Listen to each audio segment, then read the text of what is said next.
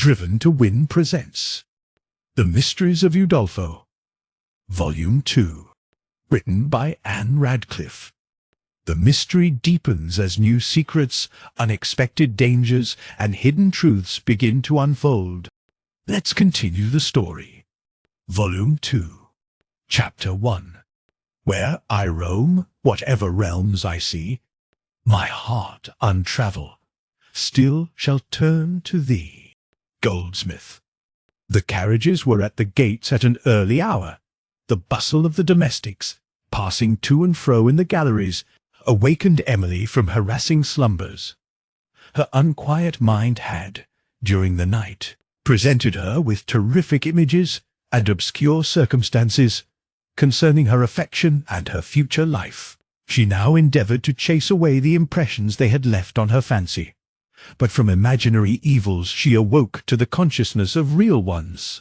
Recollecting that she had parted with Valancourt, perhaps forever, her heart sickened as memory revived. But she tried to dismiss the dismal forebodings that crowded on her mind, and to restrain the sorrow which she could not subdue, efforts which diffused over the settled melancholy of her countenance an expression of tempered resignation, as a thin veil, thrown over the features of beauty, renders them more interesting by a partial concealment. But Madame Montoni observed nothing in this countenance except its usual paleness, which attracted her censure. She told her niece that she had been indulging in fanciful sorrows, and begged she would have more regard for decorum than to let the world see that she could not renounce an improper attachment. At which Emily's pale cheek became flushed with crimson, but it was the blush of pride, and she made no answer. Soon after, Montoni entered the breakfast-room, spoke little, and seemed impatient to be gone. The windows of this room opened upon the garden. As Emily passed them, she saw the spot where she had parted with Valancourt on the preceding night. The remembrance pressed heavily on her heart, and she turned hastily away from the object that had awakened it. The baggage being at length adjusted, the travellers entered their carriages, and Emily would have left the chateau without one sigh of regret, had it not been situated in the neighbourhood of Valancourt's residence. From a little eminence she looked back upon Toulouse and the far-seen plains of Gascony, beyond which the broken summits of the Pyrenees appeared on the distant horizon, lighted up by a morning sun. "Dear pleasant mountains," said she to herself, "how long may it be ere I see ye again, and how much may happen to make me miserable in the interval? Oh, could I now be certain that I should ever return to ye, and find that Valancourt still lived for me, I should go in peace. He will still gaze on ye, gaze when I am far away." The trees that impended over the high banks of the road and formed a line of perspective with the distant country now threatened to exclude the view of them. But the bluish mountains still appeared beyond the dark foliage, and Emily continued to lean from the coach window, till at length the closing branches shut them from her sight. Another object soon caught her attention. She had scarcely looked at a person who walked along the bank, with his hat, in which was the military feather, drawn over his eyes, before, at the sound of wheels, he suddenly turned, and she perceived that it was Valancourt himself, who waved his hand, sprung into the road, and through the window of the carriage put a letter into her hand. He endeavoured to smile through the despair that overspread his countenance as she passed on. The remembrance of that smile seemed impressed on Emily's mind for ever. She leaned from the window, and saw him on a knoll of the broken bank, leaning against the high trees that waved over him, and pursuing the carriage with his eyes. He waved his hand, and she continued to gaze till distance confused his figure, and at length another turn of the road entirely separated him from her sight. Having stopped to take up Signor Cavigni at a chateau on the road, the travellers, of whom Emily was disrespectfully seated with Madame Montoni's woman in a second carriage, pursued their way over the plains of Languedoc. The presence of this servant restrained Emily from reading Valancourt's letter, for she did not choose to expose the emotions it might occasion to the observation of any person. Yet such was her wish to read this his last communication, that her trembling hand was every moment on the point of breaking the seal. At length they reached the village, where they stayed only to change horses, without alighting, and it was not till they stopped to dine that Emily had an opportunity of reading the letter. Though she had never doubted the sincerity of Valancourt's affection, the fresh assurances she now received of it revived her spirits. She wept over his letter in tenderness, laid it by to be referred to when they should be particularly depressed, and then thought of him with much less anguish than she had done since they parted. Among some other requests, which were interesting to her, because expressive of his tenderness, and because a compliance with them seemed to annihilate for a while the pain of absence, he entreated she would always think of him at sunset. "You will then meet me in thought," said he. "I shall constantly watch the sunset, and I shall be happy in the belief that your eyes are fixed upon the same object with mine, and that our minds are conversing. You know not, Emily, the comfort I promise myself from these moments, but I trust you will experience it. It is unnecessary to say with what emotion Emily, on this evening, watched the declining sun over a long extent of plains, on which she saw it set without interruption, and sink towards the province which Valancourt inhabited. After this hour her mind became far more tranquil and resigned than it had been since the marriage of Montoni and her aunt. During several days the travellers journeyed over the plains of Languedoc, and then entering Dauphiny, and winding for some time among the mountains of that romantic province, they quitted their carriages and began to ascend the Alps.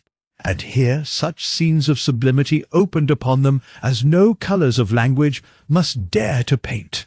Emily's mind was even so much engaged with new and wonderful images that they sometimes banished the idea of Valancourt, though they more frequently revived it. These brought to her recollection the prospects among the Pyrenees, which they had admired together, and had believed nothing could excel in grandeur. How often did she wish to express to him the new emotions which this astonishing scenery awakened, and that he could partake of them! Sometimes, too, she endeavoured to anticipate his remarks, and almost imagined him present. She seemed to have arisen into another world, and to have left every trifling thought, every trifling sentiment, in that below. Those only of grandeur and sublimity now dilated her mind, and elevated the affections of her heart. With what emotions of sublimity, softened by tenderness, did she meet Valancourt in thought, at the customary hour of sunset, when, wandering among the Alps, she watched the glorious orb sink amid their summits, his last tints die away on their snowy points, and a solemn obscurity steal over the scene. And when the last gleam had faded, she turned her eyes from the west with somewhat of the melancholy regret that is experienced after the departure of a beloved friend, while these lonely feelings were heightened by the spreading gloom and by the low sounds, heard only when darkness confines attention, which make the general stillness more impressive. Leaves shook by the air, the last sigh of the breeze that lingers after sunset, or the murmur of distant streams. During the first days of this journey among the Alps, the scenery exhibited a wonderful mixture of solitude and inhabitation, of cultivation and barrenness. On the edge of tremendous precipices, and within the hollow of the cliffs, below which the clouds often floated, were seen villages, spires, and convent towers, while green pastures and vineyards spread their hues at the feet of perpendicular rocks of marble, or of granite, whose points, tufted with alpine shrubs, or exhibiting only massy crags, rose above each other, till they terminated in the snow-topped mountain whence the torrent fell that thundered along the valley. The snow was not yet melted on the summit of Mount Cenis, over which the travellers passed, but Emily, as she looked upon its clear lake and extended plain, surrounded by broken cliffs, saw, in imagination, the verdant beauty it would exhibit when the snows should be gone, and the shepherds, leading up the midsummer flocks from Piedmont to pasture on its flowery summit, should add Arcadian figures to Arcadian landscape. As she descended on the Italian side, the precipices became still more tremendous, and the prospects still more wild and majestic, over which the shifting lights threw all the pomp of colouring. Emily delighted to observe the snowy tops of the mountains under the passing influence of the day, blushing with morning, glowing with the brightness of noon, or just tinted with the purple evening. The haunt of man could now only be discovered by the simple hut of the shepherd and the hunter, or by the rough pine bridge thrown across the torrent, to assist the latter in his chase of the chamois over crags where, but for this vestige of man, it would have been believed only the chamois or the wolf dared to venture. As Emily gazed upon one of these perilous bridges, with the cataract foaming beneath it, some images came to her mind, which she afterwards combined in the following storied sonnet. The weary traveller, who all night long has climbed among the Alps' tremendous steeps, skirting the pathless precipice where throng wild forms of danger, as he onward creeps, if chance his anxious eye at distance sees the mountain shepherd's solitary home, peeping from forth the moon-illumined trees, what sudden transports to his bosom come? But if between some hideous chasm yawn, where the cleft pine a doubtful bridge displays, in dreadful silence on the brink forlorn, he stands and views in the faint rays, far, far below, the torrent's rising surge, and listens to the wild impetuous roar, still eyes the depth, still shudders on the verge, fears to return, nor dares to venture o'er. Desperate, at length, the tottering plank he tries. His weak steps slide, he shrieks, he sinks, he dies.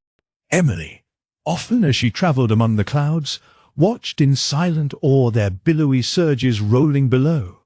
Sometimes, wholly closing upon the scene, they appeared like a world of chaos, and, at others, spreading thinly, they opened and admitted partial catches of the landscape.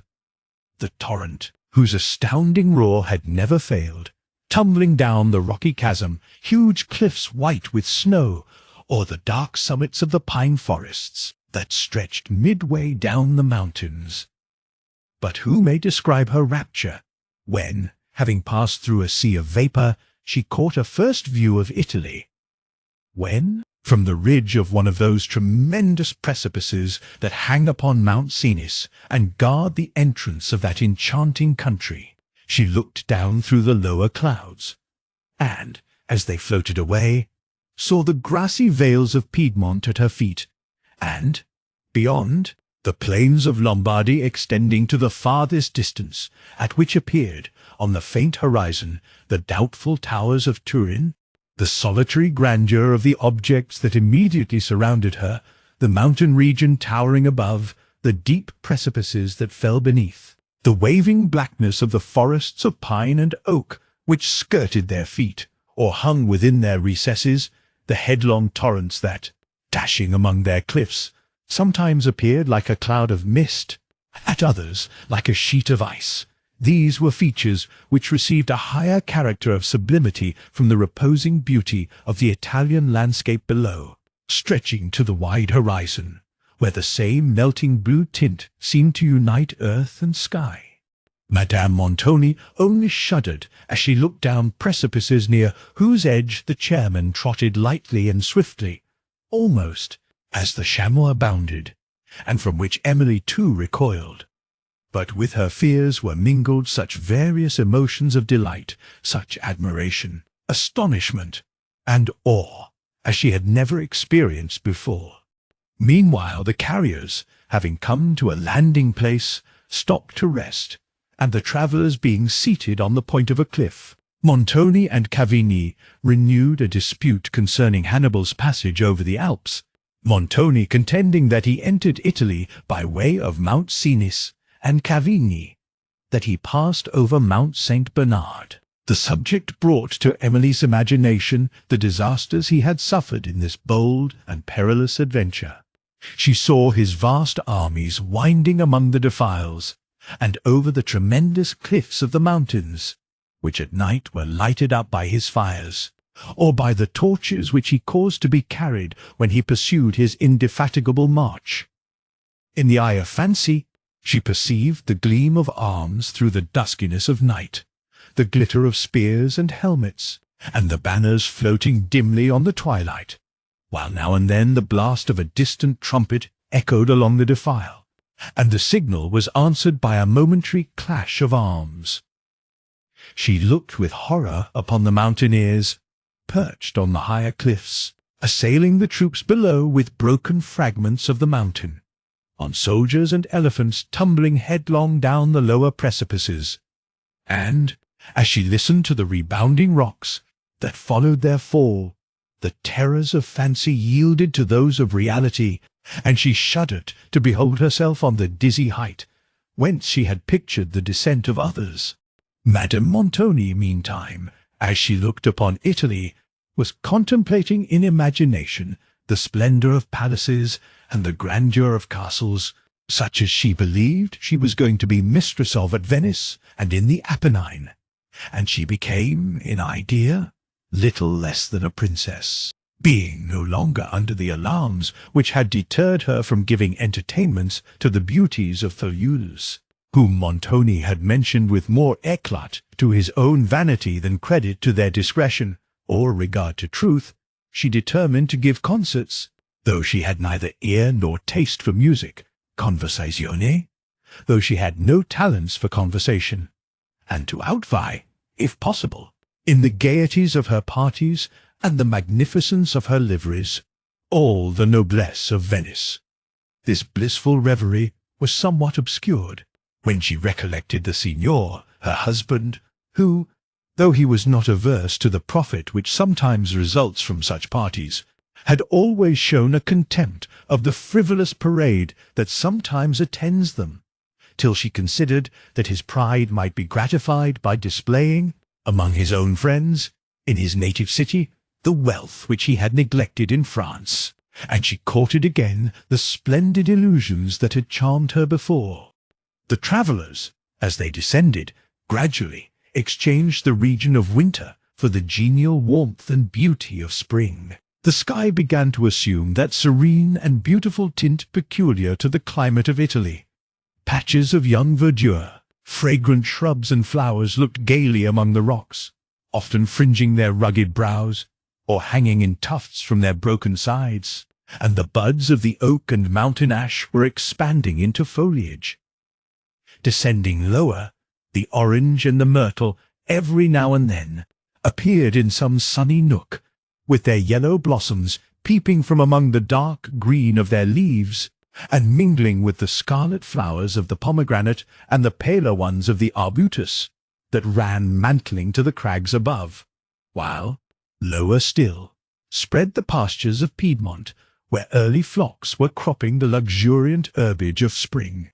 The river Doria, which, rising on the summit of Mount Cenis, had dashed for many leagues over the precipices that bordered the road, now began to assume a less impetuous, though scarcely less romantic character, as it approached the green valleys of Piedmont, into which the travellers descended with the evening sun, and Emily found herself once more amid the tranquil beauty of pastoral scenery, among flocks and herds, and slopes tufted with woods of lively verdure, and with beautiful shrubs, such as she had often seen waving luxuriantly over the Alps above. The verdure of the pasturage now varied with the hues of early flowers, among which were yellow ranunculuses and pansy violets of delicious fragrance she had never seen excelled. Emily almost wished to become a peasant of Piedmont, to inhabit one of the pleasant embowered cottages which she saw peeping beneath the cliffs, and to pass her careless hours among these romantic landscapes. To the hours, the months, she was to pass under the dominion of Montoni, she looked with apprehension, while those which were departed she remembered with regret and sorrow. In the present scenes her fancy often gave her the figure of Valancourt, whom she saw on a point of the cliffs, gazing with awe and admiration on the imagery around him, or wandering pensively along the vale below, frequently pausing to look back upon the scenery, and then, his countenance glowing with the poet's fire, pursuing his way to some overhanging heights. When she again considered the time, and the distance that were to separate them, that every step she now took lengthened this distance, her heart sunk, and the surrounding landscape charmed her no more. The travellers, passing Novalesa, reached, after the evening had closed, the small and ancient town of Susa, which had formerly guarded this pass of the Alps into Piedmont. The heights which commanded had, since the invention of artillery, rendered its fortifications useless. But these romantic heights, seen by moonlight, with the town below, surrounded by its walls and watchtowers, and partially illumined, exhibited an interesting picture to Emily. Here they rested for the night at an inn, which had little accommodation to boast of, but the travellers brought with them the hunger that gives delicious flavour to the coarsest viands, and the weariness that ensures repose. And here Emily first caught a strain of Italian music, on Italian ground. As she sat after supper at a little window that opened upon the country, observing an effect of the moonlight on the broken surface of the mountains, and remembering that on such a night as this she once had sat with her father and Valancourt, resting upon a cliff of the Pyrenees, she heard from below the long-drawn notes of a violin, of such tone and delicacy of expression as harmonized exactly with the tender emotions she was indulging, and both charmed and surprised her. Cavigny, who approached the window, smiled at her surprise. "This is nothing extraordinary," said he. "You will hear the same, perhaps, at every inn on our way. It is one of our landlord's family who plays, I doubt not." Emily, as she listened, thought he could be scarcely less than a professor of music whom she heard, and the sweet and plaintive strains soon lulled her into a reverie, from which she was very unwillingly roused by the raillery of Cavigny, and by the voice of Montoni, who gave orders to a servant to have the carriages ready at an early hour on the following morning, and added that he meant to dine at Turin. Madame Montoni was exceedingly rejoiced to be once more on level ground, and, after giving a long detail of the various terrors she had suffered, which she forgot that she was describing to the companions of her dangers, she added a hope that she should soon be beyond the view of these horrid mountains, which all the world, said she, should not tempt me to cross again.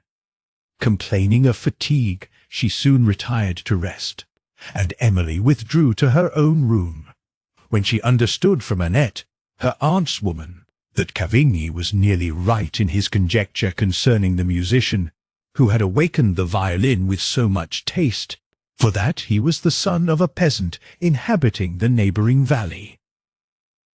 "He is going to the carnival at Venice," added Annette, "for they say he has a fine hand at playing, and will get a world of money. And the carnival is just going to begin. But for my part, I should like to live among these pleasant woods and hills better than in a town. And they say, Marcel, we shall see no woods, or hills, or fields, at Venice, for that it is built in the very middle of the sea." Emily agreed with the talkative Annette that this young man was making a change for the worse, and could not forbear silently lamenting that he should be drawn from the innocence and beauty of these scenes to the corrupt ones of that voluptuous city. When she was alone, unable to sleep, the landscapes of her native home, with Valancourt, and the circumstances of her departure, haunted her fancy. She drew pictures of social happiness amidst the grand simplicity of nature, such as she feared she had bade farewell to forever. And then the idea of this young Piedmontese, thus ignorantly sporting with his happiness, returned to her thoughts, and, Glad to escape a while from the pressure of nearer interests, she indulged her fancy in composing the following lines. The Piedmontese.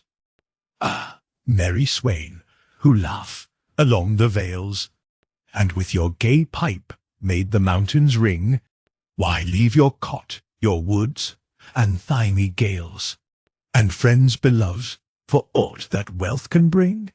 He goes to wake o'er moonlight sees the string. Venetian gold his untaught fancy hails, yet oft of home his simple carols sing, and his steps pause as the last Alp he scales.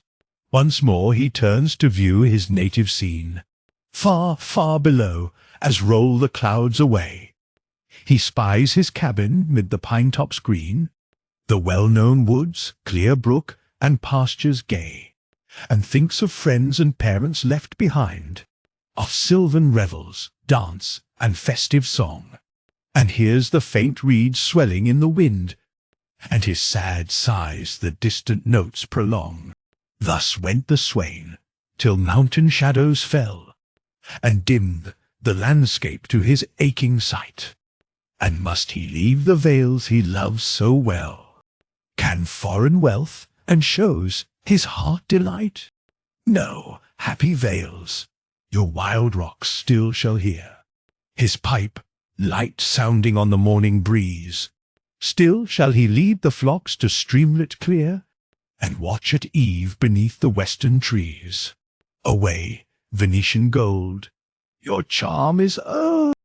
And now his swift step seeks the lowland bowers, where, through the leaves, his cottage light once more guides him to happy friends and jocund hours. Ah, merry swain, that laugh along the vales, and with your gay pipe make the mountains ring, your cot, your woods, your thymy-scented gales, and friends beloved, more joy than wealth can bring. Chapter 2. Titania. If you will patiently dance in our round, and see our moonlight revels, go with us. Midsummer Night's Dream. Early on the following morning, the travellers set out for Turin. The luxuriant plain that extends from the feet of the Alps to that magnificent city was not then, as now, shaded by an avenue of trees 9 miles in length, but plantations of olives, mulberry, and palms, festooned with vines, mingled with the pastoral scenery, through with the rapid Po, after its descent from the mountains, wandered to meet the humble Doria at Turin. As they advanced towards this city, the Alps, seen at some distance, began to appear in all their awful sublimity. Chain rising over chain in long succession, their higher points darkened by the hovering clouds, sometimes hid, and at others seen shooting up far above them, while their lower steeps, broken into fantastic forms, were touched with blue and purplish tints, which, as they changed in light and shade, seemed to open new scenes to the eye.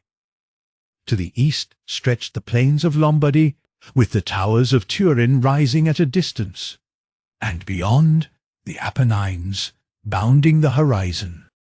The general magnificence of that city, with its vistas of churches and palaces, branching from the grand square, each opening to a landscape of the distant Alps or Apennines, was not only such as Emily had never seen in France, but such as she had never imagined. Montoni, who had been often at Turin, and cared little about views of any kind, did not comply with his wife's request that they might survey some of the palaces, but staying only till the necessary refreshments could be obtained, they set forward for Venice with all possible rapidity. Montoni's manner during this journey was grave and even haughty, and towards Madame Montoni he was more especially reserved. But it was not the reserve of respect so much as of pride and discontent. Of Emily he took little notice. With Cavigni his conversations were commonly on political or military topics, such as the convulsed state of their country rendered at this time particularly interesting. Emily observed that, at the mention of any daring exploit, Montoni's eyes lost their sullenness and seemed instantaneously to gleam with fire. Yet they still retained somewhat of a lurking cunning, and she sometimes thought that their fire partook more of the glare of malice than the brightness of valour, though the latter would well have harmonized with the high chivalric air of his figure, in which Cavigni, with all his gay and gallant manners, was his inferior. On entering the Milanese, the gentlemen exchanged their French hats for the Italian cap of scarlet cloth, embroidered, and Emily was somewhat surprised to observe that Montoni added to his the military plume, while Cavigni retained only the feather, which was usually worn with such caps. But she at length concluded that Montoni assumed this ensign of a soldier for convenience, as a means of passing with more safety through a country overrun with parties of the military. Over the beautiful plains of this country the devastations of war were frequently visible. Where the lands had not been suffered to lie uncultivated, they were often tracked with the steps of the spoiler. The vines were torn down from the branches that had supported them, the olives trampled upon the ground, and even the groves of mulberry trees had been hewn by the enemy to light fires that destroyed the hamlets and villages of their owners. Emily turned her eyes with a sigh from these painful vestiges of contention to the Alps of the Grison, that overlooked them to the north, whose awful solitude seemed to offer to persecuted man a secure asylum. The travellers frequently distinguished troops of soldiers moving at a distance, and they experienced, at the little inns on the road, the scarcity of provision and other inconveniences, which are a part of the consequence of intestine war. But they had never reason to be much alarmed for their immediate safety, and they passed on to Milan with little interruption of any kind, where they stayed not to survey the grandeur of the city, or even to view its vast cathedral, which was then building. Beyond Milan, the country wore the aspect of a ruder devastation, and though everything seemed now quiet, the repose was like that of death, spread over features which retained the impression of the last convulsions. It was not till they had passed the eastern limits of the Milanese that the travellers saw any troops since they had left Milan, when, as the evening was drawing to a close, they descried what appeared to be an army winding onward along the distant plains, whose spears and other arms caught the last rays of the sun. As the column advanced through a part of the road, contracted between two hillocks, some of the commanders, on horseback, were distinguished on a small eminence, pointing and making signals for the march, while several of the officers were riding along the line directing its progress, according to the signs communicated by those above, and others, separating from the vanguard, which had emerged from the pass, were riding carelessly along the plains at some distance to the right of the army. As they drew nearer, Montoni, distinguishing the feathers that waved in their caps, and the banners and liveries of the bands that followed them, thought he knew this to be the small army commanded by the famous Captain Utaldo, with whom, as well as with some of the other chiefs, he was personally acquainted. He, therefore, gave orders that the carriages should draw up by the side of the road to await their arrival, and give them the pass. A faint strain of martial music now stole by, and, gradually strengthening as the troops approached, Emily distinguished the drums and trumpets with the clash of cymbals and of arms that were struck by a small party in time to the march. Montoni, being now certain that these were the bands of the victorious Utaldo, leaned from the carriage window, and hailed their general by waving his cap in the air, which compliment the chief returned by raising his spear, and then letting it down again suddenly, while some of his officers, who were riding at a distance from the troops, came up to the carriage and saluted Montoni as an old acquaintance. The captain himself, soon after arriving, his bands halted while he conversed with Montoni, whom he appeared much rejoiced to see, and from what he said, Emily understood that this was a victorious army, returning into their own principality, while the numerous wagons that accompanied them contained the rich spoils of the enemy, their own wounded soldiers, and the prisoners they had taken in battle, who were to be ransomed when the peace, then negotiating between the neighboring states, should be ratified. The chiefs on the following day were to separate, and each, taking his share of the spoil, was to return with his own band to his castle. This was therefore to be an evening of uncommon and general festivity, in commemoration of the victory they had accomplished together, and of the farewell which the commanders were about to take of each other. Emily, as these officers conversed with Montoni, observed with admiration, tinctured with awe, their high martial air, mingled with the haughtiness of the noblesse of those days, and heightened by the gallantry of their dress, by the plumes towering on their caps, the armorial coat, Persian sash, and ancient Spanish cloak.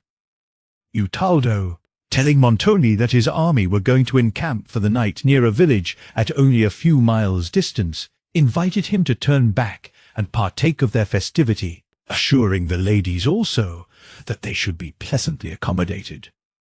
But Montoni excused himself, adding that it was his design to reach Verona that evening, and, after some conversation concerning the state of the country towards that city, they parted. The travellers proceeded without any interruption, but it was some hours after sunset before they arrived at Verona, whose beautiful environs were therefore not seen by Emily till the following morning, when, leaving that pleasant town at an early hour, they set off for Padua, where they embarked on the Brenta for Venice. Here the scene was entirely changed. No vestiges of war, such as had deformed the plains of the Milanese, appeared.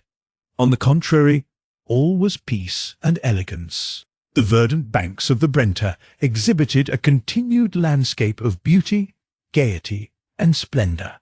Emily gazed with admiration on the villas of the Venetian noblesse, with their cool porticos and colonnades, overhung with poplars and cypresses of majestic height and lively verdure, on their rich orangeries whose blossoms perfumed the air, and on the luxuriant willows that dipped their light leaves in the wave and sheltered from the sun the gay parties whose music came at intervals on the breeze.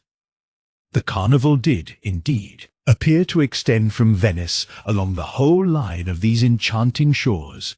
The river was gay with boats passing to that city, exhibiting the fantastic diversity of a masquerade in the dresses of the people within them. And, towards evening, groups of dancers frequently were seen beneath the trees. Cavigni, meanwhile, informed her of the names of the noblemen to whom the several villas they passed belonged, adding light sketches of their characters, such as served to amuse rather than to inform, exhibiting his own wit instead of the delineation of truth. Emily was sometimes diverted by his conversation, but his gaiety did not entertain Madame Montoni as it had formerly done. She was frequently grave, and Montoni retained his usual reserve. Nothing could exceed Emily's admiration on her first view of Venice, with its islets, palaces, and towers rising out of the sea, whose clear surface reflected the tremulous picture in all its colours.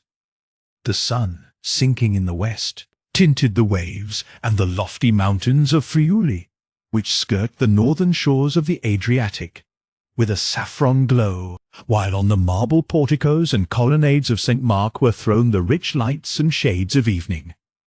As they glided on, the grander features of this city appeared more distinctly. Its terraces, crowned with airy yet majestic fabrics, touched, as they now were, with the splendour of the setting sun, appeared as if they had been called up from the ocean by the wand of an enchanter, rather than reared by mortal hands. The sun, soon after, sinking to the lower world, the shadow of the earth stole gradually over the waves, and then up the towering sides of the mountains of Friuli, till it extinguished even the last upward beams that had lingered on their summits, and the melancholy purple of evening drew over them like a thin veil. How deep, how beautiful was the tranquillity that wrapped the scene! All nature seemed to repose. The finest emotions of the soul were alone awake. Emily's eyes filled with tears of admiration and sublime devotion, as she raised them over the sleeping world to the vast heavens, and heard the notes of solemn music that stole over the waters from a distance. She listened in still rapture, and no person of the party broke the charm by an inquiry. The sound seemed to grow on the air, for so smoothly did the barge glide along that its motion was not perceivable, and the fairy city appeared approaching to welcome the strangers. They now distinguished a female voice, accompanied by a few instruments, singing a soft and mournful air, and its fine expression, as sometimes it seemed pleading with the impassioned tenderness of love, and then languishing into the cadence of hopeless grief, declared that it flowed from no feigned sensibility. "Ah," thought Emily, as she sighed and remembered Valancourt, "those strains come from the heart." She looked round with anxious inquiry. The deep twilight that had fallen over the scene admitted only imperfect images to the eye, but at some distance on the sea she thought she perceived a gondola.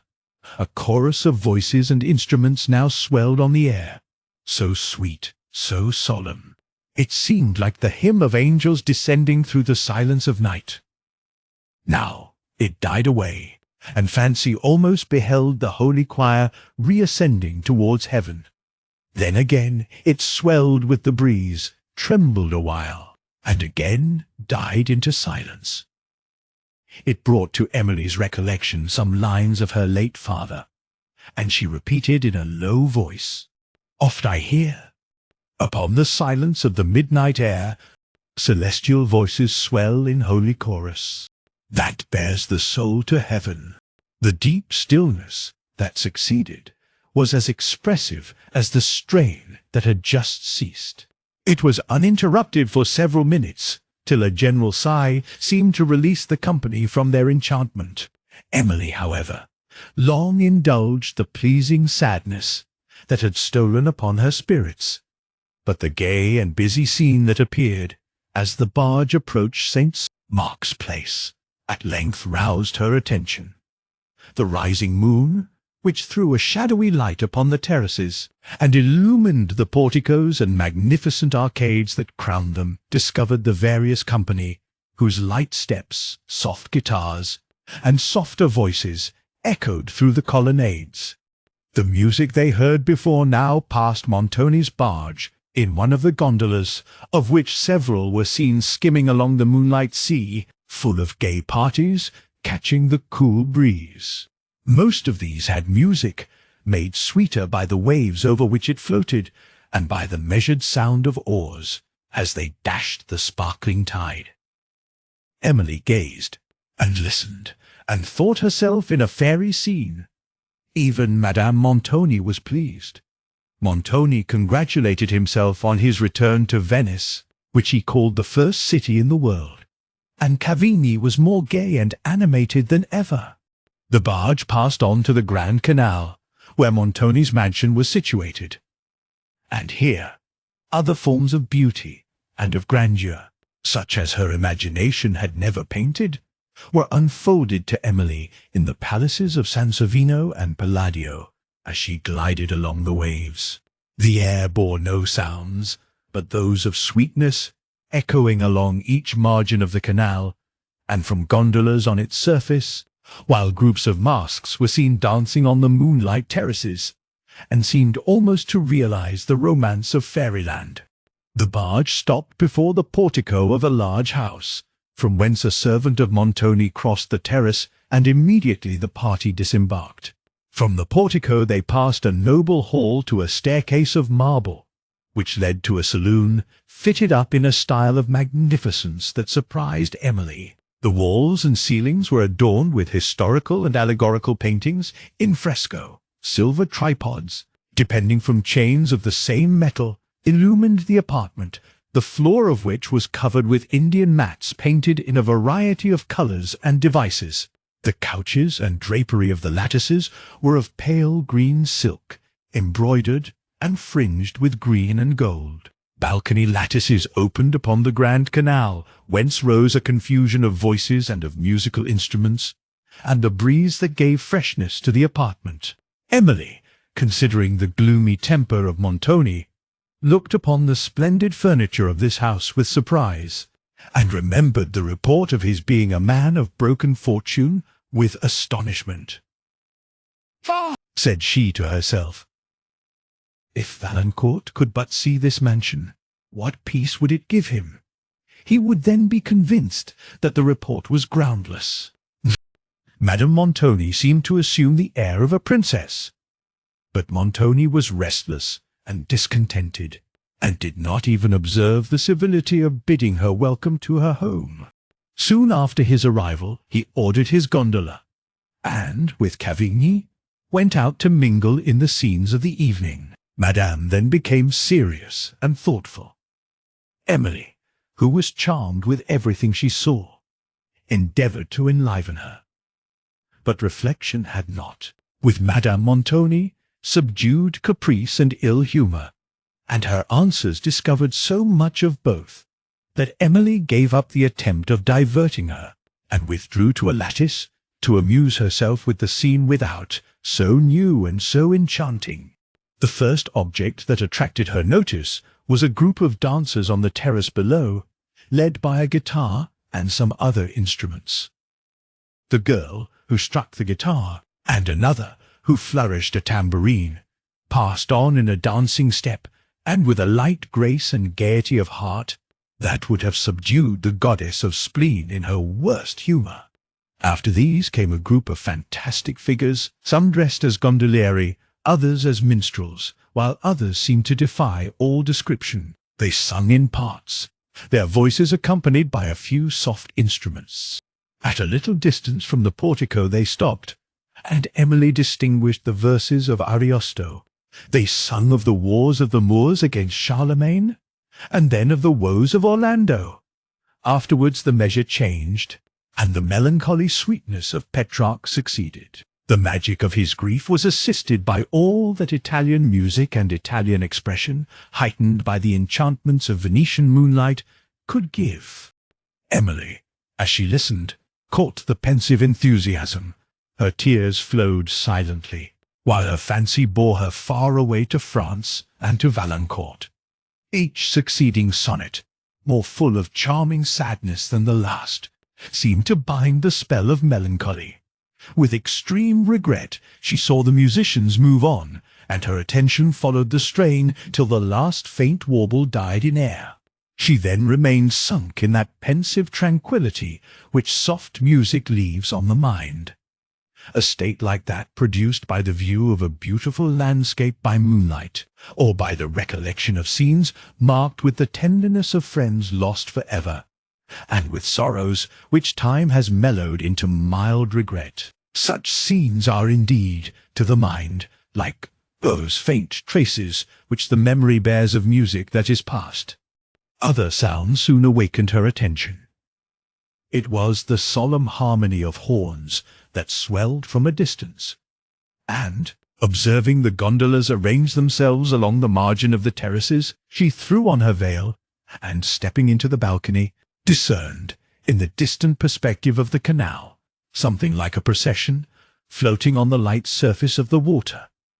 As it approached, the horns and other instruments mingled sweetly, and soon after the fabled deities of the city seemed to have arisen from the ocean. For Neptune, with Venice personified as his queen, came on the undulating waves, surrounded by tritons and sea-nymphs. The fantastic splendour of this spectacle, together with the grandeur of the surrounding palaces, appeared like the vision of a poet suddenly embodied, and the fanciful images, which it awakened in Emily's mind, lingered there long after the procession had passed away.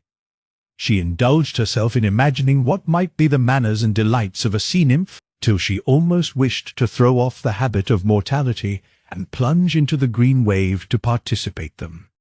"How delightful," said she, "to live amidst the coral bowers and crystal caverns of the ocean, with my sister nymphs, and listen to the sounding waters above, and to the soft shells of the tritons, and then, after sunset, to skim on the surface of the waves round wild rocks and along sequestered shores, where, perhaps, some pensive wanderer comes to weep. Then would I soothe his sorrows with my sweet music, and offer him from a shell some of the delicious fruit that hangs round Neptune's palace. She was recalled from her reverie to a mere mortal supper, and could not forbear smiling at the fancies she had been indulging, and at her conviction of the serious displeasure which Madame Montoni would have expressed, could she have been made acquainted with them. After supper, her aunt sat late, but Montoni did not return, and she at length retired to rest. If Emily had admired the magnificence of the saloon, she was not less surprised, on observing the half-furnished and forlorn appearance of the apartments she passed in the way to her chamber, whither she went through long suites of noble rooms that seemed, from their desolate aspect, to have been unoccupied for many years. On the walls of some were the faded remains of tapestry. From others, painted in fresco, the damps had almost withdrawn both colours and design. At length she reached her own chamber, spacious, desolate, and lofty, like the rest, with high lattices that opened towards the Adriatic. It brought gloomy images to her mind, but the view of the Adriatic soon gave her others more airy, among which was that of the sea-nymph, whose delight she had before amused herself with picturing.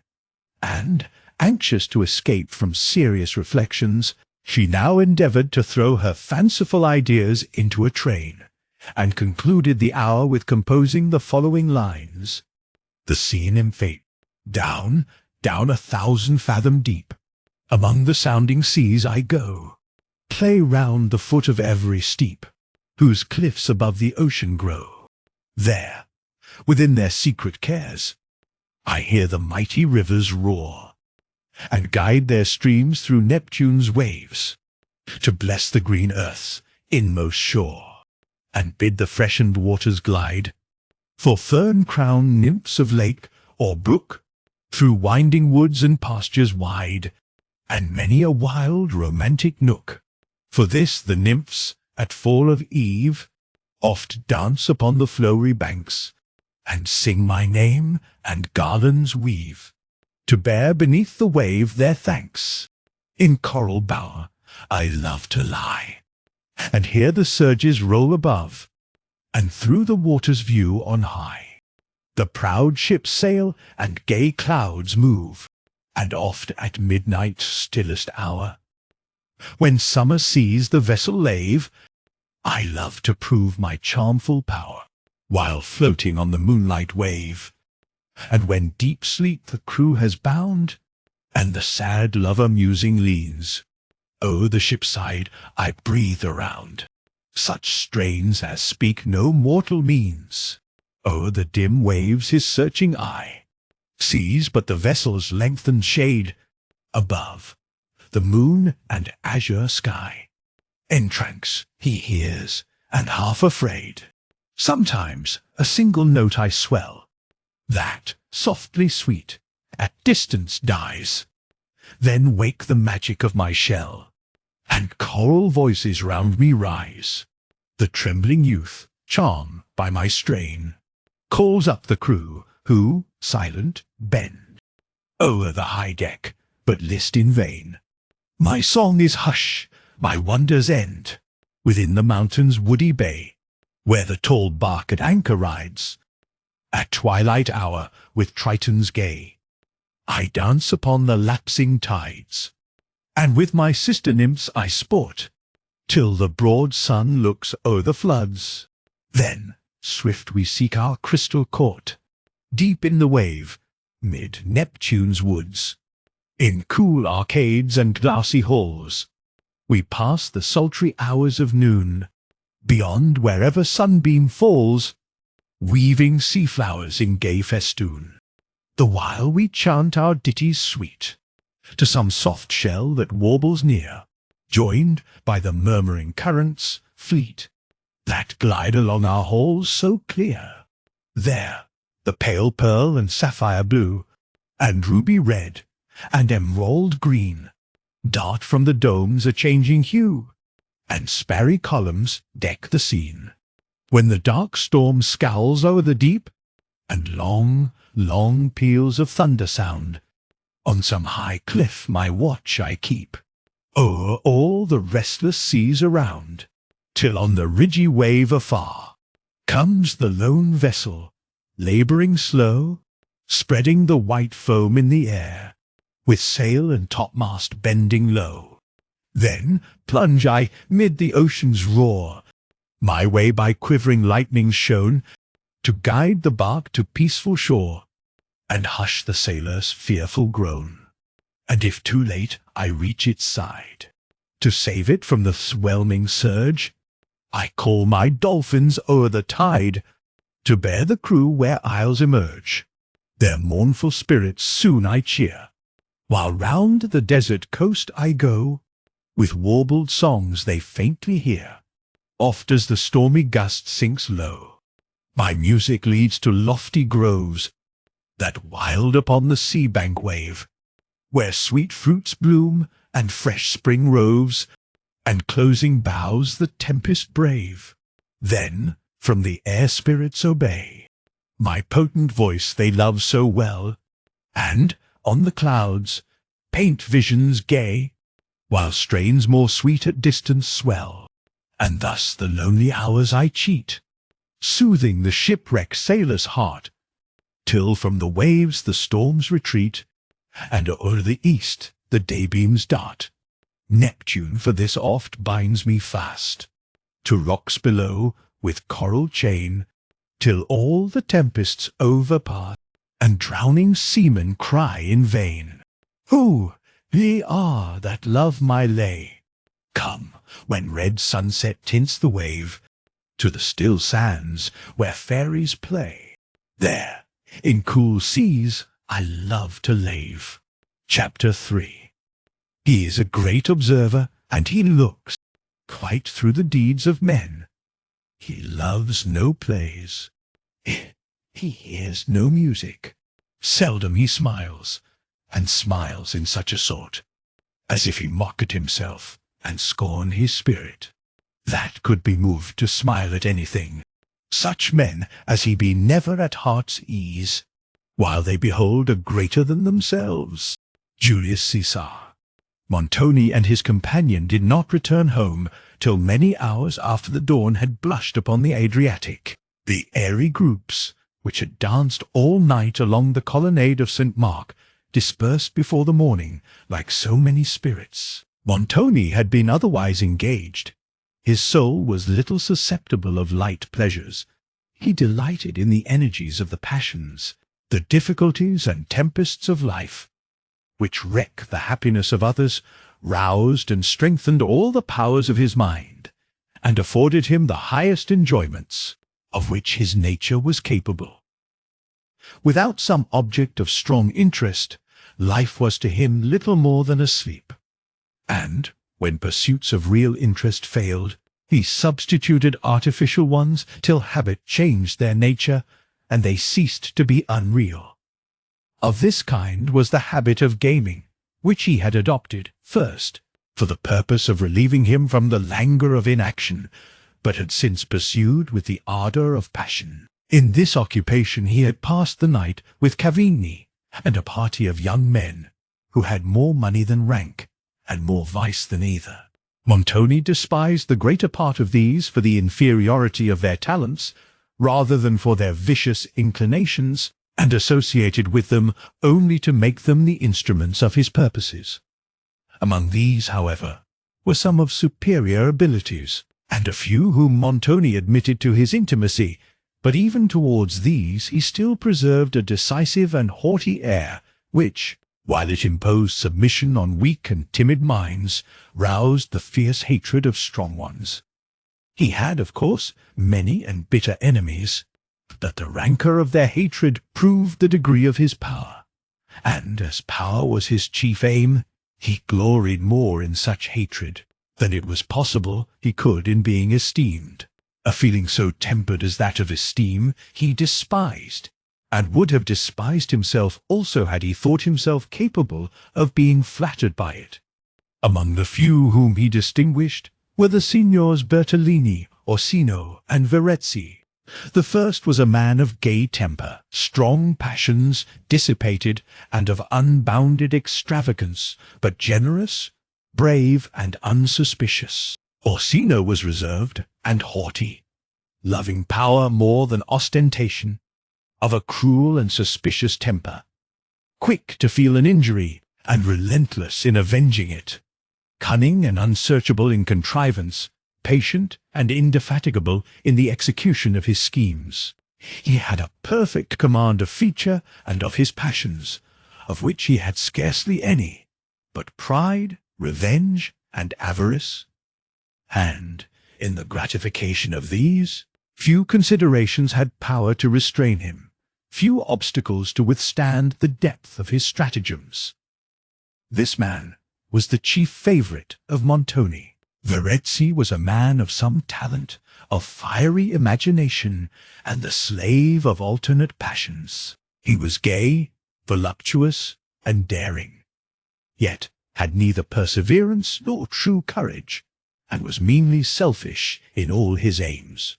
Quick to form schemes, and sanguine in his hope of success, he was the first to undertake, and to abandon, not only his own plans, but those adopted from other persons. Proud and impetuous, he revolted against all subordination, yet those who were acquainted with his character and watched the turn of his passions could lead him like a child. Such were the friends whom Montoni introduced to his family and his table on the day after his arrival at Venice. There were also of the party a Venetian nobleman, Count Morano, and a Signora Livona, whom Montoni had introduced to his wife as a lady of distinguished merit, and who, having called in the morning to welcome her to Venice, had been requested to be of the dinner party. Madame Montoni received with a very ill grace the compliments of the signors.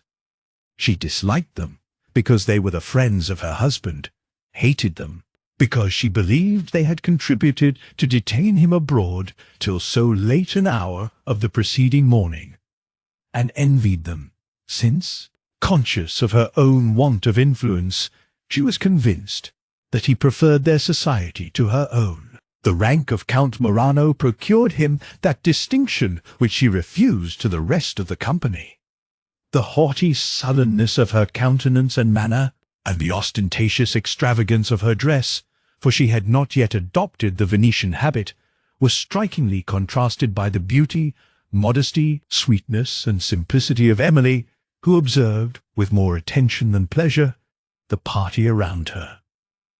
The beauty and fascinating manners of Signora Livona, however, won her involuntary regard, while the sweetness of her accents and her air of gentle kindness awakened with Emily those pleasing affections which so long had slumbered.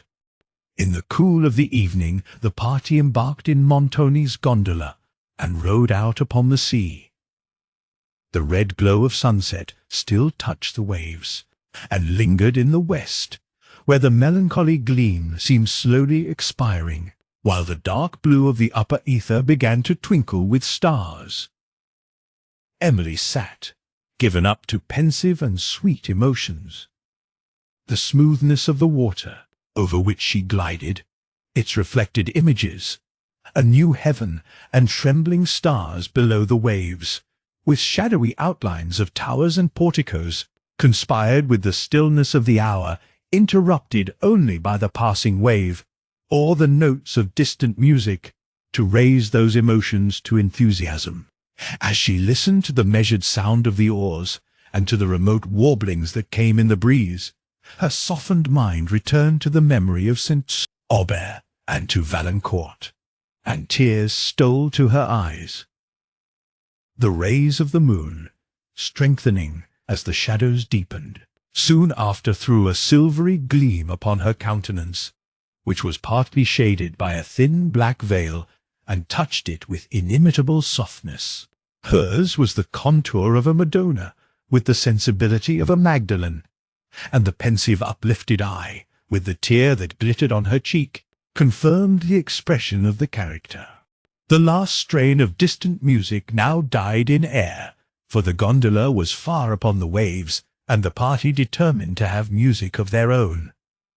The Count Morano, who sat next to Emily, and who had been observing her for some time in silence, snatched up a lute and struck the chords with the finger of harmony herself, while his voice, a fine tenor, accompanied them in a rondeau full of tender sadness. To him, indeed, might have been applied that beautiful exhortation of an English poet, had it then existed: "Strike up, my master, but touch the strings with a religious softness. Teach sounds to languish through the night's dull ear, till melancholy starts from off her couch, and carelessness grows concert to attention."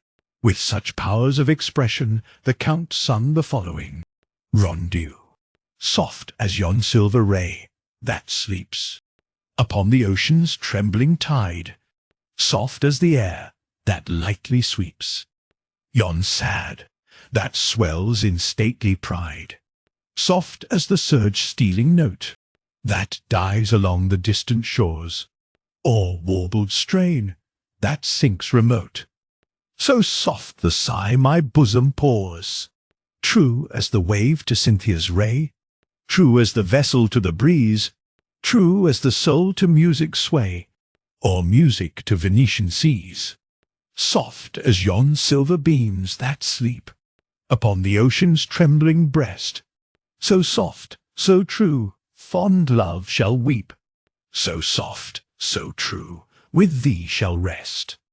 The cadence with which he returned from the last stanza to a repetition of the first, the fine modulation in which his voice stole upon the first line, and the pathetic energy with which it pronounced the last, were such as only exquisite taste could give.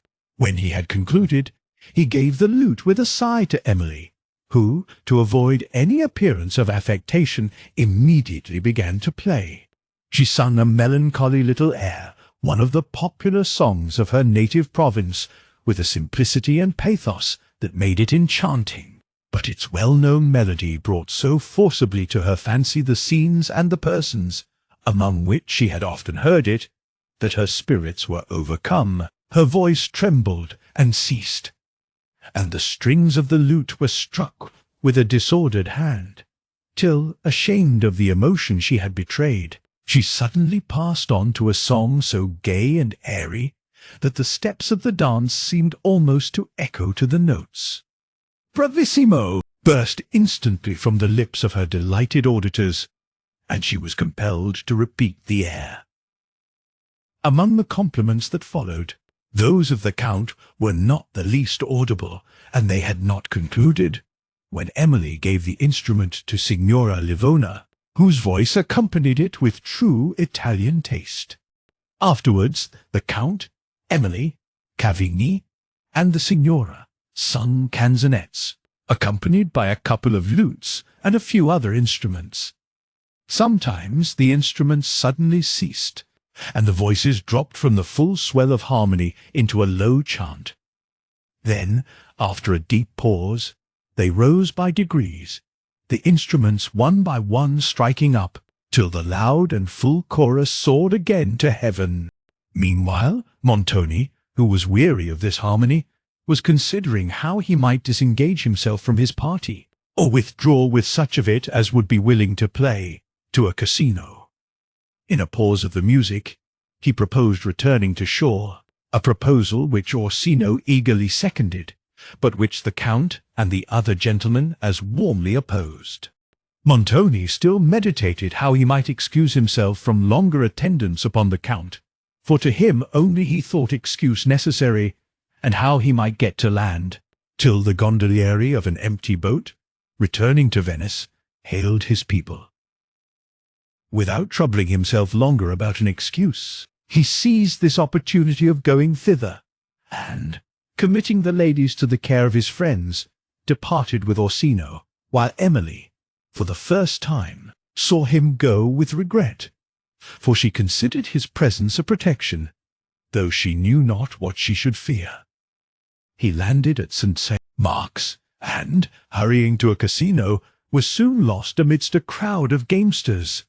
Meanwhile, the Count, having secretly dispatched a servant in Montoni's boat for his own gondola and musicians, Emily heard, Without knowing his project, the gay song of gondolieri approaching, as they sat on the stern of the boat, and saw the tremulous gleam of the moonlight wave which their oars disturbed. Presently she heard the sound of instruments, and then a full symphony swelled on the air, and, the boats meeting, the gondolieri hailed each other. The Count then explaining himself, the party removed into his gondola, which was embellished with all that taste could bestow. While they partook of a collation of fruits and ice, the whole band, following at a distance in the other boat, played the most sweet and enchanting strains, and the Count, who had again seated himself by Emily, paid her unremitted attention, and sometimes, in a low but impassioned voice, uttered compliments which she could not misunderstand. To avoid them, she conversed with Signora Livona, and her manner to the Count assumed a mild reserve, which, though dignified, was too gentle to repress his assiduities. He could see, hear, speak to no person. But Emily, while Cavigni observed him now and then, with a look of displeasure, and Emily, with one of uneasiness, she now wished for nothing so much as to return to Venice. But it was near midnight before the gondolas approached St. Mark's Place, where the voice of gaiety and song was loud.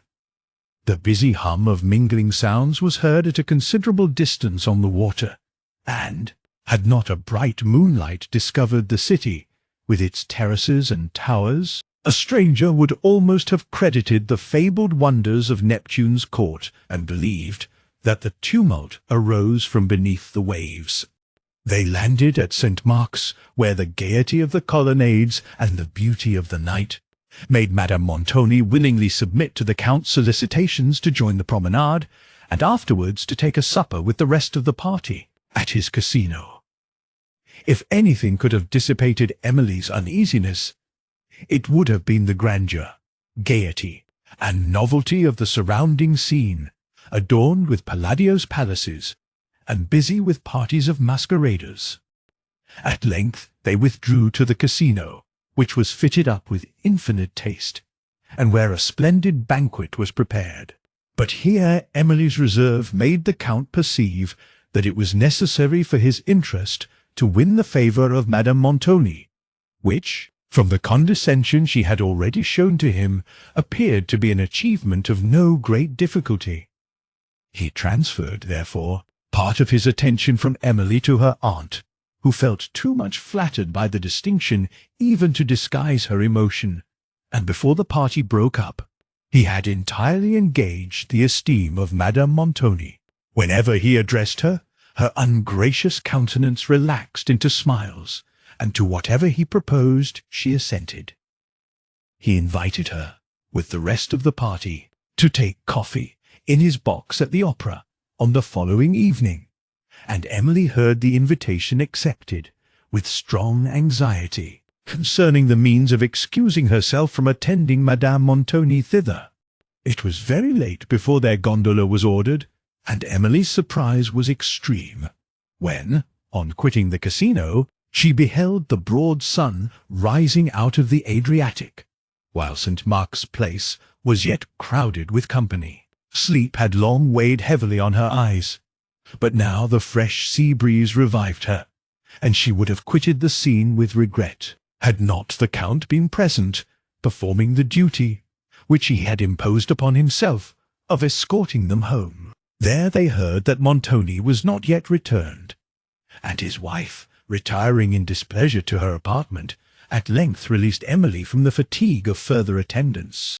Montoni came home late in the morning in a very ill humour, having lost considerably at play, and, before he withdrew to rest, had a private conference with Cavigni, whose manner on the following day seemed to tell that the subject of it had not been pleasing to him.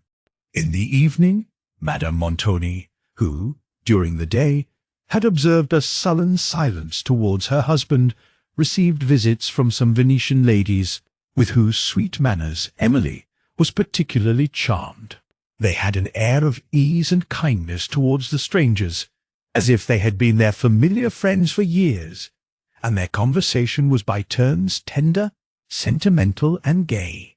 Madame, though she had no taste for such conversation, and whose coarseness and selfishness sometimes exhibited a ludicrous contrast to their excessive refinement, could not remain wholly insensible to the captivations of their manner. In a pause of conversation, a lady who was called Signora Herminia took up a lute, and began to play and sing with as much easy gaiety as if she had been alone. Her voice was uncommonly rich in tone, and various in expression, yet she appeared to be entirely unconscious of its powers, and meant nothing less than to display them. She sung from the gaiety of her heart, as she sat with her veil half thrown back, holding gracefully the lute, under the spreading foliage and flowers of some plants that rose from baskets, and interlaced one of the lattices of the saloon. Emily, retiring a little from the company, sketched her figure with the miniature scenery around her, and drew a very interesting picture, which, though it would not, perhaps, have borne criticism, had spirit and taste enough to awaken both the fancy and the heart.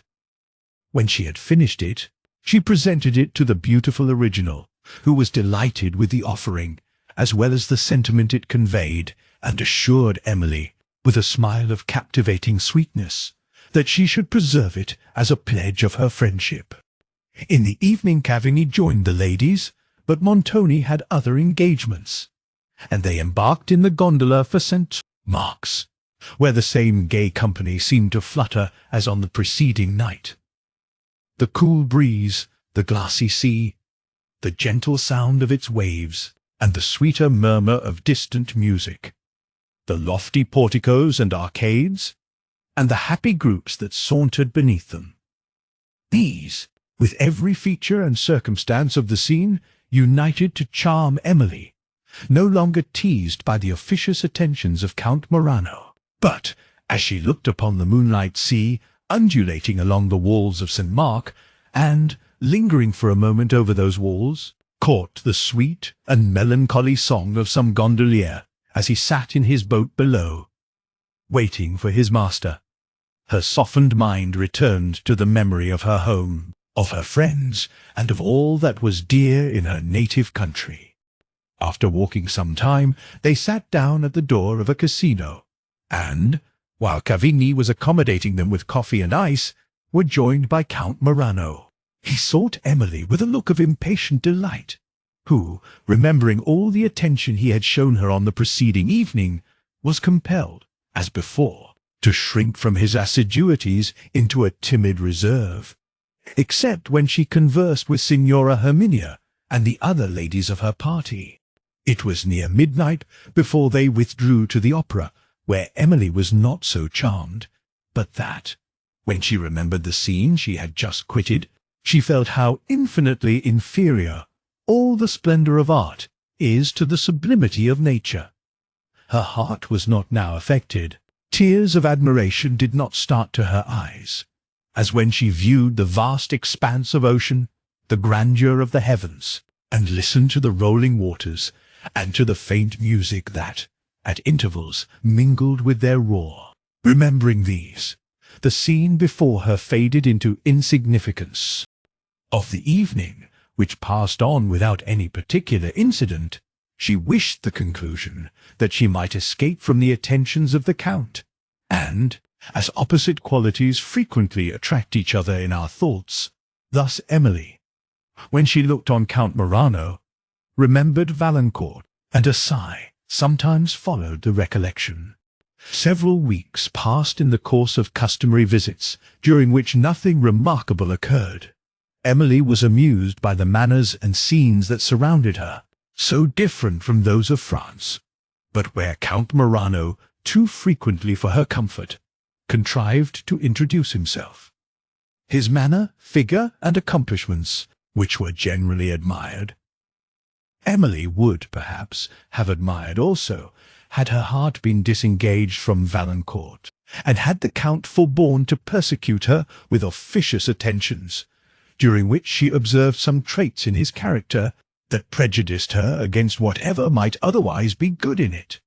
Soon after his arrival at Venice, Montoni received a packet from Monsieur Quesnel, in which the latter mentioned the death of his wife's uncle at his villa on the Brenta, and that, in consequence of this event, he should hasten to take possession of that estate and of other effects bequeathed to him.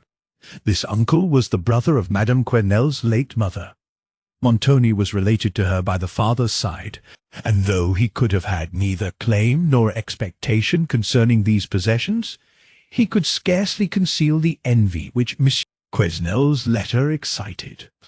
Emily had observed with concern that, since they left France, Montoni had not even affected kindness towards her aunt, and that, after treating her, at first, with neglect, he now met her with uniform ill-humour and reserve. She had never supposed that her aunt's foibles could have escaped the discernment of Montoni, or that her mind or figure were of a kind to deserve his attention. Her surprise, therefore, at this match had been extreme. But since he had made the choice, she did not suspect that he would so openly have discovered his contempt of it. But Montoni, who had been allured by the seeming wealth of Madame Cheron, was now severely disappointed by her comparative poverty, and highly exasperated by the deceit she had employed to conceal it, till concealment was no longer necessary. He had been deceived in an affair wherein he meant to be the deceiver, outwitted by the superior cunning of a woman whose understanding he despised, and to whom he had sacrificed his pride and his liberty without saving himself from the ruin which had impended over his head. Madame Montoni had contrived to have the greatest part of what she really did possess settled upon herself. What remained, though it was totally inadequate both to her husband's expectations and to his necessities, he had converted into money, and brought with him to Venice, that he might a little longer delude society, and make a last effort to regain the fortunes he had lost. The hints which had been thrown out to Valancourt concerning Montoni's character and condition were too true, but it was now left to time and occasion to unfold the circumstances, both of what had, and of what had not been hinted, and to time and occasion we commit them. Madame Montoni was not of a nature to bear injuries with meekness, or to resent them with dignity. Her exasperated pride displayed itself in all the violence and acrimony of a little, or at least of an ill-regulated mind. She would not acknowledge, even to herself, that she had in any degree provoked contempt by her duplicity, but weakly persisted in believing that she alone was to be pitied, and Montoni alone to be censured. For, as her mind had naturally little perception of moral obligation, she seldom understood its force, but when it happened to be violated towards herself, her vanity had already been severely shocked by a discovery of Montoni's contempt. It remained to be farther reproved by a discovery of his circumstances. His mansion at Venice, though its furniture discovered a part of the truth to unprejudiced persons, told nothing to those who were blinded by a resolution to believe whatever they wished. Madame Montoni still thought herself little less than a princess, possessing a palace at Venice and a castle among the Apennines. To the Castle di Udolpho, indeed, Montoni sometimes talked of going for a few weeks to examine into its condition and to receive some rents, for it appeared that he had not been there for 2 years, and that, during this period, it had been inhabited only by an old servant whom he called his steward.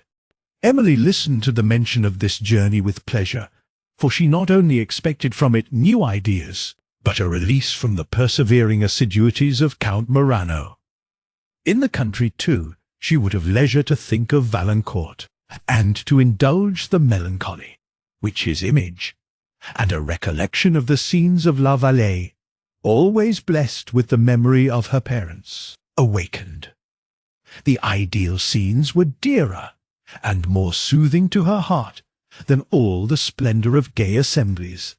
They were a kind of talisman that expelled the poison of temporary evils, and supported her hopes of happy days. They appeared like a beautiful landscape, lighted up by a gleam of sunshine, and seen through a perspective of dark and rugged rocks. But Count Morano did not long confine himself to silent assiduities.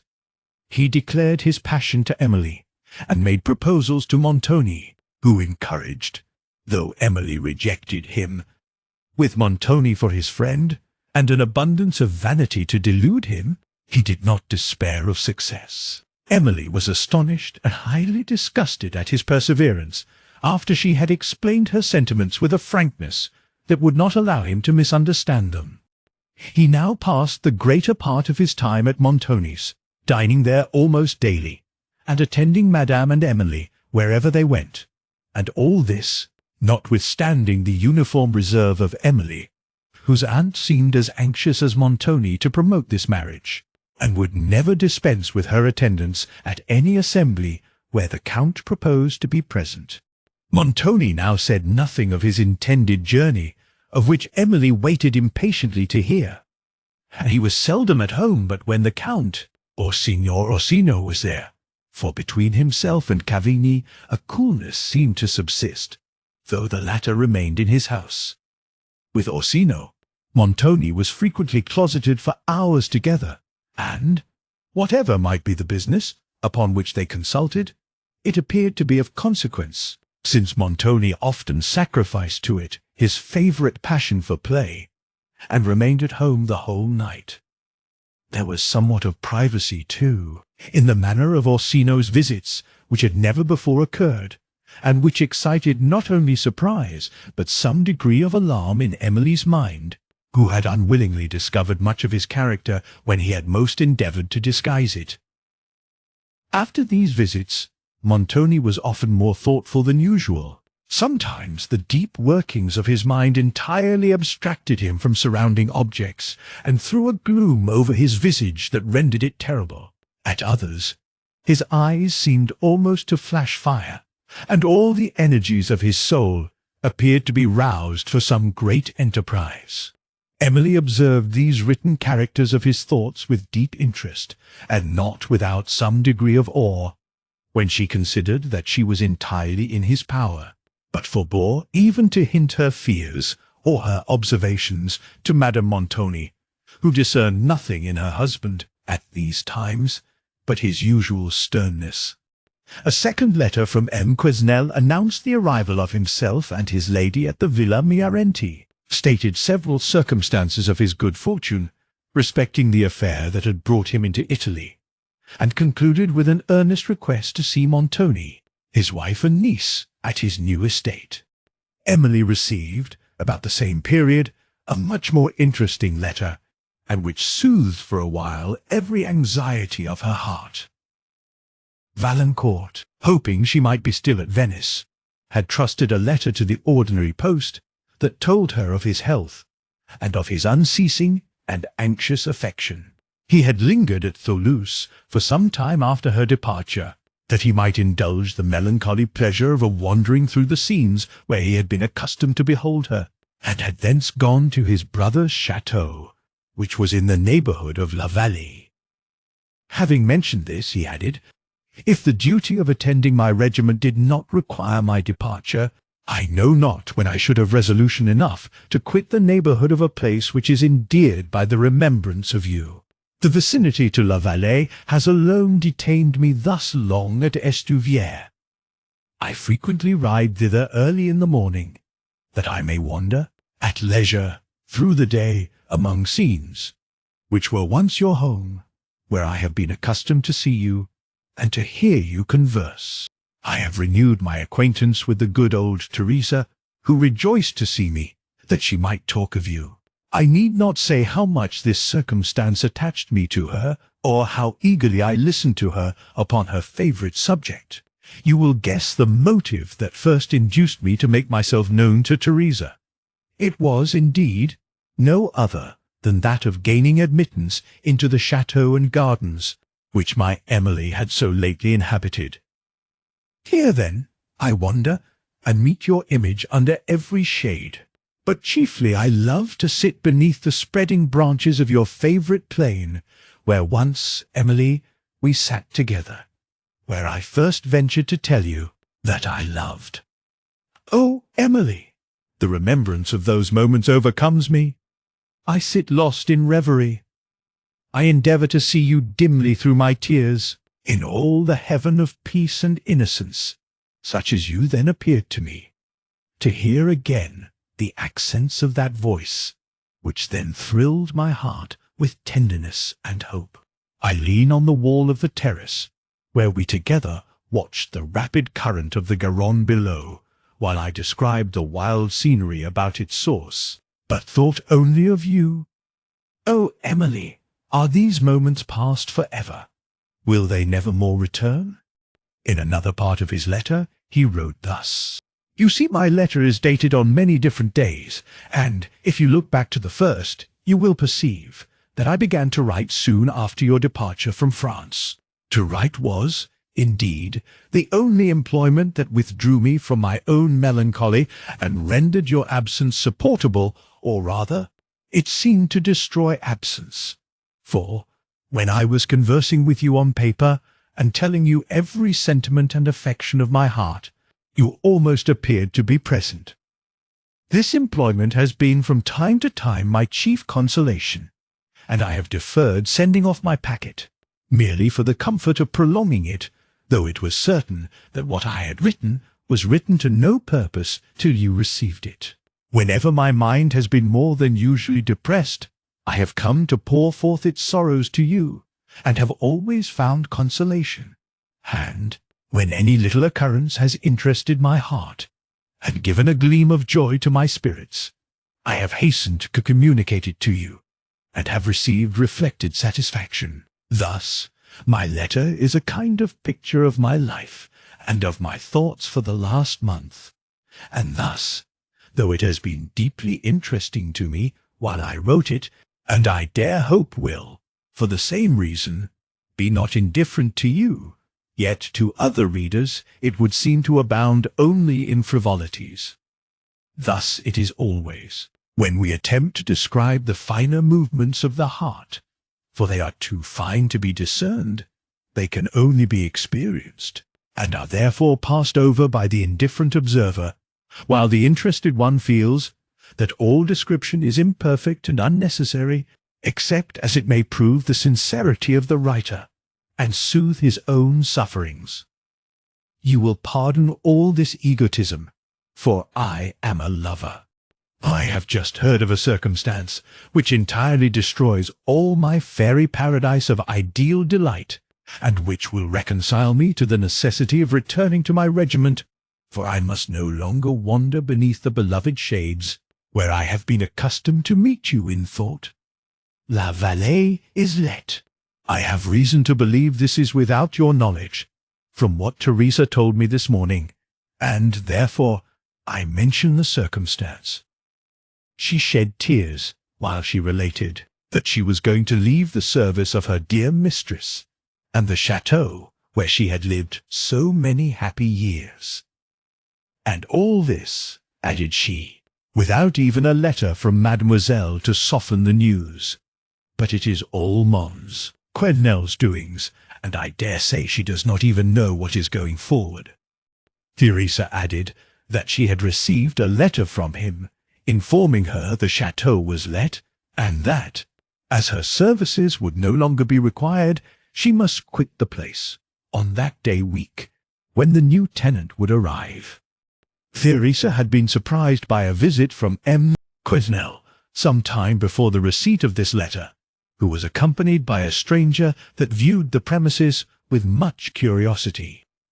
Towards the conclusion of his letter, which is dated a week after this sentence, Valancourt adds, I have received a summons from my regiment, and I join it without regret, since I am shut out from the scenes that are so interesting to my heart.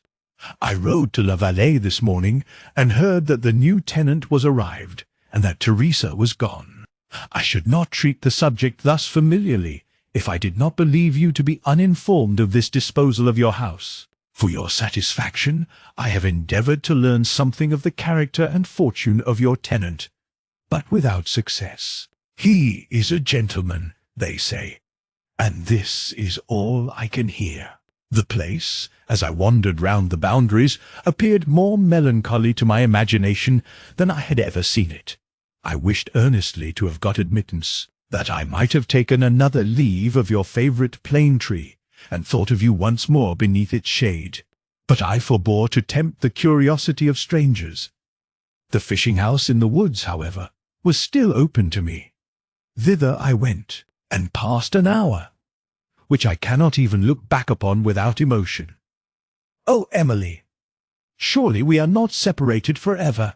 Surely we shall live for each other.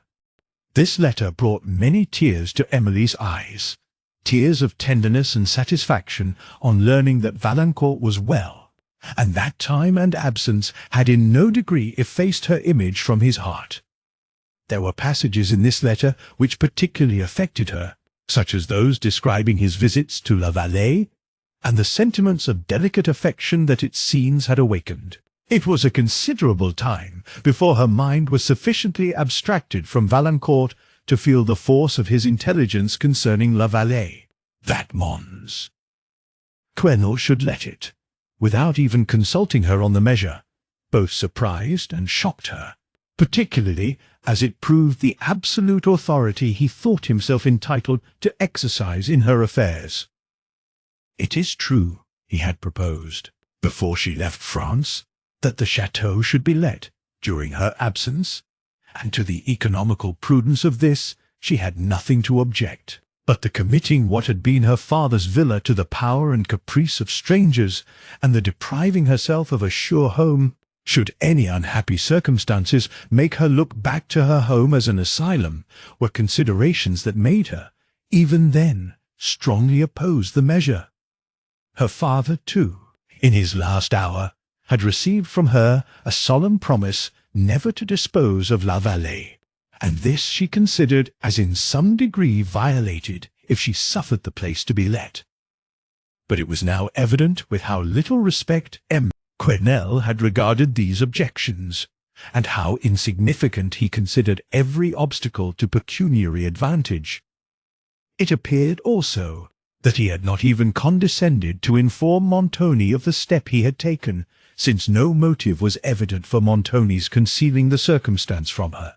If it had been made known to him, this both displeased and surprised her. But the chief subjects of her uneasiness were the temporary disposal of La Vallée, and the dismission of her father's old and faithful servant. "Poor Teresa," said Emily, "who thou hadst not saved much in thy servitude, for thou wast always tender towards the poor, and believed thou shouldst die in the family where thy best years had been spent. Poor Teresa, now thou art turned out in thy old age to seek thy bread." Emily wept bitterly as these thoughts passed over her mind, and she determined to consider what could be done for Teresa, and to talk very explicitly to Monsieur Quesnel on the subject.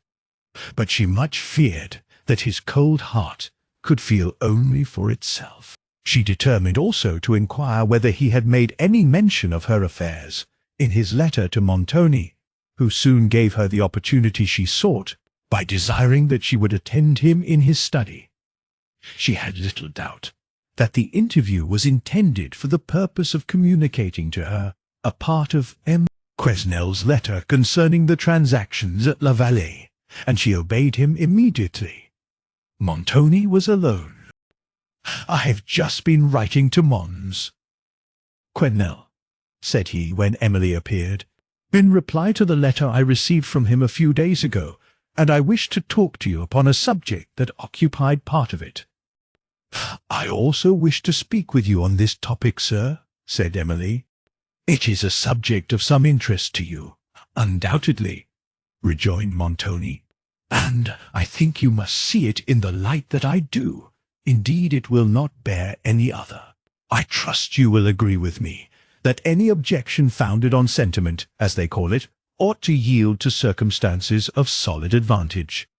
"Granting this, sir," replied Emily modestly. "Those of humanity ought surely to be attended to, but I fear it is now too late to deliberate upon this plan, and I must regret that it is no longer in my power to reject it." "It is too late," said Montoni.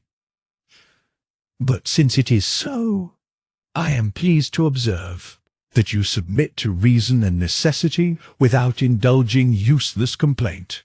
I applaud this conduct exceedingly, the more, perhaps, since it discovers a strength of mind seldom observable in your sex. When you are older, you will look back with gratitude to the friends who assisted in rescuing you from the romantic illusions of sentiment, and will perceive that they are only the snares of childhood, and should be vanquished the moment you escape from the nursery. I have not closed my letter, and you may add a few lines to inform your uncle of your acquiescence. You will soon see him, for it is my intention to take you, with Madame Montoni, in a few days to Mirenti, and you can then talk over the affair." Emily wrote on the opposite page of the paper as follows: "It is now useless, sir, for me to remonstrate upon the circumstances of which Signor Montoni informs me that he has written. I could have wished, at least, that the affair had been concluded with less precipitation, that I might have taught myself to subdue some prejudices, as the Signor calls them, which still linger in my heart. As it is, I submit. In point of prudence, nothing certainly can be objected. But, though I submit, I have yet much to say on some other points of the subject, when I shall have the honour of seeing you. In the meantime, I entreat you will take care of Teresa, for the sake of, Sir, your affectionate niece, Emilyst. Albert." Montoni smiled satirically at what Emily had written, but did not object to it, and she withdrew to her own apartment, where she sat down to begin a letter to Valancourt, in which she related the particulars of her journey, and her arrival at Venice, described some of the most striking scenes in the passage over the Alps, her emotions on her first view of Italy, the manners and characters of the people around her, and some few circumstances of Montoni's conduct. But she avoided even naming Count Morano, much more the declaration he had made, since she well knew how tremblingly alive to fear is real love, how jealously watchful of every circumstance that may affect its interest, and she scrupulously avoided to give Valancourt even the slightest reason for believing he had a rival. On the following day Count Morano dined again at Montoni's. He was in an uncommon flow of spirits, and Emily thought there was somewhat of exultation in his manner of addressing her, which she had never observed before. She endeavoured to repress this by more than her usual reserve, but the cold civility of her air now seemed rather to encourage than to depress him. He appeared watchful of an opportunity of speaking with her alone, and more than once solicited this.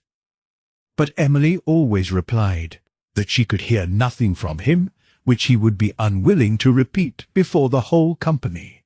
In the evening, Madame Montoni and her party went out upon the sea, and as the Count led Emily to his zendaletto, he carried her hand to his lips, and thanked her for the condescension she had shown him. Emily, in extreme surprise and displeasure, hastily withdrew her hand, and concluded that he had spoken ironically. But, on reaching the steps of the terrace, and observing by the livery that it was the Count's zendaletto which waited below, while the rest of the party, having arranged themselves in the gondolas, were moving on, she determined not to permit a separate conversation, and, wishing him a good evening, returned to the portico. The Count followed to expostulate and entreat, and Montoni, who then came out, rendered solicitation unnecessary, for, without condescending to speak, he took her hand, and led her to the zendaletto. Emily was not silent.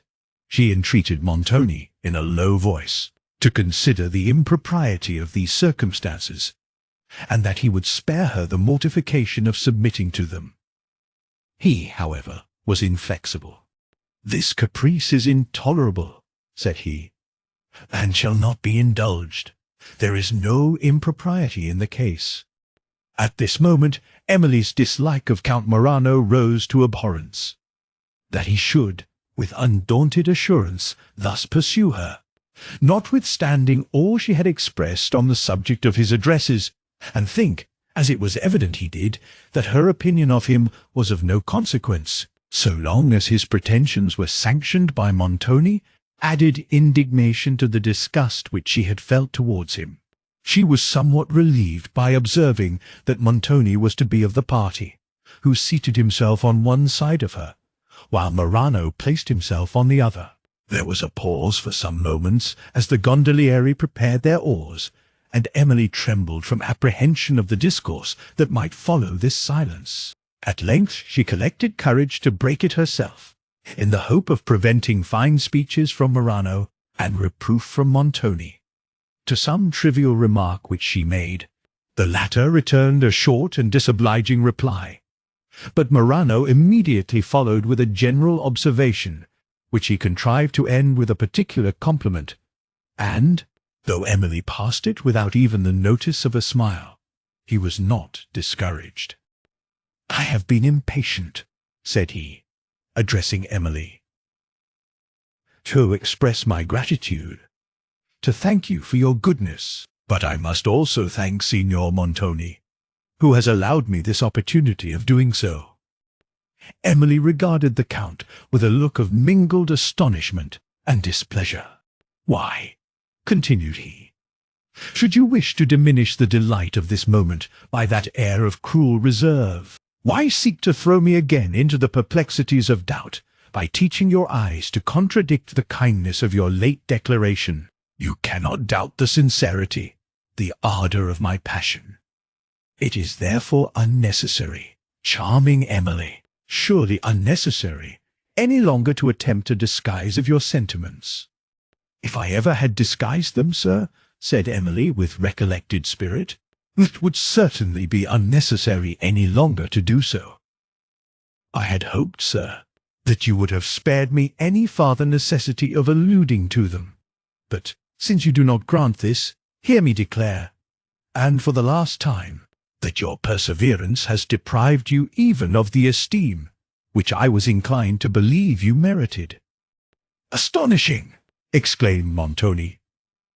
"This is beyond even my expectation, though I have hitherto done justice to the caprice of the sex. But you will observe, Mademoiselle Emily, that I am no lover, though Count Morano is, and that I will not be made the amusement of your capricious moments. Here is the offer of an alliance which would do honour to any family.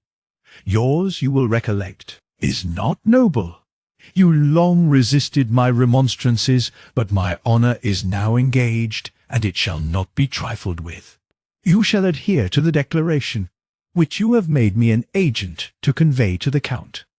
"I must certainly mistake you, sir," said Emily. "My answers on the subject have been uniform. It is unworthy of you to accuse me of caprice. If you have condescended to be my agent, it is an honour I did not solicit. I myself have constantly assured Count Morano, and you also, sir, that I never can accept the honour he offers me, and I now repeat the declaration." The Count looked with an air of surprise and inquiry at Montoni, whose countenance also was marked with surprise, but it was surprise mingled with indignation. "Here is confidence as well as caprice," said the latter. "Will you deny your own words, madam?" "Such a question is unworthy of an answer, sir," said Emily, blushing. "You will recollect yourself, and be sorry that you have asked it." "Speak to the point," rejoined Montoni, in a voice of increasing vehemence.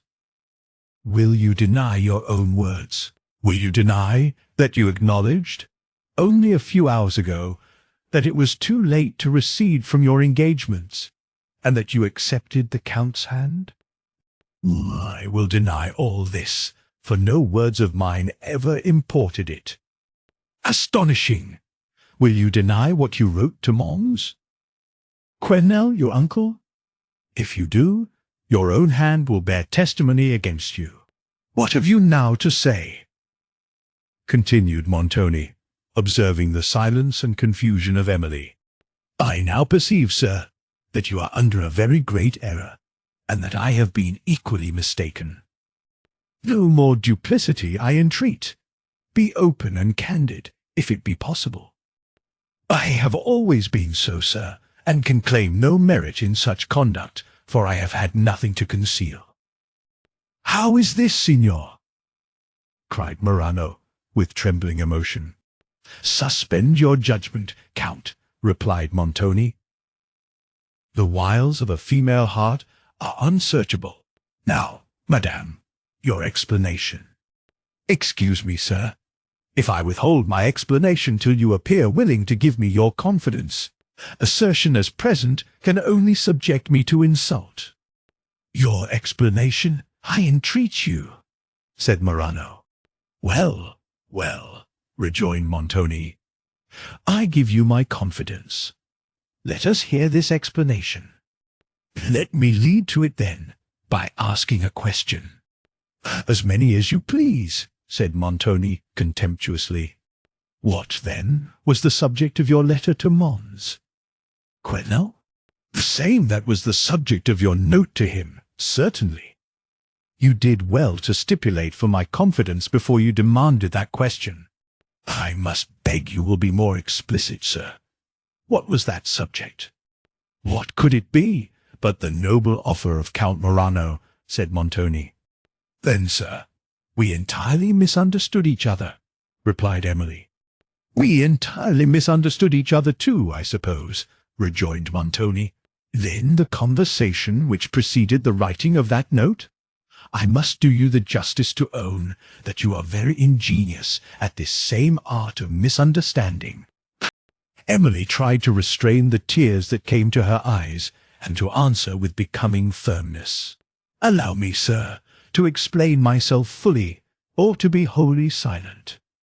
The explanation may now be dispensed with. It is anticipated. If Count Morano still thinks one necessary, I will give him an honest one. You have changed your intention since our last conversation.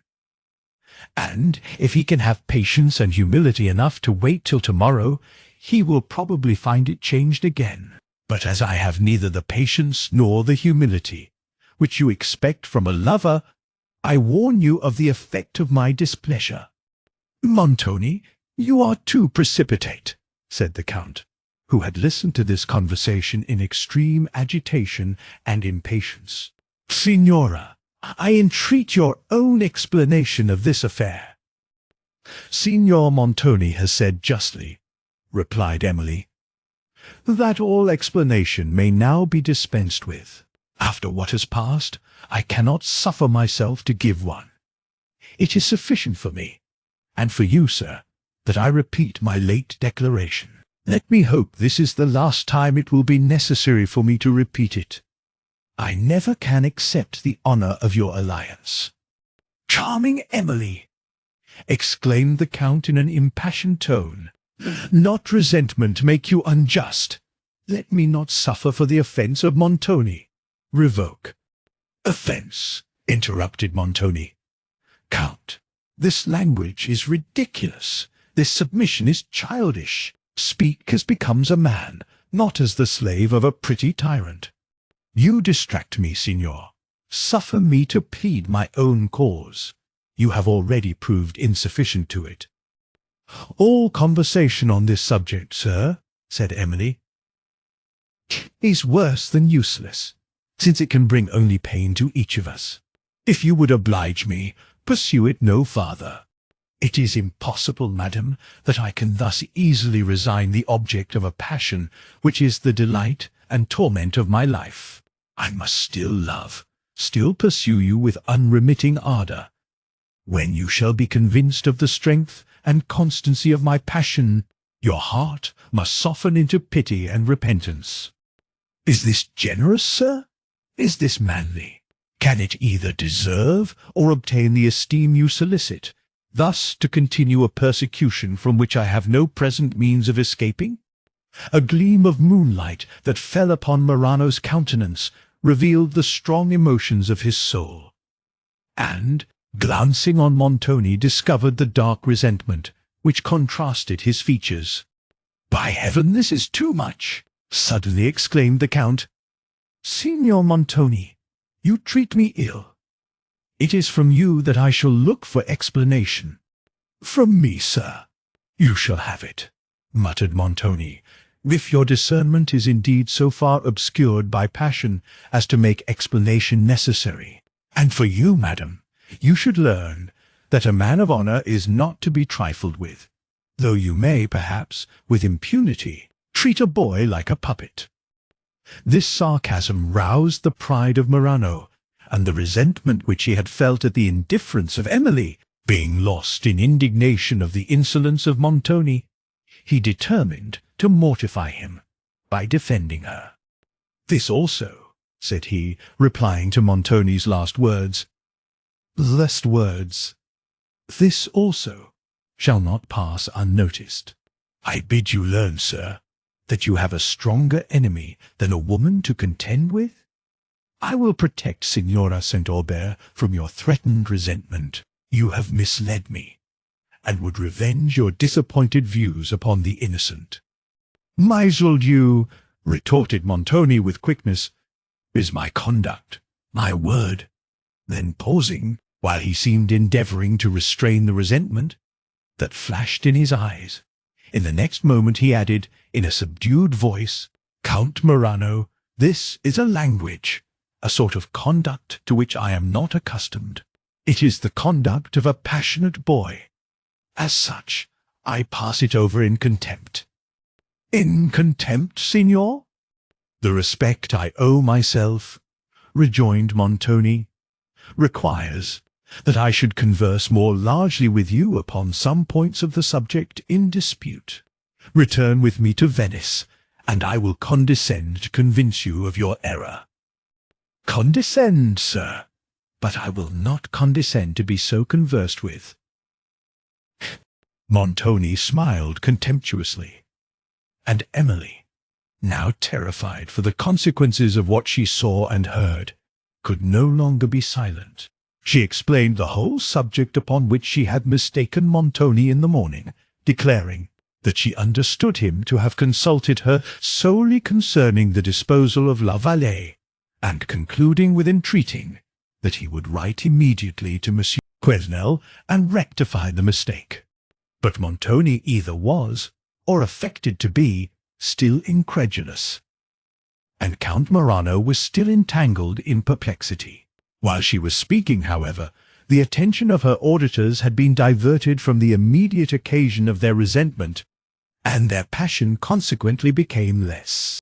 Montoni desired the Count would order his servants to row back to Venice, that he might have some private conversation with him, and Morano, somewhat soothed by his softened voice and manner, and eager to examine into the full extent of his difficulties, complied. Emily, comforted by this prospect of release, employed the present moments in endeavouring, with conciliating care, to prevent any fatal mischief between the persons who so lately had persecuted and insulted her.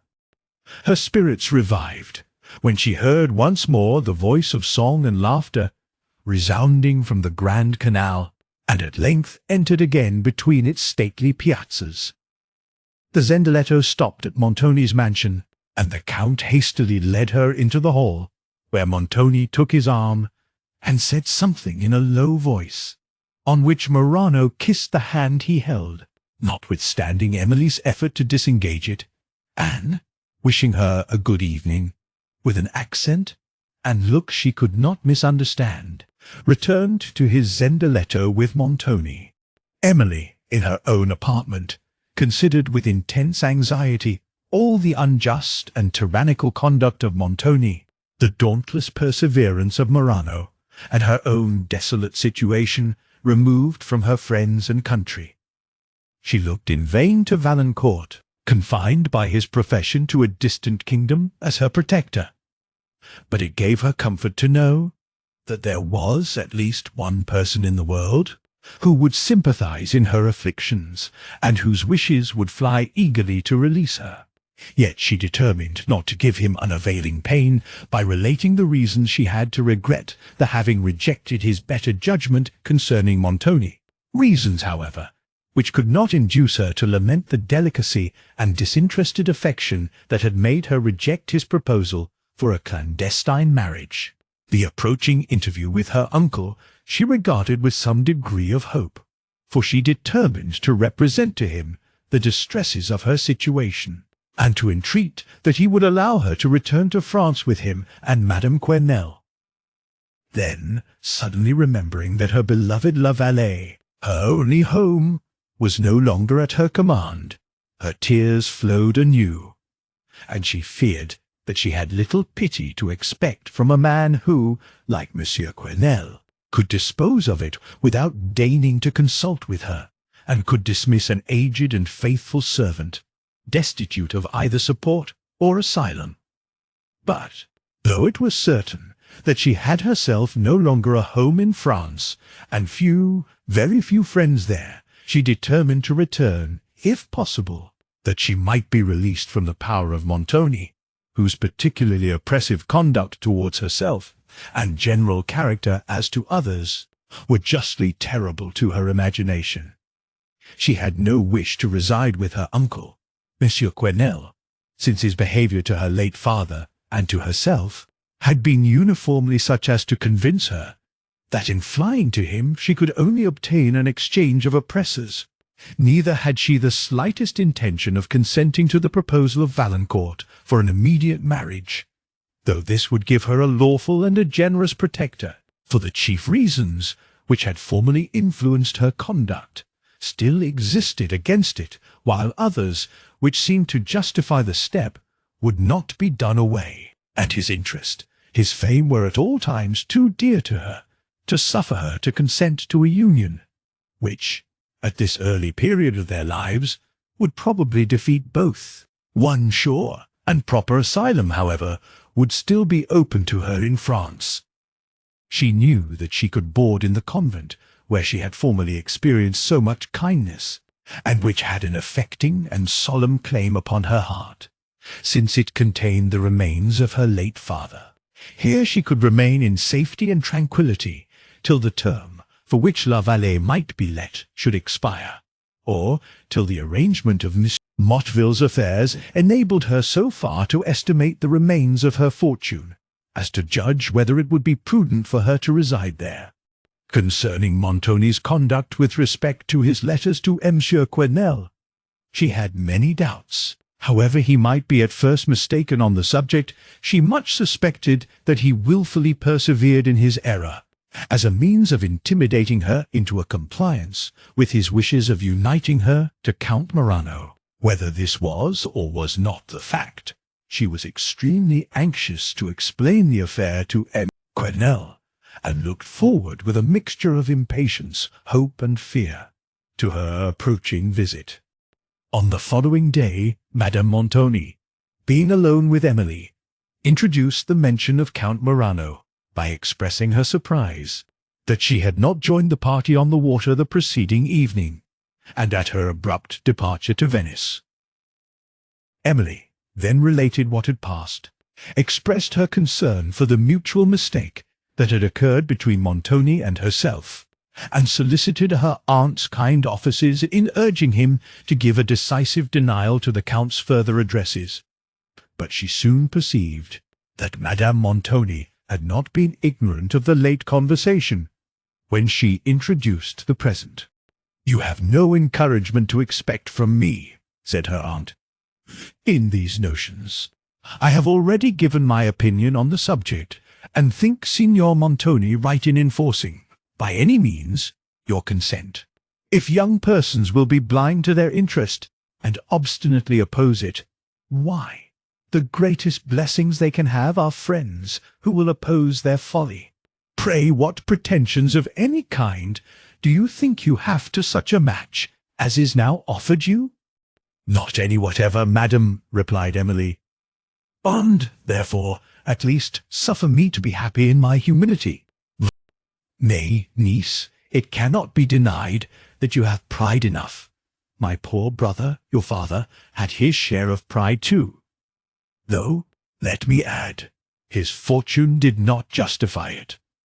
Emily, somewhat embarrassed by the indignation which this malevolent allusion to her father excited, and by the difficulty of rendering her answer as temperate as it should be reprehensive, hesitated for some moments in a confusion which highly gratified her aunt. At length she said, "My father's pride, madam, had a noble object, the happiness which he knew could be derived only from goodness, knowledge, and charity. As it never consisted in his superiority, in point of fortune to some persons, it was not humbled by his inferiority, in that respect, to others. He never disdained those who were wretched by poverty and misfortune. He did sometimes despise persons who, with many opportunities of happiness, rendered themselves miserable by vanity, ignorance, and cruelty. I shall think it my highest glory to emulate such pride. I do not pretend to understand anything of these high-flown sentiments, niece. You have all that glory to yourself. I would teach you a little plain sense, and not have you so wise as to despise happiness." "That would indeed not be wisdom, but folly," said Emily. "For wisdom can boast no higher attainment than happiness. But you will allow, madam, that our ideas of happiness may differ. I cannot doubt that you wish me to be happy, but I must fear you are mistaken in the means of making me so. I cannot boast of a learned education, niece, such as your father thought proper to give you, and, therefore, do not pretend to understand all these fine speeches about happiness. I must be contented to understand only common sense, and happy would it have been for you and your father, if that had been included in his education." Emily was too much shocked by these reflections on her father's memory to despise this speech as it deserved. Madame Montoni was about to speak, but Emily quitted the room and retired to her own, where the little spirit she had lately exerted yielded to grief and vexation, and left her only to her tears. From every review of her situation she could derive, indeed, only new sorrow. To the discovery, which had just been forced upon her, of Montoni's unworthiness, she had now to add that of the cruel vanity, for the gratification of which her aunt was about to sacrifice her, of the effrontery and cunning with which, at the time that she meditated the sacrifice, she boasted of her tenderness, or insulted her victim, and of the venomous envy, which, as it did not scruple to attack her father's character, could scarcely be expected to withhold from her own. During the few days that intervened between this conversation and the departure for Miarenti, Montoni did not once address himself to Emily. His looks sufficiently declared his resentment, but that he should forbear to renew a mention of the subject of it exceedingly surprised her, who was no less astonished that, during 3 days, Count Morano neither visited Montoni, nor was named by him. Several conjectures arose in her mind.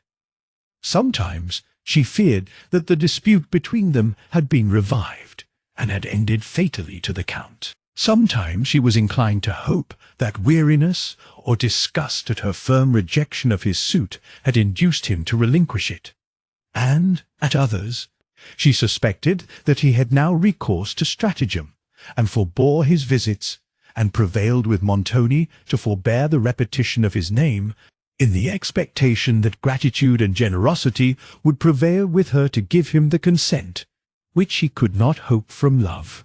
Thus passed the time in vain conjecture, and alternate hopes and fears, till the day arrived when Montoni was to set out for the villa of Miarenti, which, like the preceding ones, neither brought the Count, nor the mention of him.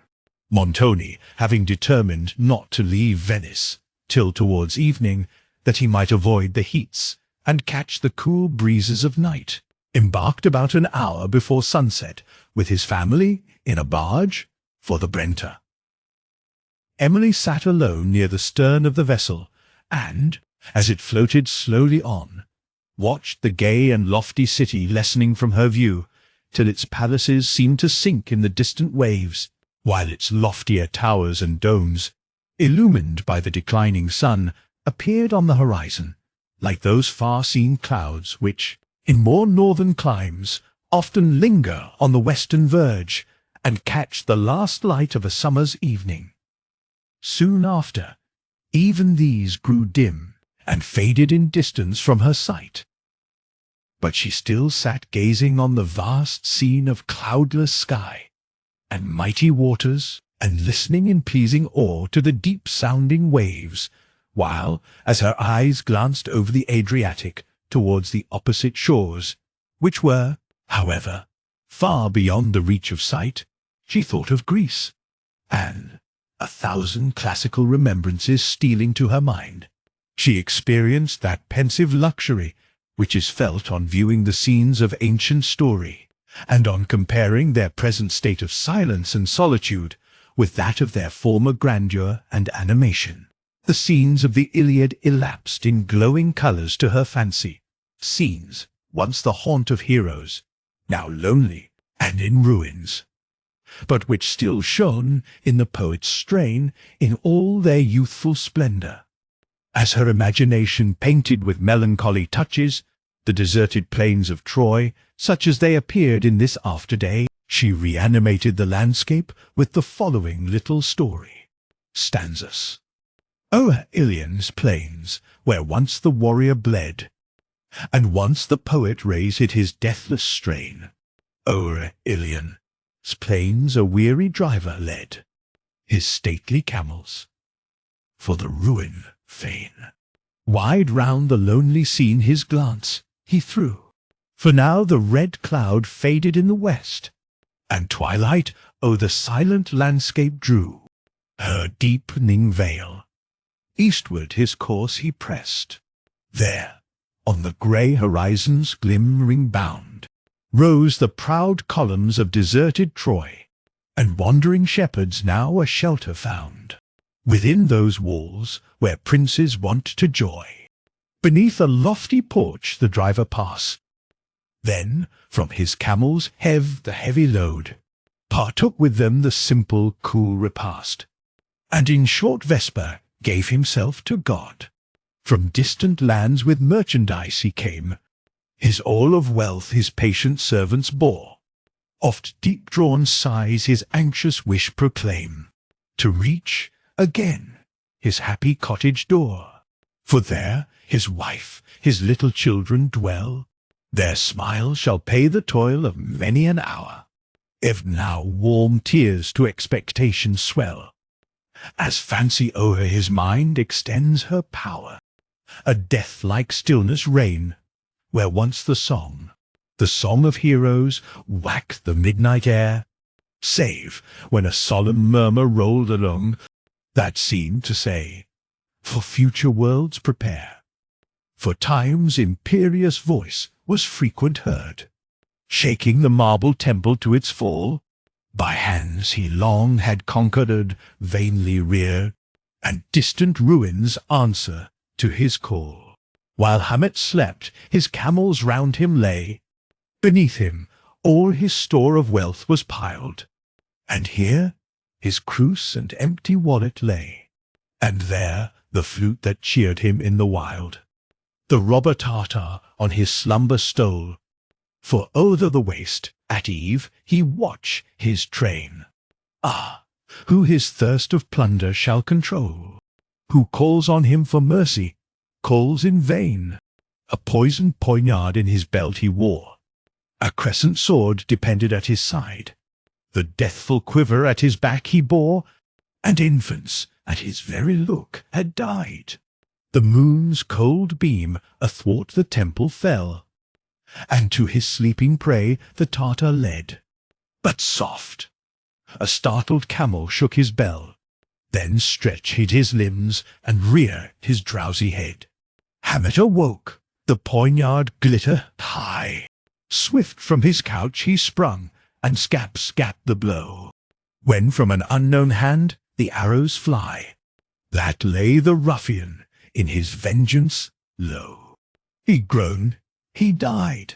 From forth a columned gate, a fearful shepherd, pale and silent, crept, who, as he watched his folded flock starlate, had marked the robber steal where Hamet slept. He feared his own, and savoured a stranger's life. Poor Hamet clasp pinned him to his grateful heart. Then rouse his camels for the dusty strife, and with the shepherd hasten to depart. And now Aurora breathes her freshening gale, and faintly trembles on the eastern cloud. And now the sun, from under twilight's veil, looks gaily forth, and melts her airy shroud. Wide o'er the level plains his slanting beams dart their long lines on Ilion's tower sight, the distant Hellespont with morning gleams, and old Scamander winds his waves in light. All merry sound the camel bells, so gay, and merry beats fond Hamet's heart, for he, the dim evening steals upon the day, his children, wife, and happy home shall see. As Emily approached the shores of Italy, she began to discriminate the rich features and varied colouring of the landscape. The purple hills, groves of orange pine and cypress, shading magnificent villas, and towns rising among vineyards and plantations. The noble Brenta, pouring its broad waves into the sea, now appeared, and when she reached its mouth, the barge stopped, that the horses might be fastened, which were now to tow it up the stream. This done, Emily gave a last look to the Adriatic, and to the dim sail, that from the sky-mixed wave dawns on the sight. And the barge slowly glided between the green and luxuriant slopes of the river. The grandeur of the Palladian villas that adorn these shores was considerably heightened by the setting rays, which threw strong contrasts of light and shade upon the porticos and long arcades, and beamed a mellow lustre upon the orangeries and the tall groves of pine and cypress that overhung the buildings. The scent of oranges, of flowering myrtles, and other odoriferous plants was diffused upon the air, and often, from these embowered retreats, a strain of music stole on the calm, and softened into silence. The sun now sunk below the horizon, twilight fell over the landscape, and Emily, wrapped in musing silence, continued to watch its features gradually vanishing into obscurity. She remembered her many happy evenings, when with Saint Aubert she had observed the shades of twilight steal over a scene as beautiful as this, from the gardens of La Vallée, and a tear fell to the memory of her father. Her spirits were softened into melancholy by the influence of the hour, by the low murmur of the wave passing under the vessel, and the stillness of the air, that trembled only at intervals with distant music. Why else should she, at these moments, have looked on her attachment to Valancourt, with presages so very afflicting, since she had but lately received letters from him that had soothed for a while all her anxieties? It now seemed to her oppressed mind that she had taken leave of him for ever, and that the countries which separated them would never more be retraced by her. She looked upon Count Morano with horror, as in some degree the cause of this, but apart from him, a conviction, if such that may be called, which arises from no proof, and which she knew not how to account for, seized her mind, that she should never see Valancourt again. Though she knew that neither Morano's solicitations nor Montoni's commands had lawful power to enforce her obedience, she regarded both with a superstitious dread that they would finally prevail. Lost in this melancholy reverie, and shedding frequent tears, Emily was at length roused by Montoni, and she followed him to the cabin, where refreshments were spread, and her aunt was seated alone. The countenance of Madame Montoni was inflamed with resentment, that appeared to be the consequence of some conversation she had held with her husband, who regarded her with a kind of sullen disdain, and both preserved, for some time, a haughty silence. Montoni then spoke to Emily of Mons. "Quesnel, you will not, I hope, persist in disclaiming your knowledge of the subject of my letter to him?" "I had hoped, sir, that it was no longer necessary for me to disclaim it," said Emily. "I had hoped, from your silence, that you were convinced of your error." "You have hoped impossibilities, then," replied Montoni.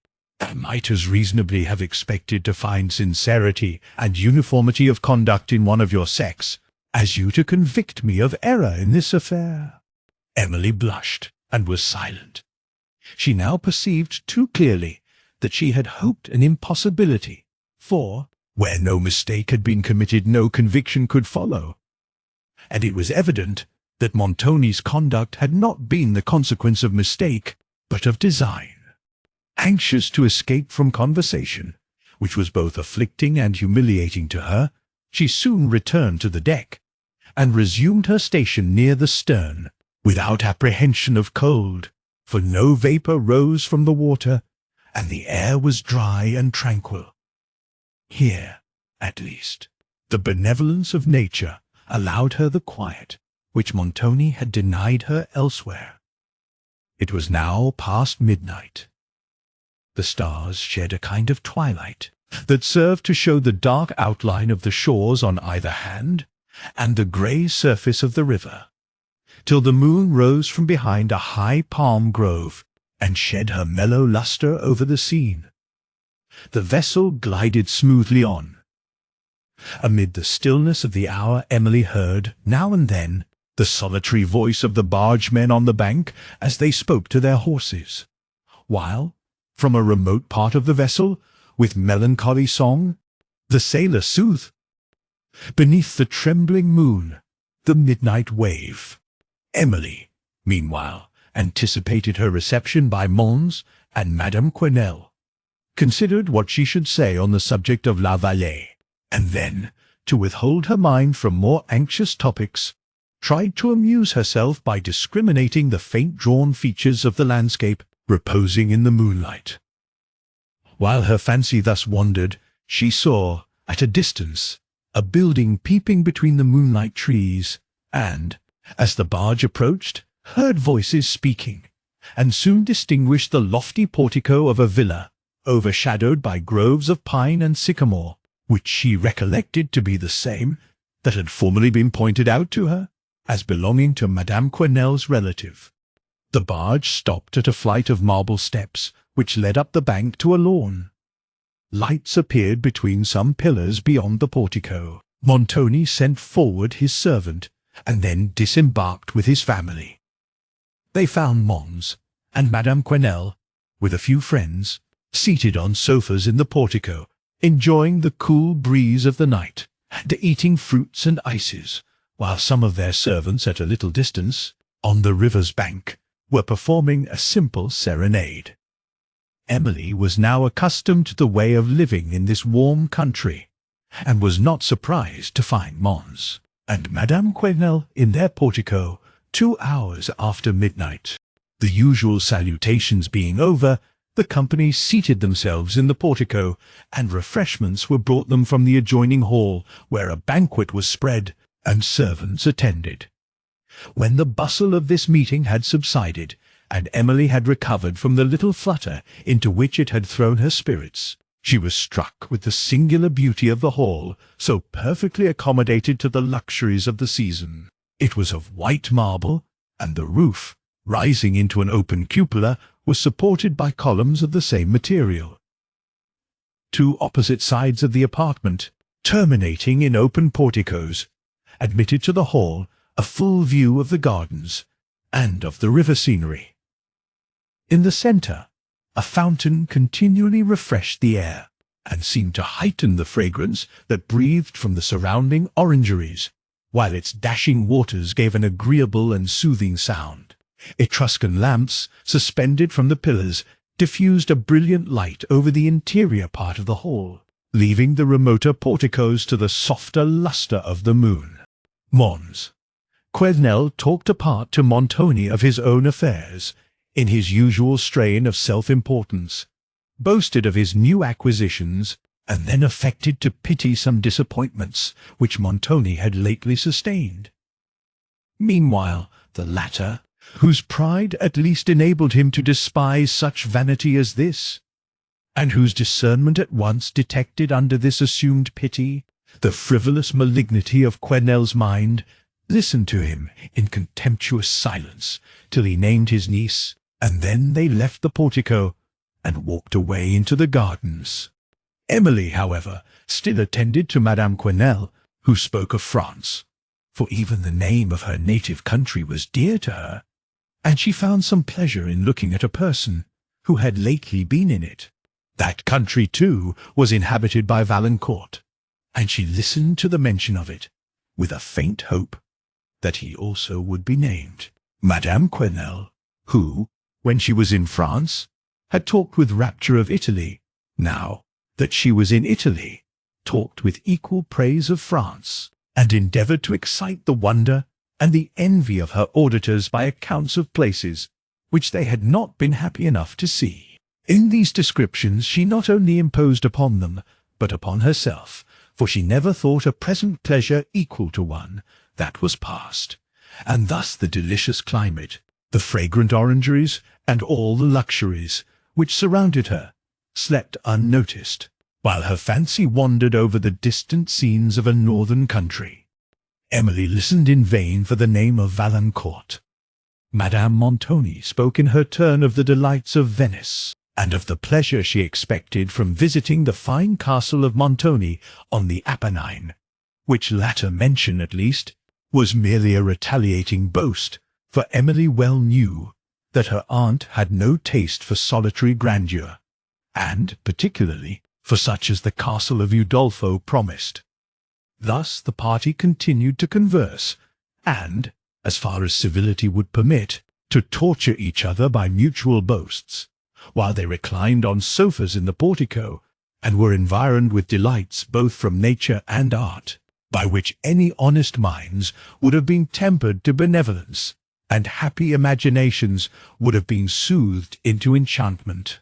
The dawn, soon after, trembled in the eastern horizon, and the light tints of morning, gradually expanding, showed the beautifully declining forms of the Italian mountains and the gleaming landscapes stretched at their feet. Then the sunbeams, shooting up from behind the hills, spread over the scene that fine saffron tinge which seems to impart repose to all it touches. The landscape no longer gleamed. All its glowing colours were revealed, except that its remoter features were still softened and united in the mist of distance, whose sweet effect was heightened to Emily by the dark verdure of the pines and cypresses that overarched the foreground of the river. The market people, passing with their boats to Venice, now formed a moving picture on the Brenta.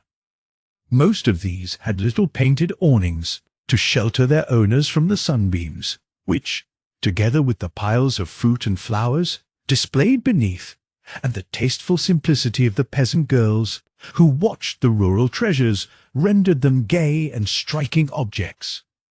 The swift movement of the boats down the current, the quick glance of oars in the water, and now and then the passing chorus of peasants who reclined under the sail of their little bark, or the tones of some rustic instrument played by a girl as she sat near her sylvan cargo, heightened the animation and festivity of the scene. When Montoni and M. Quesnel had joined the ladies, the party left the portico for the gardens, where the charming scenery soon withdrew Emily's thoughts from painful subjects. The majestic forms and rich verdure of cypresses she had never seen so perfect before. Groves of cedar, lemon, and orange, the spiry clusters of the pine and poplar, the luxuriant chestnut and oriental plane, threw all their pomp of shade over these gardens, while bowers of flowering myrtle and other spicy shrubs mingled their fragrance with that of flowers, whose vivid and various colouring glowed with increased effect beneath the contrasted umbrage of the groves. The air also was continually refreshed by rivulets, which, with more taste than fashion, had been suffered to wander among the green recesses. Emily often lingered behind the party to contemplate the distant landscape that closed a vista, or that gleamed beneath the dark foliage of the foreground. The spiral summits of the mountains, touched with a purple tint, broken and steep above, but shelving gradually to their base. The open valley, marked by no formal lines of art, and the tall groves of cypress, pine and poplar, sometimes embellished by a ruined villa, whose broken columns appeared between the branches of a pine that seemed to droop over their fall. From other parts of the gardens, the character of the view was entirely changed, and the fine solitary beauty of the landscape shifted for the crowded features and varied colouring of inhabitation. The sun was now gaining fast upon the sky, and the party quitted the gardens and retired to repose. Chapter 4. And poor misfortune feels the lash of vice. Thomson. Emily seized the first opportunity of conversing alone with Mons Quetzal concerning La Vallée. His answers to her inquiries were concise, and delivered with the air of a man who is conscious of possessing absolute power and impatient of hearing it questioned. He declared that the disposal of the place was a necessary measure, and that she might consider herself indebted to his prudence for even the small income that remained for her. But, however, added he, when this Venetian count, I have forgot his name, marries you, your present disagreeable state of dependence will cease. As a relation to you, I rejoice in the circumstance, which is so fortunate for you, and, I may add, so unexpected by your friends.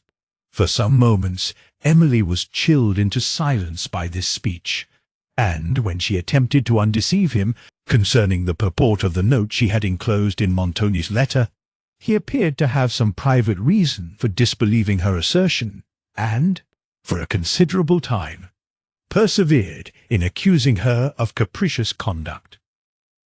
Being at length, however, convinced that she really disliked Morano and had positively rejected his suit, his resentment was extravagant, and he expressed it in terms equally pointed and inhuman, for, secretly flattered by the prospect of a connection with a nobleman whose title he had affected to forget, he was incapable of feeling pity for whatever sufferings of his niece might stand in the way of his ambition. Emily saw at once in his manner all the difficulties that awaited her, and, though no oppression could have power to make her renounce Valancourt for Morano, her fortitude now trembled at an encounter with the violent passions of her uncle. She opposed his turbulence and indignation only by the mild dignity of a superior mind, but the gentle firmness of her conduct served to exasperate still more his resentment, since it compelled him to feel his own inferiority, and, when he left her, he declared that, if she persisted in her folly, both himself and Montoni would abandon her to the contempt of the world. The calmness she had assumed in his presence failed Emily when alone, and she wept bitterly, and called frequently upon the name of her departed father, whose advice to her from his deathbed she then remembered. "Alas!" said she, "I do indeed perceive how much more valuable is the strength of fortitude than the grace of sensibility, and I will also endeavour to fulfil the promise I then made. I will not indulge in unavailing lamentation, but will try to endure, with firmness, the oppression I cannot elude." Somewhat soothed by the consciousness of performing a part of St. Aubert's last request, and of endeavouring to pursue the conduct which he would have approved, she overcame her tears, and, when the company met at dinner, had recovered her usual serenity of countenance. In the cool of the evening, the ladies took the fresco along the bank of the Brenta in Madame Quesnel's carriage. The state of Emily's mind was in melancholy contrast with the gay groups assembled beneath the shades that overhung this enchanting stream. Some were dancing under the trees, and others reclining on the grass, taking ices and coffee and calmly enjoying the effect of a beautiful evening on a luxuriant landscape. Emily, when she looked at the snow-capped Apennines, ascending in the distance, thought of Montoni's castle, and suffered some terror, lest he should convey her thither, for the purpose of enforcing her obedience. But the thought vanished when she considered that she was as much in his power at Venice as she could be elsewhere. It was moonlight before the party returned to the villa, where supper was spread in the airy hall, which had so much enchanted Emily's fancy on the preceding night. The ladies seated themselves in the portico, till Quesnel, Montoni, and other gentlemen should join them at table, and Emily endeavoured to resign herself to the tranquillity of the hour. Presently, a barge stopped at the steps that led into the gardens, and, soon after, she distinguished the voices of Montoni and Quesnel, and then that of Morano, who, in the next moment, appeared. His compliments she received in silence, and her cold air seemed at first to discompose him.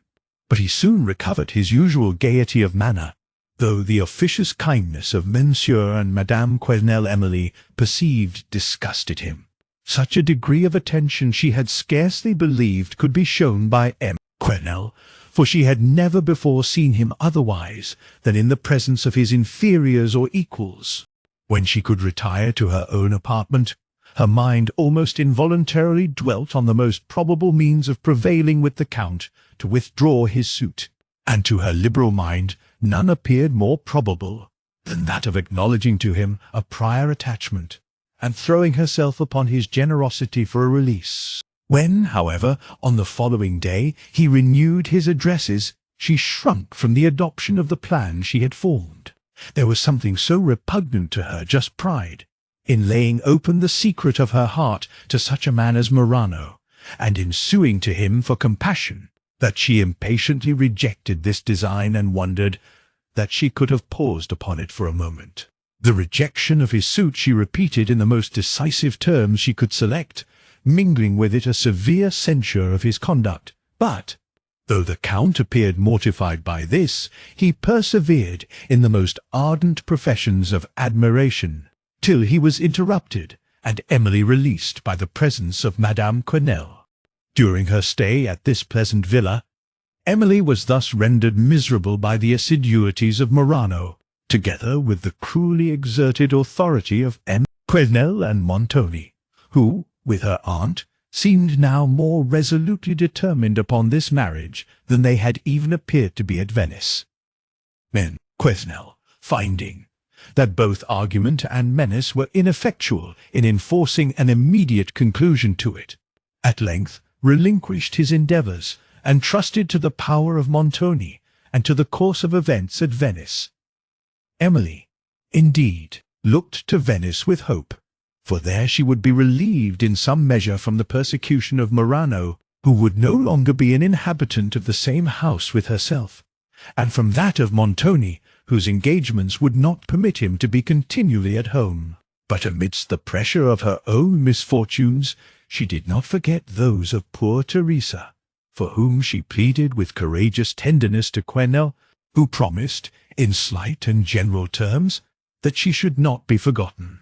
Montoni, in a long conversation with Quesnel, arranged the plan to be pursued respecting Emily, and Monsieur Quesnel proposed to be at Venice as soon as he should be informed that the nuptials were concluded. It was new to Emily to part with any person with whom she was connected without feeling of regret. The moment, however, in which she took leave of him and Madame Quesnel was, perhaps, the only satisfactory one she had known in their presence.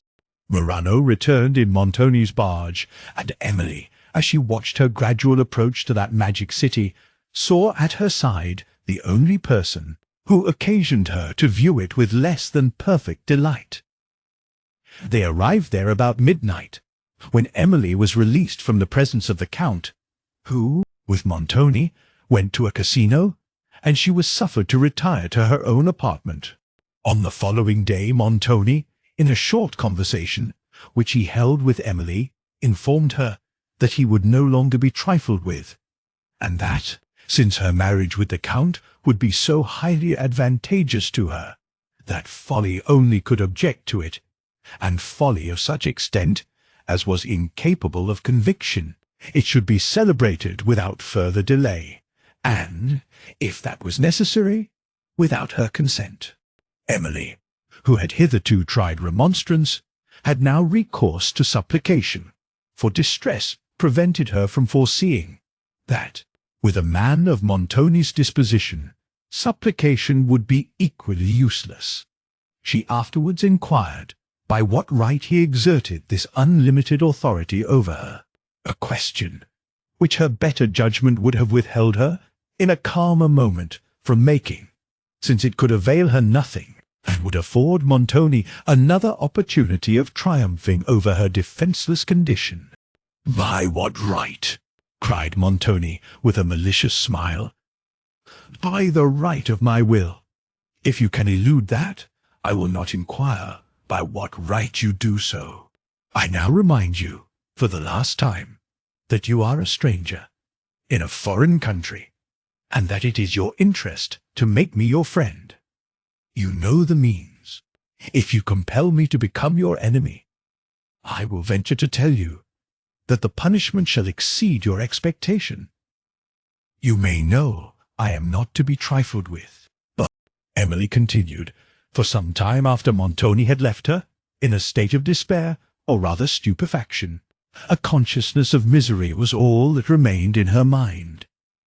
In this situation, Madame Montoni found her, at the sound of whose voice Emily looked up, and her aunt, somewhat softened by the expression of despair that fixed her countenance, spoke in a manner more kind than she had ever yet done. Emily's heart was touched.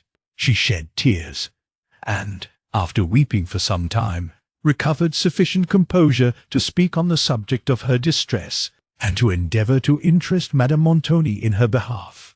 But, though the compassion of her aunt had been surprised, her ambition was not to be overcome, and her present object was to be the aunt of a countess. Emily's efforts, therefore, were as unsuccessful as they had been with Montoni, and she withdrew to her apartment to think and weep alone.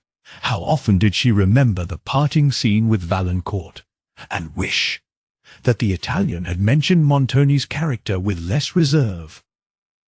When her mind, however, had recovered from the first shock of this behaviour, she considered that it would be impossible for him to compel her alliance with Morano if she persisted in refusing to repeat any part of the marriage ceremony, and she persevered in her resolution to await Montoni's threatened vengeance rather than give herself for life to a man whom she must have despised for his present conduct, had she never even loved Valancourt. Yet she trembled at the revenge she thus resolved to brave. An affair, however, soon after occurred, which somewhat called off Montoni's attention from Emily. The mysterious visits of Orsino were renewed with more frequency since the return of the former to Venice. There were others, also, besides Orsino, admitted to these midnight councils, and among them Cavigni and Verezzi. Montoni became more reserved and austere in his manner than ever, and Emily, if her own interests had not made her regardless of his, might have perceived that something extraordinary was working in his mind. One night, on which a council was not held, Orsino came in great agitation of spirits, and dispatched his confidential servant to Montoni, who was at a casino, desiring that he would return home immediately, but charging the servant not to mention his name. Montoni obeyed the summons, and, on meeting Orsino, was informed of the circumstances that occasioned his visit and his visible alarm, with a part of which he was already acquainted. A Venetian nobleman who had, on some late occasion, provoked the hatred of Orsino, had been waylaid and poignarded by hired assassins, and, as the murdered person was of the first connections, the Senate had taken up the affair. One of the assassins was now apprehended, who had confessed that Orsino was his employer in the atrocious deed, and the latter, informed of his danger, had now come to Montoni to consult on the measures necessary to favour his escape. He knew that, at this time, The officers of the police were upon the watch for him all over the city. To leave it at present, therefore, was impracticable, and Montoni consented to secrete him for a few days till the vigilance of justice should relax, and then to assist him in quitting Venice. He knew the danger he himself incurred by permitting Orsino to remain in his house, but such was the nature of his obligations to this man, that he did not think it prudent to refuse him an asylum. Such was the person whom Montoni had admitted to his confidence, and for whom he felt as much friendship as was compatible with his character. While Orsino remained concealed in his house, Montoni was unwilling to attract public observation by the nuptials of Count Morano, but this obstacle was, in a few days, overcome by the departure of his criminal visitor, and he then informed Emily that her marriage was to be celebrated on the following morning. To her repeated assurances that it should not take place, he replied only by a malignant smile, and, telling her that the Count and a priest would be at his house early in the morning, he advised her no further to dare his resentment by opposition to his will and to her own interest.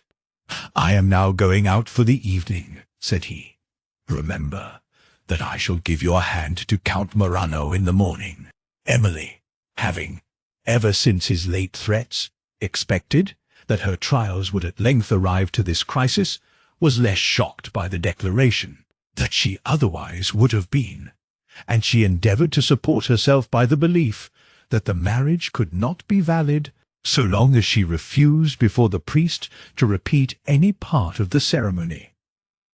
Yet, as the moment of trial approached, her long-harassed spirits shrunk almost equally from the encounter of his vengeance and from the hand of Count Morano. She was not even perfectly certain of the consequence of her steady refusal at the altar, and she trembled more than ever at the power of Montoni, which seemed unlimited as his will, for she saw that he would not scruple to transgress any law, if, by so doing, he could accomplish his project. While her mind was thus suffering, and in a state little short of distraction, she was informed that Morano asked permission to see her, and the servant had scarcely departed with an excuse before she repented that she had sent one.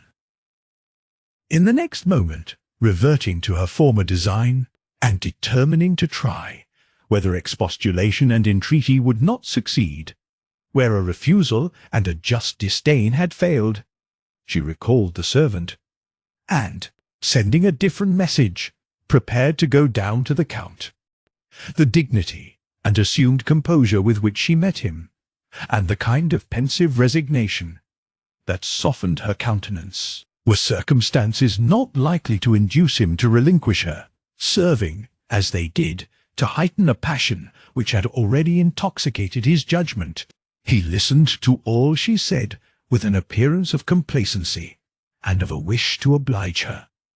But his resolution remained invariably the same, and he endeavoured to win her admiration by every insinuating art he so well knew how to practice.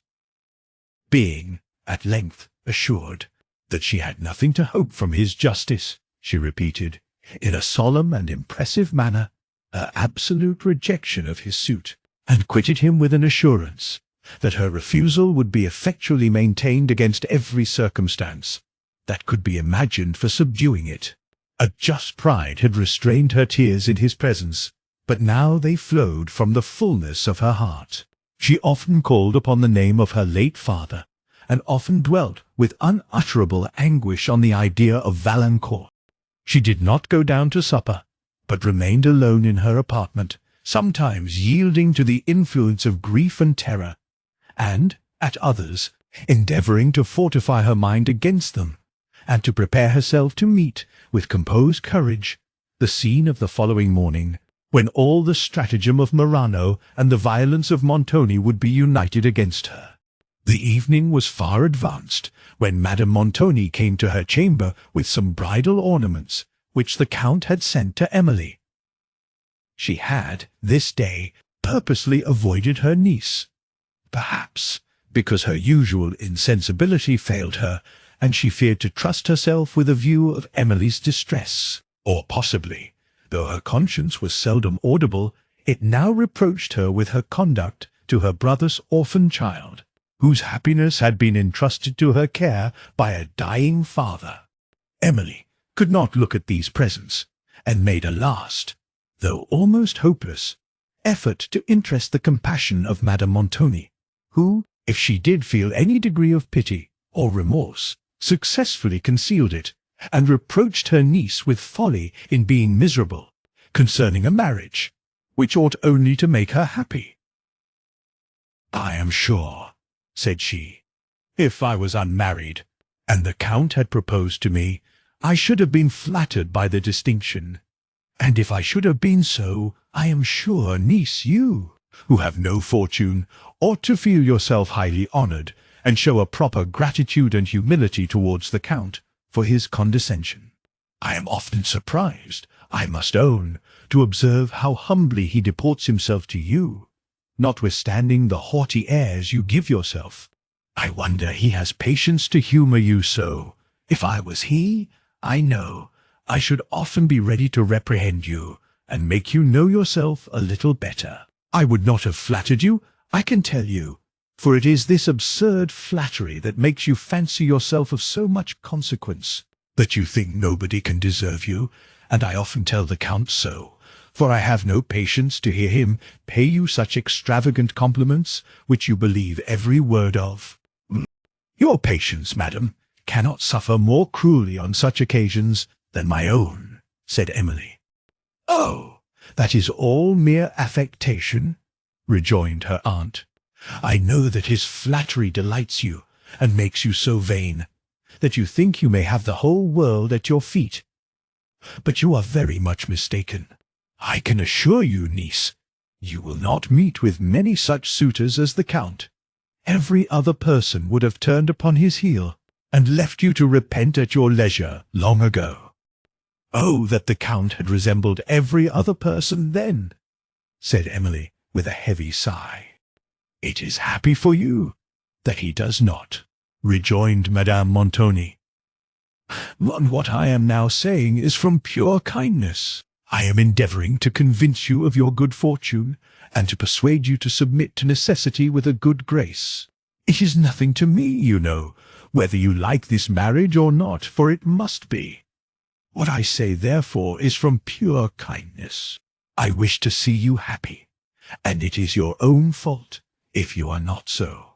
I would ask you now, seriously and calmly, what kind of a match you can expect, since a Count cannot content your ambition?" "I have no ambition whatever, madam," replied Emily. "The only wish is to remain in my present station."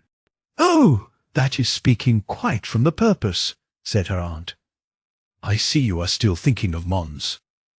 Valancourt, pray get rid of all those fantastic notions about love, and this ridiculous pride, and be something like a reasonable creature. But, however, this is nothing to the purpose, for your marriage with the Count takes place tomorrow, you know, whether you approve it or not. The Count will be trifled with no longer." Emily made no attempt to reply to this curious speech. She felt it would be mean, and she knew it would be useless. Madame Montoni laid the Count's presents upon the table, on which Emily was leaning, and then, desiring she would be ready early in the morning, bade her good night. "Good night, madam," said Emily, with a deep sigh, as the door closed upon her aunt, and she was left once more to her own sad reflections. For some time she sat so lost in thought as to be wholly unconscious where she was. At length, raising her head, and looking round the room, its gloom and profound stillness awed her. She fixed her eyes on the door, through which her aunt had disappeared, and listened anxiously for some sound that might relieve the deep dejection of her spirits. But it was past midnight, and all the family except the servant, who sat up for Montoni, had retired to bed. Her mind, long harassed by distress, now yielded to imaginary terrors. She trembled to look into the obscurity of her spacious chamber, and feared she knew not what, a state of mind which continued so long that she would have called up Annette, her aunt's woman, had her fears permitted her to rise from her chair and to cross the apartment. These melancholy illusions at length began to disperse, and she retired to her bed, not to sleep, for that was scarcely possible, but to try, at least, to quiet her disturbed fancy, and to collect strength of spirits sufficient to bear her through the scene of the approaching morning. Chapter 5. Dark Power. With shuddering, meek submitted thought, be mine to read the visions old, which thy awakening bards have told, and, lest they meet my blasted view, hold each strange tale devoutly true. Collins. Audi to fear. Emily was recalled from a kind of slumber, into which she had, at length, sunk, by a quick knocking at her chamber door. She started up in terror, for Montoni and Count Morano instantly came to her mind. But, having listened in silence for some time, and recognizing the voice of Annette, she rose and opened the door. "What brings you hither so early?" said Emily, trembling excessively. She was unable to support herself, and sat down on the bed.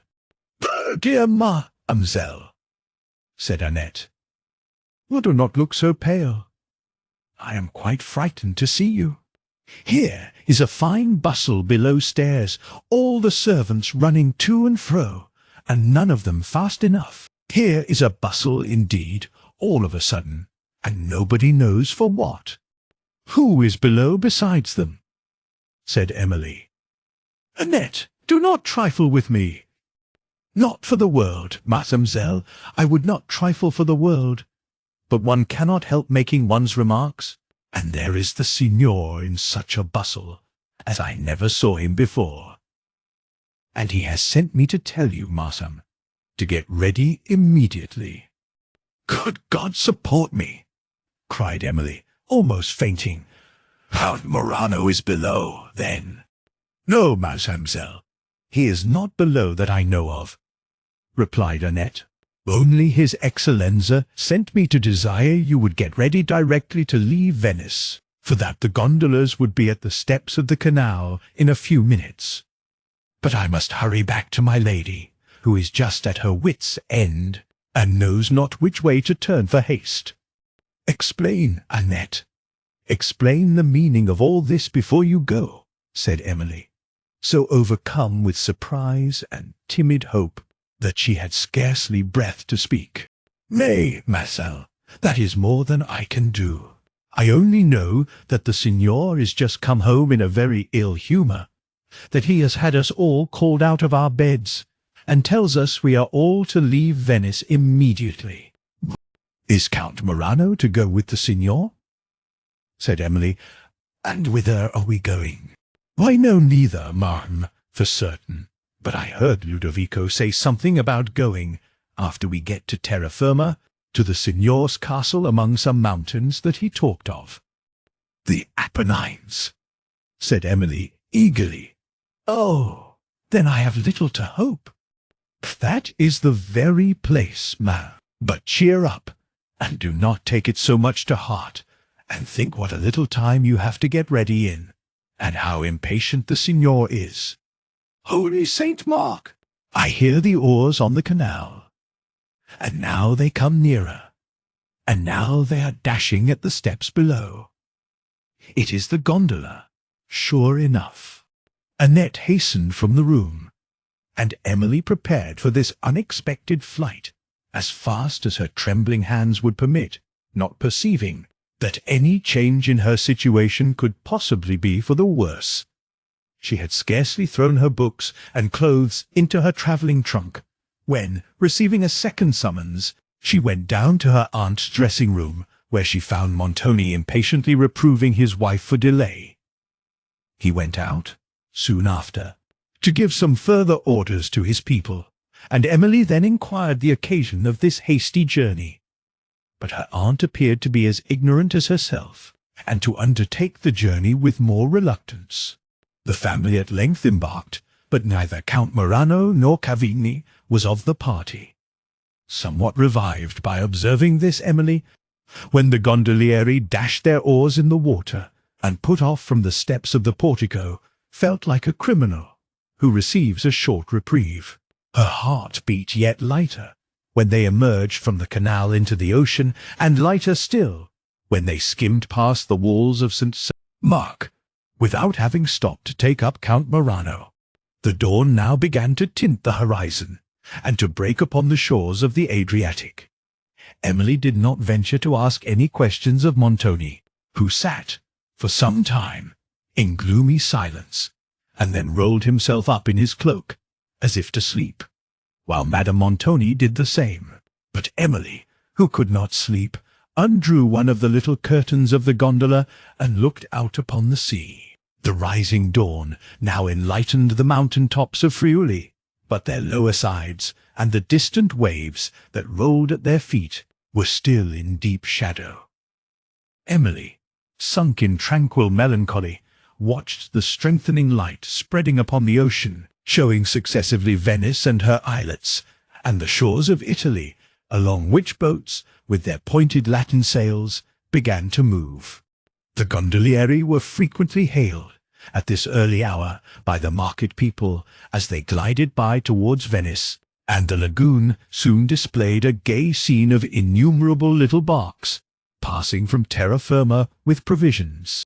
Emily gave a last look to that splendid city, but her mind was then occupied by considering the probable events that awaited her in the scenes to which she was removing, and with conjectures concerning the motive of this sudden journey. It appeared, upon calmer consideration, that Montoni was removing her to his secluded castle because he could there, with more probability of success, attempt to terrify her into obedience, or that, should its gloomy and sequestered scenes fail of this effect, her forced marriage with the Count could there be solemnized with the secrecy which was necessary to the honour of Montoni. The little spirit, which this reprieve had recalled, now began to fail, and when Emily reached the shore, her mind had sunk into all its former depression. Montoni did not embark on the Brenta, but pursued his way in carriages across the country towards the Apennine, during which journey his manner to Emily was so particularly severe that this alone would have confirmed her late conjecture, had any such confirmation been necessary. Her senses were now dead to the beautiful country through which she travelled. Sometimes she was compelled to smile at the naivete of Annette in her remarks on what she saw, and sometimes to sigh, as a scene of peculiar beauty recalled Valancourt to her thoughts, who was indeed seldom absent from them, and of whom she could never hope to hear in the solitude to which she was hastening. At length the travellers began to ascend among the Apennines, the immense pine forests which, at that period, overhung these mountains, and between which the road wound, excluded all view but of the cliffs aspiring above, except that, now and then, an opening through the dark woods allowed the eye a momentary glimpse of the country below. The gloom of these shades, their solitary silence, except when the breeze swept over their summits, the tremendous precipices of the mountains, that came partially to the eye, each assisted to raise the solemnity of Emily's feelings into awe. She saw only images of gloomy grandeur, or of dreadful sublimity, around her. Other images, equally gloomy and equally terrible, gleamed on her imagination. She was going she scarcely knew whither, under the dominion of a person from whose arbitrary disposition she had already suffered so much, to marry, perhaps, a man who possessed neither her affection nor esteem, or to endure, beyond the hope of succour, whatever punishment revenge, and that Italian revenge, might dictate. The more she considered what might be the motive of the journey, the more she became convinced that it was for the purpose of concluding her nuptials with Count Morano, with that secrecy which her resolute resistance had made necessary to the honor, if not to the safety, of Montoni. From the deep solitudes into which she was emerging, and from the gloomy castle, of which she had heard some mysterious hints, her sick heart recoiled in despair, and she experienced that, though her mind was already occupied by peculiar distress, it was still alive to the influence of new and local circumstance. Why else did she shudder at the idea of this desolate castle? As the travellers still ascended among the pine forests, steep rose over steep, the mountains seemed to multiply as they went, and what was the summit of one eminence proved to be only the base of another.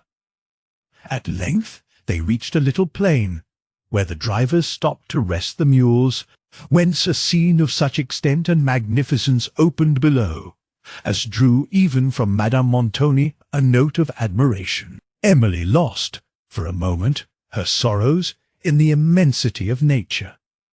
Beyond the amphitheatre of mountains that stretched below, whose tops appeared as numerous almost as the waves of the sea, and whose feet were concealed by the forests, extended the Campagna of Italy, where cities and rivers and woods and all the glow of cultivation were mingled in gay confusion. The Adriatic bounded the horizon, into which the Po and the Brenta, after winding through the whole extent of the landscape, poured their fruitful waves. Emily gazed long on the splendours of the world she was quitting, of which the whole magnificence seemed thus given to her sight only to increase her regret on leaving it. For her, Valancourt alone was in that world. To him alone her heart turned, and for him alone fell her bitter tears. From this sublime scene the travellers continued to ascend among the pines, till they entered a narrow pass of the mountains, which shut out every feature of the distant country, and, in its stead, exhibited only tremendous crags, impending over the road, where no vestige of humanity, or even of vegetation, appeared, except here and there the trunk and scathed branches of an oak, that hung nearly headlong from the rock, into which its strong roots had fastened. This pass, which led into the heart of the Apennine, at length opened to day, and a scene of mountains stretched in long perspective, as wild as any the travellers had yet passed. Still vast pine forests hung upon their base, and crowned the ridgy precipice that rose perpendicularly from the vale, while, above, the rolling mists caught the sunbeams, and touched their cliffs with all the magical colouring of light and shade. The scene seemed perpetually changing, and its features to assume new forms, as the winding road brought them to the eye in different attitudes, while the shifting vapours, now partially concealing their minuter beauties, and now illuminating them with splendid tints, assisted the illusions of the sight, though the deep valleys between these mountains were, for the most part, clothed with pines. Sometimes an abrupt opening presented a perspective of only barren rocks, with a cataract flashing from their summit among broken cliffs, till its waters, reaching the bottom, foamed along with unceasing fury, and sometimes pastoral scenes exhibited their green delights in the narrow vales, smiling amid surrounding horror. Their herds and flocks of goats and sheep, browsing under the shade of hanging woods, and the shepherd's little cabin, reared on the margin of a clear stream, presented a sweet picture of repose.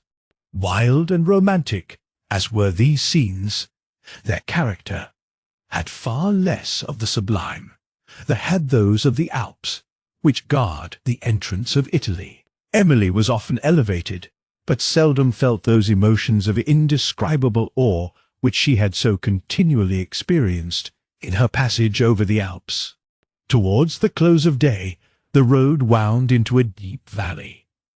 Mountains, whose shaggy steeps appeared to be inaccessible, almost surrounded it.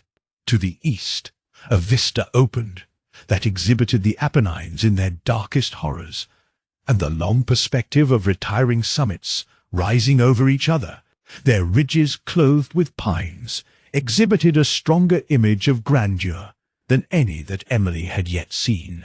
The sun had just sunk below the top of the mountains she was descending, whose long shadow stretched athwart the valley, but his sloping rays, shooting through an opening of the cliffs, touched with a yellow gleam the summits of the forest that hung upon the opposite steeps, and streamed in full splendour upon the towers and battlements of a castle that spread its extensive ramparts along the brow of a precipice above.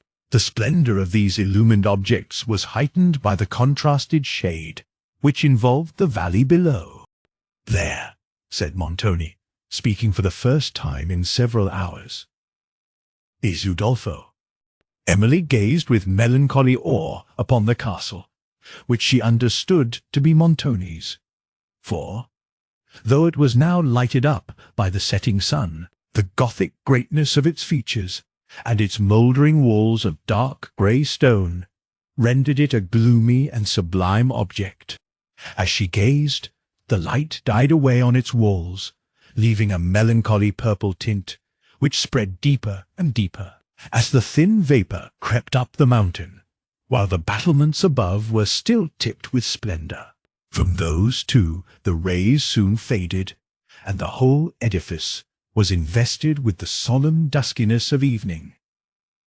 Silent, lonely, and sublime, it seemed to stand the sovereign of the scene, and to frown defiance on all who dared to invade its solitary reign. As the twilight deepened, its features became more awful in obscurity, and Emily continued to gaze, till its clustering towers were alone seen, rising over the tops of the woods, beneath whose thick shade the carriages soon after began to ascend. The extent and darkness of these tall woods awakened terrific images in her mind, and she almost expected to see banditti start up from under the trees. At length, the carriages emerged upon a heathy rock, and, soon after, reached the castle gates, where the deep tone of the portal bell, which was struck upon to give notice of their arrival, increased the fearful emotions that had assailed Emily. While they waited till the servant within should come to open the gates, she anxiously surveyed the edifice. But the gloom that overspread it allowed her to distinguish little more than a part of its outline, with the massy walls of the ramparts, and to know that it was vast, ancient, and dreary. From the parts she saw, she judged of the heavy strength and extent of the whole. The gateway before her, leading into the courts, was of gigantic size, and was defended by 2 round towers, crowned by overhanging turrets, embattled, where, instead of banners, now waved long grass and wild plants that had taken root among the mouldering stones, and which seemed to sigh, as the breeze rolled past, over the desolation around them. The towers were united by a curtain, pierced and embattled also, below which appeared the pointed arch of a huge portcullis surmounting the gates. From these, the walls of the ramparts extended to other towers, overlooking the precipice, whose shattered outline, appearing on a gleam that lingered in the west, told of the ravages of war.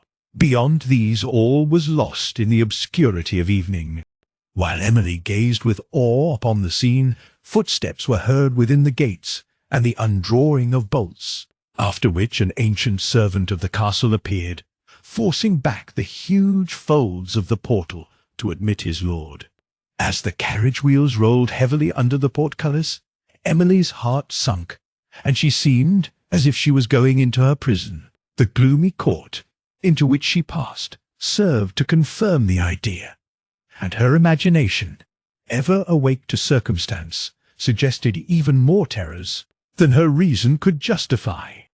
Another gate delivered them into the second court, grass-grown and more wild than the first, where, as she surveyed through the twilight its desolation, its lofty walls, overtopped with bryony, moss, and nightshade, and the embattled towers that rose above, long-suffering and murder came to her thoughts. One of those instantaneous and unaccountable convictions which sometimes conquer even strong minds impressed her with its horror. The sentiment was not diminished when she entered an extensive Gothic hall, obscured by the gloom of evening, which a light, glimmering at a distance through a long perspective of arches, only rendered more striking. As a servant brought the lamp nearer, partial gleams fell upon the pillars and the pointed arches, forming a strong contrast with their shadows that stretched along the pavement and the walls. The sudden journey of Montoni had prevented his people from making any other preparations for his reception than could be had in the short interval since the arrival of the servant who had been sent forward from Venice, and this, in some measure, may account for the air of extreme desolation that everywhere appeared. The servant, who came to light Montoni, bowed in silence, and the muscles of his countenance relaxed with no symptom of joy. Montoni noticed the salutation by a slight motion of his hand, and passed on, while his lady, following, and looking round with a degree of surprise and discontent, which she seemed fearful of expressing, and Emily, surveying the extent and grandeur of the hall in timid wonder, approached a marble staircase. The arches here opened to a lofty vault, from the centre of which hung a tripod lamp, which a servant was hastily lighting, and the rich fretwork of the roof, a corridor leading into several upper apartments, and a painted window stretching nearly from the pavement to the ceiling of the hall became gradually visible. Having crossed the foot of the staircase and passed through an anteroom, they entered a spacious apartment whose walls, wainscoted with black larchwood, the growth of the neighbouring mountains, were scarcely distinguishable from darkness itself. "Bring more light," said Montoni, as he entered. The servant, setting down his lamp, was withdrawing to obey him, when Madame Montoni, observing that the evening air of this mountainous region was cold, and that she should like a fire, Montoni ordered that wood might be brought, while he paced the room with thoughtful steps, and Madame Montoni sat silently on a couch at the upper end of it, waiting till the servant returned. Emily was observing the singular solemnity and desolation of the apartment, viewed, as it now was, by the glimmer of the single lamp placed near a large Venetian mirror that duskily reflected the scene, with the tall figure of Montoni passing slowly along, his arms folded, and his countenance shaded by the plume that waved in his hat. From the contemplation of this scene, Emily's mind proceeded to the apprehension of what she might suffer in it, till the remembrance of Valancourt, far, far distant, came to her heart, and softened it into sorrow. A heavy sigh escaped her, but, trying to conceal her tears, she walked away to one of the high windows that opened upon the ramparts, below which spread the woods she had passed in her approach to the castle. But the nightshade sat deeply on the mountains beyond, and their indented outline alone could be faintly traced on the horizon, where a red streak yet glimmered in the west. The valley between was sunk in darkness. The scene within, upon which Emily turned on the opening of the door, was scarcely less gloomy. The old servant, who had received them at the gates, now entered, bending under a load of pine branches, while two of Montoni's Venetian servants followed with lights. "Your Excellenza is welcome to the castle," said the old man, as he raised himself from the hearth, where he had laid the wood. "It has been a lonely place a long while. But you will excuse it, signor, knowing we had but short notice. It is near 2 years, come next feast of St. Mark, since your Excellenza was within these walls." "You have a good memory, old Carlo," said Montoni. "It is thereabout. And how hast thou contrived to live so long?" "A well-a-day, sir, with much ado. The cold winds that blow through the castle in winter are almost too much for me, and I thought sometimes of asking your Excellenza to let me leave the mountains and go down into the lowlands. But I don't know how it is. I am loath to quit these old walls I have lived in so long." "Well, how have you gone on in the castle since I left it?" said Montoni. "Why, much as usual, signor. Only it wants a good deal of repairing. There is the North Tower. Some of the battlements have tumbled down, and had liked one day to have knocked my poor wife, God rest her soul, on the head. Your Excellenza must know." "Well, but the repairs?" interrupted Montoni. "Aye, the repairs," said Carlo.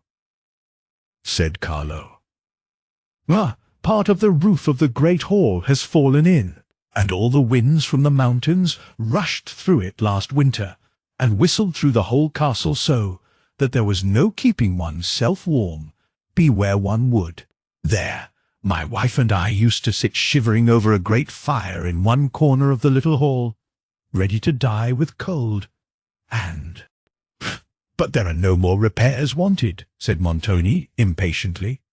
"Oh Lord, your Excellenza, yes. The wall of the rampart has tumbled down in 3 places. Then the stairs that lead to the west gallery have been a long time so bad that it is dangerous to go up them.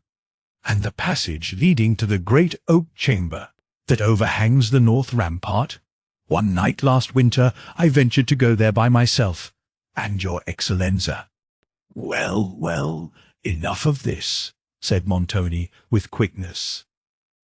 "I will talk more with thee tomorrow." The fire was now lighted. Carlo swept the hearth, placed chairs, wiped the dust from a large marble table that stood near it, and then left the room. Montoni and his family drew round the fire. Madame Montoni made several attempts at conversation, but his sullen answers repulsed her, while Emily sat endeavouring to acquire courage enough to speak to him.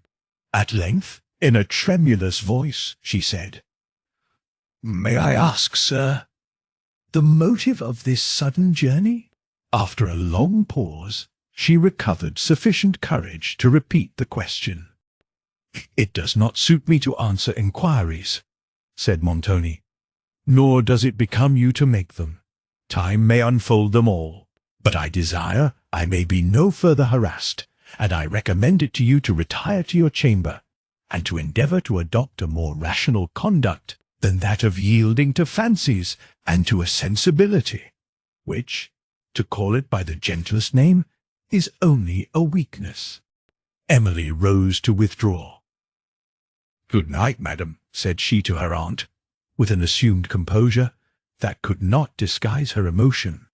"Good night, my dear," said Madame Montoni, in a tone of kindness which her niece had never before heard from her, and the unexpected endearment brought tears to Emily's eyes.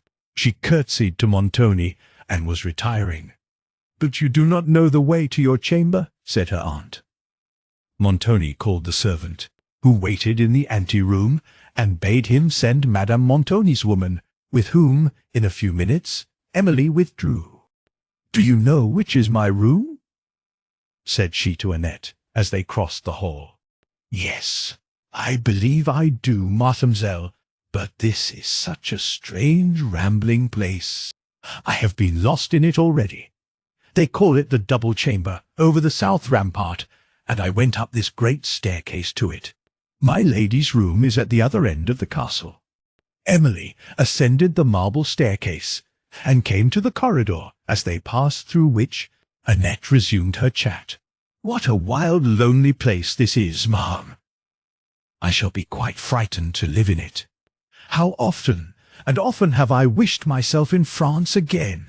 I little thought, when I came with my lady to see the world, that I should ever be shut up in such a place as this, or I would never have left my own country. This way, mademoiselle, down this turning. I can almost believe in giants again, and such like, for this is just like one of their castles. And, some night or other, I suppose I shall see fairies too, hopping about in that great old hall, that looks more like a church, with its huge pillars, than anything else." "Yes," said Emily, smiling, and glad to escape from more serious thought. "If we come to the corridor about midnight, and look down into the hall, we shall certainly see it illuminated with 1,000 lamps, and the fairies tripping in gay circles to the sound of delicious music. For it is in such places as this, you know, that they come to hold their revels.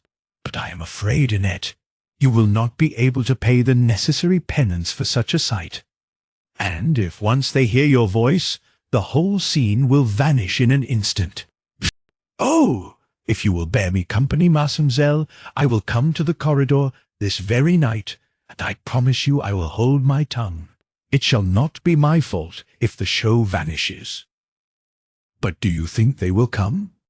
I cannot promise that with certainty, but I will venture to say it will not be your fault if the enchantment should vanish. Well, mademoiselle, that is saying more than I expected of you. But I am not so much afraid of fairies as of ghosts, and they say there are plentiful many of them about the castle. Now I should be frightened to death if I should chance to see any of them. But hush, mademoiselle, walk softly. I have thought several times something passed by me. Ridiculous, said Emily. You must not indulge such fancies. Oh, I'll not. They are not fancies, for aught I know. Benedetto says these dismal galleries and halls are fit for nothing but ghosts to live in, and I verily believe, if I live long in them, I shall turn to one myself. I hope, said Emily, you will not suffer Signor Montoni to hear of these weak fears. They would highly displease him. What? You know then, mademoiselle, all about it, rejoined Annette. No, I do know better than to do so. Though, if the signor can sleep sound, nobody else in the castle has any right to lie awake, I am sure. Emily did not appear to notice this remark. Down this passage, mademoiselle. This leads to a back staircase. Oh, if I see anything, I shall be frightened out of my wits. That will scarcely be possible, said Emily, smiling, as she followed the winding of the passage, which opened into another gallery. And then Annette, perceiving that she had missed her way, while she had been so eloquently haranguing on ghosts and fairies, wandered about through other passages and galleries, till at length, frightened by their intricacies and desolation, she called aloud for assistance. But they were beyond the hearing of the servants, who were on the other side of the castle, and Emily now opened the door of a chamber on the left. Oh, do not go in there, mademoiselle, said Annette. You will only lose yourself further. Bring the light forward, said Emily. We may possibly find our way through these rooms. Annette stood at the door, in an attitude of hesitation, with the light held up to show the chamber, but the feeble rays spread through not half of it. Why do you hesitate? Said Emily. Let me see whither this room leads. Whither this room leads? Annette advanced reluctantly. It opened into a suite of spacious and ancient apartments, some of which were hung with tapestry, and others wainscoted with cedar and black larch wood. What furniture there was seemed to be almost as old as the rooms, and retained an appearance of grandeur, though covered with dust, and dropping to pieces with the damps, and with age. How cold these rooms are, mademoiselle, said Annette.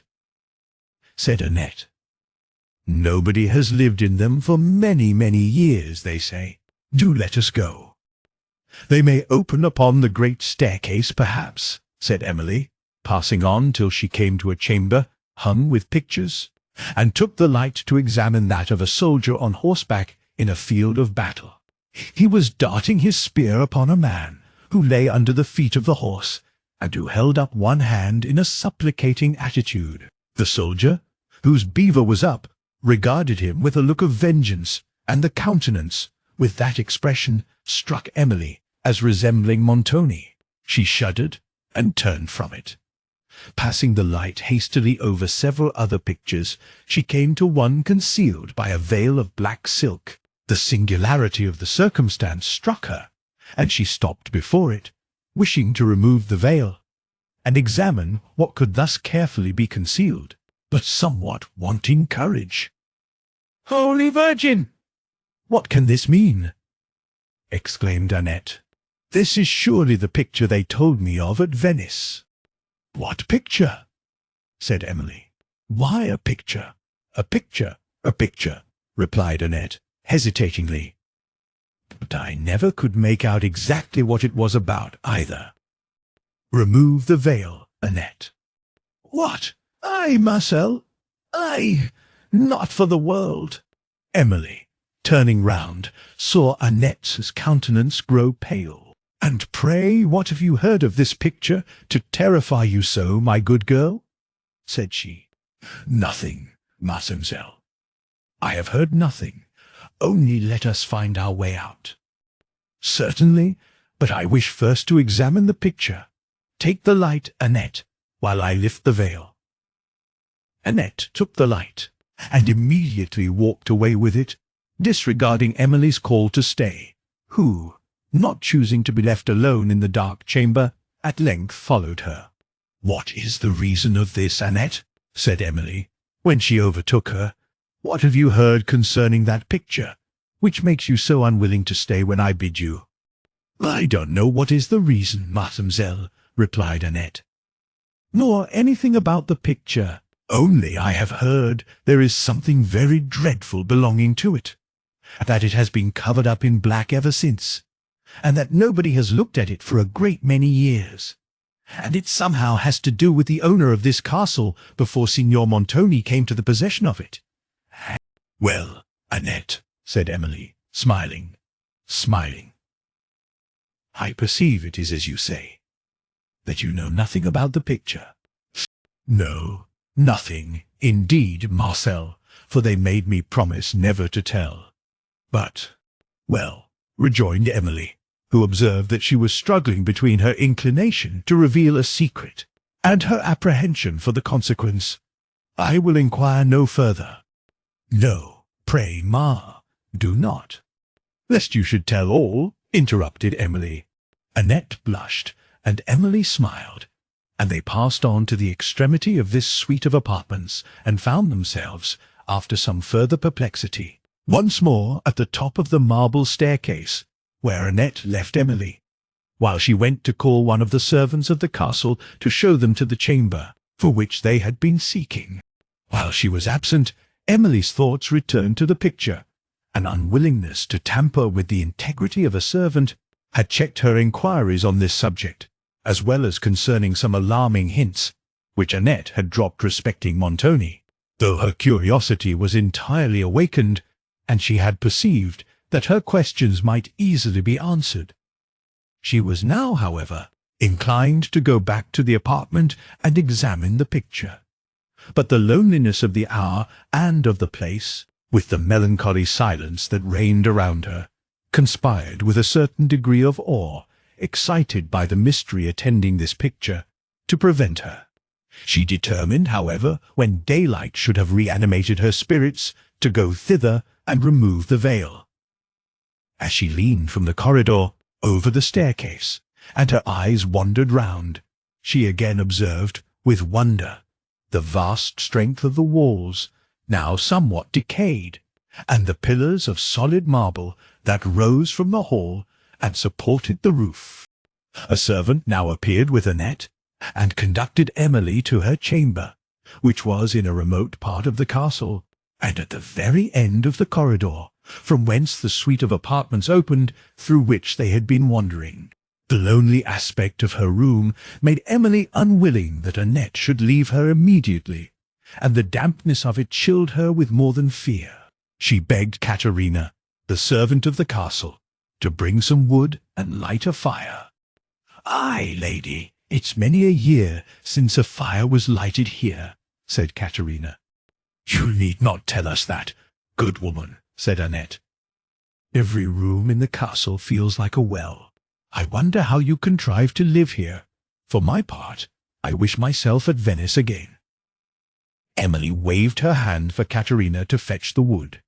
"I wonder, ma'am, why they call this the double chamber," said Annette, while Emily surveyed it in silence, and saw that it was lofty and spacious, like the others she had seen, and, like many of them too, had its walls lined with dark larch wood.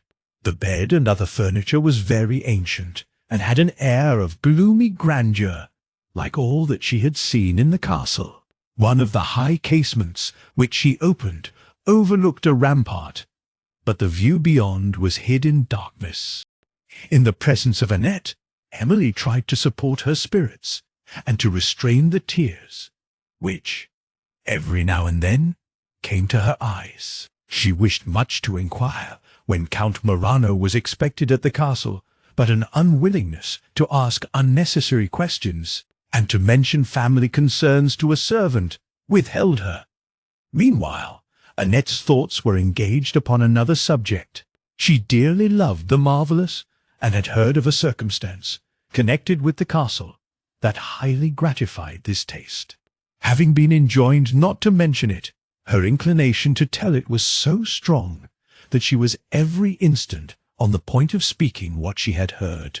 Such a strange circumstance, too, and to be obliged to conceal it was a severe punishment. But she knew that Montoni might impose one much severer, and she feared to incur it by offending him. Caterina now brought the wood, and its bright blaze dispelled for a while the gloom of the chamber. She told Annette that her lady had inquired for her, and Emily was once again left to her own sad reflections.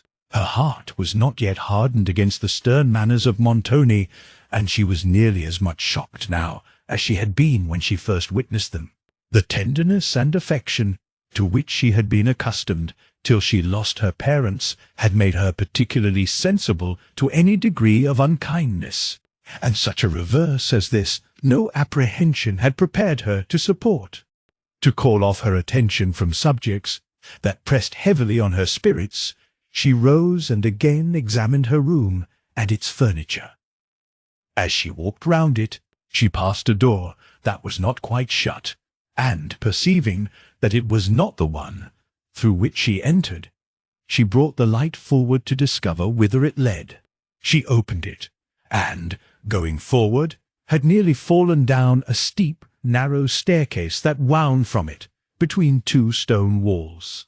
She wished to know to what it led, and was the more anxious, since it communicated so immediately with her apartment.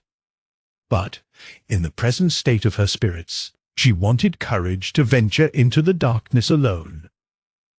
Closing the door, therefore, she endeavoured to fasten it, but, upon further examination, perceived that it had no bolts on the chamber side, though it had two on the other. By placing a heavy chair against it, she in some measure remedied the defect. Yet she was still alarmed at the thought of sleeping in this remote room alone, with a door opening she knew not whither, and which could not be perfectly fastened on the inside. Sometimes she wished to entreat of Madame Montoni that Annette might have leave to remain with her all night, but was deterred by an apprehension of betraying what would be thought childish fears, and by an unwillingness to increase the apt terrors of Annette. Her gloomy reflections were, soon after, interrupted by a footstep in the corridor, and she was glad to see Annette enter with some supper, sent by Madame Montoni. Having a table near the fire, she made the good girl sit down and sup with her, and, when their little repast was over, Annette, encouraged by her kindness, and stirring the wood into a blaze, drew her chair upon the hearth, nearer to Emily, and said, "Did you ever hear, mademoiselle, of the strange accident that made the signor lord of this castle?" "What wonderful story have you now to tell?" said Emily, concealing the curiosity occasioned by the mysterious hints she had formerly heard on that subject. "I have heard all about it, Marcel," said Annette, looking round the chamber and drawing closer to Emily. "Benedetto told it me as we travelled together," says he. "Annette, you don't know about this castle here, that we are going to?" "No," says I. "Mr. Benedetto, pray what do you know?" "But, mademoiselle, you can keep a secret, or I would not tell it you for the world." for I promised never to tell, and they say that the signor does not like to have it talked of." "If you promise to keep this secret," said Emily, "you do right not to mention it." Annette paused a moment, and then said, "Oh, but to you, mademoiselle, to you I may tell it safely, I know." Emily smiled. "I certainly shall keep it as faithful as yourself, Annette." Annette replied very gravely, "That would do," and proceeded, "This castle, you must know, Marcel, is very old and very strong, and has stood out many sieges, as they say. Now it was not Signor Montoni's always, nor his father's. No, but by some law or other, it was to come to the signor if the lady died unmarried."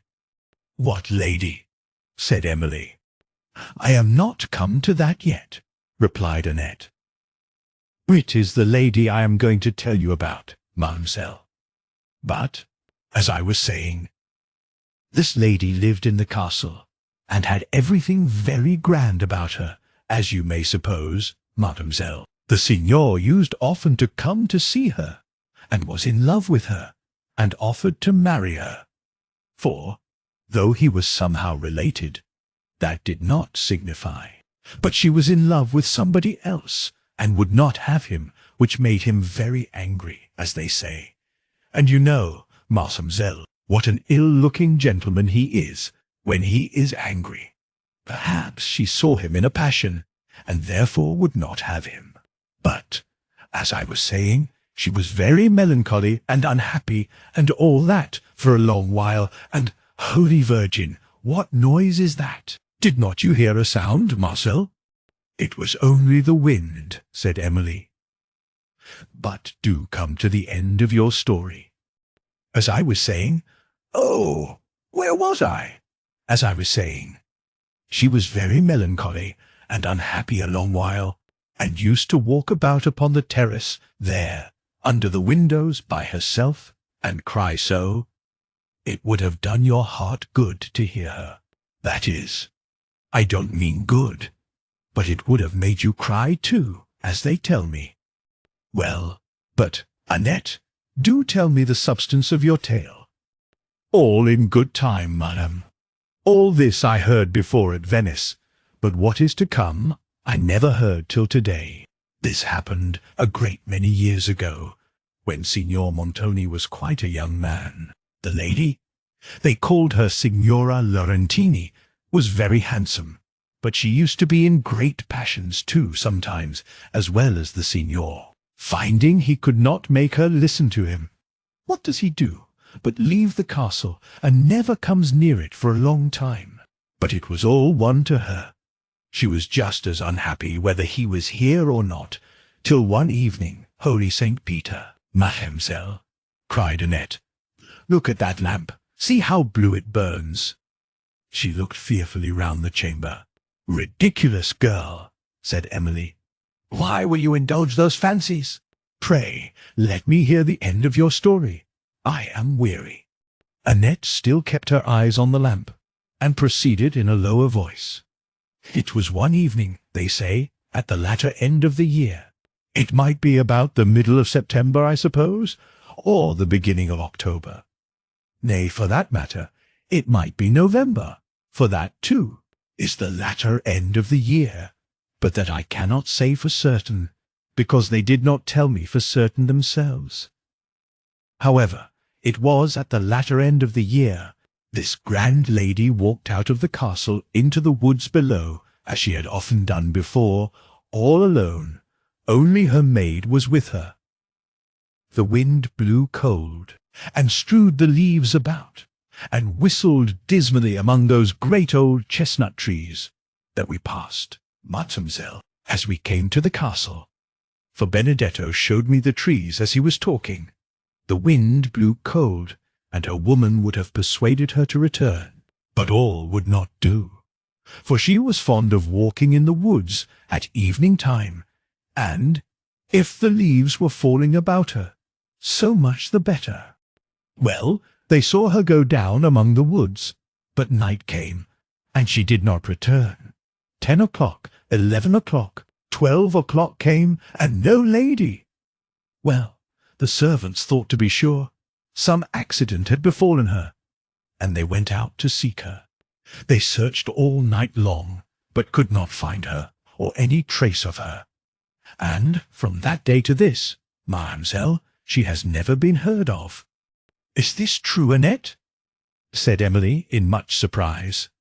True, madame, said Annette with a look of horror. Yes, it is true indeed. But they do say, she added, lowering her voice, they do say that the signora has been seen several times since, walking in the woods and about the castle in the night. Several of the old servants, who remained here some time after, declare they saw her.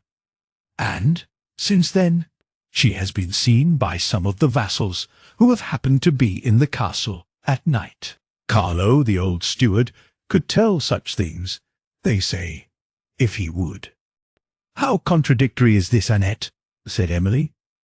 You say nothing has been since known of her, and yet she has been seen. But all this was told me for a great secret, rejoined Annette, without noticing the remark.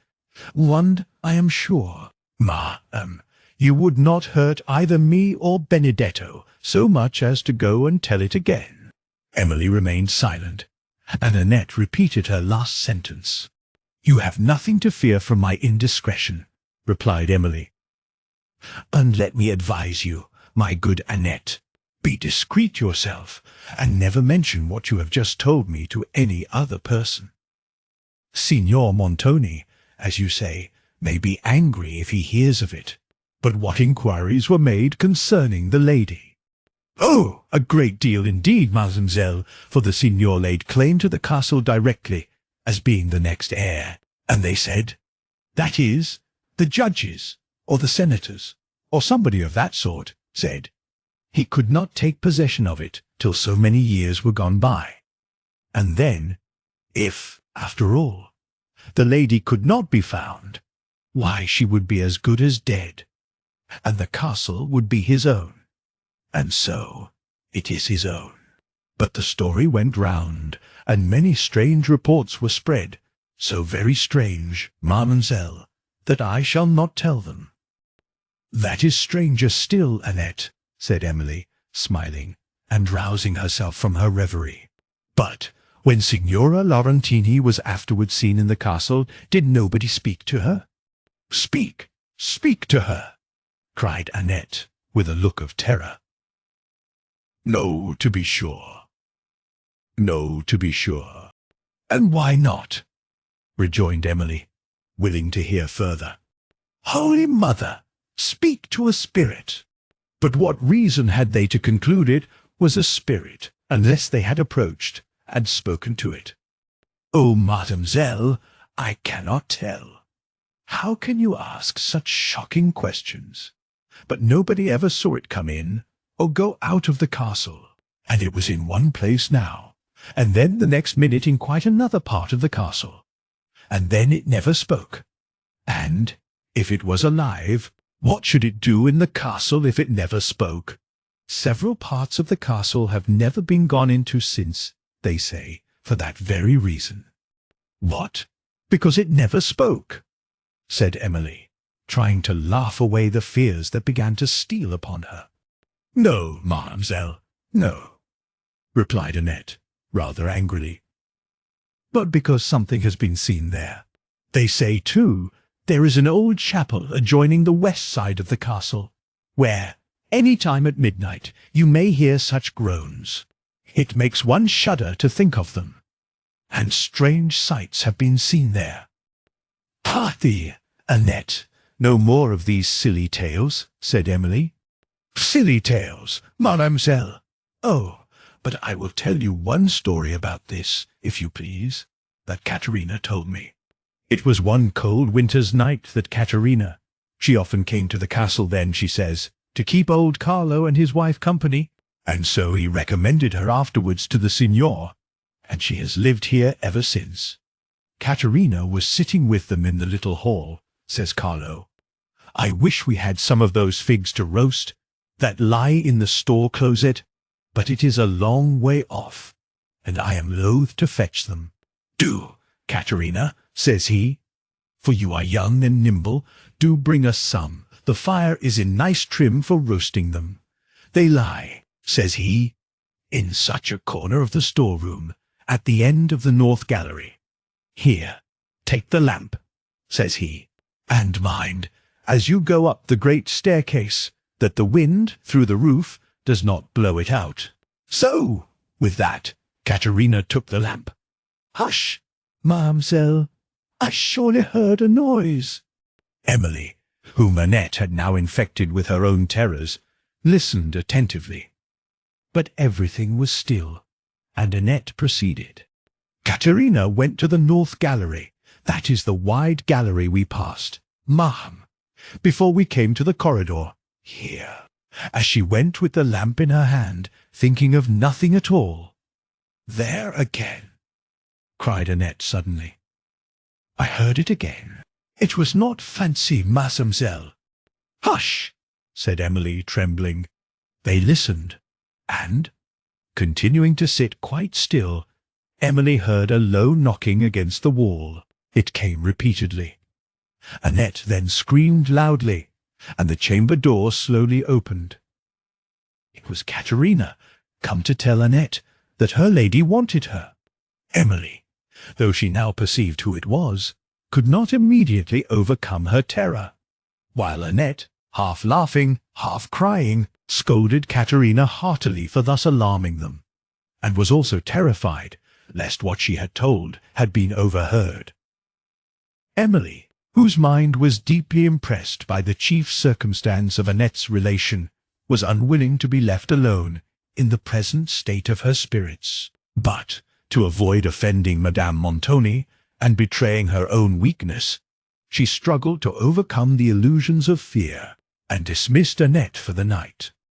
When she was alone, her thoughts recurred to the strange history of Signora Laurentini, and then to her own strange situation in the wild and solitary mountains of a foreign country, in the castle, and the power of a man, to whom, only a few preceding months, she was an entire stranger, who had already exercised a usurped authority over her, and whose character she now regarded with a degree of terror apparently justified by the fears of others. She knew that he had invention equal to the conception and talents to the execution of any project, and she greatly feared he had a heart too void of feeling to oppose the perpetration of whatever his interest might suggest. She had long observed the unhappiness of Madame Montoni, and had often been witness to the stern and contemptuous behaviour she received from her husband. To these circumstances, which conspired to give her just cause for alarm, were now added those thousand nameless terrors which exist only in active imaginations, and which set reason and examination equally at defiance. Emily remembered all that Valancourt had told her on the eve of her departure from Languedoc respecting Montoni, and all that he had said to dissuade her from venturing on the journey. His fears had often since appeared to her prophetic. Now they seemed confirmed. Her heart, as it gave her back the image of Valancourt, mourned in vain regret, but reason soon came with a consolation which, though feeble at first, acquired vigour from reflection. She considered that, whatever might be her sufferings, she had withheld from involving him in misfortune, and that, whatever her future sorrows could be, she was, at least, free from self-reproach. Her melancholy was assisted by the hollow sighings of the wind along the corridor and round the castle. The cheerful blaze of the wood had long been extinguished, and she sat with her eyes fixed on the dying embers, till a loud gust, that swept through the corridor and shook the doors and casements, alarmed her, for its violence had moved the chair she had placed as a fastening, and the door, leading to the private staircase, stood half open. Her curiosity and her fears were again awakened. She took the lamp to the top of the steps, and stood hesitating whether to go down. But again The profound stillness and the gloom of the place awed her, and, determining to inquire further, when daylight might assist the search, she closed the door and placed against it a stronger guard. She now retired to her bed, leaving the lamp burning on the table, but its gloomy light, instead of dispelling her fear, assisted it, for, by its uncertain rays, she almost fancied she saw shapes flit past her curtains and glide into the remote obscurity of her chamber. The castle clock struck one before she closed her eyes to sleep. Chapter 6. I think it is the weakness of mine eyes that shapes this monstrous apparition. It comes upon me. Julius Caesar. Daylight dispelled from Emily's mind the glooms of superstition, but not those of apprehension. The Count Morano was the first image that occurred to her waking thoughts, and then came a train of anticipated evils, which she could neither conquer nor avoid. She rose, and, to relieve her mind from the busy ideas that tormented it, compelled herself to notice external objects. From her casement she looked out upon the wild grandeur of the scene, closed nearly on all sides by alpine steeps, whose tops, peeping over each other, faded from the eye in misty hues, while the promontories below were dark with woods that swept down to their base and stretched along the narrow valleys. The rich pomp of these woods was particularly delightful to Emily, and she viewed with astonishment the fortifications of the castle spreading along a vast extent of rock, and now partly in decay, the grandeur of the ramparts below, and the towers and battlements and various features of the fabric above. From these her sight wandered over the cliffs and woods into the valley, along which foamed a broad and rapid stream, seen falling among the crags of an opposite mountain, now flashing in the sunbeams, and now shadowed by overarching pines, till it was entirely concealed by their thick foliage. Again it burst from beneath this darkness in one broad sheet of foam, and fell thundering into the vale. Nearer, towards the west, opened the mountain vista, which Emily had viewed with such sublime emotion on her approach to the castle. A thin dusky vapour, that rose from the valley, overspread its features with a sweet obscurity.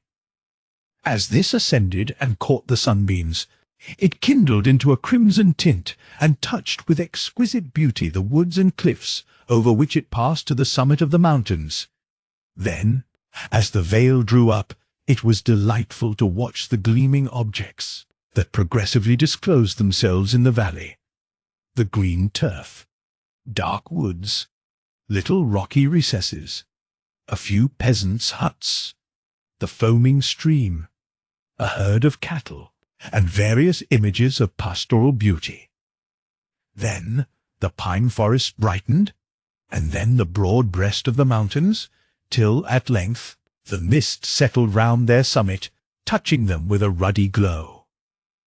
The features of the vista now appeared distinctly, and the broad deep shadows that fell from the lower cliffs gave strong effect to the streaming splendour above, while the mountains, gradually sinking in the perspective, appeared to shelve into the Adriatic Sea, for such Emily imagined to be the gleam of bluish light that terminated the view. Thus she endeavoured to amuse her fancy, and was not unsuccessful. The breezy freshness of the morning, too, revived her. She raised her thoughts in prayer, which she felt always most disposed to do when viewing the sublimity of nature, and her mind recovered its strength. When she turned from the casement, her eyes glanced upon the door she had so carefully guarded on the preceding night, and she now determined to examine whither it led. But, on advancing to remove the chairs, she perceived that they were already moved a little way. Her surprise cannot be easily imagined, when, in the next minute, she perceived that the door was fastened. She felt as if she had seen an apparition. The door of the corridor was locked as she had left it, but this door, which could be secured only on the outside, must have been bolted during the night. She became seriously uneasy at the thought of sleeping again in a chamber thus liable to intrusion, so remote too, as it was from the family, she determined to mention the circumstance to Madame Montoni, and to request a change. After some perplexity, she found her way into the great hall, and to the room which she had left on the preceding night, where breakfast was spread, and her aunt was alone, for Montoni had been walking over the environs of the castle, examining the condition of its fortifications, and talking for some time with Carlo. Emily observed that her aunt had been weeping, and her heart softened towards her with an affection that showed itself in her manner rather than in words, while she carefully avoided the appearance of having noticed that she was unhappy. She seized the opportunity of Montoni's absence to mention the circumstance of the door, to request that she might be allowed another apartment, and to inquire again concerning the occasion of their sudden journey. On the first subject, her aunt referred her to Montoni, positively refusing to interfere in the affair. On the last, she professed utter ignorance. Emily, then, with a wish of making her aunt more reconciled to her situation, praised the grandeur of the castle and the surrounding scenery, and endeavoured to soften every unpleasing circumstance attending it. But, though misfortune had somewhat conquered the asperities of Madame Montoni's temper, and, by increasing her cares for herself, had taught her to feel in some degree for others, the capricious love of rule, which nature had planted and habit had nourished in her heart, was not subdued. She could not now deny herself the gratification of tyrannizing over the innocent and helpless Emily by attempting to ridicule the taste she could not feel. Her satirical discourse was, however, interrupted by the entrance of Montoni, and her countenance immediately assumed a mingled expression of fear and resentment, while he seated himself at the breakfast table, as if unconscious of there being any person but himself in the room.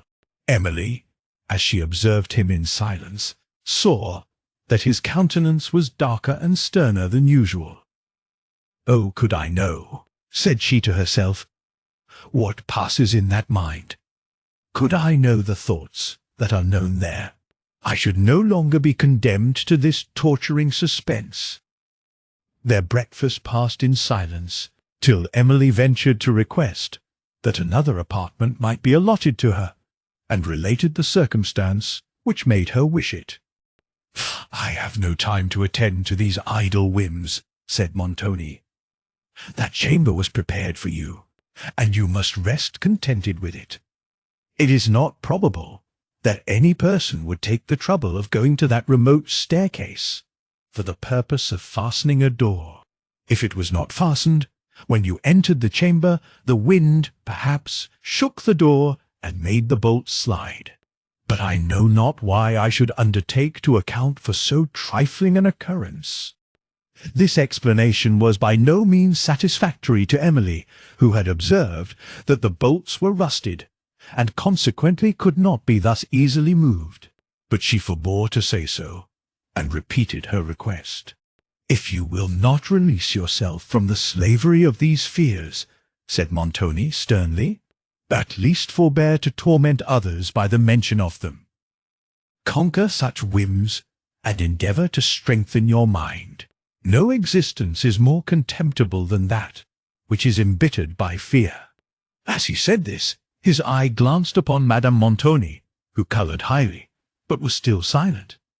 Emily, wounded and disappointed, thought her fears were, in this instance, too reasonable to deserve ridicule, but perceiving that, however they might oppress her, she must endure them, she tried to withdraw her attention from the subject. Carlo soon after entered with some fruit. "Your Excellenza is tired after your long ramble," said he, as he set the fruit upon the table, "but you have more to see after breakfast. There is a place in the vaulted passage leading to—" Montoni frowned upon him, and waved his hand for him to leave the room. Carlo stopped, looked down, and then added, as he advanced to the breakfast table, and took up the basket of fruit, "I made bold, Your Excellenza, to bring some cherries here, for my honoured lady and my young mistress." "Will your ladyship taste them, madam?" said Carlo, presenting the basket. "They are very fine ones, though I gathered them myself, and from an old tree that catches all the south sun. They are as big as plums, your ladyship." "Very well, old Carlo," said Madame Montoni. "I am obliged to you."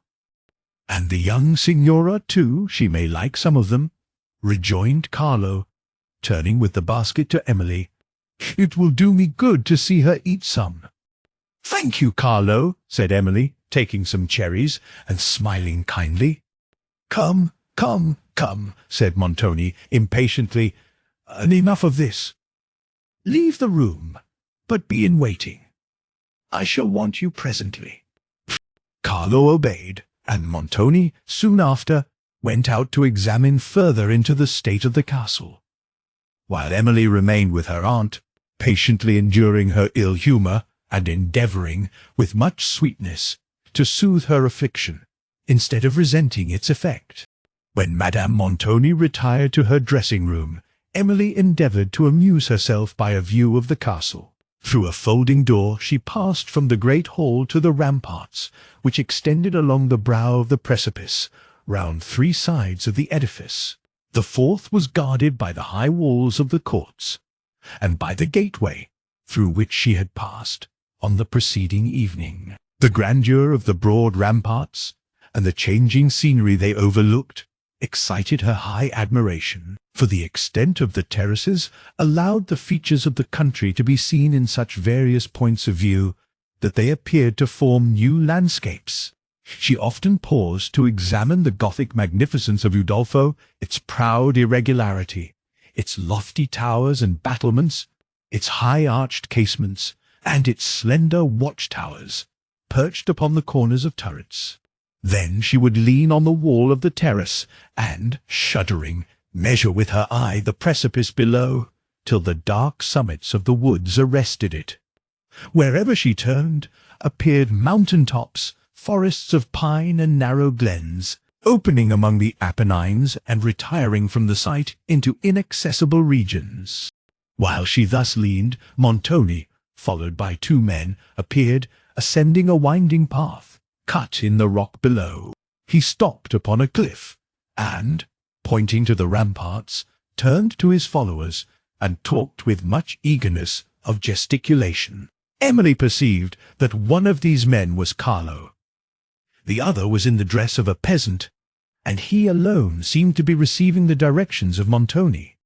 She withdrew from the walls and pursued her walk, till she heard at a distance the sound of carriage wheels, and then the loud bell of the portal, when it instantly occurred to her that Count Morano was arrived. As she hastily passed the folding doors from the terrace towards her own apartment, several persons entered the hall by an opposite door. She saw them at the extremities of the arcades, and immediately retreated. But the agitation of her spirits, and the extent and duskiness of the hall, had prevented her from distinguishing the persons of the strangers. Her fears, however, had but one object, and they had called up that object to her fancy. She believed that she had seen Count Morano. When she thought that they had passed the hall, she ventured again to the door, and proceeded, unobserved, to her room, where she remained, agitated with apprehensions, and listening to every distant sound. At length, hearing voices on the rampart, she hastened to her window, and observed Montoni, with Signor Cavigni, walking below, conversing earnestly, and often stopping, and turning towards each other, at which time their discourse seemed to be uncommonly interesting. Of the several persons who had appeared in the hall, here was Cavigni alone. But Emily's alarm was soon after heightened by the steps of someone in the corridor, who, she apprehended, brought a message from the Count. In the next moment, Annette appeared. "Ah, mademoiselle," said she, "here is the Signor Cavigni arrived. I am sure I rejoice to see a Christian person in this place, and then he is so good-natured too. He always takes so much notice of me. And here is also Signor Verezzi, and who do you think besides? mademoiselle? Cannot guess, Annette. Tell me quickly. Nay, do guess once. Well then, said Emily, with assumed composure, it is Count Morano, I suppose. Holy Virgin! cried Annette. Are you ill, Marcel? You're going to faint. Let me get some water. Emily sunk into a chair. Stay, Annette, said she, feebly. Do not leave me. I shall soon be better. Open the casement. The Count, you say? He is come, then? I, the Count.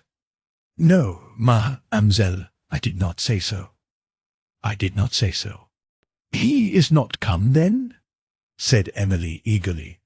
No, mademoiselle. You are sure of it?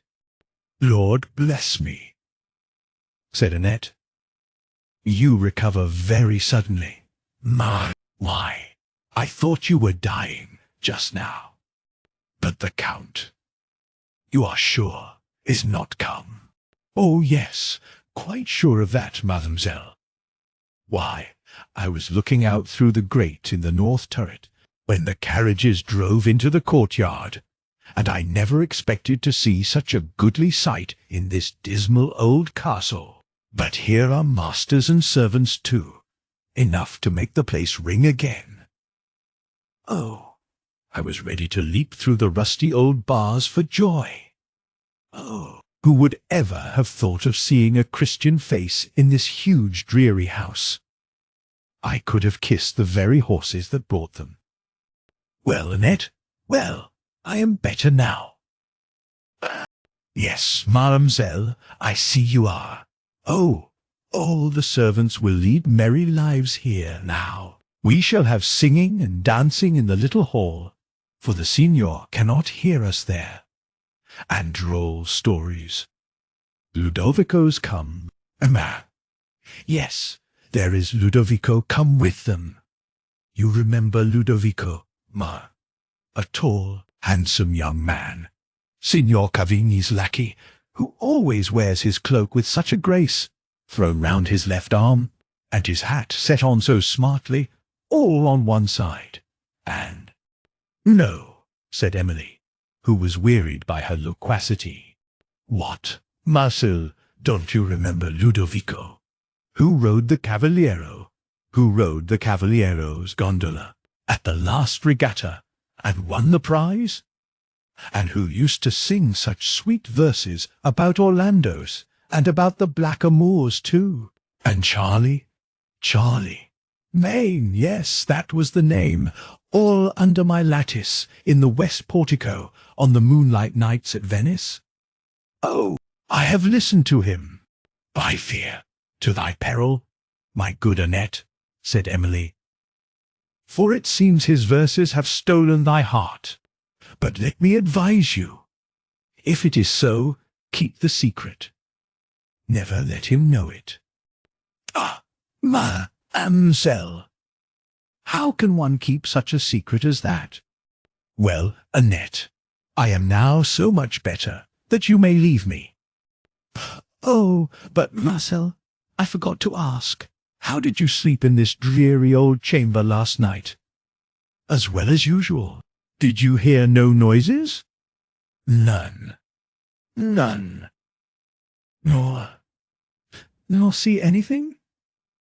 Nor see anything? Oh, that is surprising. Not in the least. And not in the least. And now tell me, why you ask these questions? Oh, mademoiselle, I would not tell you for the world, nor all I have heard about this chamber either. It would frighten you so. If that is all, you have frightened me already, and may therefore tell me what you know, without hurting your conscience. Oh, Lord! They say the room is haunted, and has been so these many years. It is by a ghost, then, who can draw bolts, said Emily, endeavouring to laugh away her apprehensions. For I left the door open last night, and found it fastened this morning. Annette turned pale, and said not a word. Do you know whether any of the servants fastened this door in the morning before I rose? No, ma'am. That I will be bound they did not. But I don't know. Shall I go and ask, mademoiselle? Said Annette, moving hastily towards the corridor. Stay, Annette, I have another question to ask. Tell me what you have heard concerning this room, and whither that staircase leads. I will go and ask it all directly, ma'am. Besides, I am sure my lady wants me. I cannot stay now, indeed, ma'am. She hurried from the room, without waiting Emily's reply, whose heart, lightened by the certainty that Morano was not arrived, allowed her to smile at the superstitious terror which had seized on Annette. For, though she sometimes felt its influence herself, she could smile at it when apparent in other persons. Montoni having refused Emily another chamber, she determined to bear with patience the evil she could not remove, and, in order to make the room as comfortable as possible, unpacked her books, her sweet delight in happier days, and her soothing resource in the hours of moderate sorrow. But there were hours when even these failed of their effect, when the genius, the taste, the enthusiasm of the sublimest writers were felt no longer. Her little library being arranged on a high chest, part of the furniture of the room, she took out her drawing utensils, and was tranquil enough to be pleased with the thought of sketching the sublime scenes beheld from her windows. But she suddenly checked this pleasure, remembering how often she had soothed herself by the intention of obtaining amusement of this kind, and had been prevented by some new circumstance of misfortune. "How can I suffer myself to be deluded by hope?" said she, "and because Count Morano is not yet arrived, feel a momentary happiness? Alas, what is it to me, whether he is here today or tomorrow, if he comes at all? And that he will come, it were weakness to doubt." To withdraw her thoughts, however, from the subject of her misfortunes, she attempted to read, but her attention wandered from the page, and, at length, she threw aside the book, and determined to explore the adjoining chambers of the castle. Her imagination was pleased with the view of ancient grandeur, and an emotion of melancholy awe awakened all its powers as she walked through rooms, obscure and desolate, where no footsteps had passed probably for many years, and remembered the strange history of the former possessor of the edifice. This brought to her recollection the veiled picture which had attracted her curiosity on the preceding night, and she resolved to examine it. As she passed through the chambers that led to this, she found herself somewhat agitated. Its connection with the late lady of the castle, and the conversation of Annette, together with the circumstance of the veil, throwing a mystery over the subject, that excited a faint degree of terror. But a terror of this nature, as it occupies and expands the mind, and elevates it to high expectation, is purely sublime, and leads us, by a kind of fascination, to seek even the object from which we appear to shrink. Emily passed on with faltering steps, and having paused a moment at the door, before she attempted to open it, she then hastily entered the chamber, and went towards the picture, which appeared to be enclosed in a frame of uncommon size, that hung in a dark part of the room. She paused again, and then, with a timid hand, lifted the veil, but instantly let it fall, perceiving that what it had concealed was no picture, and before she could leave the chamber, she dropped senseless on the floor. When she recovered her recollection, the remembrance of what she had seen had nearly deprived her of it a second time. She had scarcely strength to remove from the room and regain her own, and when arrived there, wanted courage to remain alone. Horror occupied her mind, and excluded for a time all sense of past and dread of future misfortune. She seated herself near the casement, because from thence she heard voices, though distant, on the terrace, and might see people pass, and these, trifling as they were reviving circumstances. When her spirits had recovered their tone, she considered whether she should mention what she had seen to Madame Montoni, and various and important motives urged her to do so, among which the least was the hope of the relief which an overburdened mind finds in speaking of the subject of its interest. But she was aware of the terrible consequences which such a communication might lead to, and, dreading the indiscretion of her aunt, at length endeavoured to arm herself with resolution to observe a profound silence on the subject. Montoni and Verezzi soon after passed under the casement, speaking cheerfully, and their voices revived her. Presently the Signors Bertolini and Cavigni joined the party on the terrace, and Emily, supposing that Madame Montoni was then alone, went to seek her. For the solitude of her chamber, and its proximity to that where she had received so severe a shock, again affected her spirit. She found her aunt in her dressing-room, preparing for dinner. Emily's pale and affrighted countenance alarmed even Madame Montoni, but she had sufficient strength of mind to be silent on the subject that still made her shudder, and which was ready to burst from her lips. In her aunt's apartment she remained till they both descended to dinner. There she met the gentlemen lately arrived, who had a kind of busy seriousness in their looks, which was somewhat unusual with them, while their thoughts seemed too much occupied by some deep interest to suffer them to bestow much attention either on Emily or Madame Montoni. They spoke little, and Montoni less. Emily, as she now looked on him, shuddered. The horror of the chamber rushed on her mind. Several times the colour faded from her cheeks, and she feared that illness would betray her emotions and compel her to leave the room. But the strength of her resolution remedied the weakness of her frame. She obliged herself to converse, and even tried to look cheerful. Montoni evidently laboured under some vexation, such as would probably have agitated a weaker mind or a more susceptible heart, but which appeared, from the sternness of his countenance, only to bend up his faculties to energy and fortitude. It was a comfortless and silent meal. The gloom of the castle seemed to have spread its contagion even over the gay countenance of Cavigni, and with this gloom was mingled a fierceness such as she had seldom seen him indicate. Count Morano was not named, and what conversation there was turned chiefly upon the wars which at that time agitated the Italian states, the strength of the Venetian armies, and the characters of their generals.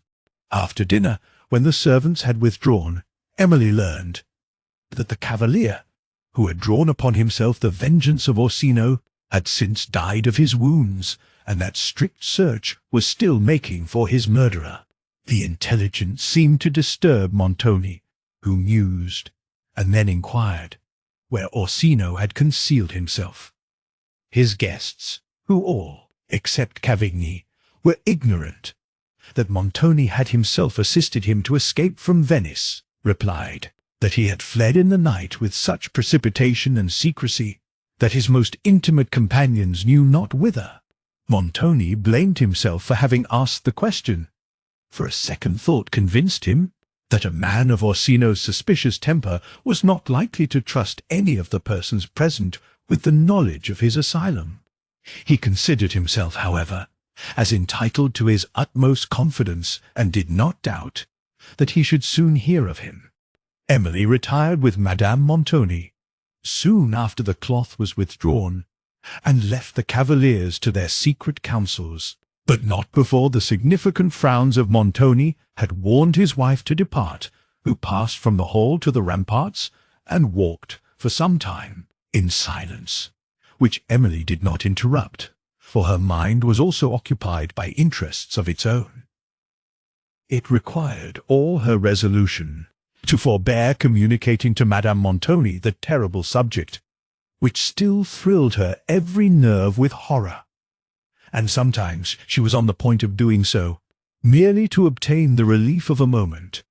But she knew how wholly she was in the power of Montoni, and, considering that the indiscretion of her aunt might prove fatal to them both, she compelled herself to endure a present and an inferior evil, rather than to tempt a future and a heavier one. A strange kind of presentiment frequently, on this day, occurred to her. It seemed as if her fate rested here, and was by some invisible means connected with this castle. "Let me not accelerate it," said she to herself. "For whatever I may be reserved, let me, at least, avoid self-reproach." As she looked on the massy walls of the edifice, her melancholy spirits represented it to be her prison, and she started as at a new suggestion, when she considered how far distant she was from her native country, from her little peaceful home, and from her only friend. How remote was her hope of happiness, how feeble the expectation of again seeing him. Yet the idea of Valancourt, and her confidence in his faithful love, had hitherto been her only solace, and she struggled hard to retain them. A few tears of agony started to her eyes, which she turned aside to conceal. While she afterwards leaned on the wall of the rampart, some peasants, at a little distance, were seen examining a breach, before which lay a heap of stones, as if to repair it, and a rusty old cannon that appeared to have fallen from its station above. Madame Montoni stopped to speak to the men, and inquired what they were going to do. "To repair the fortifications, your ladyship," said one of them, a labour which she was somewhat surprised that Montoni should think necessary, particularly since he had never spoken of the castle as of a place at which he meant to reside for any considerable time. But she passed on towards a lofty arch that led from the south to the east rampart, and which adjoined the castle on one side, while, on the other, it supported a small watchtower that entirely commanded the deep valley below. As she approached this arch, she saw, beyond it, winding along the woody descent of a distant mountain, a long troop of horse and foot, whom she knew to be soldiers only by the glitter of their pikes and other arms, for the distance did not allow her to discover the colour of their liveries. As she gazed, the vanguard issued from the woods into the valley, but the train still continued to pour over the remote summit of the mountain in endless succession, while, in the front, the military uniform became distinguishable, and the commanders, riding first, and seeming, by their gestures, to direct the march of those that followed, at length approached very near to the castle. Such a spectacle, in these solitary regions, both surprised and alarmed Madame Montoni, and she hastened towards some peasants, who were employed in raising bastions before the south rampart, where the rock was less abrupt than elsewhere. These men could give no satisfactory answers to her inquiries, but, being roused by them, gazed in stupid astonishment upon the long cavalcade. Madame Montoni, then thinking it necessary to communicate further the object of her alarm, sent Emily to say that she wished to speak to Montoni, an errand her niece did not approve, for she dreaded his frowns, which she knew this message would provoke. But she obeyed in silence. As she drew near the apartment in which he sat with his guests, she heard them in earnest and loud dispute, and she paused a moment, trembling at the displeasure which her sudden interruption would occasion. In the next, their voices sunk altogether. She then ventured to open the door, and, while Montoni turned hastily and looked at her, without speaking, she delivered her message. "Tell Madame Montoni I am engaged," said he.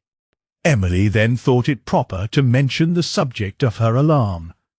Montoni and his companions rose instantly and went to the windows, but, these not affording them a view of the troops, they at length proceeded to the ramparts, where Cavigni conjectured it to be a legion of condottieri, on their march towards Modena.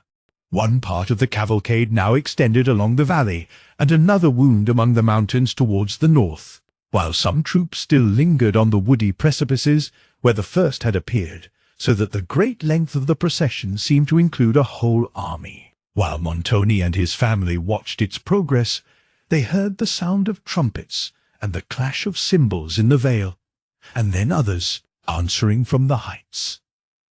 Emily listened with emotion to the shrill blast that woke the echoes of the mountains, and Montoni explained the signals with which he appeared to be well acquainted, and which meant nothing hostile.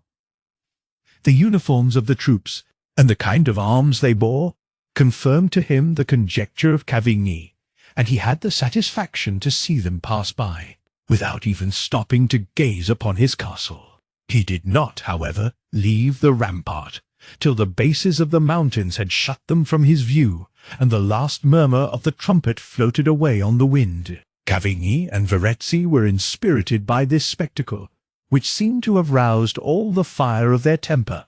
Montoni turned into the castle in thoughtful silence.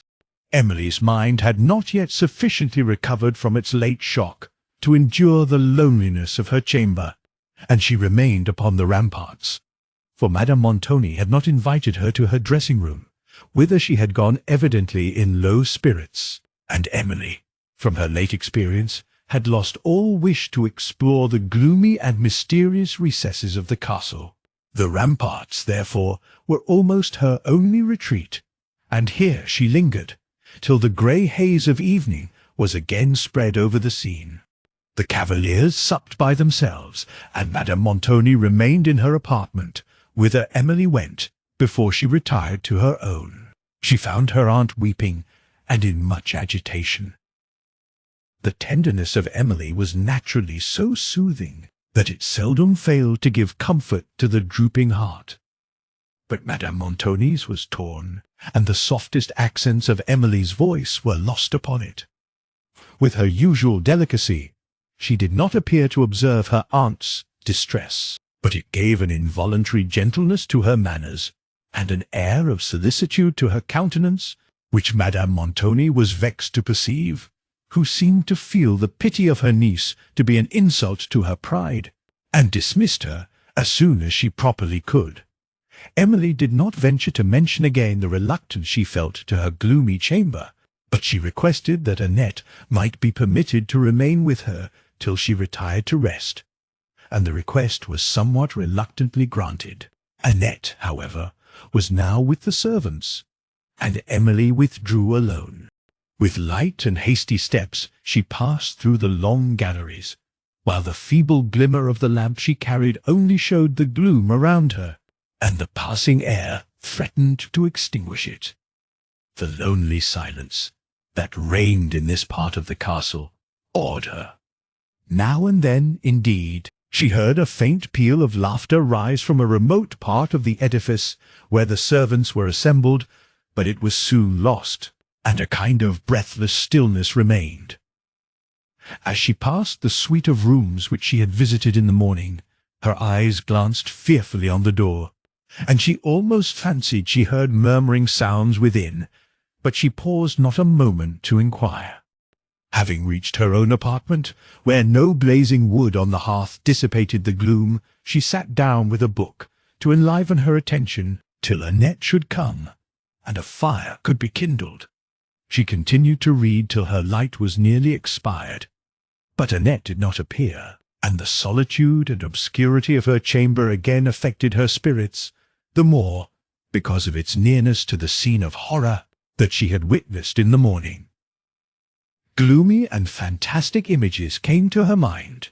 She looked fearfully towards the door of the staircase, and then, examining whether it was still fastened, found that it was so. Unable to conquer the uneasiness she felt at the prospect of sleeping again in this remote and insecure apartment, which some person seemed to have entered during the preceding night, her impatience to see Annette, whom she had bidden to inquire concerning this circumstance, became extremely painful. She wished also to question her as to the object which had excited so much horror in her own mind, and which Annette on the preceding evening had appeared to be in part acquainted with. Though her words were very remote from the truth, yet it appeared plainly to Emily that the girl had been purposely misled by a false report. Above all, she was surprised that the door of the chamber which contained it should be left unguarded. Such an instance of negligence almost surpassed belief. But her light was now expiring. The faint flashes it threw upon the walls called up all the terrors of fancy, and she rose to find her way to the habitable part of the castle before it was quite extinguished. As she opened the chamber door, she heard remote voices, and, soon after, saw a light issue upon the further end of the corridor, which Annette and another servant approached. "I am glad you are come," said Emily. "What has detained you so long? Pray light me a fire immediately." "My lady wanted me, mademoiselle," replied Annette in some confusion. "I will go and get the wood." "No," said Caterina. "That is my business," and left the room instantly, while Annette would have followed. But, being called back, she began to talk very loud, and laugh, and seemed afraid to trust a pause of silence. Caterina soon returned with the wood, and then, when the cheerful blaze once more animated the room, and this servant had withdrawn, Emily asked Annette whether she had made the inquiry she bade her. "Yes, mademoiselle," said Annette, "but not a soul knows anything about the matter. And old Carlo, I watched him well, for they say he knows strange things. Old Carlo looked so as I don't know how to tell, and he asked me again and again if I was sure the door was ever unfastened. 'Lord,' says I, 'am I sure I am alive?' And as for me, ma, I am all astounded, as one may say, and would no more sleep in this chamber than I would on the great cannon at the end of the east rampart. And what objection have you to that cannon more than to any of the rest?" said Emily, smiling. "The best would be rather a hard bed." "Yes, mademoiselle, any of them would be hard enough for that matter. But they do say that something has been seen in the dead of night, standing beside the great cannon, as if to guard it." "Well, my good Annette, the people who tell such stories are happy in having you for an auditor, for I perceive you believe them all." "Dear mademoiselle, I will show you the very cannon. You can see it from these windows." "Well," said Emily, "but that does not prove that an apparition guards it." "What? Not if I show you the very cannon?" "Dear madame, you will believe nothing." "Nothing, probably, upon this subject, but what I see," said Emily. "Well, madam, but you shall see it, if you will only step this way to the casement." Emily could not forbear laughing, and Annette looked surprised. Perceiving her extreme aptitude to credit the marvellous, Emily forbore to mention the subject she had intended, lest it should overcome her with idle terrors, and she began to speak on a lively topic, the regattas of Venice. "Ay, mademoiselle, those rowing matches," said Annette, "and the fine moonlight nights are all that are worth seeing in Venice. To be sure, the moon is brighter than any I ever saw, and then to hear such sweet music too, as Ludovico has often and often sung under the lattice by the west portico. Mademoiselle, it was Ludovico that told me about that picture, which you wanted so to look at last night." "And what picture?" said Emily, wishing Annette to explain herself. "Oh, that terrible picture with the black veil over it." "You never saw it, then?" said Emily. "Oh, no, mademoiselle, I never did. But this morning," continued Annette, lowering her voice and looking round the room, "this morning, as it was broad daylight, do you know, madame, I took a strange fancy to see it, as I had heard such odd hints about it, and I got as far as the door, and should have opened it, if it had not been locked." Emily, endeavouring to conceal the emotion this circumstance occasioned, inquired at what hour she went to the chamber, and found that it was soon after herself had been there. She also asked further questions, and the answers convinced her that Annette, and probably her informer, were ignorant of the terrible truth, though in Annette's account something very like the truth, now and then, mingled with the falsehood. Emily now began to fear that her visit to the chamber had been observed, since the door had been closed so immediately after her departure, and dreaded lest this should draw upon her the vengeance of Montoni. Her anxiety also was excited to know whence, and for what purpose, the delusive report, which had been imposed upon Annette, had originated, since Montoni could only have wished for silence and secrecy. But she felt that the subject was too terrible for this lonely hour, and she compelled herself to leave it, to converse with Annette, whose chat, simple as it was, she preferred to the stillness of total solitude. Thus they sat till near midnight, but not without many hints from Annette that she wished to go. The embers were now nearly burnt out, and Emily heard at a distance the thundering sound of the hall doors as they were shut for the night. She, therefore, prepared for rest, but was still unwilling that Annette should leave her. At this instant, the great bell of the portal sounded. They listened in fearful expectation, when, after a long pause of silence, it sounded again. Soon after, they heard the noise of carriage wheels in the courtyard. Emily sunk almost lifeless in her chair. "It is the Count," said she. "What, at this time of night? Ma'am," said Annette. "No, my dear lady, but, for that matter, it is a strange time of night for anybody to come." "Nay, prithee, good Annette, stay not talking," said Emily in a voice of agony. "Go, prithee, go, and see who it is."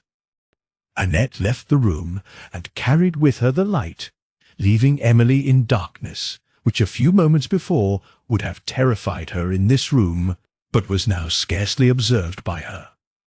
She listened and waited in breathless expectation, and heard distant noises, but Annette did not return. Her patience, at length, exhausted, she tried to find her way to the corridor, but it was long before she could touch the door of the chamber, and, when she had opened it, the total darkness without made her fear to proceed. Voices were now heard, and Emily even thought she distinguished those of Count Morano and Montoni. Soon after she heard steps approaching, and then a ray of light streamed through the darkness, and Annette appeared, whom Emily went to meet. "Yes, Marcel," said she, "you were right. It is the Count sure enough." "It is he!" exclaimed Emily, lifting her eyes towards heaven and supporting herself by Annette's arm. "Good Lord, my dear lady, don't be in such a fluster, and look so pale. We shall soon hear more." "We shall indeed," said Emily, moving as fast as she was able towards her apartment. "I am not well. Give me air." Annette opened a casement and brought water. The faintness soon left Emily, but she desired Annette would not go till she heard from Montoni. "Dear Marcel, he surely will not disturb you at this time of night. Why, he must think you are asleep." "Stay with me till I am so, then," said Emily, who felt temporary relief from this suggestion, which appeared probable enough, though her fears had prevented its occurring to her. Annette, with secret reluctance, consented to stay, and Emily was now composed enough to ask her some questions, among others, whether she had seen the Count. "Yes, ma, I saw him alight, for I went from hence to the grate in the north turret that overlooks the inner courtyard, you know.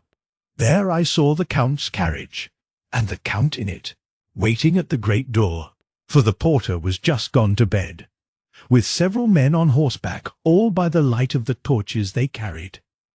Emily was compelled to smile. "When the door was opened, the Count said something that I could not make out, and then got out, and another gentleman with him. I thought, to be sure, the Signor was gone to bed, and I hastened away to my lady's dressing-room, to see what I could hear. But in the way I met Ludovico, and he told me that the signor was up, counselling with his master and the other signors in the room at the end of the north gallery. And Ludovico held up his finger and laid it on his lips, as much as to say, "There is more going on than you think of, Annette, but you must hold your tongue." And so I did hold my tongue, mademoiselle, and came away to tell you directly. Emily inquired who the cavalier was that accompanied the Count, and how Montoni received them. But Annette could not inform her. Ludovico, she added, had just been to call Signor Montoni's valet, that he might tell him they were arrived when I met him. Emily sat musing for some time, and then her anxiety was so much increased that she desired Annette would go to the servants' hall, where it was possible she might hear something of the Count's intention respecting his stay at the castle. "Yes, ma'am," said Annette with readiness. "But how am I to find the way if I leave the lamp with you?" Emily said she would light her, and they immediately quitted the chamber. When they had reached the top of the great staircase, Emily recollected that she might be seen by the Count, and, to avoid the great hall, Annette conducted her through some private passages to a back staircase, which led directly to that of the servants. As she returned towards her chamber, Emily began to fear that she might again lose herself in the intricacies of the castle, and again be shocked by some mysterious spectacle. And, though she was already perplexed by the numerous turnings, she feared to open one of the many doors that offered. While she stepped thoughtfully along, she fancied that she heard a low moaning at no great distance, and, having paused a moment, she heard it again and distinctly. Several doors appeared on the right hand of the passage. She advanced and listened. When she came to the second, she heard a voice, apparently in complaint, within, to which she continued to listen, afraid to open the door and unwilling to leave it. Convulsive sobs followed, and then the piercing accents of an agonizing spirit burst forth. Emily stood appalled and looked through the gloom that surrounded her in fearful expectation. The lamentations continued. Pity now began to subdue terror. It was possible she might administer comfort to the sufferer, at least, by expressing sympathy, and she laid her hand on the door. While she hesitated, she thought she knew this voice, disguised as it was by tones of grief.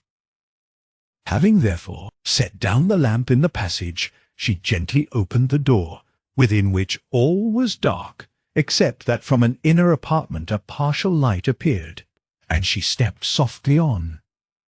Before she reached it, the appearance of Madame Montoni, leaning on her dressing-table, weeping, and with a handkerchief held to her eyes, struck her, and she paused. Some person was seated in a chair by the fire, but who it was she could not distinguish. He spoke, now and then, in a low voice, that did not allow Emily to hear what was uttered, but she thought that Madame Montoni, at those times, wept the more, who was too much occupied by her own distress to observe Emily, while the latter, though anxious to know what occasioned this, and who was the person admitted at so late an hour to her aunt's dressing-room, forbore to add to her sufferings by surprising her, or to take advantage of her situation by listening to a private discourse. She, therefore, stepped softly back, and, after some further difficulty, found the way to her own chamber, where nearer interests, at length, excluded the surprise and concern she had felt respecting Madame Montoni. Annette, however, returned without satisfactory intelligence, for the servants, among whom she had been, were either entirely ignorant, or affected to be so, concerning the Count's intended stay at the castle. They could talk only of the steep and broken road they had just passed, and of the numerous dangers they had escaped, and express wonder how their lord could choose to encounter all these in the darkness of night, for they scarcely allowed that the torches had served for any other purpose but that of showing the dreariness of the mountains. Annette, finding she could gain no information, left them, making noisy petitions for more wood on the fire and more supper on the table. "And now, mademoiselle," added she, "I am so sleepy. I am sure, if you were so sleepy, you would not desire me to sit up with you." Emily, indeed, began to think it was cruel to wish it. She had also waited so long without receiving a summons from Montoni that it appeared he did not mean to disturb her at this late hour, and she determined to dismiss Annette. But when she again looked round her gloomy chamber and recollected certain circumstances, fear seized her spirits, and she hesitated. "And yet it were cruel of me to ask you to stay till I am asleep, Annette," said she, "for I fear it will be very long before I forget myself in sleep." "I dare say it will be very long, mademoiselle," said Annette. "But before you go," rejoined Emily, "let me ask you, had Signor Montoni left Count Morano when you quitted the hall?" "Oh, no, ma'am. They were alone together." "Have you been in my aunt's dressing-room since you left me?" "No, mademoiselle. I called at the door as I passed, but it was fastened, so I thought my lady was gone to bed." "Who, then, was with your lady just now?" said Emily, forgetting, in surprise, her usual prudence. "Nobody, I believe, replied Annette. "Nobody has been with her, I believe, since I left you."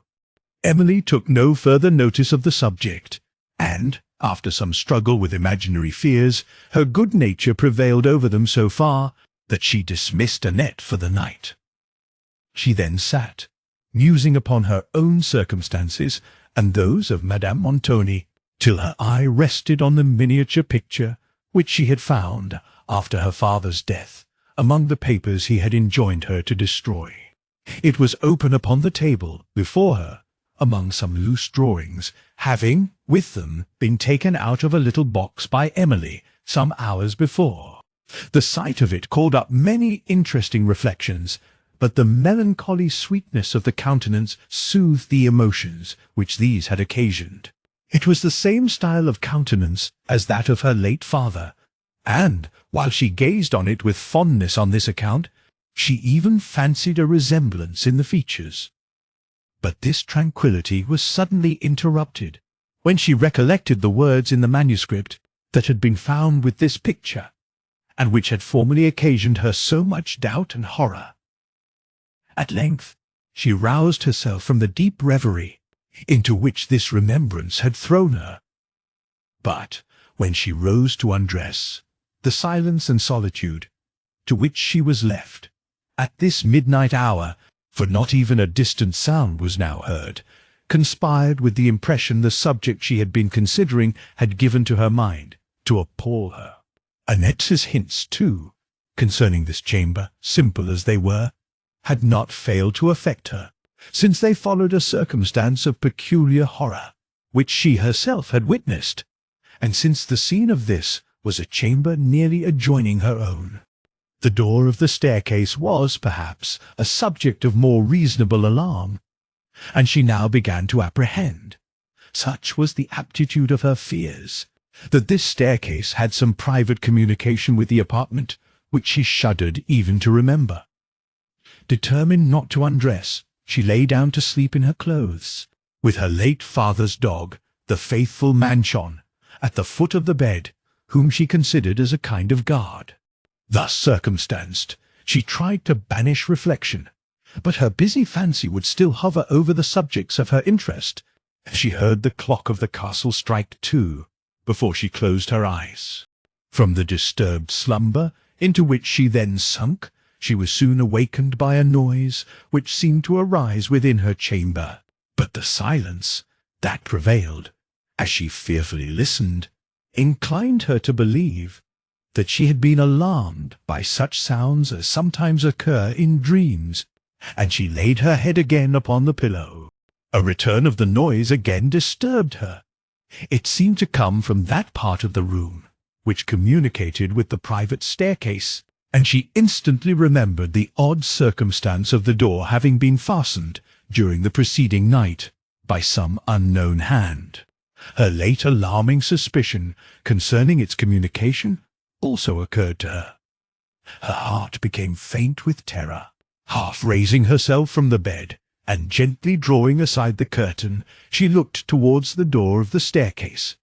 But the lamp that burnt on the hearth spread so feeble a light through the apartment that the remote parts of it were lost in shadow. The noise, however, which, she was convinced, came from the door, continued. It seemed like that made by the undrawing of rusty bolts, and often ceased, and was then renewed more gently, as if the hand that occasioned it was restrained by a fear of discovery. While Emily kept her eyes fixed on the spot, she saw the door move, and then slowly open, and perceived something enter the room, but the extreme duskiness prevented her distinguishing what it was. Almost fainting with terror, she had yet sufficient command over herself to check the shriek that was escaping from her lips, and, letting the curtain drop from her hand, continued to observe in silence the motions of the mysterious form she saw. It seemed to glide along the remote obscurity of the apartment, then paused, and, as it approached the hearth, she perceived, in the stronger light, what appeared to be a human figure. Certain remembrances now struck upon her heart, and almost subdued the feeble remains of her spirits. She continued, however, to watch the figure, which remained for some time motionless, but then, advancing slowly towards the bed, stood silently at the feet, where the curtains, being a little open, allowed her still to see it. Terror, however, had now deprived her of the power of discrimination, as well as of that of utterance. Having continued there a moment, the form retreated towards the hearth, when it took the lamp, held it up, surveyed the chamber for a few moments, and then again advanced towards the bed. The light at that instant awakening the dog that had slept at Emily's feet, he barked loudly, and, jumping to the floor, flew at the stranger, who struck the animal smartly with a sheathed sword, and, springing towards the bed, Emily discovered Count Morano. She gazed at him for a moment in speechless affright, while he, throwing himself on his knee at the bedside, besought her to fear nothing, and, having thrown down his sword, would have taken her hand, when the faculties that terror had suspended suddenly returned, and she sprung from the bed, in the dress which surely a kind of prophetic apprehension had prevented her, on this night, from throwing aside. Morano rose, followed her to the door, through which he had entered, and caught her hand as she reached the top of the staircase, but not before she had discovered, by the gleam of a lamp, another man halfway down the steps. She now screamed in despair, and, believing herself given up by Montoni, saw, indeed, no possibility of escape. The Count, who still held her hand, led her back into the chamber. "Why all this terror?" said he, in a tremulous voice. "Hear me, Emily. I come not to alarm you. No, by heaven. I love you too well for my own peace." Emily looked at him for a moment in fearful doubt. "Then leave me, sir," said she. "Leave me instantly." "Hear me, Emily, resumed Morano. "Hear me. I love, and am in despair. Yes, in despair. How can I gaze upon you and know that it is, perhaps, for the last time, without suffering all the frenzy of despair? But it shall not be so. You shall be mine, in spite of Montoni and all his villainy." "In spite of Montoni!" cried Emily eagerly. "What is it I hear? What is it I hear?" "You hear that Montoni is a villain, exclaimed Morano with vehemence. "The villain who would have sold you to my love. Who? And is he less who would have bought me?" said Emily, fixing on the Count an eye of calm contempt. "Leave the room, sir, instantly," she continued in a voice trembling between joy and fear, "or I will alarm the family, and you may receive that from Signor Montoni's vengeance which I have vainly supplicated from his pity." But Emily knew that she was beyond the hearing of those who might protect her. "You can never hope anything from his pity," said Morano. "He has used me infamously, and my vengeance shall pursue him. And for you, Emily, for you, he has new plans more profitable than the last, no doubt." The gleam of hope, which the Count's former speech had revived, was now nearly extinguished by the latter, and, while Emily's countenance betrayed the emotions of her mind, he endeavoured to take advantage of the discovery. "Why lose time?" said he. "I came not to exclaim against Montoni. I came to solicit, to plead, to Emily, to tell her all I suffer, to entreat her to save me from despair, and herself from destruction. Emily, the schemes of Montoni are unsearchable, but, I warn you, they are terrible. He has no principle when interest or ambition leads. Can I love you and abandon you to his power? Fly then, fly from this gloomy prison with a lover who adores you. I have bribed a servant of the castle to open the gates, and, before tomorrow's dawn, you shall be far on the way to Venice." Emily, overcome by the sudden shock she had received at the moment too, when she had begun to hope for better days, now thought she saw destruction surround her on every side. Unable to reply, and almost to think, she threw herself into a chair, pale and breathless. That Montoni had formerly sold her to Morano was very probable. That he had now withdrawn his consent to the marriage was evident from the Count's present conduct, and it was nearly certain that a scheme of stronger interest only could have induced the selfish Montoni to forego a plan which he had hitherto so strenuously pursued. These reflections made her tremble at the hints which Morano had just given, which she no longer hesitated to believe, and, while she shrunk from the new scenes of misery and oppression that might await her in the castle of Udolpho, she was compelled to observe that almost her only means of escaping them was by submitting herself to the protection of this man, with whom evils more certain and not less terrible appeared, evils upon which she could not endure to pause for an instant. Her silence, though it was that of agony, encouraged the hopes of Morano, who watched her countenance with impatience, took again the resisting hand she had withdrawn, and, as he pressed it to his heart, again conjured her to determine immediately. "Every moment we lose will make our departure more dangerous," said he. "These few moments lost may enable Montoni to overtake us." "I beseech you, sir, be silent," said Emily faintly. "I am indeed very wretched, and wretched I must remain.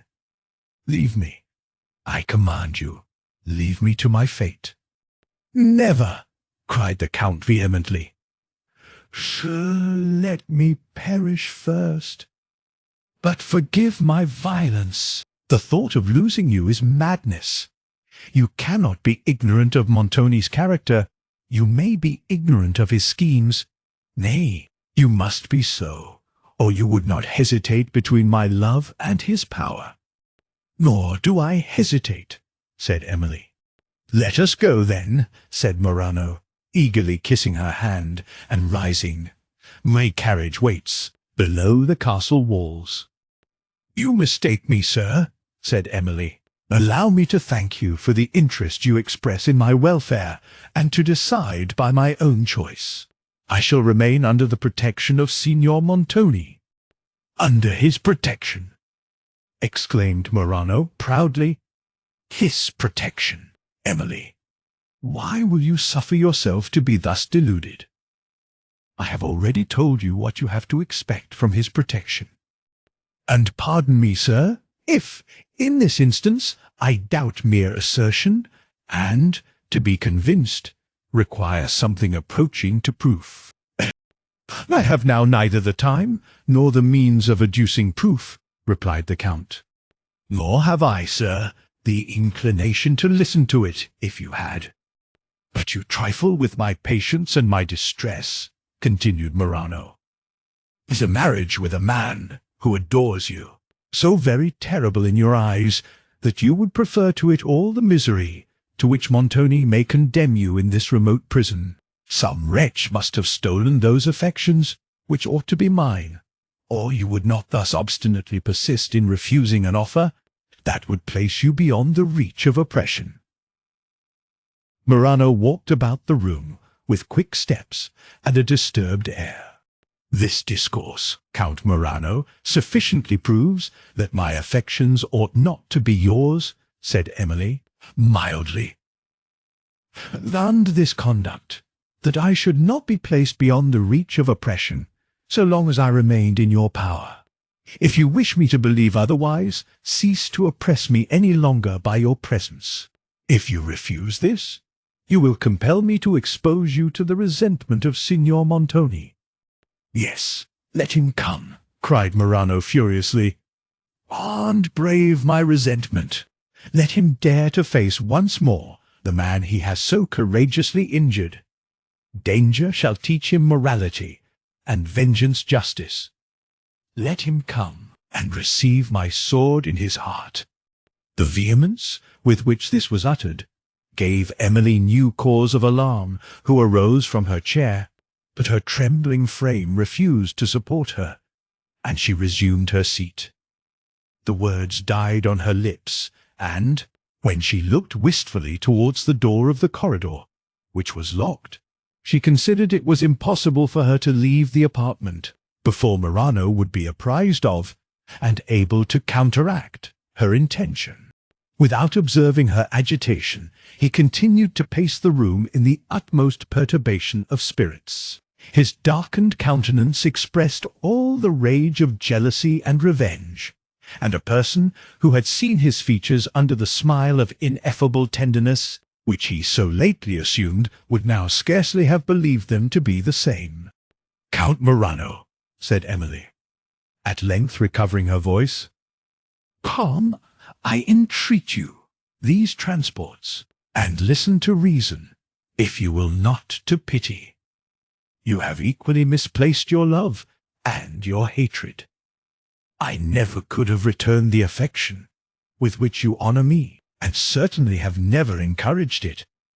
Neither has Signor Montoni injured you, for you must have known that he had no right to dispose of my hand, had he even possessed the power to do so. Leave the castle, while you may with safety. Spare yourself the dreadful consequences of an unjust revenge, and the remorse of having prolonged to me these moments of suffering. Is it for mine, or for Montoni's safety, that you are thus alarmed? Said Morano, coldly, and turning towards her with a look of acrimony. For both, replied Emily, in a trembling voice. Unjust revenge, cried the Count, resuming the abrupt tones of passion. Who that looks upon that face can imagine a punishment adequate to the injury he would have done me? Yes, I will leave the castle, but it shall not be alone. I have trifled too long. Since my prayers and my sufferings cannot prevail, force shall. I have people in waiting who shall convey you to my carriage. Your voice will bring no succour. It cannot be heard from this remote part of the castle. Submit, therefore, in silence, to go with me.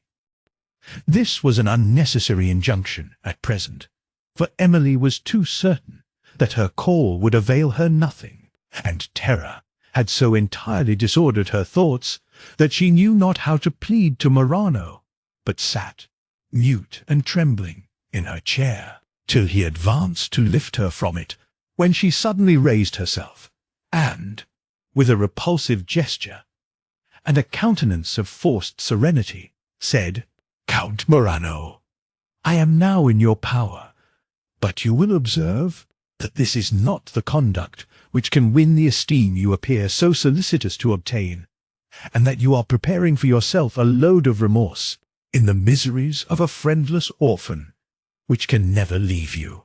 Do you believe your heart to be indeed so hardened that you can look without emotion on the suffering to which you would condemn me?"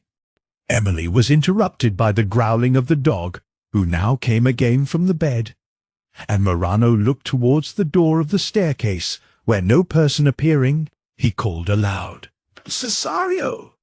"Emily," said the Count, "why will you reduce me to adopt this conduct? How much more willingly would I persuade than compel you to become my wife? But by heaven, I will not leave you to be sold by Montoni. Yet a thought glances across my mind that brings madness with it. I know not how to name it. It is preposterous. It cannot be. Yet you tremble, you grow pale. It is so. You love Montoni," cried Morano, grasping Emily's wrist and stamping his foot on the floor. An involuntary air of surprise appeared on her countenance. "If you have indeed believed so," said she believes so still." "That look, those words confirm it," exclaimed Morano furiously. No, Montoni had a richer prize in view than gold, but he shall not live to triumph over me. This very instant he was interrupted by the loud barking of the dog. "Stay, Count Morano," said Emily, terrified by his words, and by the fury expressed in his eyes. "I will save you from this error. Of all men, Signor Montoni is not your rival, though, if I find all other means of saving myself vain, I will try whether my voice may not arouse his servants to my succor." "Assertion," replied Morano, "at such a moment is not to be depended upon. How could I suffer myself to doubt, even for an instant, that he could see you and not love? But my first care shall be to convey you from the castle. Cesario! A man now appeared at the door of the staircase, and other steps were heard ascending. Emily uttered a loud shriek as Morano hurried her across the chamber, and at the same moment she heard a noise at the door that opened upon the corridor. The Count paused an instant, as if his mind was suspended between love and the desire of vengeance, and in that instant the door gave way, and Montoni, followed by the old steward and several other persons, burst into the room. "Draw!" cried Montoni to the Count, who did not pause for a second bidding, but, giving Emily into the hands of the people that appeared from the staircase, turned fiercely round. "This in thine heart, villain," said he, as he made a thrust at Montoni with his sword, who parried the blow and aimed another, while some of the persons who had followed him into the room endeavoured to part the combatants, and others rescued Emily from the hands of Morano's servants. "Was it for this, Count Morano," said Montoni, in a cool, sarcastic tone of voice, "that I received you under my roof, and permitted you, though my declared enemy, to remain under it for the night? Was it that you might repay my hospitality with the treachery of a fiend, and rob me of my niece?" "Who talks of treachery?" said Morano, in a tone of unrestrained vehemence. "Let him that does show an unblushing face of innocence. Montoni, you are a villain. If there is treachery in this affair, look to yourself as the author of it." "If, do I say? I, whom you have wronged with unexampled baseness, whom you have injured almost beyond redress. But why do I use words? Come on, coward, and receive justice at my hands." "God!" cried Montoni, bursting from the people who held him and rushing on the Count, when they both retreated into the corridor, where the fight continued so desperately that none of the spectators dared approach them, Montoni swearing that the first who interfered should fall by his sword. Jealousy and revenge lent all their fury to Morano, while the superior skill and the temperance of Montoni enabled him to wound his adversary, whom his servants now attempted to seize. But he would not be restrained, and, regardless of his wound, continued to fight. He seemed to be insensible both of pain and loss of blood, and alive only to the energy of his passions. Montoni, on the contrary, persevered in the combat, with a fierce, yet wary, valour. He received the point of Morano's sword on his arm, but, almost in the same instant, severely wounded and disarmed him. The Count then fell back into the arms of his servant, while Montoni held his sword over him, and bade him ask his life. Morano, sinking under the anguish of his wound, had scarcely replied by a gesture, and by a few words, feebly articulated, that he would not, when he fainted, and Montoni was then going to have plunged the sword into his breast, as he lay senseless, but his arm was arrested by Cavigni. To the interruption he yielded without much difficulty, but his complexion changed almost to blackness as he looked upon his fallen adversary, and ordered that he should be carried instantly from the castle. In the meantime, Emily, who had been withheld from leaving the chamber during the affray, now came forward into the corridor, and pleaded a cause of common humanity, with the feelings of the warmest benevolence, when she entreated Montoni to allow Morano the assistance in the castle, which his situation required. But Montoni, who had seldom listened to pity, now seemed rapacious of vengeance, and, with a monster's cruelty, again ordered his defeated enemy to be taken from the castle in his present state, though there were only the woods, or a solitary neighbouring cottage, to shelter him from the night. The Count's servants having declared that they would not move him till he revived, Montoni stood inactive, Cavigni remonstrating, and Emily, superior to Montoni's menaces, giving water to Morano, and directing the attendants to bind up his wound.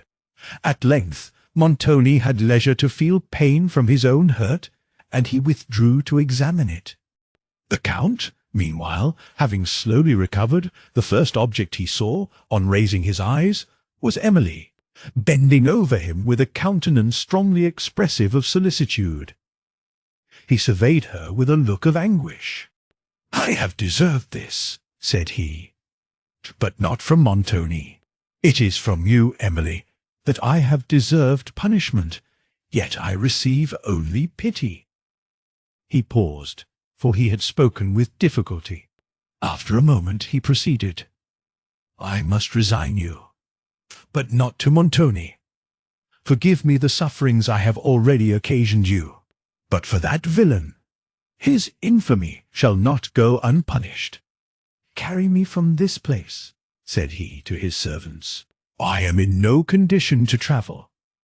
You must, therefore, take me to the nearest cottage, for I will not pass the night under his roof, although I may expire on the way from it."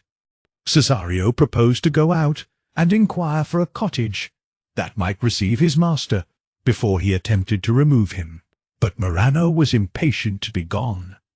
The anguish of his mind seemed to be even greater than that of his wound, and he rejected, with disdain, the offer of Cavigni to entreat Montoni that he might be suffered to pass the night in the castle. Cesario was now going to call up the carriage to the great gate, but the Count forbade him.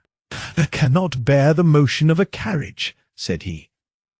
"Call some others of my people, that they may assist in bearing me in their arms." At length, however, Morano submitted to reason, and consented that Cesario should first prepare some cottage to receive him.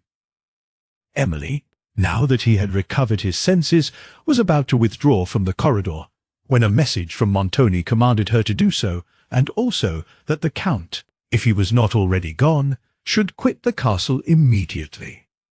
Indignation flashed from Morano's eyes, and flushed his cheeks. "Tell Montoni," said he, said he, "that I shall go when it suits my own convenience, that I quit the castle he dares to call his, as I would the nest of a serpent, and that this is not the last he shall hear from me. Tell him I will not leave another murder on his conscience if I can help it." "Count Morano, do you know what you say?" said Cavigni. "Yes, signor, I know well what I say, and he will understand well what I mean. His conscience will assist his understanding on this occasion."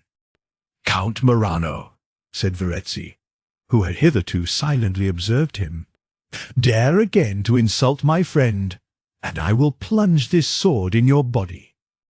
"It would be an action worthy the friend of a villain," said Morano, as the strong impulse of his indignation enabled him to raise himself from the arms of his servants, but the energy was momentary, and he sunk back, exhausted by the effort. Montoni's people, meanwhile, held Verezzi, who seemed inclined, even in this instant, to execute his threat, and Cavigni, who was not so depraved as to abet the cowardly malignity of Verezzi, endeavoured to withdraw him from the corridor, and Emily, whom a compassionate interest had thus long detained, was now quitting it in new terror, when the supplicating voice of Morano arrested her, and, by a feeble gesture, he beckoned her to draw nearer. She advanced with timid steps, but the fainting languor of his countenance again awakened her pity, and overcame her terror. "I am going from hence for ever," said he. "Perhaps I shall never see you again. I would carry with me your forgiveness, Emily, nay more, I would also carry your good wishes." "You have my forgiveness, then," said Emily, "and my sincere wishes for your recovery."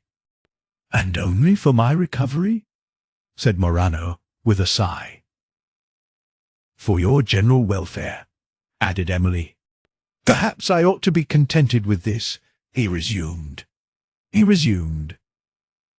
"I certainly have not deserved more, but I would ask you, Emily, sometimes to think of me, and, forgetting my offence, to remember only the passion which occasioned it. I would ask, alas, impossibilities. I would ask you to love me. At this moment, when I am about to part with you, and that, perhaps, for ever, I am scarcely myself. Emily, may you never know the torture of a passion like mine. What do I say? Oh, that, for me, you might be sensible of such a passion." Emily looked impatient to be gone. "I entreat you, Count, to consult your own safety," said she, "and linger here no longer. I tremble for the consequences of Signor Verezzi's passion and of Montoni's resentment, should he learn that you are still here." Morano's face was overspread with a momentary crimson. His eyes sparkled, but he seemed endeavouring to conquer his emotion, and replied in a calm voice, "Since you are interested for my safety, I will regard it, and be gone. But, before I go, let me again hear you say that you wish me well," said he, fixing on her an earnest and mournful look. Emily repeated her assurances. He took her hand, which she scarcely attempted to withdraw, and put it to his lips. "Farewell, Count Morano," said Emily, and she turned to go, when a second message arrived from Montoni, and she again conjured Morano, as he valued his life, to quit the castle immediately. He regarded her in silence, with a look of fixed despair, but she had no time to enforce her compassionate entreaties, and, not daring to disobey the second command of Montoni, she left the corridor to attend him. He was in the cedar parlour, that adjoined the great hall, laid upon a couch, and suffering a degree of anguish from his wound, which few persons could have disguised, as he did. His countenance, which was stern, but calm, expressed the dark passion of revenge, but no symptom of pain. Bodily pain, indeed, he had always despised, and had yielded only to the strong and terrible energies of the soul. He was attended by old Carlo and by Signor Bertolini, but Madame Montoni was not with him. Emily trembled as she approached and received his severe rebuke for not having obeyed his first summons, and perceived also that he attributed her stay in the corridor to a motive that had not even occurred to her artless mind. "This is an instance of female caprice," said he, "which I ought to have foreseen. Count Morano, whose suit you obstinately rejected, so long as it was countenanced by me, you favour, it seems, since you find I have dismissed him." Emily looked astonished. "I do not comprehend you, sir," said she. "You certainly do not mean to imply that the design of the Count to visit the double chamber was founded upon any approbation of mine." "To that I reply nothing," said Montoni. "But it must certainly be a more than common interest that made you plead so warmly in his cause, and that could detain you thus long in his presence, contrary to my express order, in the presence of a man whom you have hitherto, on all occasions, most scrupulously shunned." "I fear, sir, it was a more than common interest that detained me," said Emily calmly, "for of late I have been inclined to think that of compassion is an uncommon one. But how could you, sir, witness Count Morano's deplorable condition and not wish to relieve it?" "You add hypocrisy to caprice," said Montoni, frowning, "and an attempt at satire to both. But before you undertake to regulate the morals of other persons, you should learn and practice the virtues which are indispensable to a woman: sincerity, uniformity of conduct, and obedience." Emily, who had always endeavoured to regulate her conduct by the nicest laws, and whose mind was finely sensible, not only of what is just in morals, but of whatever is beautiful in the female character, was shocked by these words. Yet, in the next moment, her heart swelled with the consciousness of having deserved praise instead of censure, and she was proudly silent. Montoni, acquainted with the delicacy of her mind, knew how keenly she would feel his rebuke, but he was a stranger to the luxury of conscious worth, and, therefore, did not foresee the energy of that sentiment which now repelled his satire. Turning to a servant who had lately entered the room, he asked whether Morano had quitted the castle. The man answered that his servants were then removing him, on a couch, to a neighbouring cottage. Montoni seemed somewhat appeased on hearing this, and, when Ludovico appeared, a few moments after, and said that Morano was gone, he told Emily she might retire to her apartment. She withdrew willingly from his presence, but the thought of passing the remainder of the night in a chamber, which the door from the staircase made liable to the intrusion of any person, now alarmed her more than ever, and she determined to call at Madame Montoni's room and request that Annette might be permitted to be with her. On reaching the great gallery, she heard voices seemingly in dispute, and, her spirits now apt to take alarm, she paused, but soon distinguished some words of Cavigni and Verezzi, and went towards them, in the hope of conciliating their difference. They were alone. Verezzi's face was still flushed with rage, and, as the first object of it was now removed from him, he appeared willing to transfer his resentment to Cavigni, who seemed to be expostulating, rather than disputing, with him. Verezzi was protesting that he would instantly inform Montoni of the insult which Morano had thrown out against him, and above all, that wherein he had accused him of murder. "There is no answering," said Cavigni. "For the words of a man in a passion, little serious regard ought to be paid to them. If you persist in your resolution, the consequences may be fatal to both. We have now more serious interests to pursue than those of a petty revenge." Emily joined her entreaties to Cavigny's arguments, and they, at length, prevailed so far as that Verezzi consented to retire, without seeing Montoni. On calling at her aunt's apartment, she found it fastened. In a few minutes, however, it was opened by Madame Montoni herself. It may be remembered that it was by a door leading into the bedroom from a back passage that Emily had secretly entered a few hours preceding. She now conjectured, by the calmness of Madame Montoni's air, that she was not apprised of the accident which had befallen her husband, and was beginning to inform her of it, in the tenderest manner she could, when her aunt interrupted her by saying she was acquainted with the whole affair. Emily knew indeed that she had little reason to love Montoni, but could scarcely have believed her capable of such perfect apathy as she now discovered towards him.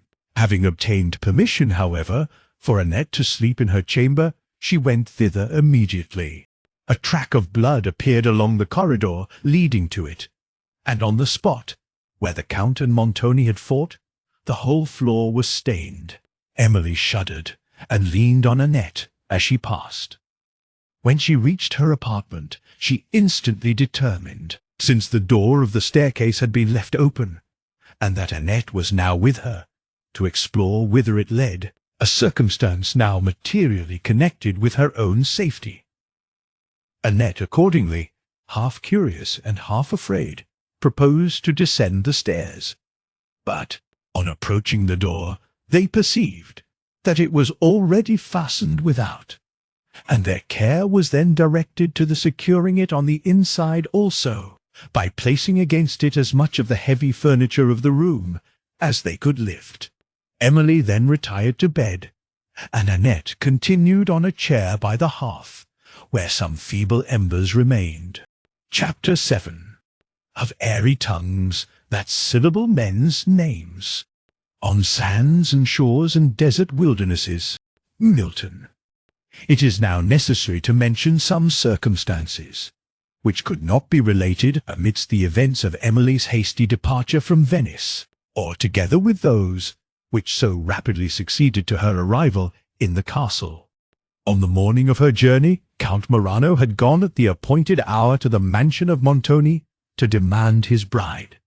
When he reached it, he was somewhat surprised by the silence and solitary air of the portico, where Montoni's lackeys usually loitered.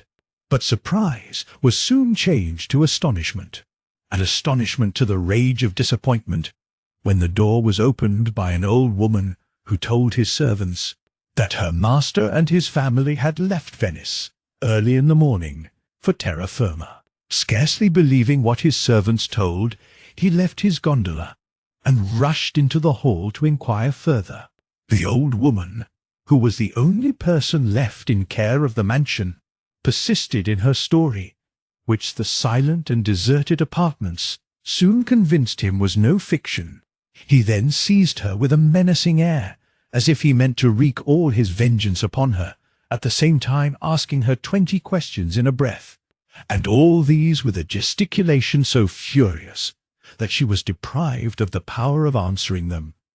Then suddenly letting her go, he stamped about the hall, like a madman, cursing Montoni and his own folly. When the good woman was at liberty, and had somewhat recovered from her fright, she told him all she knew of the affair, which was, indeed, very little, but enough to enable Morano to discover that Montoni was gone to his castle on the Apennine. Thither he followed, as soon as his servants could complete the necessary preparation for the journey, accompanied by a friend, and attended by a number of his people, determined to obtain Emily, or a full revenge on Montoni. When his mind had recovered from the first effervescence of rage, and his thoughts became less obscured, his conscience hinted to him certain circumstances, which, in some measure, explained the conduct of Montoni, but how the latter could have been led to suspect an intention which he had believed was known only to himself, he could not even guess. On this occasion, however, he had been partly betrayed by that sympathetic intelligence which may be said to exist between bad minds, and which teaches one man to judge what another will do in the same circumstances. Thus it was with Montoni, who had now received indisputable proof of a truth, which he had sometimes suspected, that Morano's circumstances, instead of being affluent, as he had been bidden to believe, were greatly involved.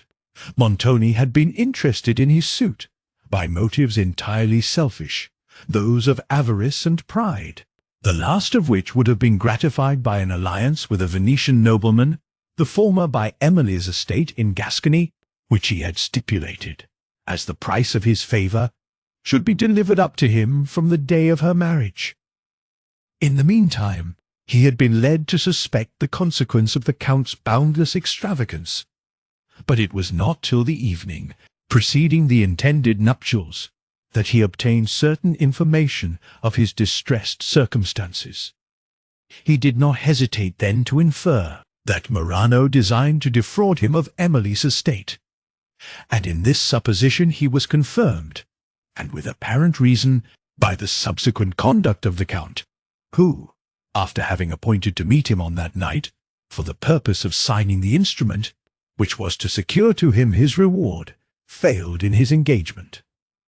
Such a circumstance, indeed, in a man of Morano's gay and thoughtless character, and at a time when his mind was engaged by the bustle of preparation for his nuptials, might have been attributed to a cause less decisive than design. But Montoni did not hesitate an instant to interpret it his own way, and, after vainly waiting the Count's arrival for several hours, he gave orders for his people to be in readiness to set off at a moment's notice. By hastening to Udolpho, he intended to remove Emily from the reach of Morano, as well as to break off the affair without submitting himself to useless altercation. And, if the Count meant what he called honourably, he would doubtless follow Emily and sign the writings in question. If this was done, so little consideration had Montoni for her welfare that he would not have scrupled to sacrifice her to a man of ruined fortune, since by that means he could enrich himself, and he forbore to mention to her the motive of his sudden journey, lest the hope it might revive should render her more intractable when submission would be required. With these considerations he had left Venice, and with others totally different, Morano had, soon after, pursued his steps across the rugged Apennines. When his arrival was announced at the castle, Montoni did not believe that he would have presumed to show himself, unless he had meant to fulfil his engagement, and he, therefore, readily admitted him. But the enraged countenance and expressions of Morano, as he entered the apartment, instantly undeceived him, and, when Montoni had explained, in part, the motives of his abrupt departure from Venice, the Count still persisted in demanding Emily, and reproaching Montoni, without even naming the former stipulation. Montoni, at length, weary of the dispute, deferred the settling of it till the morrow, and Morano retired with some hope, suggested by Montoni's apparent indecision. When, however, in the silence of his own apartment, he began to consider the past conversation, the character of Montoni, and some former instances of his duplicity, the hope, which he had admitted, vanished, and he determined not to neglect the present possibility of obtaining Emily by other means. To his confidential valet he told his design of carrying away Emily, and sent him back to Montoni's servants to find out one among them who might enable him to execute it. The choice of this person he entrusted to the fellow's own discernment, and not imprudently, for he discovered a man whom Montoni had, on some former occasion, treated harshly, and who was now ready to betray him. This man conducted Cesario round the castle, through a private passage, to the staircase that led to Emily's chamber, then showed him a short way out of the building, and afterwards procured him the keys that would secure his retreat. The man was well rewarded for his trouble. How the Count was rewarded for his treachery, had already appeared. Meanwhile, old Carlo had overheard two of Marano's servants, who had been ordered to be in waiting with the carriage beyond the castle walls, expressing their surprise at their master's sudden and secret departure, for the valet had entrusted them with no more of Marano's designs than it was necessary for them to execute. They, however, indulged themselves in surmises and in expressing them to each other, and from these Carlo had drawn a just conclusion. But before he ventured to disclose his apprehensions to Montoni, he endeavoured to obtain further confirmation of them, and, for this purpose, placed himself, with one of his fellow servants, at the door of Emily's apartment that opened upon the corridor. He did not watch long in vain, though the growling of the dog had once nearly betrayed him. When he was convinced that Marano was in the room, and had listened long enough to his conversation to understand his scheme, he immediately alarmed Montoni, and thus rescued Emily from the designs of the Count. Montoni, on the following morning, appeared as usual, except that he wore his wounded arm in a sling. He went out upon the ramparts, overlooked the men employed in repairing them, gave orders for additional workmen, and then came into the castle to give audience to several persons who were just arrived, and who were shown into a private apartment, where he communicated with them for near an hour. Carlo was then summoned, and ordered to conduct the strangers to a part of the castle, which, in former times, had been occupied by the upper servants of the family, and to provide them with every necessary refreshment. When he had done this, he was bidden to return to his master. Meanwhile, the Count remained in a cottage in the skirts of the woods below, suffering under bodily and mental pain, and meditating deep revenge against Montoni. His servant, whom he had dispatched for a surgeon to the nearest town, which was, however, at a considerable distance, did not return till the following day, when, his wounds being examined and dressed, the practitioner refused to deliver any positive opinion concerning the degree of danger attending them, but giving his patient a composing draught and ordering him to be quiet, remained at the cottage to watch the event.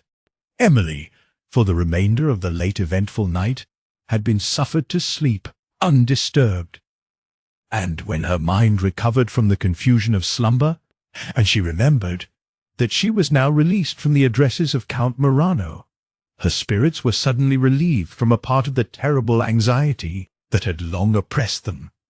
That which remained arose chiefly from a recollection of Marano's assertions concerning the schemes of Montoni. He had said that plans of the latter concerning Emily were unsearchable, yet that he knew them to be terrible. At the time he uttered this, she almost believed it to be designed for the purpose of prevailing with her to throw herself into his protection, and she still thought it might be chiefly so accounted for. But his assertions had left an impression on her mind, which a consideration of the character and former conduct of Montoni did not contribute to efface. She, however, checked her propensity to anticipate evil, and, determined to enjoy this respite from actual misfortune, tried to dismiss thought, took her instruments for drawing, and placed herself at a window to select into a landscape some features of the scenery without. As she was thus employed, she saw, walking on the rampart below, the men who had so lately arrived at the castle. The sight of strangers surprised her, but still more of strangers such as these. There was a singularity in their dress, and a certain fierceness in their air, that fixed all her attention. She withdrew from the casement while they passed, but soon returned to observe them further. Their figures seemed so well suited to the wildness of the surrounding objects that, as they stood surveying the castle, she sketched them for banditti amid the mountain view of her picture, when she had finished which, she was surprised to observe the spirit of her group, but she had copied from nature.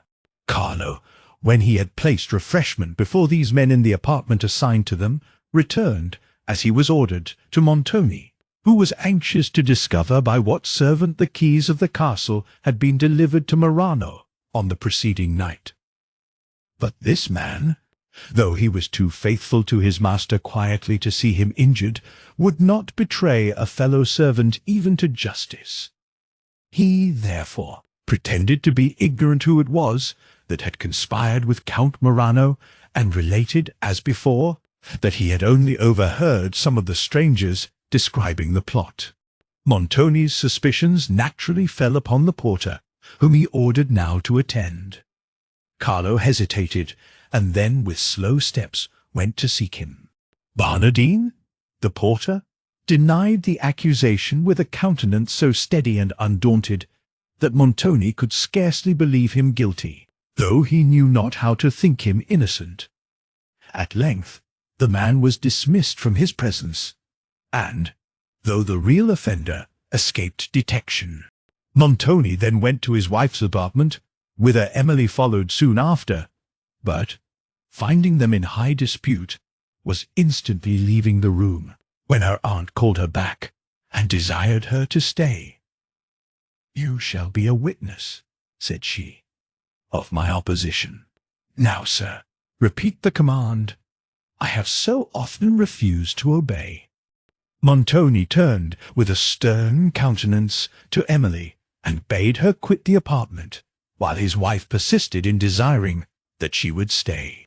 Emily was eager to escape from this scene of contention, and anxious also to serve her aunt, but she despaired of conciliating Montoni, in whose eyes the rising tempest of his soul flashed terribly. "Leave the room," said he, in a voice of thunder. Emily obeyed, and, walking down to the rampart, which the strangers had now left, continued to meditate on the unhappy marriage of her father's sister, and on her own desolate situation, occasioned by the ridiculous imprudence of her, whom she had always wished to respect and love. Madame Montoni's conduct had, indeed, rendered it impossible for Emily to do either, but her gentle heart was touched by her distress, and, in the pity thus awakened, she forgot the injurious treatment she had received from her. As she sauntered on the rampart, Annette appeared at the hall door, looked cautiously round, and then advanced to meet her. "Dear Marcel, I have been looking for you all over the castle," said she. "If you will step this way, I will show you a picture." "A picture!" exclaimed Emily, and shuddered. "Yes, ma'am, a picture of the late lady of this place. Old Carlo just now told me it was her, and I thought you would be curious to see it. As to my lady, you know, mademoiselle, one cannot talk about such things to her." "And so," said Emily smilingly, "thus you must talk of them to somebody." "Why, yes, mademoiselle. What can one do in such a place as this, if one must not talk? If I was in a dungeon, if they would let me talk, it would be some comfort. Nay, I would talk, if it was only to the walls. But come, mademoiselle, we lose time. Let me show you the picture." "Is it veiled?" said Emily, pausing. "Dear mademoiselle," said Annette, fixing her eyes on Emily's face, "what makes you look so pale? Are you ill?" "No, Annette, I am well enough, but I have no desire to see this picture. Return into the hall." "What, not to see the lady of this castle?" said the girl. "The lady who disappeared too strangely. Well, now, I would have run to the furthest mountain we can see yonder to have got a sight of such a picture, and, to speak my mind, that strange story is all that makes me care about this old castle, though it makes me thrill all over, as it were, whenever I think of it. Yes, Annette, you love the wonderful, but do you know that, unless you guard against this inclination, it will lead you into all the misery of superstition?" Annette might have smiled in her turn at this sage observation of Emily, who could tremble with ideal terrors as much as herself, and listen almost as eagerly to the recital of a mysterious story. Annette urged her request. "Are you sure it is a picture?" said Emily. "Have you seen it? Is it veiled? Is it veiled?" "Holy Maria! Mademoiselle, yes, no, yes. I am sure it is a picture.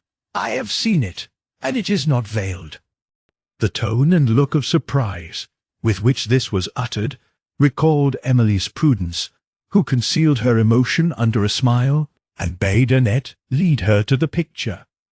It was in an obscure chamber, adjoining that part of the castle allotted to the servants. Several other portraits hung on the walls, covered, like this, with dust and cobweb.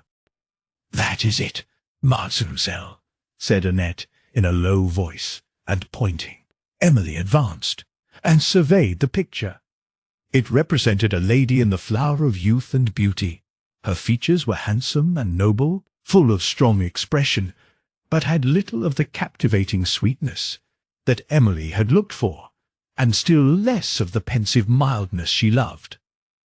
It was a countenance which spoke the language of passion rather than that of sentiment, a haughty impatience of misfortune, not the placid melancholy of a spirit injured, yet resigned. "How many years have passed since this lady disappeared, Annette?" said Emily.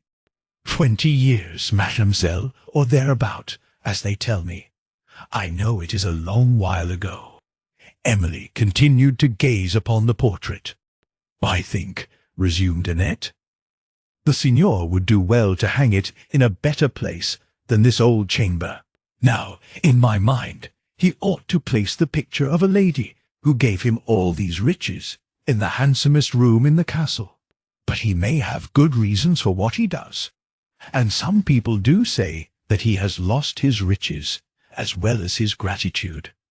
But hush, madam, not a word," added Annette, laying her finger on her lips. Emily was too much absorbed in thought to hear what she said. "'Tis a handsome lady, I am sure," continued Annette. "The signor need not be ashamed to put her in the great apartment where the veiled picture hangs." Emily turned round. "But for that matter, she would be as little seen there as here, for the door is always locked, I find." "Let us leave this chamber," said Emily. "And let me caution you again, Annette. Be guarded in your conversation, and never tell that you know anything of that picture." "Holy Mother!" exclaimed Annette. "But is no secret. Why, all the servants have seen it already." Emily started. "Huh? How is this?" said she. "Have seen it? When? How?" "Dear mademoiselle, there is nothing surprising in that. We had all a little more curiousness than you had." "I thought you told me the door was kept locked," said Emily. "If that was the case, mademoiselle," replied Annette, looking about her, "how could we get here?" "Oh, you mean this picture," said Emily, with returning calmness. "Well, Annette, here is nothing more to engage my attention. We will go." Emily, as she passed to her own apartment, saw Montoni go down to the hall, and she turned into her aunt's dressing-room, whom she found weeping and alone, grief and resentment struggling on her countenance. Pride had hitherto restrained complaint. Judging of Emily's disposition from her own, and from a consciousness of what her treatment of her deserved, she had believed that her griefs would be cause of triumph to her niece rather than of sympathy, that she would despise, not pity her. But she knew not the tenderness and benevolence of Emily's heart that had always taught her to forget her own injuries in the misfortunes of her enemy. The sufferings of others, whoever they might be, called forth her ready compassion, which dissipated at once every obscuring cloud to goodness that passion or prejudice might have raised in her mind. Madame Montoni's sufferings at length rose above her pride, and, when Emily had before entered the room, she would have told them all, had not her husband prevented her. Now that she was no longer restrained by his presence, she poured forth all her complaints to her niece. "Oh, Emily!" she exclaimed, "I am the most wretched of women. I am indeed cruelly treated. Who, with my prospects of happiness, could have foreseen such a wretched fate as this? Who could have thought, when I married such a man as the Signor, I should ever have to bewail my lot? But there is no judging what is for the best. There is no knowing what is for our good. The most flattering prospects often change. The best judgments may be deceived. Who could have foreseen, when I married the Signor, that I should ever repent my generosity?" Emily thought she might have foreseen it, but this was not a thought of triumph. She placed herself in a chair near her aunt, took her hand, and, with one of those looks of soft compassion, which might characterize the countenance of a guardian angel, spoke to her in the tenderest accents. But these did not soothe Madame Montoni, whom impatience to talk made unwilling to listen. She wanted to complain, not to be consoled, and it was by exclamations of complaint only that Emily learned the particular circumstances of her affliction. "Ungrateful man," said Madame Montoni. "He has deceived me in every respect, and now he has taken me from my country and friends to shut me up in this old castle. And here he thinks he can compel me to do whatever he designs. But he shall find himself mistaken. He shall find that no threats can alter.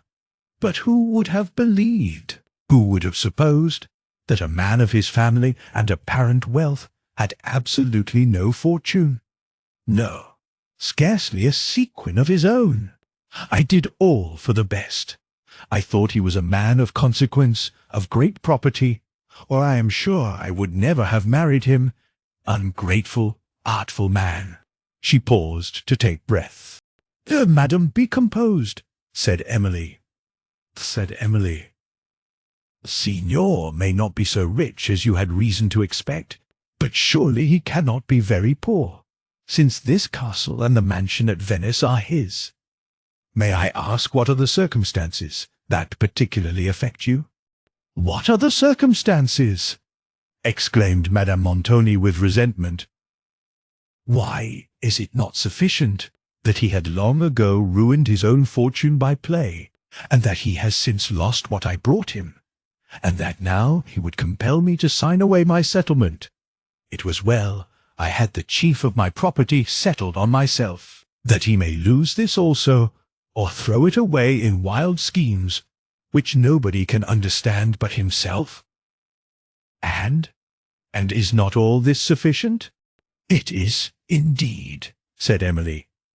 "But you must recollect, dear madam, that I knew nothing of all this." "Well, and is it not sufficient?" rejoined her aunt.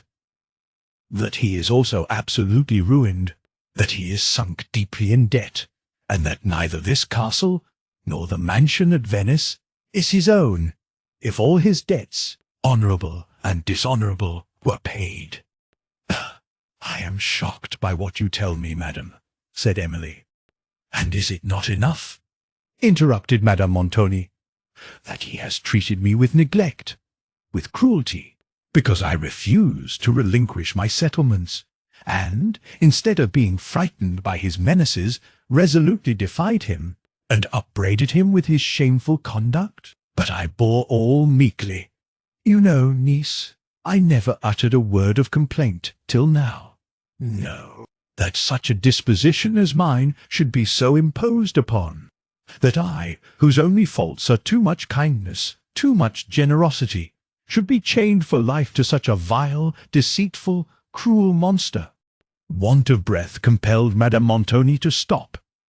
If anything could have made Emily smile in these moments, it would have been this speech of her aunt, delivered in a voice very little below a scream, and with a vehemence of gesticulation and of countenance that turned the whole into burlesque. Emily saw that her misfortunes did not admit of real consolation, and, contemning the commonplace terms of superficial comfort, she was silent, while Madame Montoni, jealous of her own consequence, mistook this for the silence of indifference, or of contempt, and reproached her with want of duty and feeling.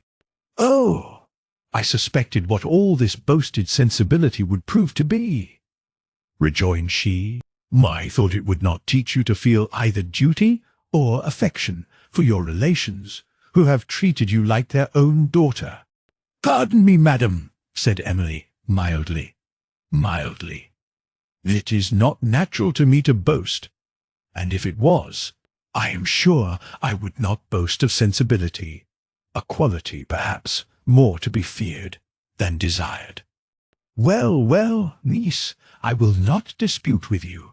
But, as I said, Montoni threatens me with violence if I any longer refuse to sign away my settlements, and this was the subject of our contest when you came into the room before. Now, I am determined no power on earth shall make me do this. Neither will I bear all this tamely. He shall hear his true character from me. I will tell him all he deserves, in spite of his threats and cruel treatment. Emily seized a pause of Madame Montoni's voice to speak.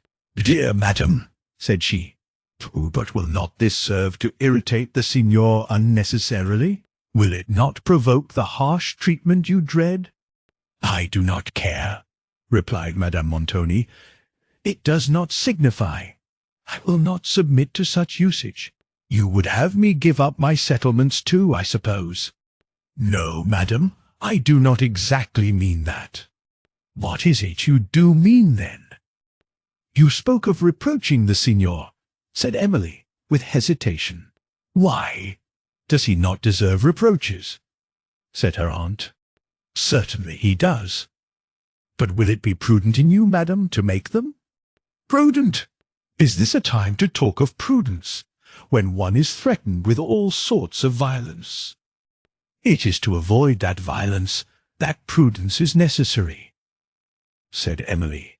"Of prudence," continued Madame Montoni, without attending to her, "of prudence towards a man who does not scruple to break all the common ties of humanity in his conduct to me. And is it for me to consider prudence in my behaviour towards him? I am not so mean." "It is for your own sake, not for the signor's, madam," said Emily modestly, "that you should consult prudence.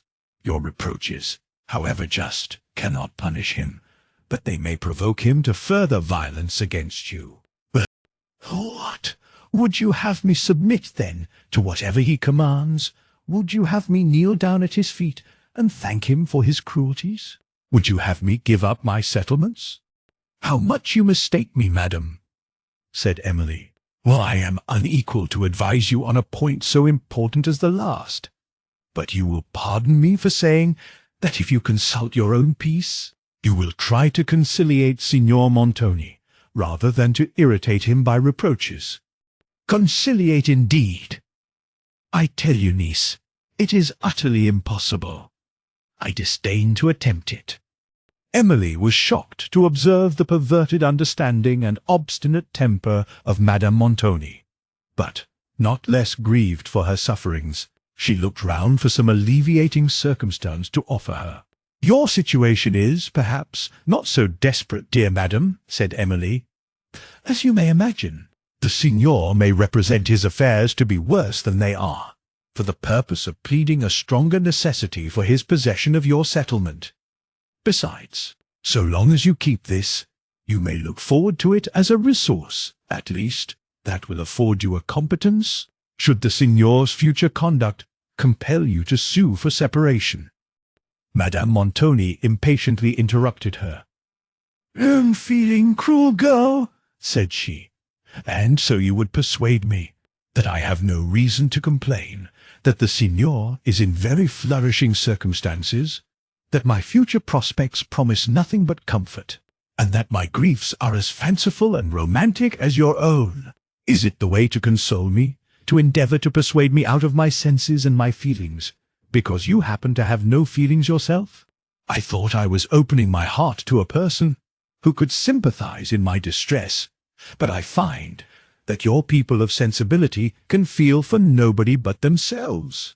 You may retire to your chamber." Emily, without replying, immediately left the room, with a mingled emotion of pity and contempt, and hastened to her own, where she yielded to the mournful reflections which a knowledge of her aunt's situation had occasioned. The conversation of the Italian with Valancourt in France again occurred to her. His hints respecting the broken fortunes of Montoni were now completely justified. Those, also, concerning his character, appeared not less so, though the particular circumstances connected with his fame, to which the stranger had alluded, yet remained to be explained. Notwithstanding that her own observations and the words of Count Morano had convinced her that Montoni's situation was not what it formerly appeared to be, the intelligence she had just received from her aunt on this point struck her with all the force of astonishment, which was not weakened when she considered the present style of Montoni's living, the number of servants he maintained, and the new expenses he was incurring by repairing and fortifying his castle. Her anxiety for her aunt and for herself increased with reflection. Several assertions of Morano, which, on the preceding night, she had believed were prompted either by interest or by resentment, now returned to her mind with the strength of truth. She could not doubt that Montoni had formerly agreed to give her to the Count for a pecuniary reward. His character and his distressed circumstances justified the belief. These also seemed to confirm Morano's assertion that he now designed to dispose of her, more advantageously for himself, to a richer suitor. Amidst the reproaches which Morano had thrown out against Montoni, he had said, he would not quit the castle he dared to call his, nor willingly leave another murder on his conscience. Hints which might have no other origin than the passion of the moment, but Emily was now inclined to account for them more seriously, and she shuddered to think that she was in the hands of a man to whom it was even possible they could apply. At length, considering that reflection could neither release her from her melancholy situation, nor enable her to bear it with greater fortitude, she tried to divert her anxiety, and took down from her little library a volume of her favourite Ariosto. But his wild imagery and rich invention could not long enchant her attention. His spells did not reach her heart, and over her sleeping fancy they played without awakening it. She now put aside the book, and took her lute, for it was seldom that her sufferings refused to yield to the magic of sweet sounds. When they did so, she was oppressed by sorrow that came from excess of tenderness and regret, and there were times when music had increased such sorrow to a degree that was scarcely endurable, when, if it had not suddenly ceased, she might have lost her reason. Such was the time when she mourned for her father, and heard the midnight strains that floated by her window near the convent in Languedoc on the night that followed his death. She continued to play till Annette brought dinner into her chamber, at which Emily was surprised, and inquired whose order she obeyed. My ladies, Marcel," replied Annette. "The signor ordered her dinner to be carried to her own apartment, and so she has sent you yours. There have been sad doings between them, worse than ever, I think." Emily, not appearing to notice what she said, sat down to the little table that was spread for her. But Annette was not to be silenced thus easily.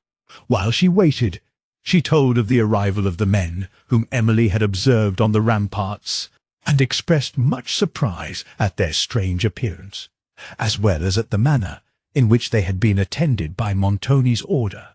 "Do they dine with the signor, then?" "Then," said Emily. "No, Ansel. They dined long ago, in an apartment at the north end of the castle, but I know not when they are to go, for the signor told old Carlo to see them provided with everything necessary. They have been walking all about the castle, and asking questions of the workmen on the ramparts. I never saw such strange-looking men in my life. I am frightened whenever I see them." Emily inquired if she had heard of Count Morano, and whether he was likely to recover.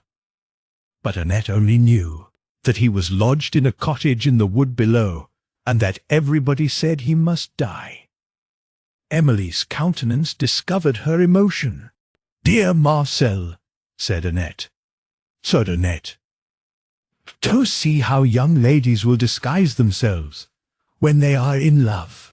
I thought you hated the Count, or I am sure I would not have told you, and I am sure you have cause enough to hate him."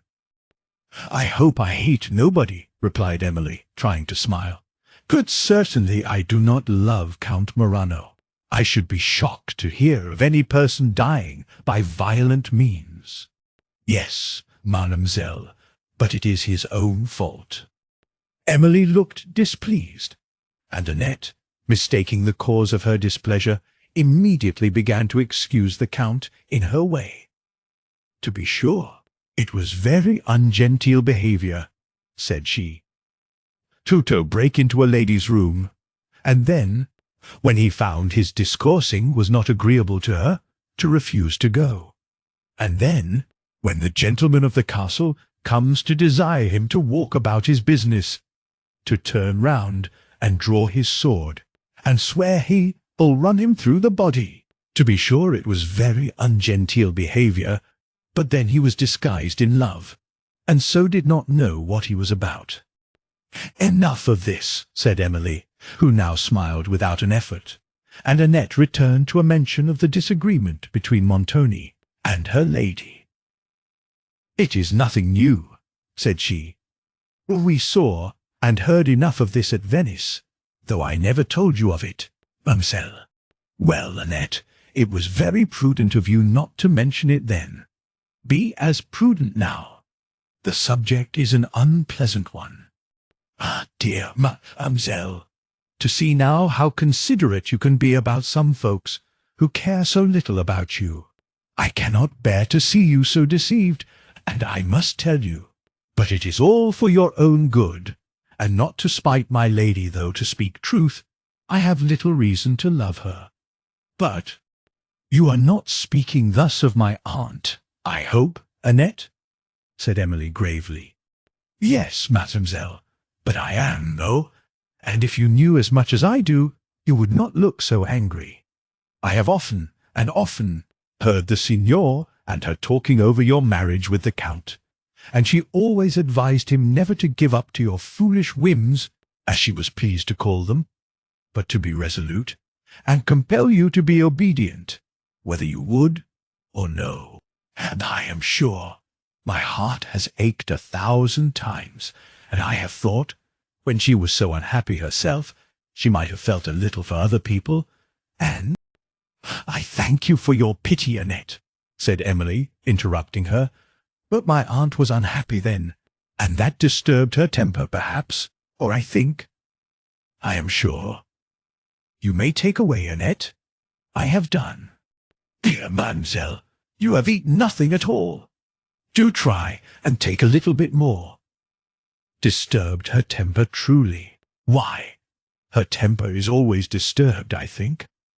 And at Toulouse I have heard my lady talking of you and Mons, Valancourt, to Madame Merveille and Madame Vaisson, often and often, in a very ill-natured way, as I thought, telling them what a deal of trouble she had to keep you in order, and what a fatigue and distress it was to her, and that she believed you would run away with Mons, Valancourt, if she was not to watch you closely, and that you connived at his coming about the house at night, and—" "Good God!"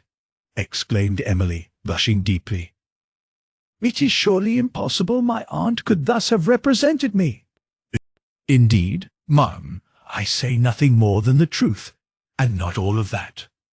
But I thought, myself, she might have found something better to discourse about than the faults of her own niece, even if you had been in fault, mademoiselle. But I did not believe a word of what she said. But my lady does not care what she says against anybody, for that matter." "However that may be, Annette," interrupted Emily, recovering her composure, "it does not become you to speak of the faults of my aunt to me. I know you have meant well, but say no more. I have quite dined." Annette blushed, looked down, and then began slowly to clear the table. "Is this, then, the reward of my ingenuousness?" said Emily, when she was alone. "The treatment I am to receive from a relation, an aunt, who ought to have been the guardian, not the slanderer of my reputation, who, as a woman, ought to have respected the delicacy of female honour, and, as a relation, should have protected mine. But to utter falsehoods on so nice a subject, to repay the openness, and, I may say with honest pride, the propriety of my conduct with slanders, required a depravity of heart, such as I could scarcely have believed existed, such as I weep to find in a relation. Oh, what a contrast does her character present to that of my beloved father! While envy and low cunning formed the chief traits of hers, his was distinguished by benevolence and philosophic wisdom. But now, let me only remember, if possible, that she is unfortunate." Emily threw her veil over her, and went down to walk upon the ramparts, the only walk, indeed, which was open to her, though she often wished that she might be permitted to ramble among the woods below, and still more, that she might sometimes explore the sublime scenes of the surrounding country. But, as Montoni would not suffer her to pass the gates of the castle, she tried to be contented with the romantic views she beheld from the walls. The peasants, who had been employed on the fortifications, had left their work, and the ramparts were silent and solitary. Their lonely appearance, together with the gloom of a lowering sky, assisted the musings of her mind, and threw over it a kind of melancholy tranquillity, such as she often loved to indulge.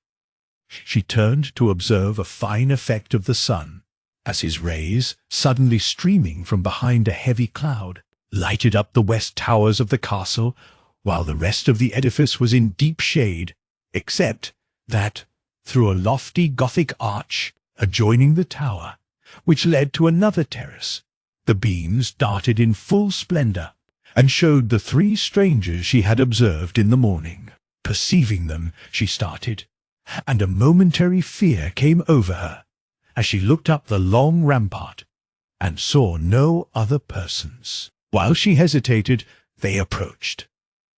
The gate at the end of the terrace, whither they were advancing, she knew, was always locked, and she could not depart by the opposite extremity without meeting them. But, before she passed them, she hastily drew a thin veil over her face, which did, indeed, but ill conceal her beauty. They looked earnestly at her, and spoke to each other in bad Italian, of which she caught only a few words. But the fierceness of their countenances, now that she was near enough to discriminate them, struck her yet more than the wild singularity of their air and dress had formerly done. It was the countenance and figure of him, who walked between the other two, that chiefly seized her attention, which expressed a sullen haughtiness, and a kind of dark, watchful villainy, that gave a thrill of horror to her heart. All this was so legibly written on his features as to be seen by a single glance, for she passed the group swiftly, and her timid eyes scarcely rested on them a moment.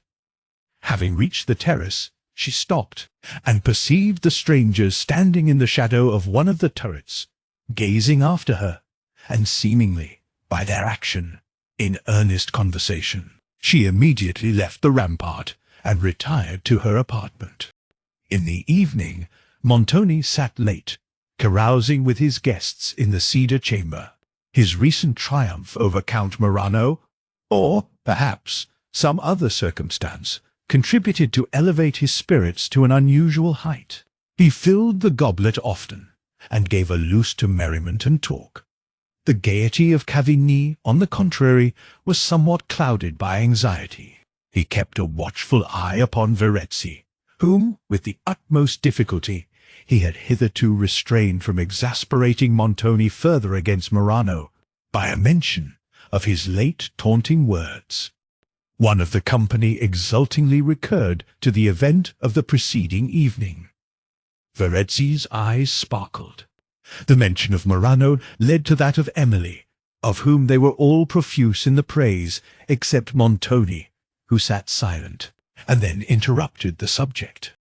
When the servants had withdrawn, Montoni and his friends entered into close conversation, which was sometimes checked by the irascible temper of Verezzi, but in which Montoni displayed his conscious superiority by that decisive look and manner which always accompanied the vigour of his thought, and to which most of his companions submitted, as to a power that they had no right to question, though of each other's self-importance they were jealously scrupulous. Amidst this conversation, one of them imprudently introduced again the name of Morano, and Verezzi, now more heated by wine, disregarded the expressive looks of Cavigni, and gave some dark hints of what had passed on the preceding night.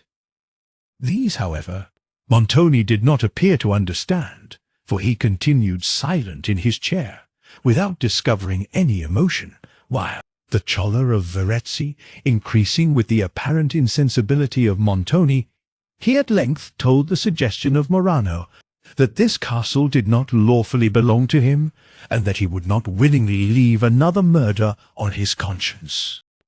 "Am I to be insulted at my own table, and by my own friends?" said Montoni, with a countenance pale in anger. "Why are the words of that madman repeated to me?"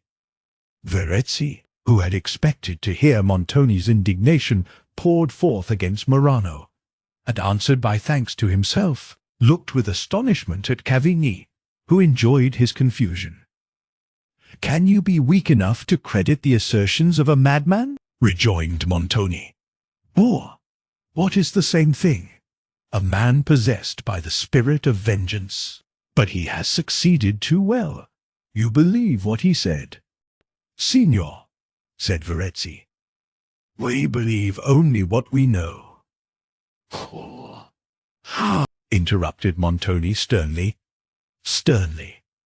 For produce your proof." "We believe only what we know," repeated Verezzi, "and we know nothing of what Morano asserts." Montoni seemed to recover himself. "I am hasty, my friends," said he, "with respect to my honour. No man shall question it with impunity. You did not mean to question it. These foolish words are not worth your remembrance or my resentment. Verezzi, here is to your first exploit." "Success to your first exploit?" re-echoed the whole company. "Noble signor," replied Verezzi, glad to find he had escaped Montoni's resentment, "with my good will, you shall build your ramparts of gold." "Pass the goblet," cried Montoni. "We will drink to Signora Centora." "Obert," said Cavigni. "By your leave we will first drink to the lady of the castle," said Bertolini. Montoni was silent. "To the lady of the castle," said his guests. He bowed his head. "It much surprises me, signor," said Bertolini, "though that you have so long neglected this castle. It is a noble edifice." "It suits our purpose," replied Montoni. "And is a noble edifice. You know not, it seems, by what mischance it came to me." "It was a lucky mischance." "Be it what it may, signor," replied Bertolini, smiling. "I would that one so lucky had befallen me." Montoni looked gravely at him. "If you will attend to what I say," he resumed, "you shall hear the story. You shall hear the story." The countenances of Bertolini and Verezzi expressed something more than curiosity. Cavigni, who seemed to feel none, had probably heard the relation before. "It is now near 20 years," said Montoni, "since this castle came into my possession. I inherit it by the female line. The lady, my predecessor, was only distantly related to me. I am the last of her family. She was beautiful and rich.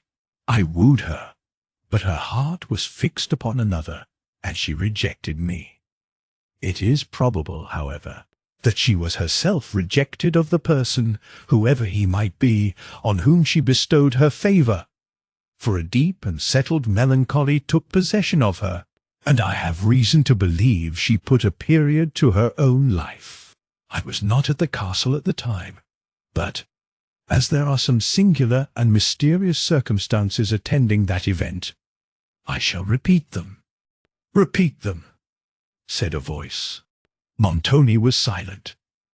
The guests looked at each other to know who spoke, but they perceived that each was making the same inquiry. Montoni, at length, recovered himself. "We are overheard," said he. "We will finish this subject another time. Pass the goblet." The cavaliers looked round the wide chamber. "Here is no person but ourselves," said Verezzi. "Pray, signor, proceed." "Did you hear anything?" said Montoni. "We did," said Bertolini. "It could be only fancy," said Verezzi, looking round again. "We see no person besides ourselves, and the sound I thought I heard seemed within the room. Pray, signor, go on. Pray, signor, go on." Montoni paused a moment, and then proceeded in a lowered voice, while the cavaliers drew nearer to attend. "Ye are to know, signors, that the Lady Laurentini had for some months shown symptoms of a dejected mind, nay, of a disturbed imagination. Her mood was very unequal. Sometimes she was sunk in calm melancholy, and, at others, as I have been told, she betrayed all the symptoms of frantic madness. It was one night in the month of October, after she had recovered from one of those fits of excess, and had sunk again into her usual melancholy, that she retired alone to her chamber, and forbade all interruption. It was the chamber at the end of the corridor, signors, where we had the affray last night. From that hour she was seen no more." "How? Seen no more?" said Bertolini. "Was not her body found in the chamber? Were her remains never found?" cried the rest of the company all together. "Never," replied Montoni. "What reasons were there to suppose she destroyed herself, then?" "Then," said Bertolini. "Why, what reasons?" said Verezzi. "How happened it that her remains were never found? Although she killed herself, she could not bury herself. She could not bury herself." Montoni looked indignantly at Verezzi, who began to apologize. "Your pardon, signor," said he. "I did not consider that the lady was your relative when I spoke of her so lightly." Montoni accepted the apology. "But the signor will oblige us with the reasons which urged him to believe that the lady committed suicide." "Those I will explain hereafter," said Montoni. "At present, let me relate a most extraordinary circumstance. This conversation goes no further, signors. Listen, then, to what I am going to say." "Listen," said a voice. They were all again silent, and the countenance of Montoni changed. "This is no illusion of the fancy," said Cavigni, at length breaking the profound silence. "No," said Bertolini. "I heard it myself now. Yet here is no person in the room but ourselves."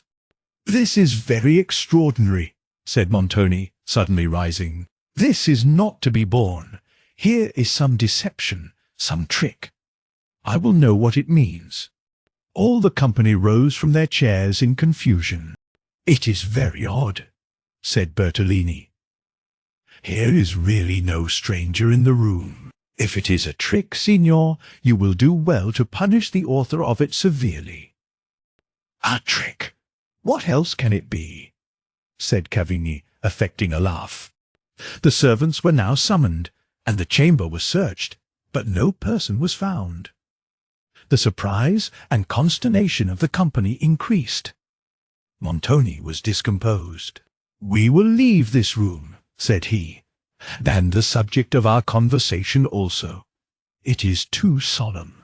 His guests were equally ready to quit the apartment, but the subject had roused their curiosity, and they entreated Montoni to withdraw to another chamber and finish it. No entreaties could, however, prevail with him. Notwithstanding his efforts to appear at ease, he was visibly and greatly disordered. "Why, signor, you are not superstitious," cried Verezzi jeeringly. You who have so often laughed at the credulity of others."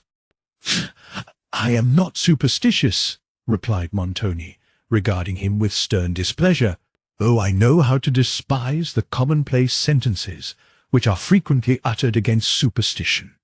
I will inquire further into this affair." He then left the room, and his guests, separating for the night, retired to their respective apartments. Chapter 8. He wears the rose of youth upon his cheek. Shakespeare. We now return to Valancourt, who, it may be remembered, remained at Toulouse some time after the departure of Emily, restless and miserable. Each morrow that approached, he designed should carry him from thence. Yet tomorrow and tomorrow came, and still saw him lingering in the scene of his former happiness. He could not immediately tear himself from the spot where he had been accustomed to converse with Emily, or from the objects they had viewed together, which appeared to him memorials of her affection, as well as a kind of surety for its faithfulness. And, next to the pain of bidding her adieu, was that of leaving the scenes which so powerfully awakened her image. Sometimes he had bribed a servant, who had been left in the care of Madame Montoni's chateau, to permit him to visit the gardens, and there he would wander, for hours together, wrapped in a melancholy not unpleasing.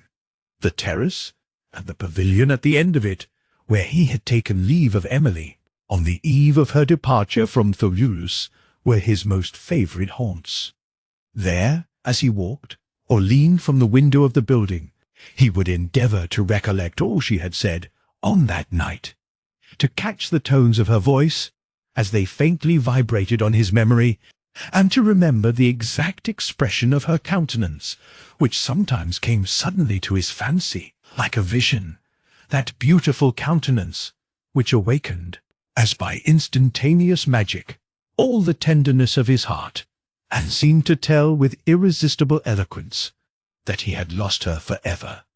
At these moments his hurried steps would have discovered to a spectator the despair of his heart. The character of Montoni, such as he had received from hints, and such as his fears represented it, would rise to his view, together with all the dangers it seemed to threaten to Emily and to his love. He blamed himself that he had not urged these more forcibly to her, while it might have been in his power to detain her, and that he had suffered an absurd and criminal delicacy, as he termed it, to conquer so soon the reasonable arguments he had opposed to this journey. Any evil that might have attended their marriage seemed so inferior to those which now threatened their love, or even to the sufferings that absence occasioned, that he wondered how he could have ceased to urge his suit till he had convinced her of its propriety. And he would certainly now have followed her to Italy, if he could have been spared from his regiment for so long a journey. His regiment, indeed, soon reminded him that he had other duties to attend than those of love. A short time after his arrival at his brother's house, he was summoned to join his brother officers, and he accompanied a battalion to Paris, where a scene of novelty and gaiety opened upon him, such as, till then, he had only a faint idea of. But gaiety disgusted, and company fatigued, his sick mind, and he became an object of unceasing raillery to his companions, from whom, whenever he could steal an opportunity, he escaped to think of Emily. The scenes around him, however, and the company with whom he was obliged to mingle, engaged his attention, though they failed to amuse his fancy, and thus gradually weakened the habit of yielding to lamentation, till it appeared less a duty to his love to indulge it. Among his brother officers were many, who added to the ordinary character of a French soldier's gaiety some of those fascinating qualities which too frequently throw a veil over folly, and sometimes even soften the features of vice into smiles. To these men the reserved and thoughtful manners of Valancourt were a kind of tacit censure on their own, for which they rallied him when present, and plotted against him when absent. They gloried in the thought of reducing him to their own level, and, considering it to be a spirited frolic, determined to accomplish it. Valancourt was a stranger to the gradual progress of scheme and intrigue, against which he could not be on his guard. He had not been accustomed to receive ridicule, and he could ill endure its sting. He resented it, and this only drew upon him a louder laugh. To escape from such scenes, he fled into solitude, and there the image of Emily met him, and revived the pangs of love and despair. He then sought to renew those tasteful studies, which had been the delight of his early years. But his mind had lost the tranquillity which is necessary for their enjoyment. To forget himself and the grief and anxiety which the idea of her recalled, he would quit his solitude, and again mingle in the crowd, glad of a temporary relief, and rejoicing to snatch amusement for the moment. Thus passed weeks after weeks, time gradually softening his sorrow, and habit strengthening his desire of amusement, till the scenes around him seemed to awaken into a new character, and Valancourt to have fallen among them from the clouds. His figure and address made him a welcome visitor, wherever he had been introduced, and he soon frequented the most gay and fashionable circles of Paris. Among these was the assembly of the Countess Lacleur, a woman of eminent beauty and captivating manners. She had passed the spring of youth, but her wit prolonged the triumph of its reign, and they mutually assisted the fame of each other. For those who were charmed by her loveliness spoke with enthusiasm of her talents, and others, who admired her playful imagination, declared that her personal graces were unrivalled. But her imagination was merely playful, and her wit, if such it could be called, was brilliant rather than just. It dazzled, and its fallacy escaped the detection of the moment, for the accents in which she pronounced it, and the smile that accompanied them, were a spell upon the judgment of the auditors. Her petites soupers were the most tasteful of any in Paris, and were frequented by many of the second class of literati. She was fond of music, was herself a scientific performer, and had frequently concerts at her house.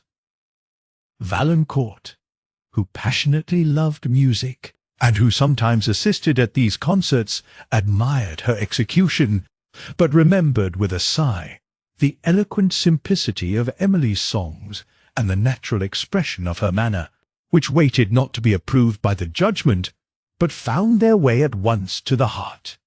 Madame la Comtesse had often deep play at her house, which she affected to restrain, but secretly encouraged, and it was well known among her friends that the splendour of her establishment was chiefly supplied from the profits of her tables.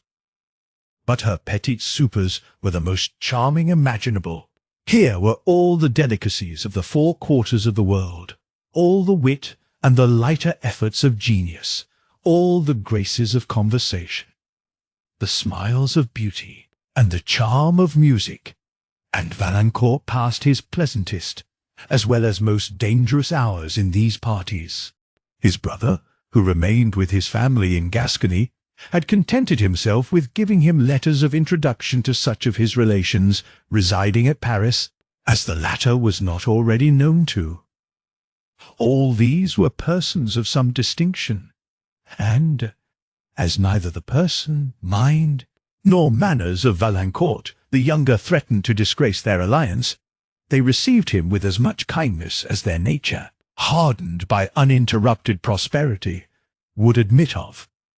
But their attentions did not extend to acts of real friendship, for they were too much occupied by their own pursuits to feel any interest in his, and thus he was set down in the midst of Paris, in the pride of youth, with an open, unsuspicious temper, and ardent affections, without one friend to warn him of the dangers to which he was exposed. Emily, who, had she been present, would have saved him from these evils by awakening his heart, and engaging him in worthy pursuits, now only increased his danger. It was to lose the grief, which the remembrance of her occasioned, that he first sought amusement, and for this end he pursued it, till habit made it an object of abstract interest. There was also a Marchioness Champfort, a young widow, at whose assemblies he passed much of his time. She was handsome, still more artful, gay, and fond of intrigue. The society which she drew round her was less elegant and more vicious than that of the Countess Laclure, but as she had address enough to throw a veil, though but a slight one, over the worst part of her character, she was still visited by many persons of what is called distinction. Valancourt was introduced to her parties by two of his brother officers, whose late ridicule he had now forgiven so far that he could sometimes join in the laugh, which a mention of his former manners would renew. The gaiety of the most splendid court in Europe, the magnificence of the palaces, entertainments, and equipages that surrounded him, all conspired to dazzle his imagination and reanimate his spirits, and the example and maxims of his military associates to delude his mind. Emily's image, indeed, still lived there, but it was no longer the friend, the monitor, that saved him from himself, and to which he retired to weep the sweet, yet melancholy, tears of tenderness. When he had recourse to it, it assumed a countenance of mild reproach that wrung his soul, and called forth tears of unmixed misery, his only escape from which was to forget the object of it, and he endeavoured, therefore, to think of Emily as seldom as he could. Thus dangerously circumstanced was Valancourt at the time when Emily was suffering at Venice from the persecuting addresses of Count Morano and the unjust authority of Montoni, at which period we leave him. Chapter 9. The image of a wicked, heinous fault lives in his eye. That close aspect of his does show the mood of a much troubled breast. King John. Leaving the gay scenes of Paris, we return to those of the gloomy Apennine, where Emily's thoughts were still faithful to Valancourt. Looking to him as to her only hope, she recollected, with jealous exactness, every assurance and every proof she had witnessed of his affection, read again and again the letters she had received from him, weighed, with intense anxiety, the force of every word that spoke of his attachment, and dried her tears as she trusted in his truth. Montoni, meanwhile, had made strict inquiry concerning the strange circumstance of his alarm, without obtaining information, and was, at length, obliged to account for it by the reasonable supposition that it was a mischievous trick played off by one of his domestics. His disagreements with Madame Montoni on the subject of her settlements were now more frequent than ever. He even confined her entirely to her own apartment, and did not scruple to threaten her with much greater severity, should she persevere in a refusal. Reason, had she consulted it, would now have perplexed her in the choice of a conduct to be adopted. It would have pointed out the danger of irritating by further opposition a man such as Montoni had proved himself to be, and to whose power she had so entirely committed herself. And it would also have told her of what extreme importance to her future comfort it was to reserve for herself those possessions which would enable her to live independently of Montoni, should she ever escape from his immediate control. But she was directed by a more decisive guide than reason, the spirit of revenge, which urged her to oppose violence to violence to violence, and obstinacy to obstinacy. Wholly confined to the solitude of her apartment, she was now reduced to solicit the society she had lately rejected, for Emily was the only person, except Annette, with whom she was permitted to converse. Generously anxious for her peace, Emily, therefore, tried to persuade, when she could not convince, and sought by every gentle means to induce her to forbear that asperity of reply, which so greatly irritated Montoni. The pride of her aunt did sometimes soften to the soothing voice of Emily, and there even were moments when she regarded her affectionate attentions with good will. The scenes of terrible contention, to which Emily was frequently compelled to be witness, exhausted her spirits more than any circumstances that had occurred since her departure from Toulouse. The gentleness and goodness of her parents, together with the scenes of her early happiness, often stole on her mind like the visions of a higher world, while the characters and circumstances, now passing beneath her eye, excited both terror and surprise. She could scarcely have imagined that passions so fierce and so various as those which Montoni exhibited could have been concentrated in one individual. Yet what more surprised her was that, on great occasions, he could bend these passions, wild as they were, to the cause of his interest, and generally could disguise in his countenance their operation on his mind. But she had seen him too often, when he had thought it unnecessary to conceal his nature, to be deceived on such occasions. Her present life appeared like the dream of a distempered imagination, or like one of those frightful fictions in which the wild genius of the poets sometimes delighted. Reflection brought only regret, and anticipation terror.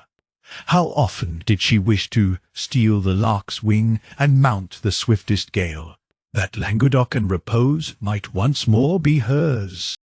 Of Count Morano's health she made frequent inquiry, but Annette heard only vague reports of his danger, and that his surgeon had said he would never leave the cottage alive, while Emily could not but be shocked to think that she, however innocently, might be the means of his death. And Annette, who did not fail to observe her emotion, interpreted it in her own way. But a circumstance soon occurred, which entirely withdrew Annette's attention from this subject, and awakened the surprise and curiosity so natural to her. Coming one day to Emily's apartment, with a countenance full of importance, "What can all this mean, mademoiselle?" said she. "Would I was once safe in Languedoc again! They should never catch me going on my travels any more. I must think it a fine thing, truly, to come abroad and see foreign parts.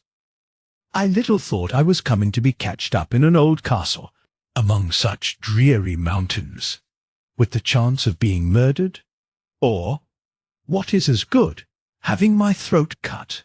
"What can all this mean, indeed, Annette?" said Emily, in astonishment.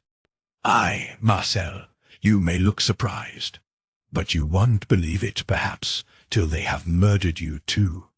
You would not believe about the ghost I told you of, though I showed you the very place where it used to appear." "You will believe nothing, Marcel." "Not till you speak more reasonably, Annette. For heaven's sake, explain your meaning.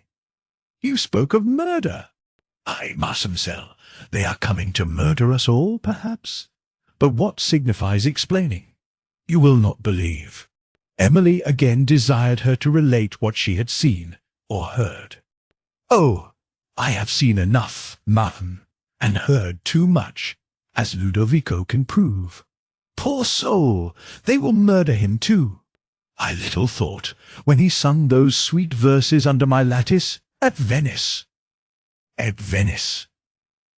Emily looked impatient and displeased.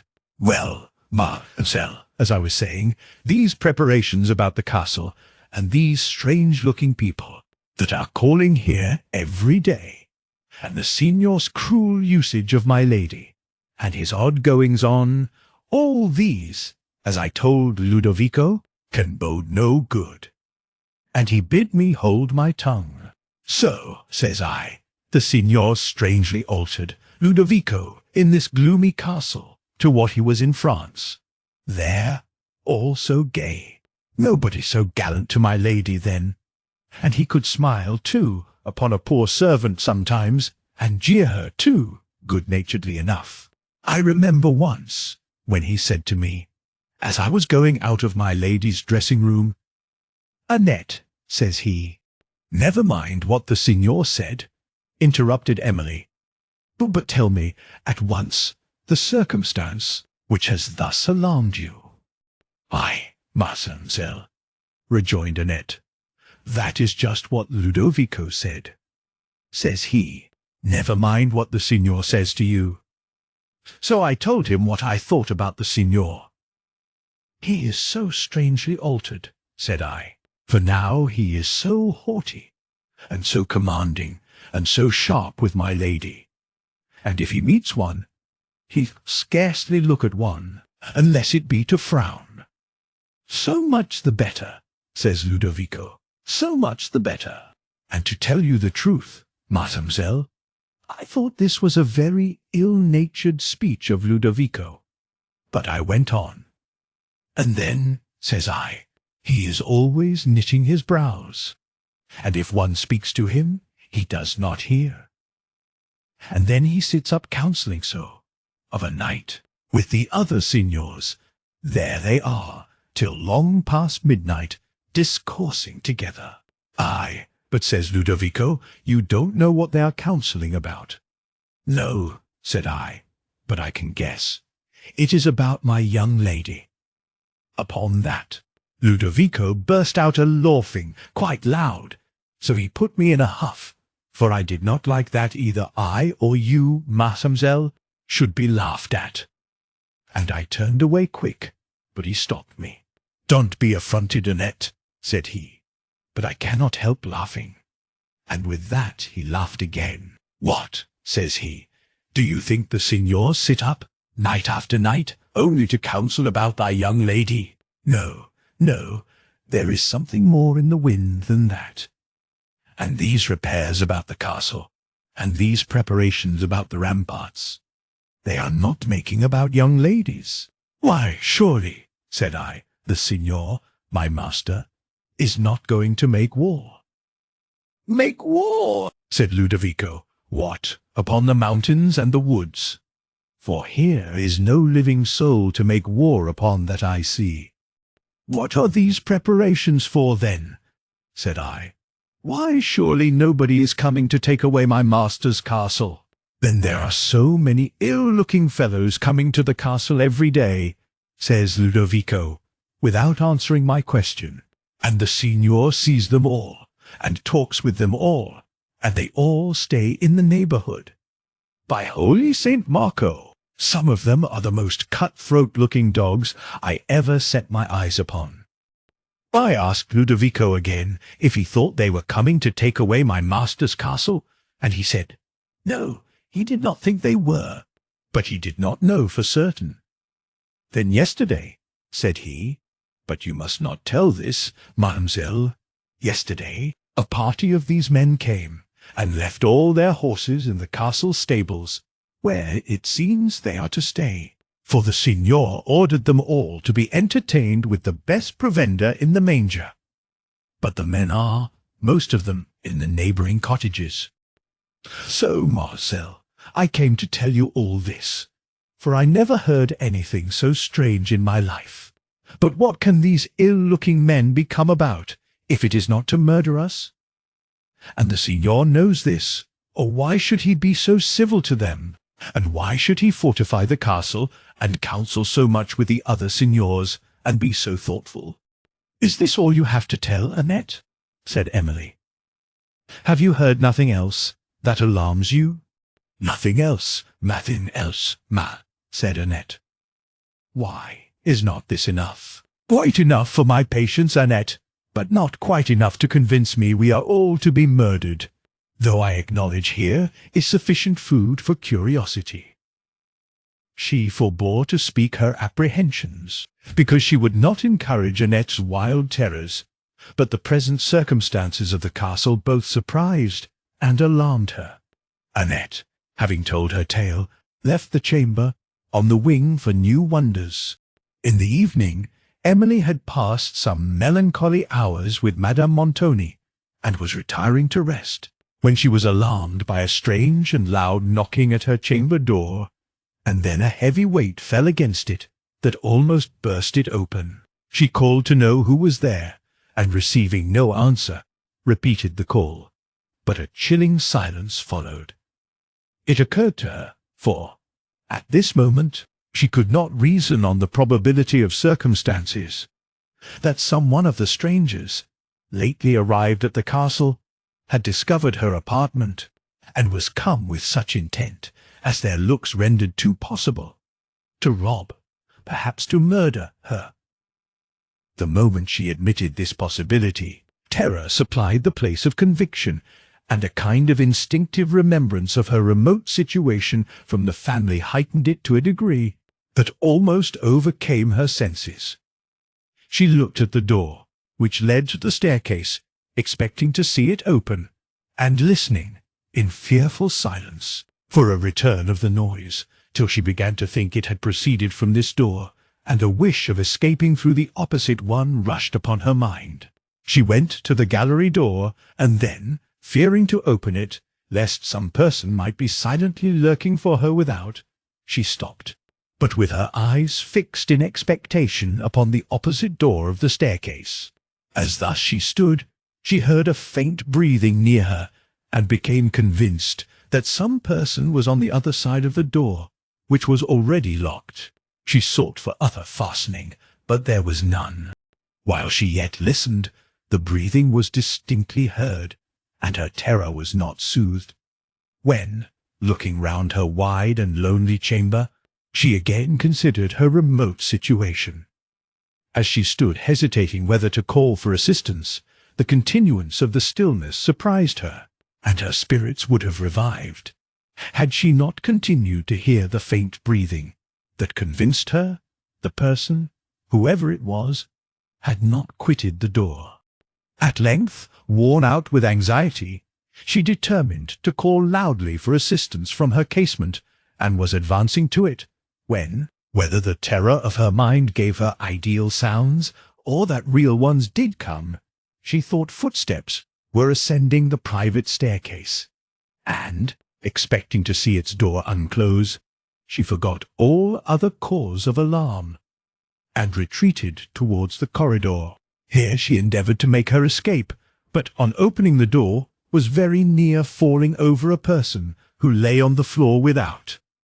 She screamed, and would have passed, but her trembling frame refused to support her, and the moment in which she leaned against the wall of the gallery allowed her leisure to observe the figure before her, and to recognize the features of Annette.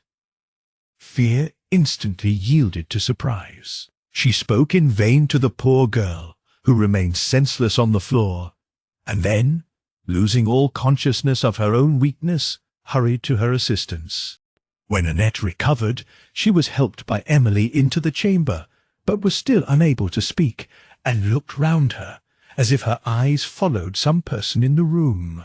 Emily tried to soothe her disturbed spirits, and forbore, at present, to ask her any questions. But the faculty of speech was never long withheld from Annette, and she explained, in broken sentences, and in her tedious way, the occasion of her disorder.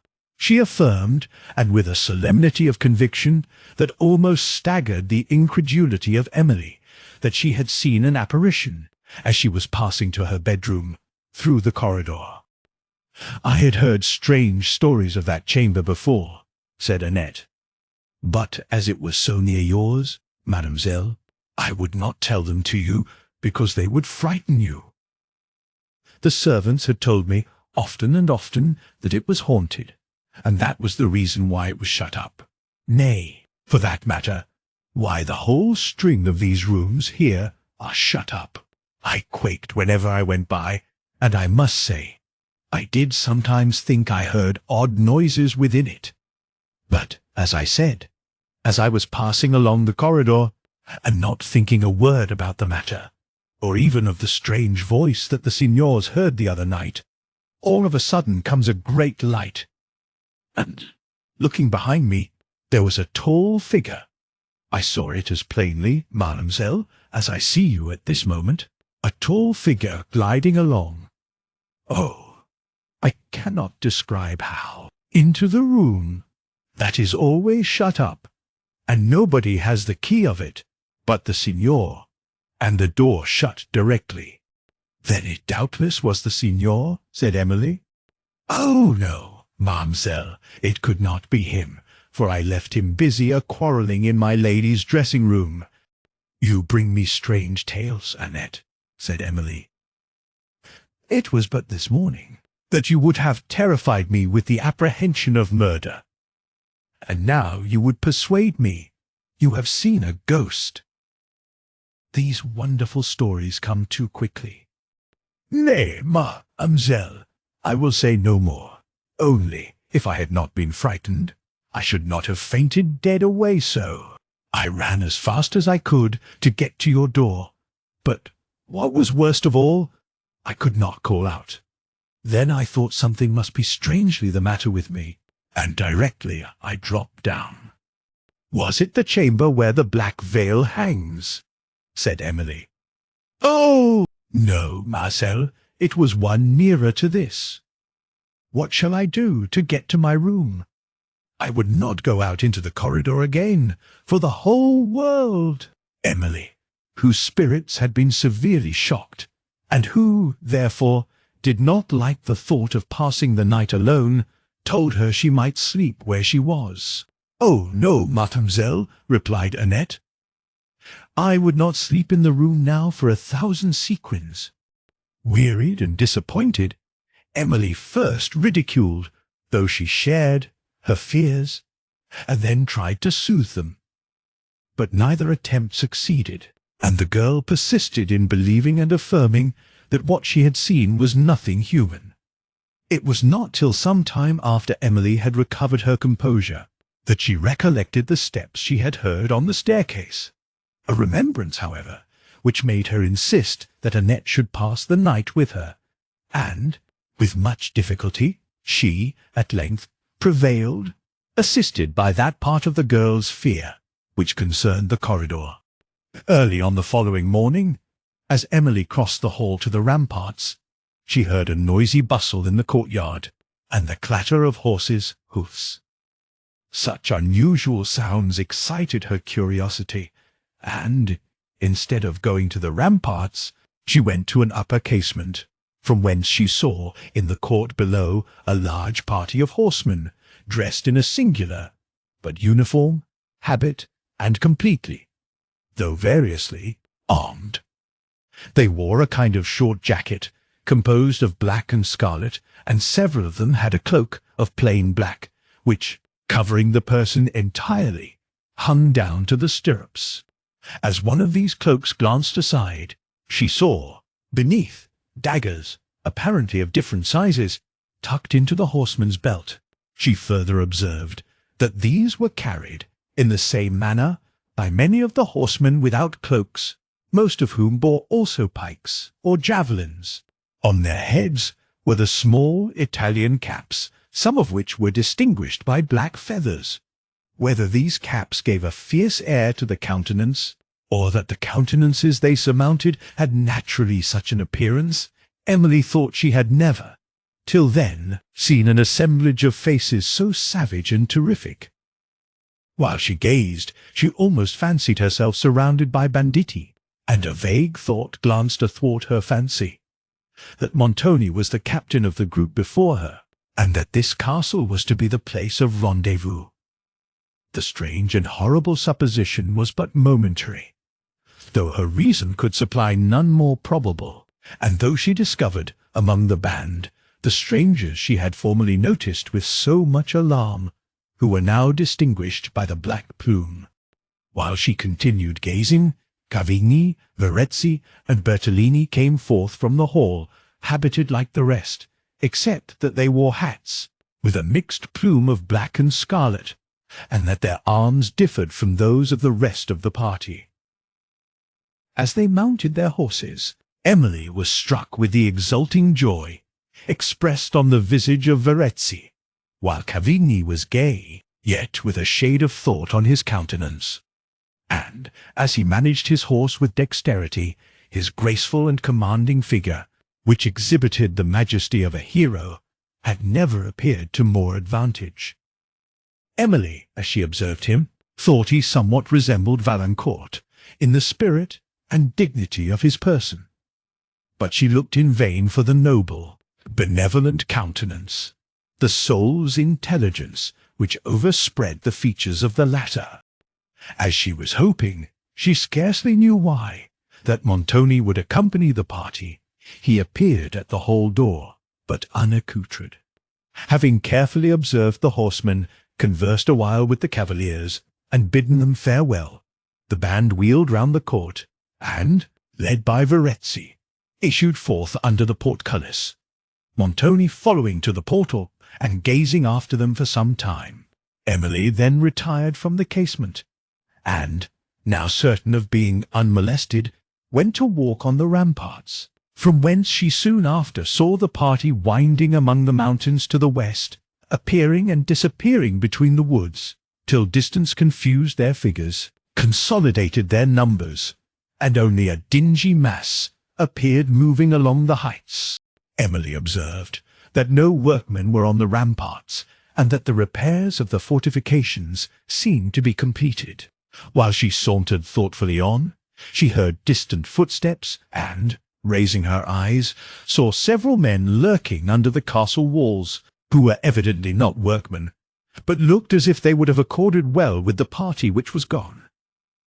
Wondering where Annette had hid herself so long, who might have explained some of the late circumstances, and then considering that Madame Montoni was probably risen, she went to her dressing-room, where she mentioned what had occurred. But Madame Montoni either would not, or could not, give any explanation of the event. The signor's reserve to his wife, on this subject, was probably nothing more than usual. Yet to Emily it gave an air of mystery to the whole affair, that seemed to hint there was danger, if not villainy, in his schemes. Annette presently came, and, as usual, was full of alarm. To her lady's eager enquiries of what she had heard among the servants, she replied, Madam, nobody knows what it is all about but old Carlo. He knows well enough, I dare say, but he is as close as his master. Some say the signor is going out to frighten the enemy, as they call it. But where is the enemy? Then others say he is going to take away somebody's castle, but I am sure he has room enough in his own, without taking other people's, and I am sure I should like it a great deal better if there were more people to fill it. Ah! You will soon have your wish, I fear, replied Madame Montoni. No, madam, but such ill-looking fellows are not worth having. I mean such gallant, smart, merry fellows as Ludovico, who is always telling droll stories to make one laugh. It was but yesterday he told me such a humorsome tale. I can't help laughing at it now. Says he, Well, we can dispense with the story, said her lady. Ah, continued Annette, he sees a great way further than other people. Now, he sees into all the signor's meaning, without knowing a word about the matter. How is that? Said Madame Montoni. Why, he says, but he made me promise not to tell, and I would not disoblige him for the world. What is it he made you promise not to tell? Said her lady sternly. I insist upon knowing immediately. What is it he made you promise? Oh, madam, cried Annette, I would not tell for the universe. I insist upon your telling this instant, said Madame Montoni. Oh, dear madam, I would not tell for 100 sequins. You would not have me forswear myself, madam, exclaimed Annette. I will not wait another moment, said Madame Montoni. Annette was silent. The signor shall be informed of this directly, rejoined her mistress. He will make you discover all. It is Ludovico who has discovered, said Annette. But for mercy's sake, madam, don't tell the signor, and you shall know all directly. Madame Montoni said that she would not. Well then, madam, Ludovico says that the signor, my master, is. That is, he only thinks so. And anybody, you know, madam, is free to think that the signor, my master, is what? Said her lady impatiently. That the signor, my master, is going to be a great robber. That is, he is going to rob on his own account. But I am sure I don't understand what he means, to be a captain of robbers. Art thou in thy senses, Annette? Said Madame Montoni. Or is this a trick to deceive me? Tell me, this instant, what Ludovico did say to thee. No equivocation. This instant. Nay, madam, cried Annette, if this is all I am to get for having told the secret. Her mistress thus continued to insist, and Annette to protest, till Montoni himself appeared, who bade the latter leave the room, and she withdrew, trembling for the fate of her story. Emily also was retiring, but her aunt desired she would stay, and Montoni had so often made her a witness of their contention that he no longer had scruples on that account. I insist upon knowing this instant, signor, what all this means, said his wife. What are all these armed men, whom they tell me of, gone out about? Montoni answered her only with a look of scorn, and Emily whispered something to her. It does not signify, said her aunt. I will know, and I will know, and I will know, too, what the castle has been fortified for. Come, come, said Montoni. Oh, the business brought me here. I must be trifled with no longer. I have immediate occasion for what I demand. Those estates must be given up, without further contention, or I may find a way. They never shall be given up, interrupted Madame Montoni. They never shall enable you to carry on your wild schemes. But what are these? I will know. Do you expect the castle to be attacked? Do you expect enemies? Am I to be shut up here, to be killed in a siege? Sign the writings, said Montoni, and you shall know more. You shall know more. What enemy can be coming? Continued his wife. Have you entered into the service of the state? Am I to be blocked up here to die? That may possibly happen, said Montoni, unless you yield to my demand, for come what may, you shall not quit the castle till then. Madame Montoni burst into loud lamentation, which she as suddenly checked, considering that her husband's assertions might be only artifices employed to extort her consent. She hinted this suspicion, and, in the next moment, told him also that his designs were not so honourable as to serve the state, and that she believed he had only commenced a captain of banditti, to join the enemies of Venice in plundering and laying waste the surrounding country. Montoni looked at her for a moment with a steady and stern countenance, while Emily trembled, and his wife, for once, thought she had said too much. You shall be removed this night, said he. To the east turret. There, perhaps, you may understand the danger of offending a man who has an unlimited power over you. Emily now fell at his feet, and, with tears of terror, supplicated for her aunt, who sat, trembling with fear and indignation, now ready to pour forth execrations, and now to join the intercessions of Emily.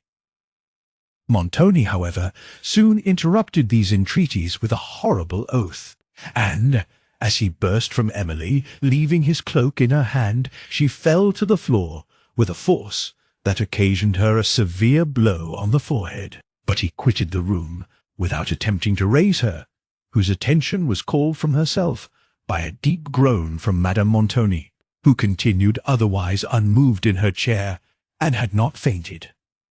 Emily, hastening to her assistance, saw her eyes rolling and her features convulsed. Having spoken to her without receiving an answer, she brought water and supported her head, while she held it to her lips. But the increasing convulsions soon compelled Emily to call for assistance. On her way through the hall, in search of Annette, she met Montoni, whom she told what had happened, and conjured to return and comfort her aunt.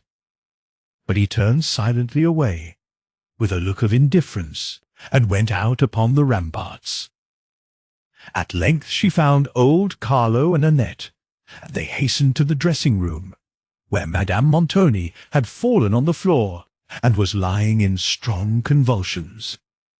Having lifted her into the adjoining room, and laid her on the bed, the force of her disorder still made all their strength necessary to hold her, while Annette trembled and sobbed, and old Carlo looked silently and piteously on, as his feeble hands grasped those of his mistress, till, turning his eyes upon Emily, he exclaimed, "Good God! Signora, what is the matter?" Emily looked calmly at him, and saw his inquiring eyes fixed on her, and Annette, looking up, screamed loudly, for Emily's face was stained with blood, which continued to fall slowly from her forehead. But her attention had been so entirely occupied by the scene before her that she had felt no pain from the wound. She now held a handkerchief to her face, and, notwithstanding her faintness, continued to watch Madame Montoni, the violence of whose convulsions was abating, till at length they ceased, and left her in a kind of stupor. "My aunt must remain quiet," said Emily. "Go, good Carlo. If we should want your assistance, I will send for you. In the meantime, if you have an opportunity, speak kindly of your mistress to your master." "Alas," said Carlo, "I have seen too much. I have little influence with the signor. But do, dear young lady, take some care of yourself. That is an ugly wound, and you look sadly." "Thank you, my friend, for your consideration," said Emily, smiling kindly. "The wound is trifling. It came by a fall." Carlo shook his head and left the room, and Emily, with Annette, continued to watch by her aunt. "Did my lady tell the signor what Ludovico said, mademoiselle?" asked Annette in a whisper, but Emily quieted her fears on the subject. "I thought what this quarrelling would come to," continued Annette.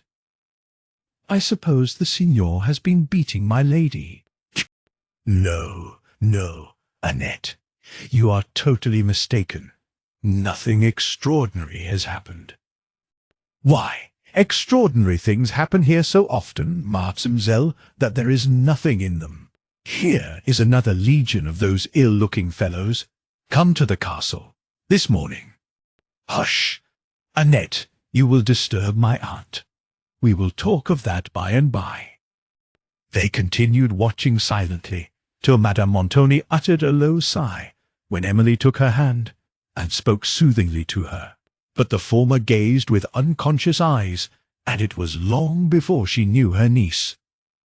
Her first words then inquired for Montoni, to which Emily replied by an entreaty that she would compose her spirits, and consent to be kept quiet, adding that, if she wished any message to be conveyed to him, she would herself deliver it. "No," said her aunt faintly. "No, I have nothing new to tell him. Does he persist in saying I shall be removed from my chamber?" Emily replied that he had not spoken on the subject since Madame Montoni heard him, and then she tried to divert her attention to some other topic, but her aunt seemed to be inattentive to what she said, and lost in secret thoughts.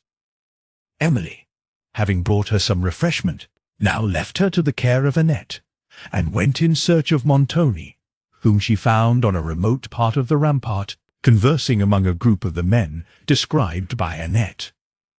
They stood round him with fierce, yet subjugated, looks, while he, speaking earnestly, and pointing to the walls, did not perceive Emily, who remained at some distance, waiting till he should be at leisure, and observing involuntarily the appearance of one man, more savage than his fellows, who stood resting on his pike, and looking, over the shoulders of a comrade, at Montoni, to whom he listened with uncommon earnestness.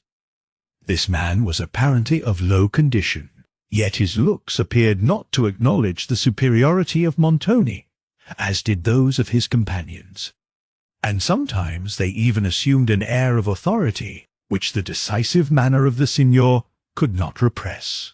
Some few words of Montoni then passed in the wind, and as the men were separating, she heard him say, "This evening, then, begin the watch at sunset." "At sunset, signor?" replied one or two of them, and walked away, while Emily approached Montoni, who appeared desirous of avoiding her. But, though she observed this, she had courage to proceed. She endeavoured to intercede once more for her aunt, represented to him her sufferings, and urged the danger of exposing her to a cold apartment in her present state. "She suffers by her own folly," said Montoni, "and is not to be pitied. She knows how she may avoid these sufferings in future. If she is removed to the turret, it will be her own fault. Let her be obedient, and sign the writings you heard of, and I will think no more of it." When Emily ventured still to plead, he sternly silenced and rebuked her for interfering in his domestic affairs, but at length dismissed her with this concession, that he would not remove Madame Montoni on the ensuing night, but allow her till the next to consider whether she would resign her settlements or be imprisoned in the east turret of the castle, where she shall find, he added, a punishment she may not expect. Emily then hastened to inform her aunt of this short respite, and of the alternative that awaited her, to which the latter made no reply, but appeared thoughtful, while Emily, in consideration of her extreme languor, wished to soothe her mind by leading it to less interesting topics.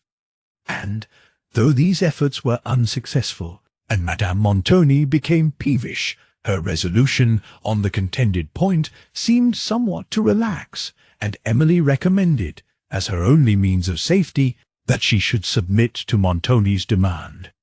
"You know not what you advise," said her aunt.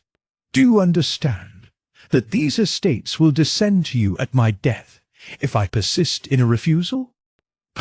"I was ignorant of that circumstance, madam," replied Emily, "but the knowledge of it cannot withhold me from advising you to adopt the conduct which not only your peace, but, I fear, your safety requires, and I entreat that you will not suffer a consideration comparatively so trifling to make you hesitate a moment in resigning them. Are you sincere, niece?" "Is it possible you can doubt it, madam?" Her aunt appeared to be affected. "You are not unworthy of these estates, niece," said she. "I would wish to keep them for your sake. You show a virtue I did not expect." "How have I deserved this reproof, madam?" said Emily sorrowfully. "Reproof," replied Madame Montoni. "I meant to praise your virtue." "Alas, here is no exertion of virtue," rejoined Emily, "for here is no temptation to be overcome." "Yet, Monsieur Valancourt," said her aunt.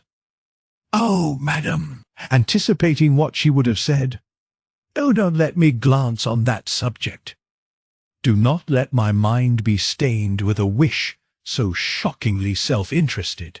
She immediately changed the topic, and continued with Madame Montoni till she withdrew to her apartment for the night.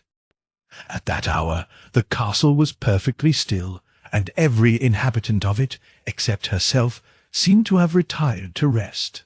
As she passed along the wide and lonely galleries, dusky and silent, she felt forlorn and apprehensive of, she scarcely knew what.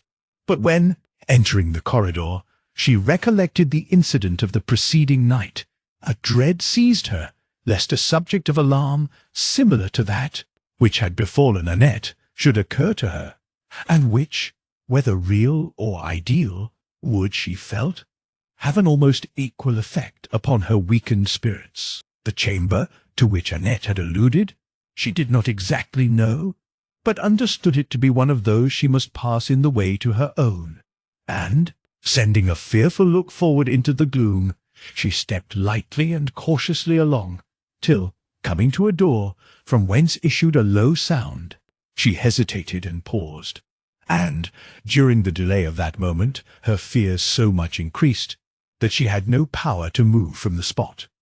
Believing that she heard a human voice within, she was somewhat revived. But in the next moment, the door was opened, and a person, whom she conceived to be Montoni, appeared, who instantly started back and closed it, though not before she had seen, by the light that burned in the chamber, another person, sitting in a melancholy attitude by the fire. Her terror vanished, but her astonishment only began, which was now roused by the mysterious secrecy of Montoni's manner, and by the discovery of a person whom he thus visited at midnight in an apartment which had long been shut up, and of which such extraordinary reports were circulated. While she thus continued hesitating, strongly prompted to watch Montoni's motions, yet fearing to irritate him by appearing to notice them, the door was again opened cautiously, and as instantly closed as before. She then stepped softly to her chamber, which was the next but one to this, but, having put down her lamp, returned to an obscure corner of the corridor to observe the proceedings of this half-seen person, and to ascertain whether it was indeed Montoni. Having waited in silent expectation for a few minutes, with her eyes fixed on the door, it was again opened, and the same person appeared, whom she now knew to be Montoni. He looked cautiously round, without perceiving her, then, stepping forward, closed the door, and left the corridor. Soon after, Emily heard the door fastened on the inside, and she withdrew to her chamber, wondering at what she had witnessed. It was now 12 o'clock. As she closed her casement, she heard footsteps on the terrace below, and saw imperfectly, through the gloom, several persons advancing, who passed under the casement. She then heard the clink of arms, and, in the next moment, the watchword. When, recollecting the command she had overheard from Montoni and the hour of the night, she understood that these men were, for the first time, relieving guard in the castle. Having listened till all was again still, she retired to sleep. Chapter 10. And shall no lay of death with pleasing murmur sooth her parted soul? Shall no tear wet her grave? Say us. On the following morning, Emily went early to the apartment of Madame Montoni, who had slept well, and was much recovered. Her spirits had also returned with her health, and her resolution to oppose Montoni's demands revived, though it yet struggled with her fears, which Emily, who trembled for the consequence of further opposition, endeavoured to confirm. Her aunt, as has been already shown, had a disposition which delighted in contradiction, and which taught her, when unpleasant circumstances were offered to her understanding, not to inquire into their truth, but to seek for arguments, by which she might make them appear false. Long habit had so entirely confirmed this natural propensity, that she was not conscious of possessing it. Emily's remonstrances and representations, therefore, roused her pride, instead of alarming or convincing her judgment, and she still relied upon the discovery of some means by which she might yet avoid submitting to the demand of her husband, considering that, if she could once escape from his castle, she might defy his power, and, obtaining a decisive separation, live in comfort on the estates that yet remained for her. She mentioned this to her niece, who accorded with her in the wish, but differed from her as to the probability of its completion. She represented the impossibility of passing the gates, secured and guarded as they were, and the extreme danger of committing her design to the discretion of a servant, who might either purposely betray or accidentally disclose it. Montoni's vengeance would also disdain restraint if her intention was detected.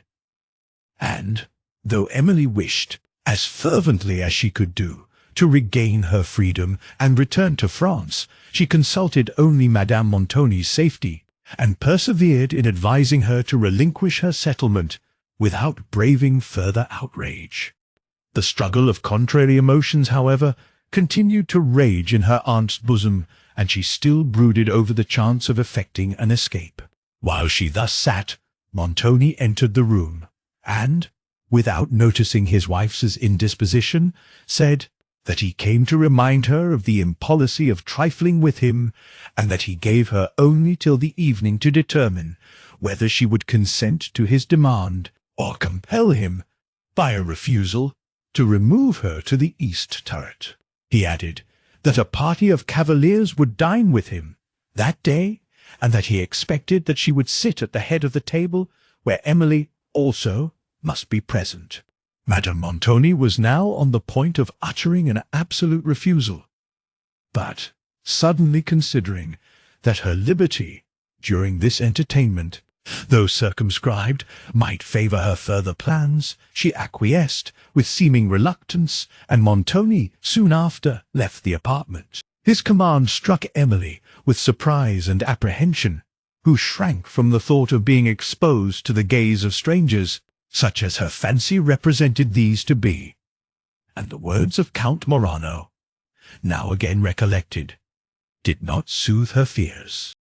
When she withdrew to prepare for dinner, she dressed herself with even more simplicity than usual, that she might escape observation, a policy which did not avail her, for, as she repassed to her aunt's apartment, she was met by Montoni, who censured what he called her prudish appearance, and insisted that she should wear the most splendid dress she had, even that which had been prepared for her intended nuptials with Count Morano, and which, it now appeared, her aunt had carefully brought with her from Venice.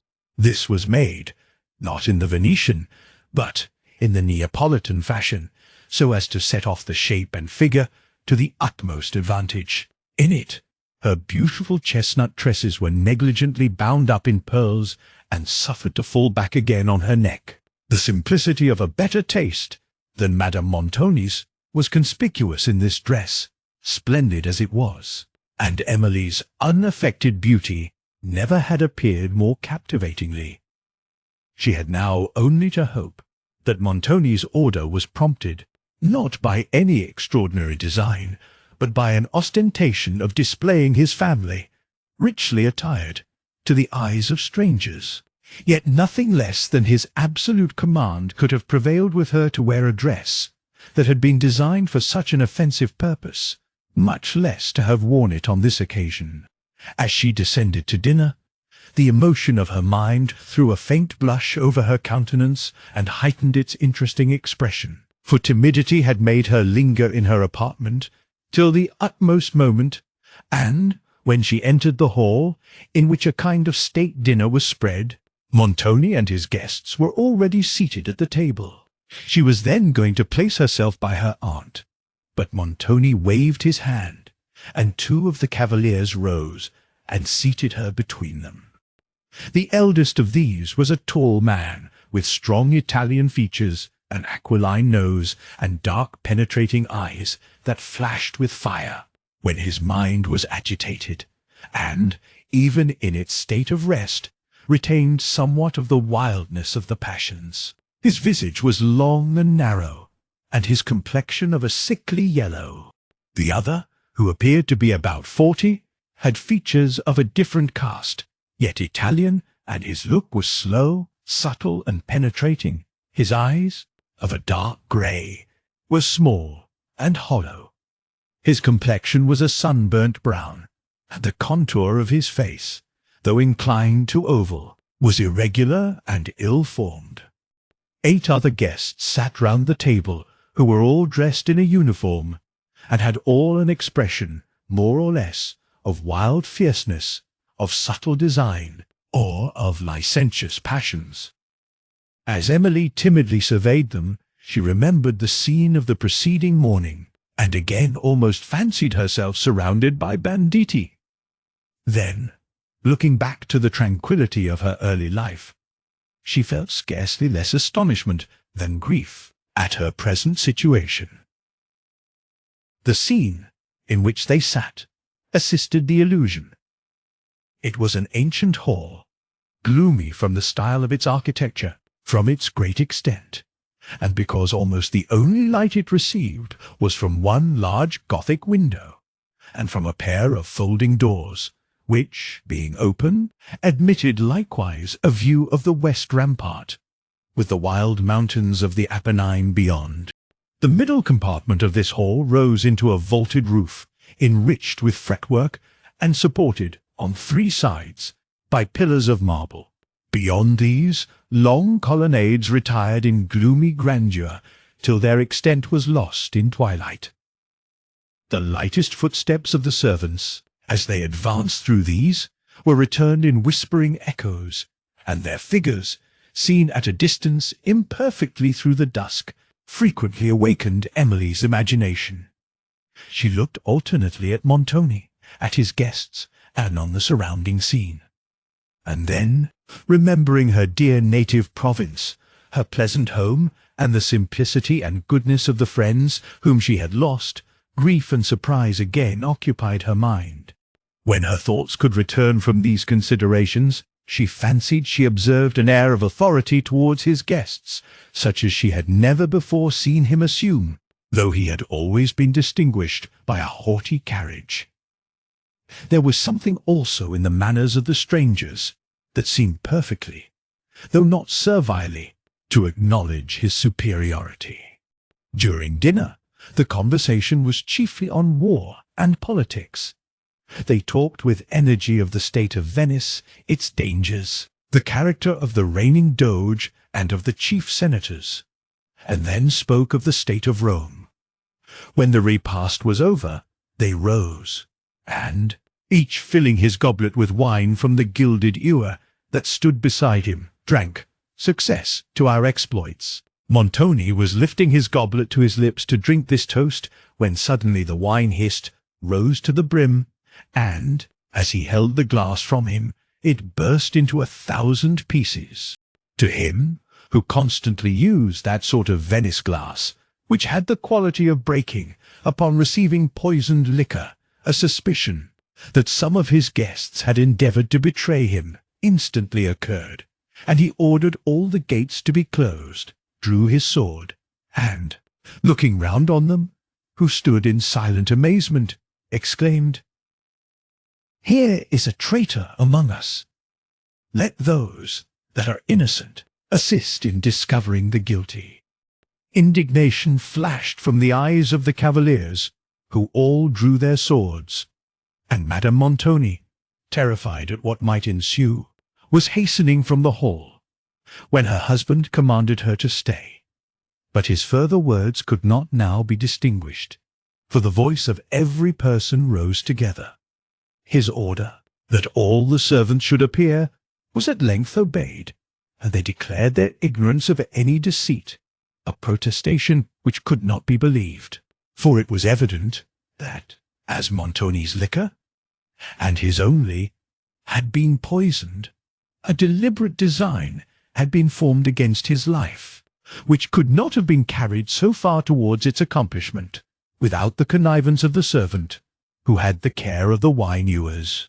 This man, with another, whose face betrayed either the consciousness of guilt or the fear of punishment, Montoni ordered to be chained instantly, and confined in a strong room, which had formerly been used as a prison. Thither, likewise, he would have sent all his guests, had he not foreseen the consequence of so bold and unjustifiable a proceeding. As to those, therefore, he contented himself with swearing that no man should pass the gates till this extraordinary affair had been investigated, and then sternly bade his wife retire to her apartment, whither he suffered Emily to attend her. In about half an hour he followed to the dressing-room, and Emily observed with horror his dark countenance and quivering lip, and heard him denounce vengeance on her aunt. "It will avail you nothing," said he to his wife. "Udolpho, deny the fact. I have proof of your guilt. Your only chance of mercy rests on a full confession. There is nothing to hope from sullenness or falsehood. Your accomplice has confessed all."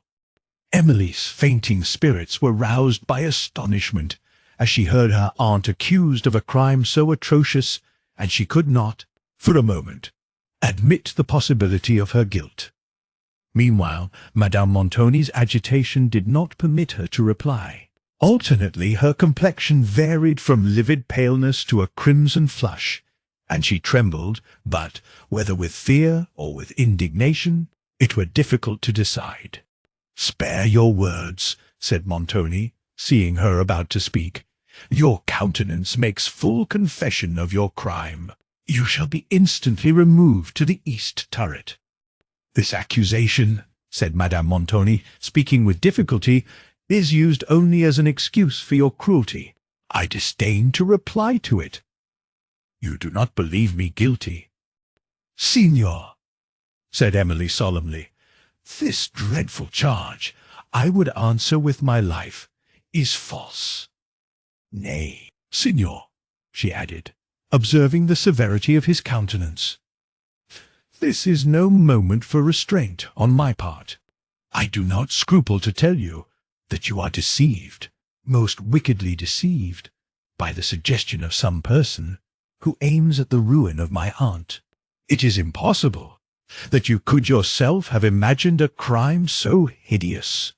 Montoni, his lips trembling more than before, replied only, "If you value your own safety," addressing Emily, "you will be silent.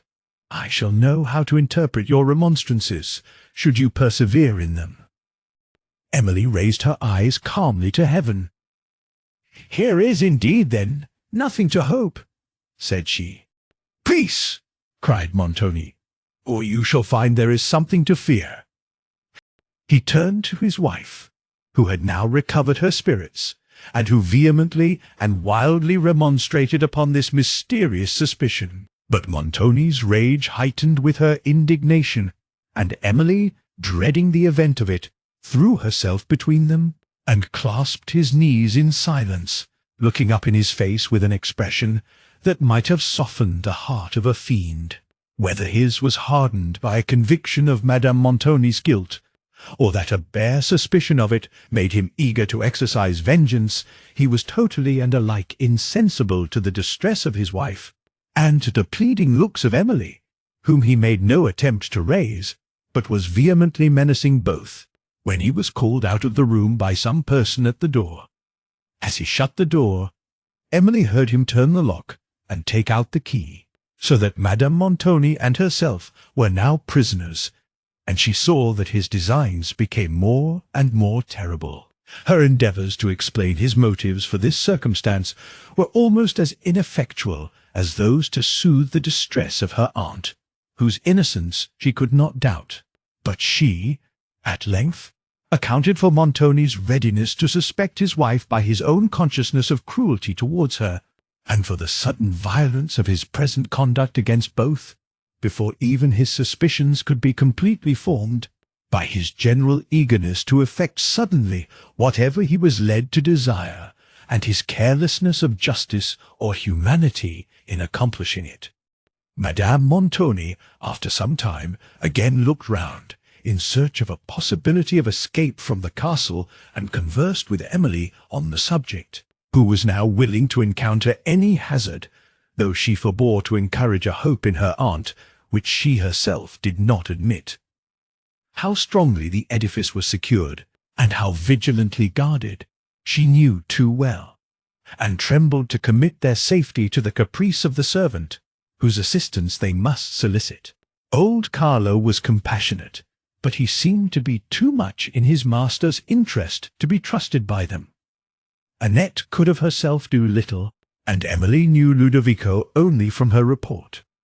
At present, however, these considerations were useless, Madame Montoni and her niece being shut up from all intercourse, even with the persons whom there might be these reasons to reject. In the hall, confusion and tumult still reigned. Emily, as she listened anxiously to the murmur that sounded along the gallery, sometimes fancied she heard the clashing of swords, and, when she considered the nature of the provocation given by Montoni, and his impetuosity, it appeared probable that nothing less than arms would terminate the contention. Madame Montoni, having exhausted all her expressions of indignation, and Emily hers of comfort, they remained silent, in that kind of breathless stillness which, in nature, often succeeds to the uproar of conflicting elements, a stillness like the morning that dawns upon the ruins of an earthquake. An uncertain kind of terror pervaded Emily's mind. The circumstances of the past hour still came dimly and confusedly to her memory, and her thoughts were various and rapid, though without tumult. From this state of waking visions she was recalled by a knocking at the chamber door, and, inquiring who was there, heard the whispering voice of Annette. "Dear madam, let me come in. I have a great deal to say," said the poor girl. "The door is locked," answered the lady. "Yes, madam, but do pray open it." "The signor has the key," said Madame Montoni. "Oh, blessed Virgin! What will become of us?" exclaimed Annette. "Assist us to escape," said her mistress. "Where is Ludovico?" "Below in the hall, madam, amongst them all, fighting with the best of them." "Fighting? Who are fighting?" cried Madame Montoni. "Why, the signor, madam, and all the signors, and a great many more." "Is any person much hurt?" said Emily in a tremulous voice. "Hurt? Yes, mademoiselle. There they lie bleeding, and the swords are clashing, and— Oh, holy saints! Do let me in, madam. They are coming this way. I shall be murdered." "Fly!" cried Emily. "Fly! We cannot open the door." Annette repeated that they were coming, and in the same moment fled. "Be calm, madam," said Emily, turning to her aunt. "I entreat you to be calm. I am not frightened in the least. Do not you be alarmed." "You can scarcely support yourself," replied her aunt. "Merciful God! What is it they mean to do with us?" "They come, perhaps, to liberate us," said Emily. "Signor Montoni, perhaps, is conquered." Is conquered. The belief of his death gave her spirits a sudden shock, and she grew faint as she saw him in imagination expiring at her feet. "They are coming!" cried Madame Montoni. "I hear their steps. They are at the door." Emily turned her languid eyes to the door, but terror deprived her of utterance. The key sounded in the lock. The door opened, and Montoni appeared, followed by 3 ruffian-like men. "Execute your orders," said he, turning to them, and pointing to his wife, who shrieked, but was immediately carried from the room, while Emily sunk, senseless, on a couch, by which she had endeavoured to support herself. When she recovered, she was alone, and recollected only that Madame Montoni had been there, together with some unconnected particulars of the preceding transaction, which were, however, sufficient to renew all her terror. She looked wildly round the apartment, as if in search of some means of intelligence concerning her aunt, while neither her own danger nor an idea of escaping from the room immediately occurred. When her recollection was more complete, she raised herself and went, but with only a faint hope, to examine whether the door was unfastened. It was so, and she then stepped timidly out into the gallery, but paused there, uncertain which way she should proceed. Her first wish was to gather some information as to her aunt, and she, at length, turned her steps to go to the lesser hall, where Annette and the other servants usually waited. Everywhere, as she passed, she heard, from a distance, the uproar of contention, and the figures and faces, which she met, hurrying along the passages, struck her mind with dismay. Emily might now have appeared, like an angel of light, encompassed by fiends. At length she reached the lesser hall, which was silent and deserted, but, panting for breath, she sat down to recover herself. The total stillness of this place was as awful as the tumult from which she had escaped. But she had now time to recall her scattered thoughts, to remember her personal danger, and to consider of some means of safety. She perceived that it was useless to seek Madame Montoni through the wide extent and intricacies of the castle now, too, when every avenue seemed to be beset by ruffians. In this hall she could not resolve to stay, for she knew not how soon it might become their place of rendezvous, and, though she wished to go to her chamber, she dreaded again to encounter them on the way. Thus she sat, trembling and hesitating, when a distant murmur broke on the silence and grew louder and louder, till she distinguished voices and steps approaching. She then rose to go, but the sounds came along the only passage by which she could depart, and she was compelled to await in the hall the arrival of the persons whose steps she heard. As these advanced, she distinguished groans, and then saw a man borne slowly along by 4 others. Her spirits faltered at the sight, and she leaned against the wall for support. The bearers, meanwhile, entered the hall, and, being too busily occupied to detain, or even notice Emily, she attempted to leave it, but her strength failed, and she again sat down on the bench. A damp chillness came over her. Her sight became confused. She knew not what had passed, or where she was, yet the groans of the wounded person still vibrated on her heart. In a few moments the tide of life seemed again to flow. She began to breathe more freely, and her senses revived. She had not fainted, nor had ever totally lost her consciousness, but had contrived to support herself on the bench, still without courage to turn her eyes upon the unfortunate object which remained near her, and about whom the men were yet too much engaged to attend to her. When her strength returned, she rose, and was suffered to leave the hall, though her anxiety, having produced some vain enquiries concerning Madame Montoni, had thus made a discovery of herself. Towards her chamber she now hastened, as fast as her steps would bear her, for she still perceived, upon her passage, the sounds of confusion at a distance, and she endeavoured, by taking her way through some obscure rooms, to avoid encountering the persons whose looks had terrified her before, as well as those parts of the castle where the tumult might still rage.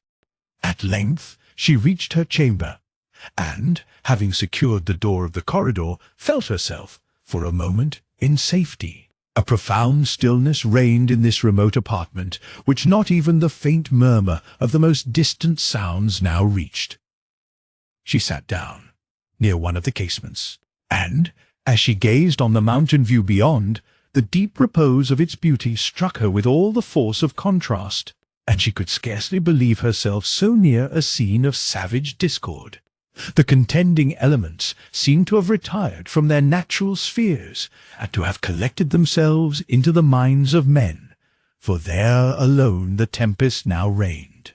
Emily tried to tranquillize her spirits, but anxiety made her constantly listen for some sound, and often look out upon the ramparts, where all, however, was lonely and still. As a sense of her own immediate danger had decreased, her apprehension concerning Madame Montoni heightened, who, she remembered, had been fiercely threatened with confinement in the east turret, and it was possible that her husband had satisfied his present vengeance with this punishment. She, therefore, determined, when night should return, and the inhabitants of the castle should be asleep, to explore the way to the turret, which, as the direction it stood in was mentioned, appeared not very difficult to be done. She knew, indeed, that although her aunt might be there, she could afford her no effectual assistance, but it might give her some comfort even to know that she was discovered, and to hear the sound of her niece's voice.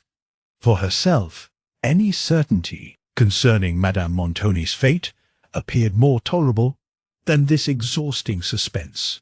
Meanwhile, Annette did not appear, and Emily was surprised and somewhat alarmed for her, whom, in the confusion of the late scene, various accidents might have befallen, and it was improbable that she would have failed to come to her apartment unless something unfortunate had happened. Thus the hours passed in solitude, in silence, and in anxious conjecturing. Being not once disturbed by a message or a sound, it appeared that Montoni had wholly forgotten her, and it gave her some comfort to find that she could be so unnoticed. She endeavoured to withdraw her thoughts from the anxiety that preyed upon them, but they refused control. She could neither read nor draw, and the tones of her lute were so utterly discordant with the present state of her feelings that she could not endure them for a moment. The sun, at length, set behind the western mountains. His fiery beams faded from the clouds, and then a dun melancholy purple drew over them, and gradually involved the features of the country below.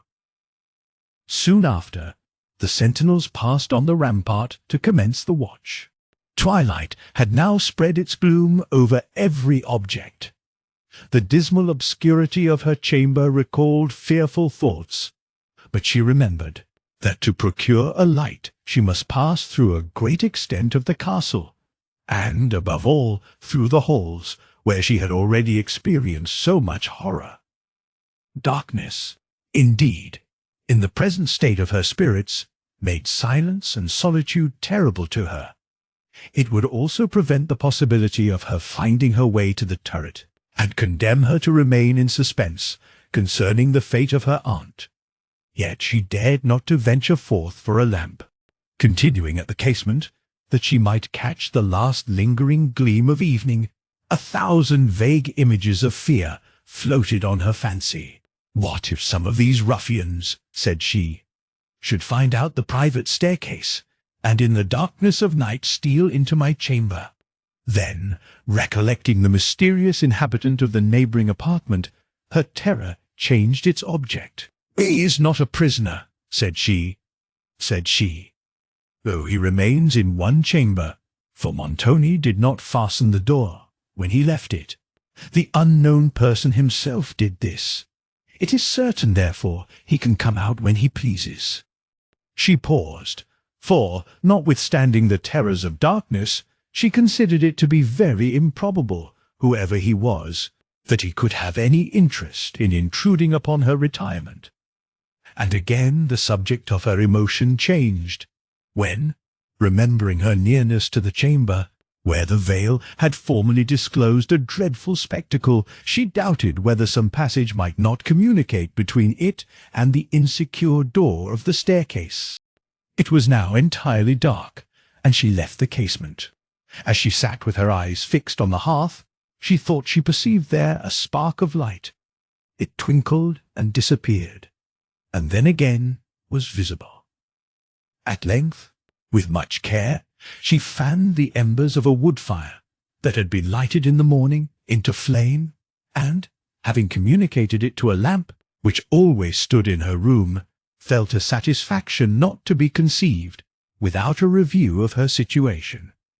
Her first care was to guard the door of the staircase, for which purpose she placed against it all the furniture she could move, and she was thus employed for some time, at the end of which she had another instance how much more oppressive misfortune is to the idle than to the busy. For, having then leisure to think over all the circumstances of her present afflictions, she imagined 1,000 evils for futurity, and these real and ideal subjects of distress alike wounded her mind. Thus heavily moved the hours till midnight, when she counted the sullen notes of the great clock, as they rolled along the rampart, unmingled with any sound, except the distant footfall of a sentinel, who came to relieve guard. She now thought she might venture towards the turret, and, having gently opened the chamber door to examine the corridor, and to listen if any person was stirring in the castle, found all around in perfect stillness. Yet no sooner had she left the room than she perceived a light flash on the walls of the corridor, and, without waiting to see by whom it was carried, she shrunk back and closed her door. No one approaching, she conjectured that it was Montoni going to pay his midnight visit to her unknown neighbour, and she determined to wait till he should have retired to his own apartment. When the chimes had tolled another half-hour, she once more opened the door, and, perceiving that no person was in the corridor, hastily crossed into a passage that led along the south side of the castle towards the staircase, whence she believed she could easily find her way to the turret. Often pausing on her way, listening apprehensively to the murmurs of the wind, and looking fearfully onward into the gloom of the long passages, she, at length, reached the staircase. But there her perplexity began. 2 passages appeared, of which she knew not how to prefer one, and was compelled, at last, to decide by chance rather than by circumstances. That she entered opened first into a wide gallery, along which she passed lightly and swiftly, for the lonely aspect of the place awed her, and she started at the echo of her own steps. On a sudden, she thought she heard a voice, and, not distinguishing from whence it came, feared equally to proceed or to return. For some moments she stood in an attitude of listening expectation, shrinking almost from herself, and scarcely daring to look round her. The voice came again, but, though it was now near her, terror did not allow her to judge exactly whence it proceeded. She thought, however, that it was the voice of complaint, and her belief was soon confirmed by a low moaning sound that seemed to proceed from one of the chambers opening into the gallery.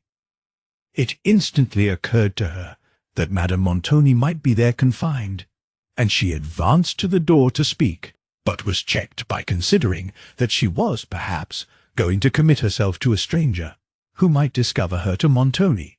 For, though this person, whoever it was, seemed to be in affliction, it did not follow that he was a prisoner.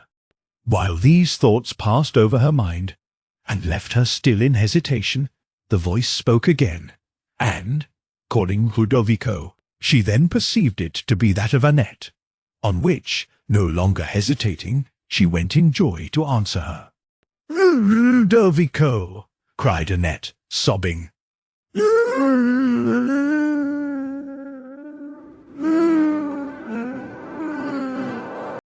"It is not Ludovico, it is I, Mademoiselle Emily." Annette ceased sobbing, and was silent. "If you can open the door, let me in," said Emily. "There is no person to hurt you." "Ludovico! Oh, Ludovico!" cried Annette. Emily now lost her patience, and her fear of being overheard increasing, she was even nearly about to leave the door, when she considered that Annette might possibly know something of the situation of Madame Montoni, or direct her to the turret.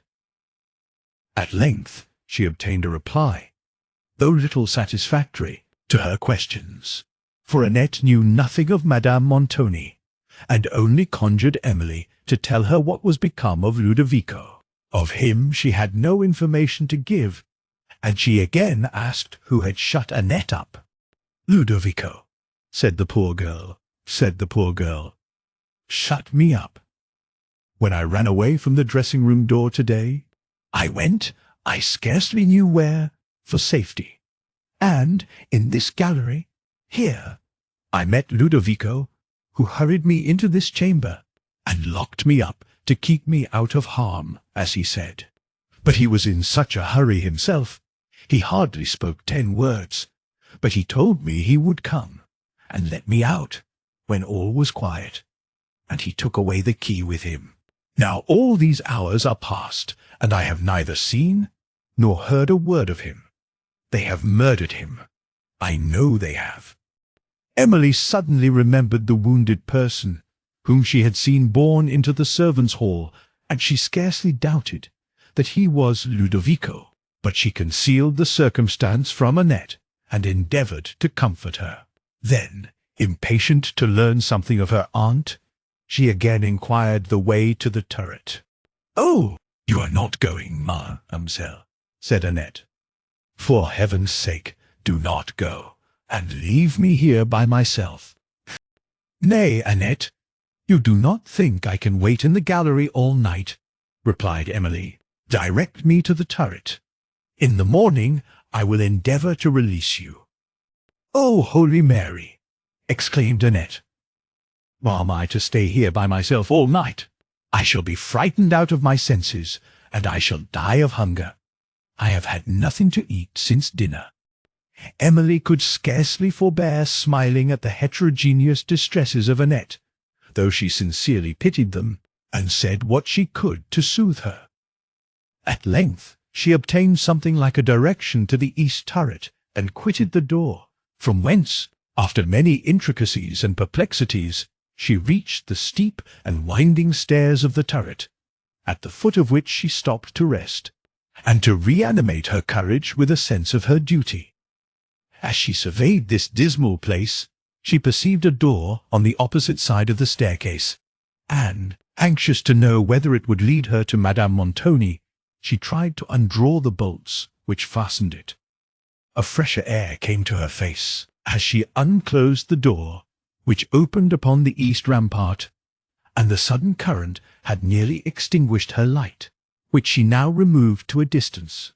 And again, looking out upon the obscure terrace, she perceived only the faint outline of the walls and of some towers, while above heavy clouds, borne along the wind, seemed to mingle with the stars and wrap the night in thicker darkness.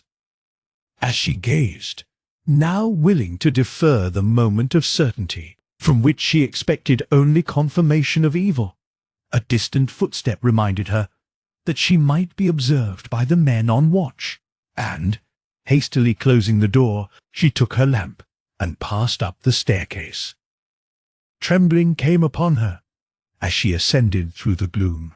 To her melancholy fancy this seemed to be a place of death, and the chilling silence that reigned confirmed its character. Her spirits faltered. "Perhaps," said she, "I am come hither only to learn a dreadful truth, or to witness some horrible spectacle. I feel that my senses would not survive such an addition of horror."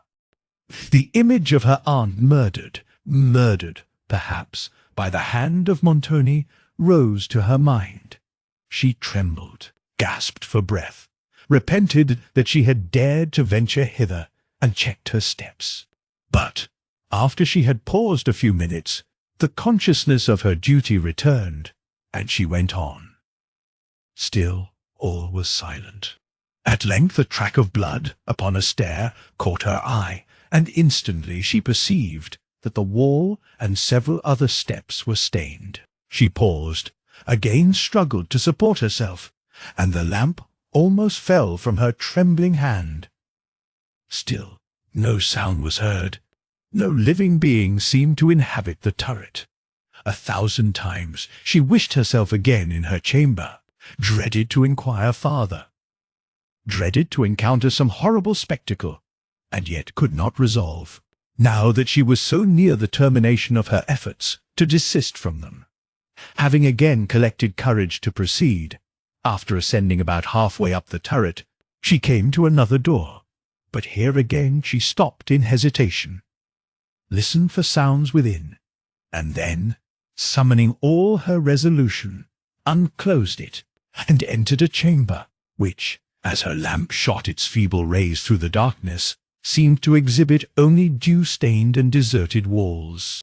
As she stood examining it, in fearful expectation of discovering the remains of her unfortunate aunt, she perceived something lying in an obscure corner of the room, and, struck with a horrible conviction, she became, for an instant, motionless and nearly insensible. Then, with a kind of desperate resolution, she hurried towards the object that excited her terror, when, perceiving the clothes of some person on the floor, she caught hold of them, and found in her grasp the old uniform of a soldier, beneath which appeared a heap of pikes and other arms. Scarcely daring to trust her sight, she continued, for some moments, to gaze on the object of her late alarm, and then left the chamber, so much comforted and occupied by the conviction that her aunt was not there, that she was going to descend the turret without inquiring farther. When, on turning to do so, she observed upon some steps on the second flight an appearance of blood, and remembering that there was yet another chamber to be explored, she again followed the windings of the ascent. Still, as she ascended, the track of blood glared upon the stairs. It led her to the door of a landing-place that terminated them, but she was unable to follow it farther. Now that she was so near the sought-for certainty, she dreaded to know it, even more than before, and had not fortitude sufficient to speak, or to attempt opening the door. Having listened, in vain, for some sound that might confirm or destroy her fears, she at length laid her hand on the lock, and, finding it fastened, called on Madame Montoni. But only a chilling silence ensued. "She is dead!" she cried.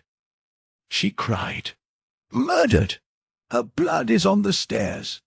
Emily grew very faint, could support herself no longer, and had scarcely presence of mind to set down the lamp and place herself on a step.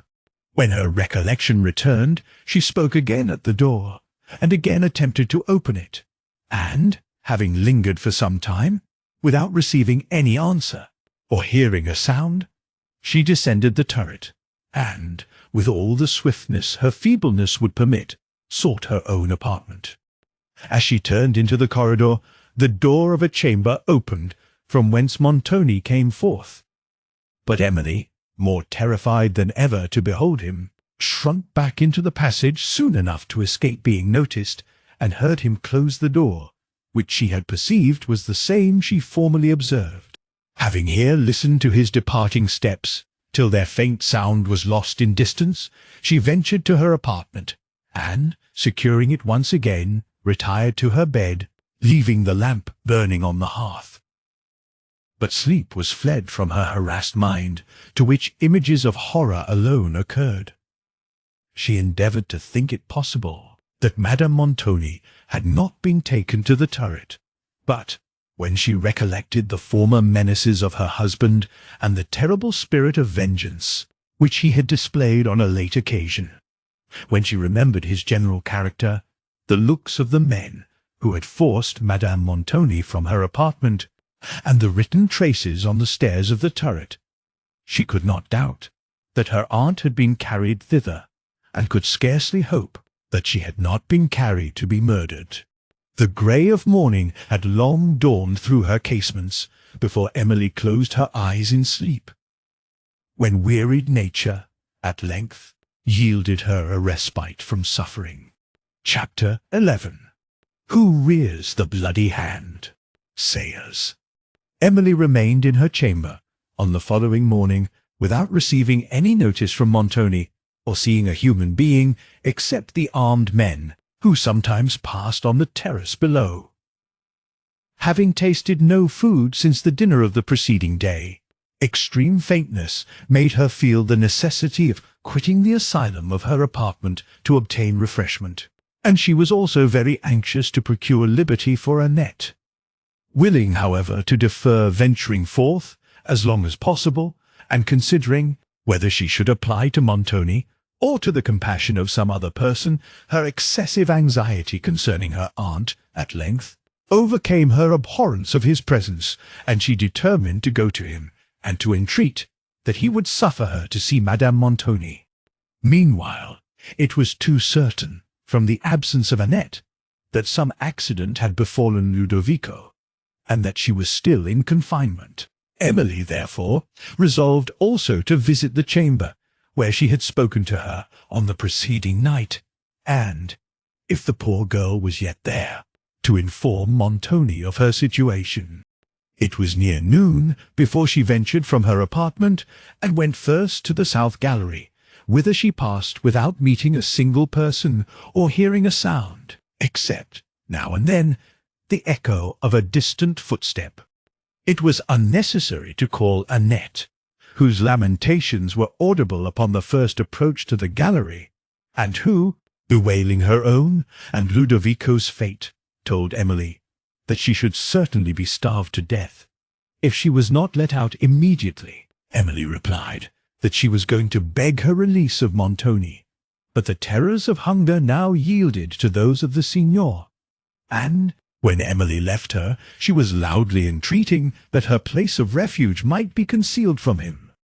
As Emily drew near the great hall, the sounds she heard and the people she met in the passages renewed her alarm. The latter, however, were peaceable and did not interrupt her, though they looked earnestly at her as she passed, and sometimes spoke. On crossing the hall towards the cedar room, where Montoni usually sat, she perceived, on the pavement, fragments of swords, some tattered garments stained with blood, and almost expected to have seen among them a dead body. But from such a spectacle she was, at present, spared. As she approached the room, the sound of several voices issued from within, and a dread of appearing before many strangers, as well as of irritating Montoni by such an intrusion, made her pause and falter from her purpose. She looked up through the long arcades of the hall, in search of a servant, who might bear a message, but no one appeared, and the urgency of what she had to request made her still linger near the door. The voices within were not in contention, though she distinguished those of several of the guests of the preceding day. But still her resolution failed whenever she would have tapped at the door, and she had determined to walk in the hall till some person should appear who might call Montoni from the room, when, as she turned from the door, it was suddenly opened by himself. Emily trembled and was confused, while he almost started with surprise, and all the terrors of his countenance unfolded themselves. She forgot all she would have said, and neither inquired for her aunt, nor entreated for Annette, but stood silent and embarrassed. After closing the door, he reproved her for a meanness, of which she had not been guilty, and sternly questioned her what she had overheard, an accusation which revived her recollection so far that she assured him she had not come thither with an intention to listen to his conversation, but to entreat his compassion for her aunt, and for Annette. Montoni seemed to doubt this assertion, for he regarded her with a scrutinizing look, and the doubt evidently arose from no trifling interest.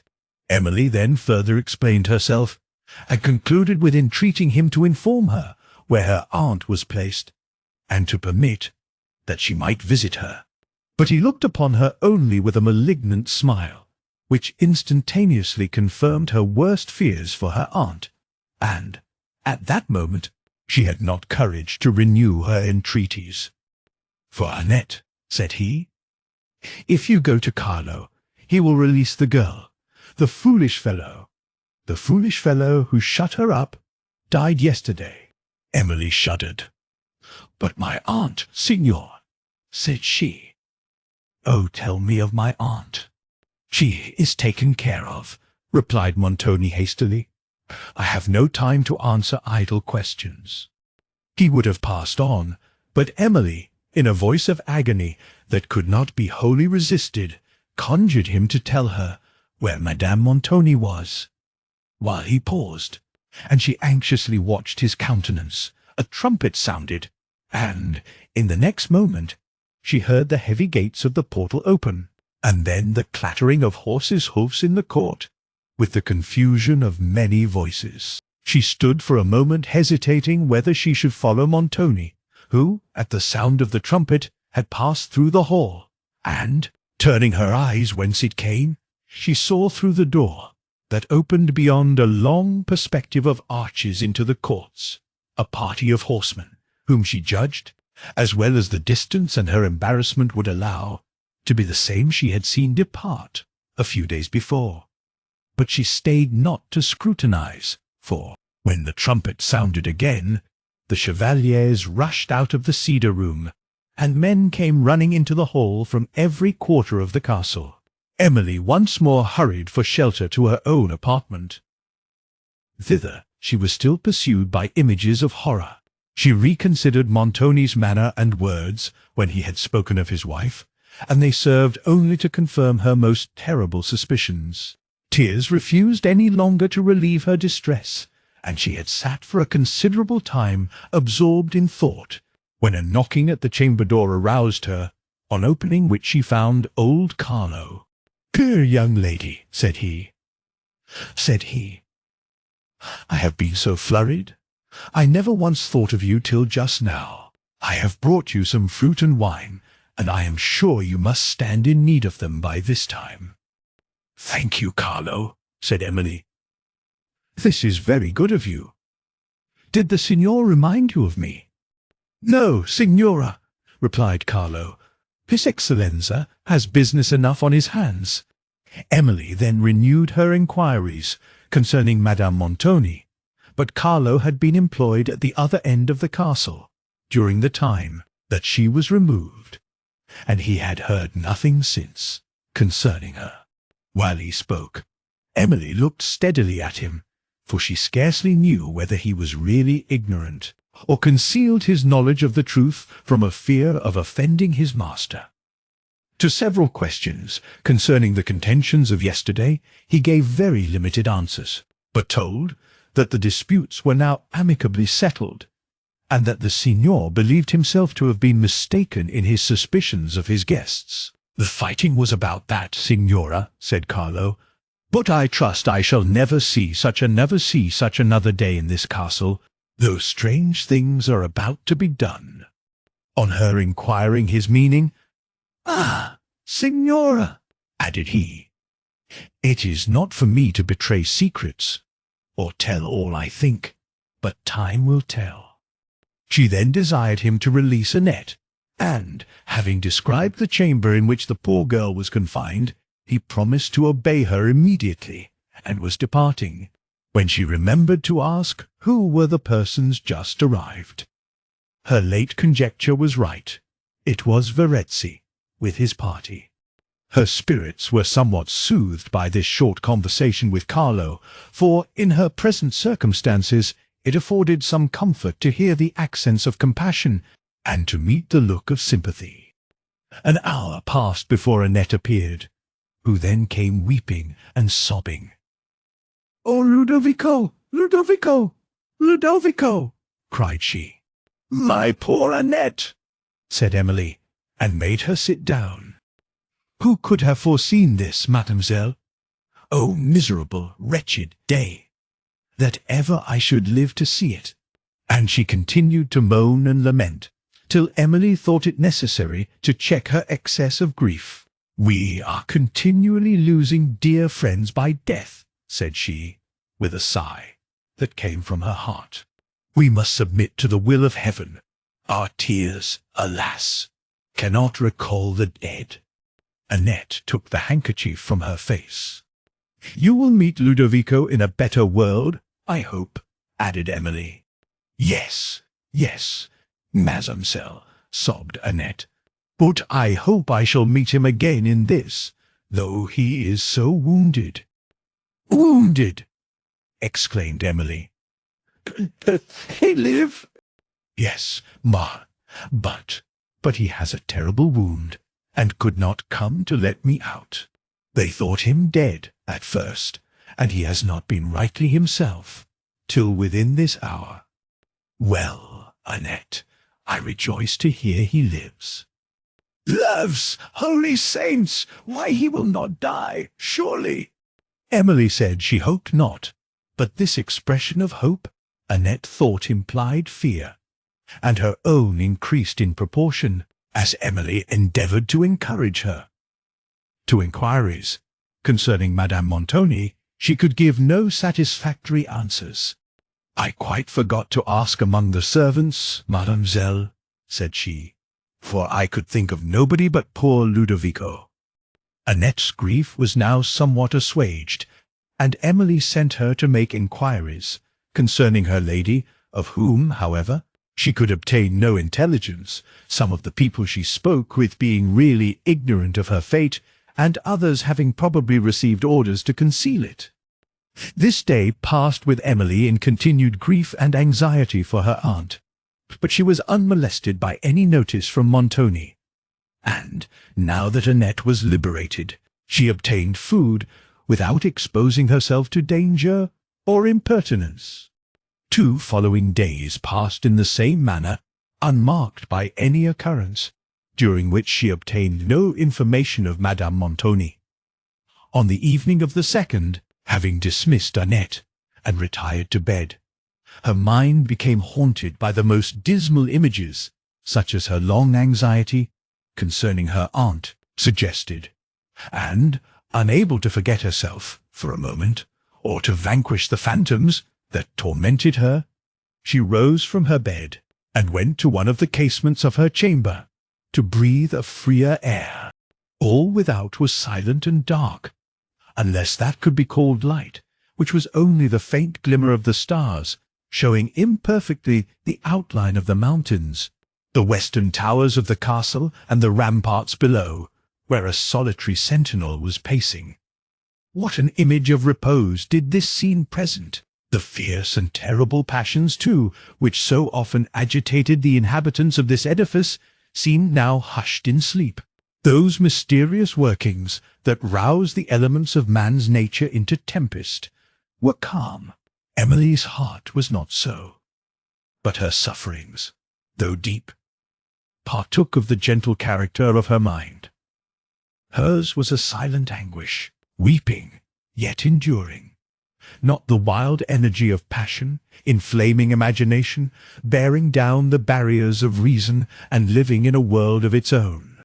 The air refreshed her, and she continued at the casement, looking on the shadowy scene over which the planets burned with a clear light, amid the deep blue ether, as they silently moved in their destined course. She remembered how often she had gazed on them with her dear father, how often he had pointed out their way in the heavens, and explained their laws. And these reflections led to others, which, in an almost equal degree, awakened her grief and astonishment. They brought a retrospect of all the strange and mournful events which had occurred since she lived in peace with her parents. And to Emily, who had been so tenderly educated, so tenderly loved, who once knew only goodness and happiness, to her, the late events and her present situation, in a foreign land, in a remote castle, surrounded by vice and violence, seemed more like the visions of a distempered imagination than the circumstances of truth. She wept to think of what her parents would have suffered, could they have foreseen the events of her future life. While she raised her streaming eyes to heaven, she observed the same planet which she had seen in Languedoc on the night preceding her father's death rise above the eastern towers of the castle, while she remembered the conversation which has passed concerning the probable state of departed souls, remembered, also, the solemn music she had heard, and to which the tenderness of her spirits had, in spite of her reason, given a superstitious meaning.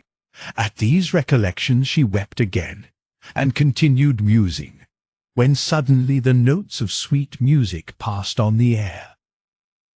A superstitious dread stole over her. She stood listening, for some moments, in trembling expectation, and then endeavoured to recollect her thoughts, and to reason herself into composure.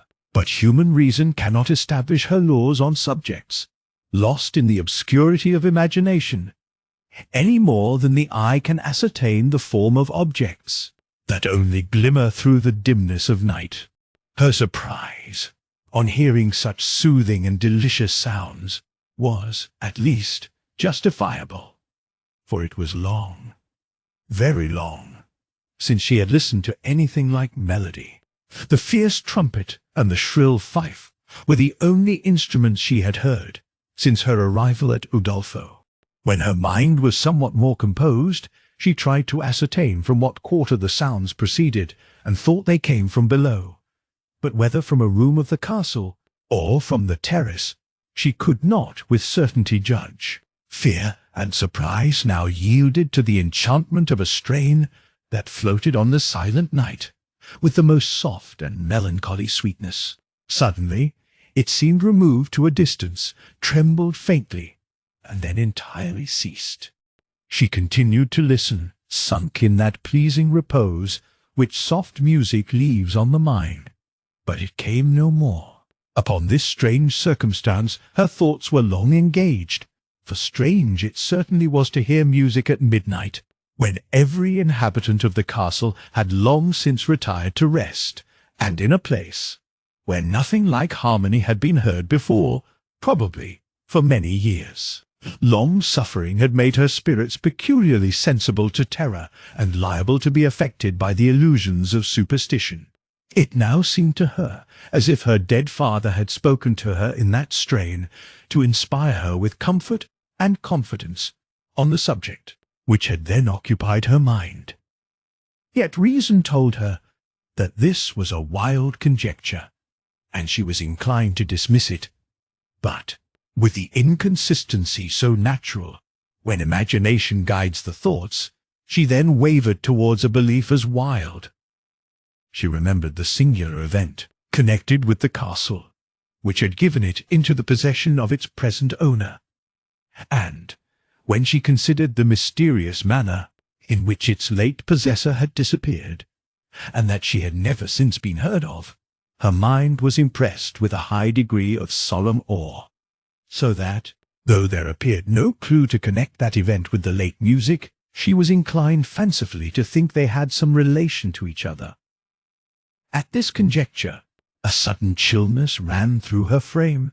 She looked fearfully upon the duskiness of her chamber, and the dead silence that prevailed there heightened to her fancy its gloomy aspect. At length she left the casement, but her steps faltered as she approached the bed, and she stopped and looked round. The single lamp that burned in her spacious chamber was expiring. For a moment she shrunk from the darkness beyond, and then, ashamed of the weakness, which, however, she could not wholly conquer, went forward to the bed, where her mind did not soon know the soothings of sleep. She still mused on the late occurrence, and looked with anxiety to the next night, when, at the same hour, she determined to watch whether the music returned. "If those sounds were human," said she, "I shall probably hear them again." Chapter 12. Then, oh, you blessed ministers above, keep me in patience, and in ripened time unfold the evil which is here wrapped up in countenance. Shakespeare. Annette came almost breathless to Emily's apartment in the morning. "Oh, Marcel," said she, in broken sentences, "what news I have to tell! I have found out who the prisoner is, but he was no prisoner neither. He that was shut up in the chamber I told you of. I must think him a ghost, forsooth." "Who was the prisoner?" enquired Emily, while her thoughts glanced back to the circumstance of the preceding night. "You mistake, Marsom," said Annette. "He was not a prisoner, after all." "Who is the person, then?" "Holy saints!" rejoined Annette. "How I was surprised!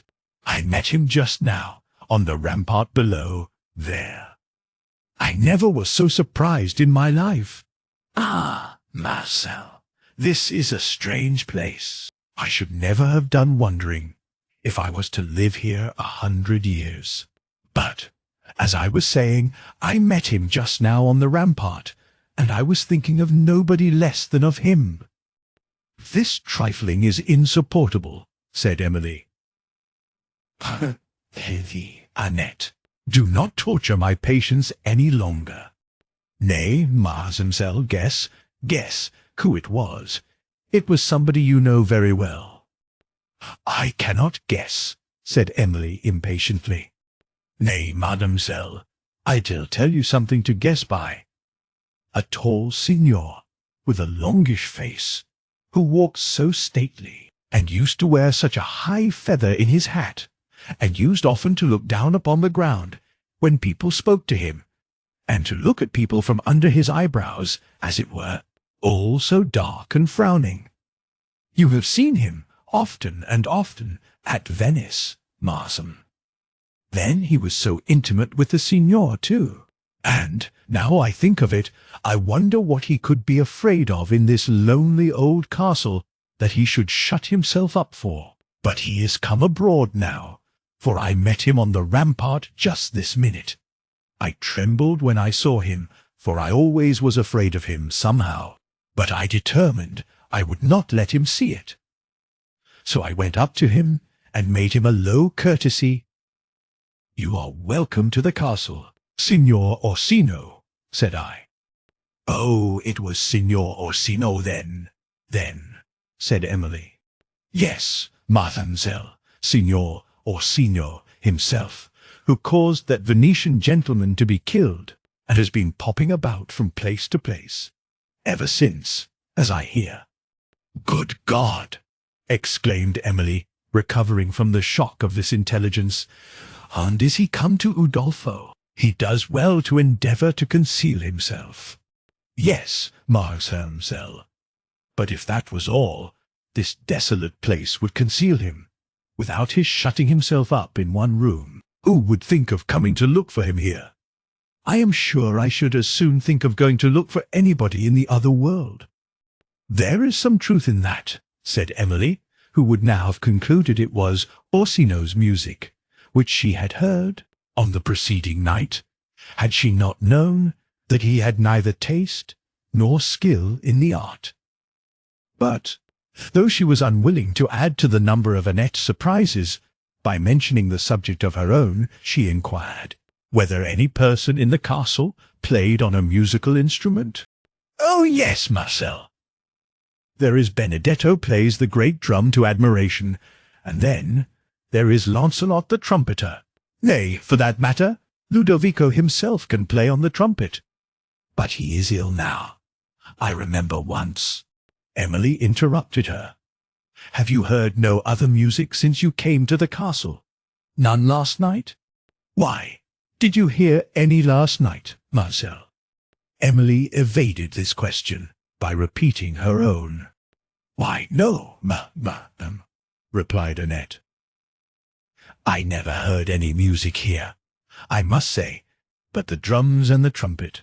And, as for last night, I did nothing but dream I saw my late lady's ghost."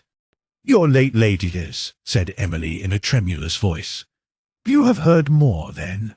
Tell me all, Annette, I entreat. Tell me the worst at once." "Nay, mademoiselle, you know the worst already." "I know nothing," said Emily. "Yes, you do, mademoiselle. You know that nobody knows anything about her, and it is plain, therefore, she is gone the way of the first lady of the castle. Nobody ever knew anything about her." Emily leaned her head upon her hand, and was, for some time, silent. Then, telling Annette she wished to be alone, the latter left the room. The remark of Annette had revived Emily's terrible suspicion concerning the fate of Madame Montoni, and she resolved to make another effort to obtain certainty on this subject by applying to Montoni once more. When Annette returned, a few hours after, she told Emily that the porter of the castle wished very much to speak with her, for that he had something of importance to say. Her spirits had, however, of late been so subject to alarm that any new circumstance excited it. And this message from the porter, when her first surprise was over, made her look round for some lurking danger, the more suspiciously, perhaps, because she had frequently remarked the unpleasant air and countenance of this man. She now hesitated whether to speak with him, doubting even that this request was only a pretext to draw her into some danger. But a little reflection showed her the improbability of this, and she blushed at her weak fears. "I will speak to him, Annette," said she. "Desire him to come to the corridor immediately." Annette departed, and soon after returned. "Barnardine, mademoiselle," said she, "dare not come to the corridor, lest he should be discovered. It is so far from his post, and he dare not even leave the gates for a moment now.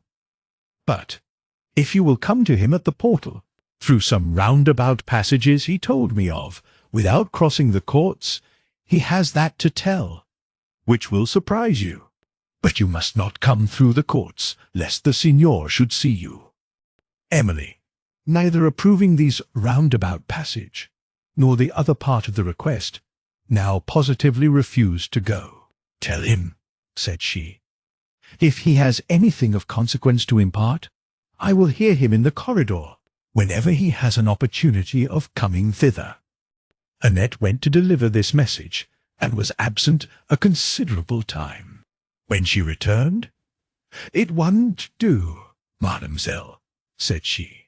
"Barnardine has been considering all this time what can be done, for it is as much as his place is worth to leave his post now. But if you will come to the east rampart in the dusk of the evening, he can, perhaps, steal away and tell you all he has to say." Emily was surprised and alarmed at the secrecy which this man seemed to think so necessary, and hesitated whether to meet him, till, considering that he might mean to warn her of some serious danger, she resolved to go. "Soon after sunset," said she, "I will be at the end of the east rampart. But then the watch will be set," she added, recollecting herself. "And how can Barnardine pass unobserved?" "That is just what I said to him, ma, and he answered me that he had the key of the gate at the end of the rampart that leads towards the courts, and could let himself through that way. And as for the sentinels, there were none at this end of the terrace, because the place is guarded enough by the high walls of the castle and the east turret. And he said those at the other end were too far off to see him, if it was pretty duskyish." "Well," said Emily, "I must hear what he has to tell, and, therefore, Desire will go with me to the terrace this evening." "He desired it might be pretty duskyish, Marcel," repeated Annette. "Because of the watch." Emily paused, and then said she would be on the terrace an hour after sunset. "Run tell Barnardine," she added, "to be punctual to the time, for that I, also, may be observed by Signor Montoni." "Where is the signor? I would speak with him." "He is in the cedar chamber, ma, counselling with the other signors. He is going to give them a sort of treat today, to make up for what passed at the last, I suppose. The people are all very busy in the kitchen." Emily now inquired if Montoni expected any new guests, and Annette believed that he did not. "Poor Ludovico," added she. "He would be as merry as the best of them, if he was well. But he may recover yet. Count Morano was wounded as bad as he, and he is got well again, and is gone back to Venice." "Is he so?" said Emily. "When did you hear this?" "I heard it last night, mademoiselle, but I forgot to tell it." Emily asked some further questions, and then, desiring Annette would observe and inform her, when Montoni was alone, the girl went to deliver her message to Barnardine. Montoni was, however, so much engaged during the whole day that Emily had no opportunity of seeking a release from her terrible suspense concerning her aunt. Annette was employed in watching his steps, and in attending upon Ludovico, whom she, assisted by Caterina, nursed with the utmost care, and Emily was, of course, left much alone. Her thoughts dwelt often on the message of the porter, and were employed in conjecturing the subject that occasioned it, which she sometimes imagined concerned the fate of Madame Montoni, at others that it related to some personal danger which threatened herself. The cautious secrecy which Barnardine observed in his conduct inclined her to believe the latter. As the hour of appointment drew near, her impatience increased. At length the sun set, She heard the passing steps of the sentinels going to their posts, and waited only for Annette to accompany her to the terrace, who, soon after, came, and they descended together. When Emily expressed apprehensions of meeting Montoni, or some of his guests, "Oh, there is no fear of that, mademoiselle," said Annette. "They are all set in to feasting yet, and that Barnardine knows." They reached the first terrace, where the sentinels demanded who passed, and Emily, having answered, walked on to the east rampart, at the entrance of which they were again stopped, and, having again replied, were permitted to proceed. But Emily did not like to expose herself to the discretion of these men at such an hour, and, impatient to withdraw from the situation, she stepped hastily on in search of Barnardine. He was not yet come. She leaned pensively on the wall of the rampart, and waited for him. The gloom of twilight sat deep on the surrounding objects, blending in soft confusion the valley, the mountains, and the woods, whose tall heads, stirred by the evening breeze, gave the only sounds that stole on silence, except a faint chorus of distant voices that arose from within the castle. "What voices are those?" said Emily, as she fearfully listened. "It is only the Signor and his guests carousing," replied Annette. "Good God!" thought Emily. "Can this man's heart be so gay, when he has made another being so wretched? If, indeed, my aunt is yet suffered to feel her wretchedness. Oh, whatever are my own sufferings, may my heart never, never be hardened against those of others." She looked up, with a sensation of horror, to the east turret, near which she then stood. A light glimmered through the grates of the lower chamber, but those of the upper one were dark. Presently she perceived a person moving with a lamp across the lower room, but this circumstance revived no hope concerning Madame Montoni, whom she had vainly sought in that apartment, which had appeared to contain only soldiers' accoutrements. Emily, however, determined to attempt the outer door of the turret as soon as Barnardine should withdraw, and, if it was unfastened, to make another effort to discover her aunt. The moments passed, but still Barnardine did not appear, and Emily, becoming uneasy, hesitated whether to wait any longer. She would have sent Annette to the portal to hasten him, but feared to be left alone, for it was now almost dark, and a melancholy streak of red, that still lingered in the west, was the only vestige of departed day. The strong interest, however, which Barnardine's message had awakened overcame other apprehensions and still detained her. While she was conjecturing with Annette what could thus occasion his absence, they heard a key turn in the lock of the gate near them, and presently saw a man advancing. It was Barnardine, of whom Emily hastily inquired what he had to communicate, and desired that he would tell her quickly. "For I am chilled with this evening air," said she.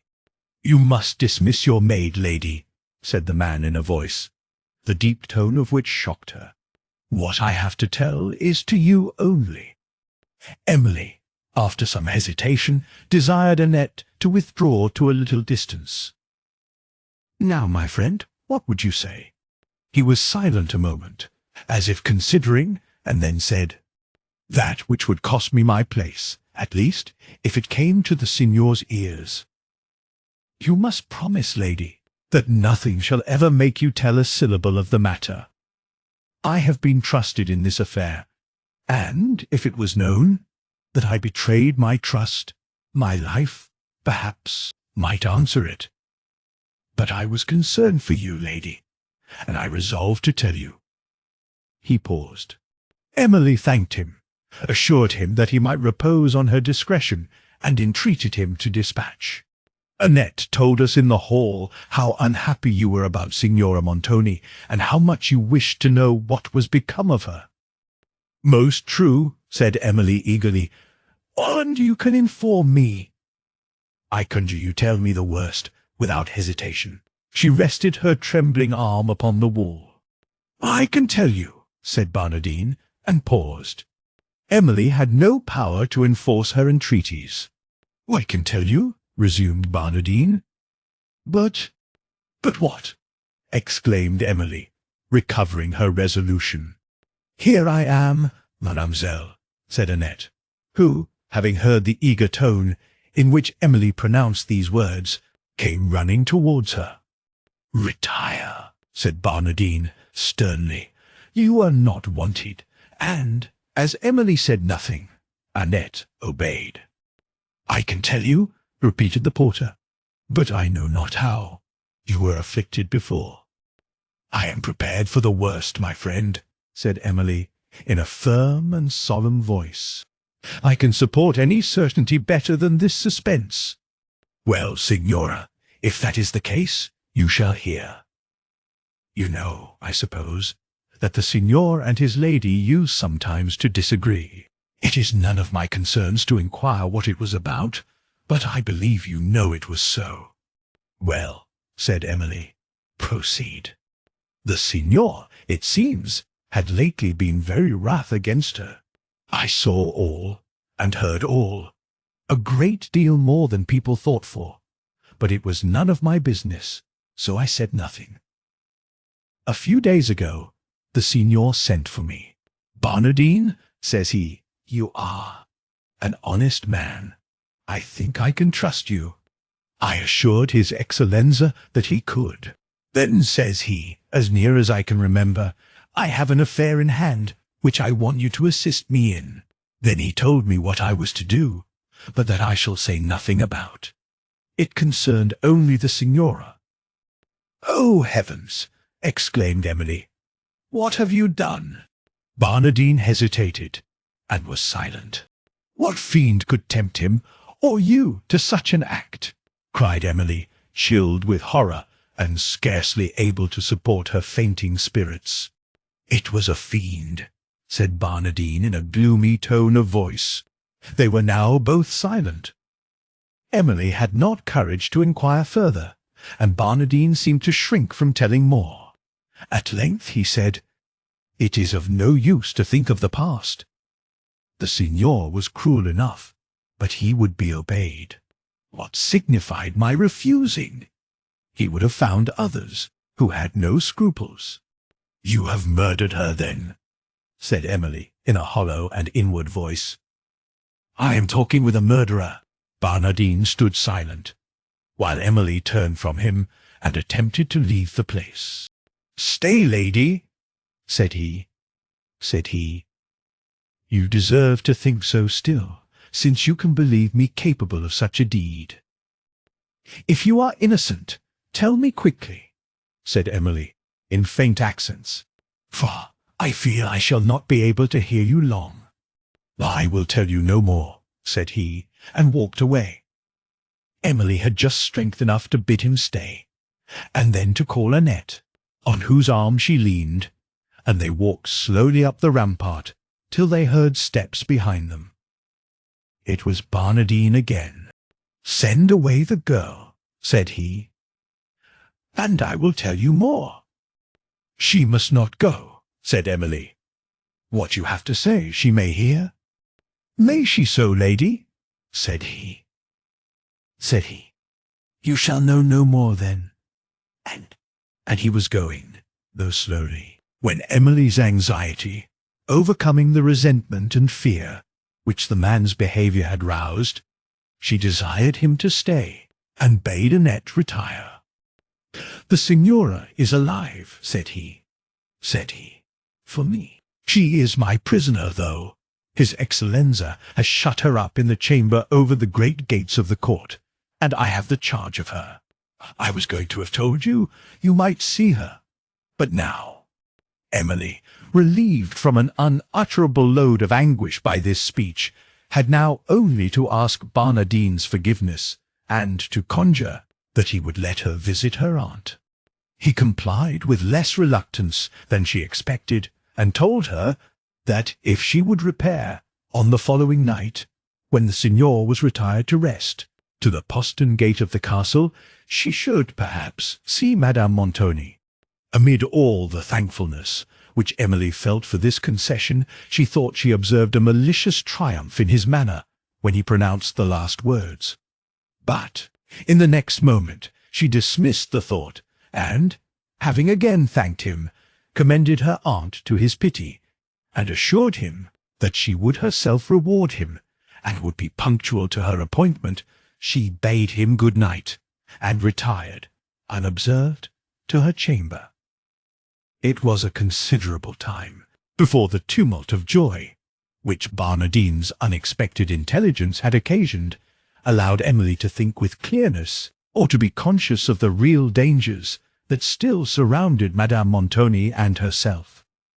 When this agitation subsided, she perceived that her aunt was yet the prisoner of a man, to whose vengeance or avarice she might fall a sacrifice, and when she further considered the savage aspect of the person who was appointed to guard Madame Montoni, her doom appeared to be already sealed, for the countenance of Barnardine seemed to bear the stamp of a murderer, and, when she had looked upon it, she felt inclined to believe that there was no deed, however black, which he might not be prevailed upon to execute. These reflections brought to her remembrance the tone of voice in which he had promised to grant her request to see his prisoner, and she mused upon it long in uneasiness and doubt. Sometimes she even hesitated whether to trust herself with him at the lonely hour he had appointed, and once, and only once, it struck her that Madame Montoni might be already murdered, and that this ruffian was appointed to decoy herself to some secret place, where her life also was to be sacrificed to the avarice of Montoni, who then would claim securely the contested estates in Languedoc. The consideration of the enormity of such guilt did, at length, relieve her from the belief of its probability, but not from all the doubts and fears which a recollection of Barnardine's manner had occasioned. From these subjects her thoughts, at length, passed to others, and, as the evening advanced, she remembered, with somewhat more than surprise, the music she had heard on the preceding night, and now awaited its return with more than curiosity. She distinguished, till a late hour, the distant carousals of Montoni and his companions, the loud contest, the dissolute laugh, and the choral song that made the halls re-echo. At length she heard the heavy gates of the castle shut for the night, and those sounds instantly sunk into a silence, which was disturbed only by the whispering steps of persons passing through the galleries to their remote rooms. Emily, now judging it to be about the time when she had heard the music on the preceding night, dismissed Annette, and gently opened the casement to watch for its return. The planet she had so particularly noticed, at the recurrence of the music, was not yet risen, but, with superstitious weakness, she kept her eyes fixed on that part of the hemisphere where it would rise, almost expecting that, when it appeared, the sounds would return. At length it came, serenely bright, over the eastern towers of the castle. Her heart trembled when she perceived it, and she had scarcely courage to remain at the casement, lest the returning music should confirm her terror, and subdue the little strength she yet retained. The clock soon after struck one, and, knowing this to be about the time when the sounds had occurred, she sat down in a chair near the casement, and endeavoured to compose her spirits. But the anxiety of expectation yet disturbed them. Everything, however, remained still. She heard only the solitary step of a sentinel, and the lulling murmur of the woods below, and she again leaned from the casement, and again looked, as if for intelligence, to the planet, which was now risen high above the towers. Emily continued to listen, but no music came. "Those were surely no mortal sounds," said she, recollecting their entrancing melody.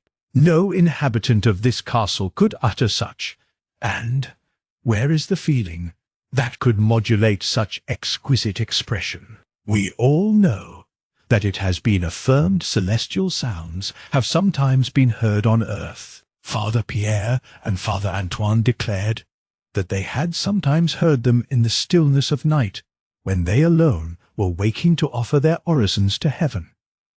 Nay, my dear father himself once said that, soon after my mother's death, as he lay watchful in grief, sounds of uncommon sweetness called him from his bed, and, on opening his window, he heard lofty music pass along the midnight air.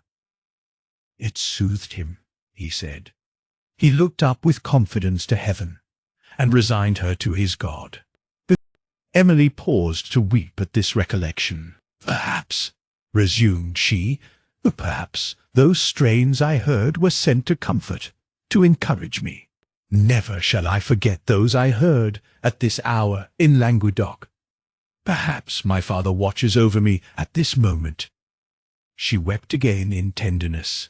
Thus passed the hour in watchfulness and solemn thought, but no sounds returned, and after remaining at the casement till the light tint of dawn began to edge the mountain tops and steal upon the nightshade, she concluded that they would not return, and retired reluctantly to repose. Thank you for listening to The Mysteries of Udolpho, Volume 2 by Ann Radcliffe. If you enjoyed this classic Gothic audiobook, please like, subscribe, and turn on notifications for more timeless stories. The journey continues. Volume 3 will be uploaded tomorrow. Until next time, some secrets are still waiting to be uncovered.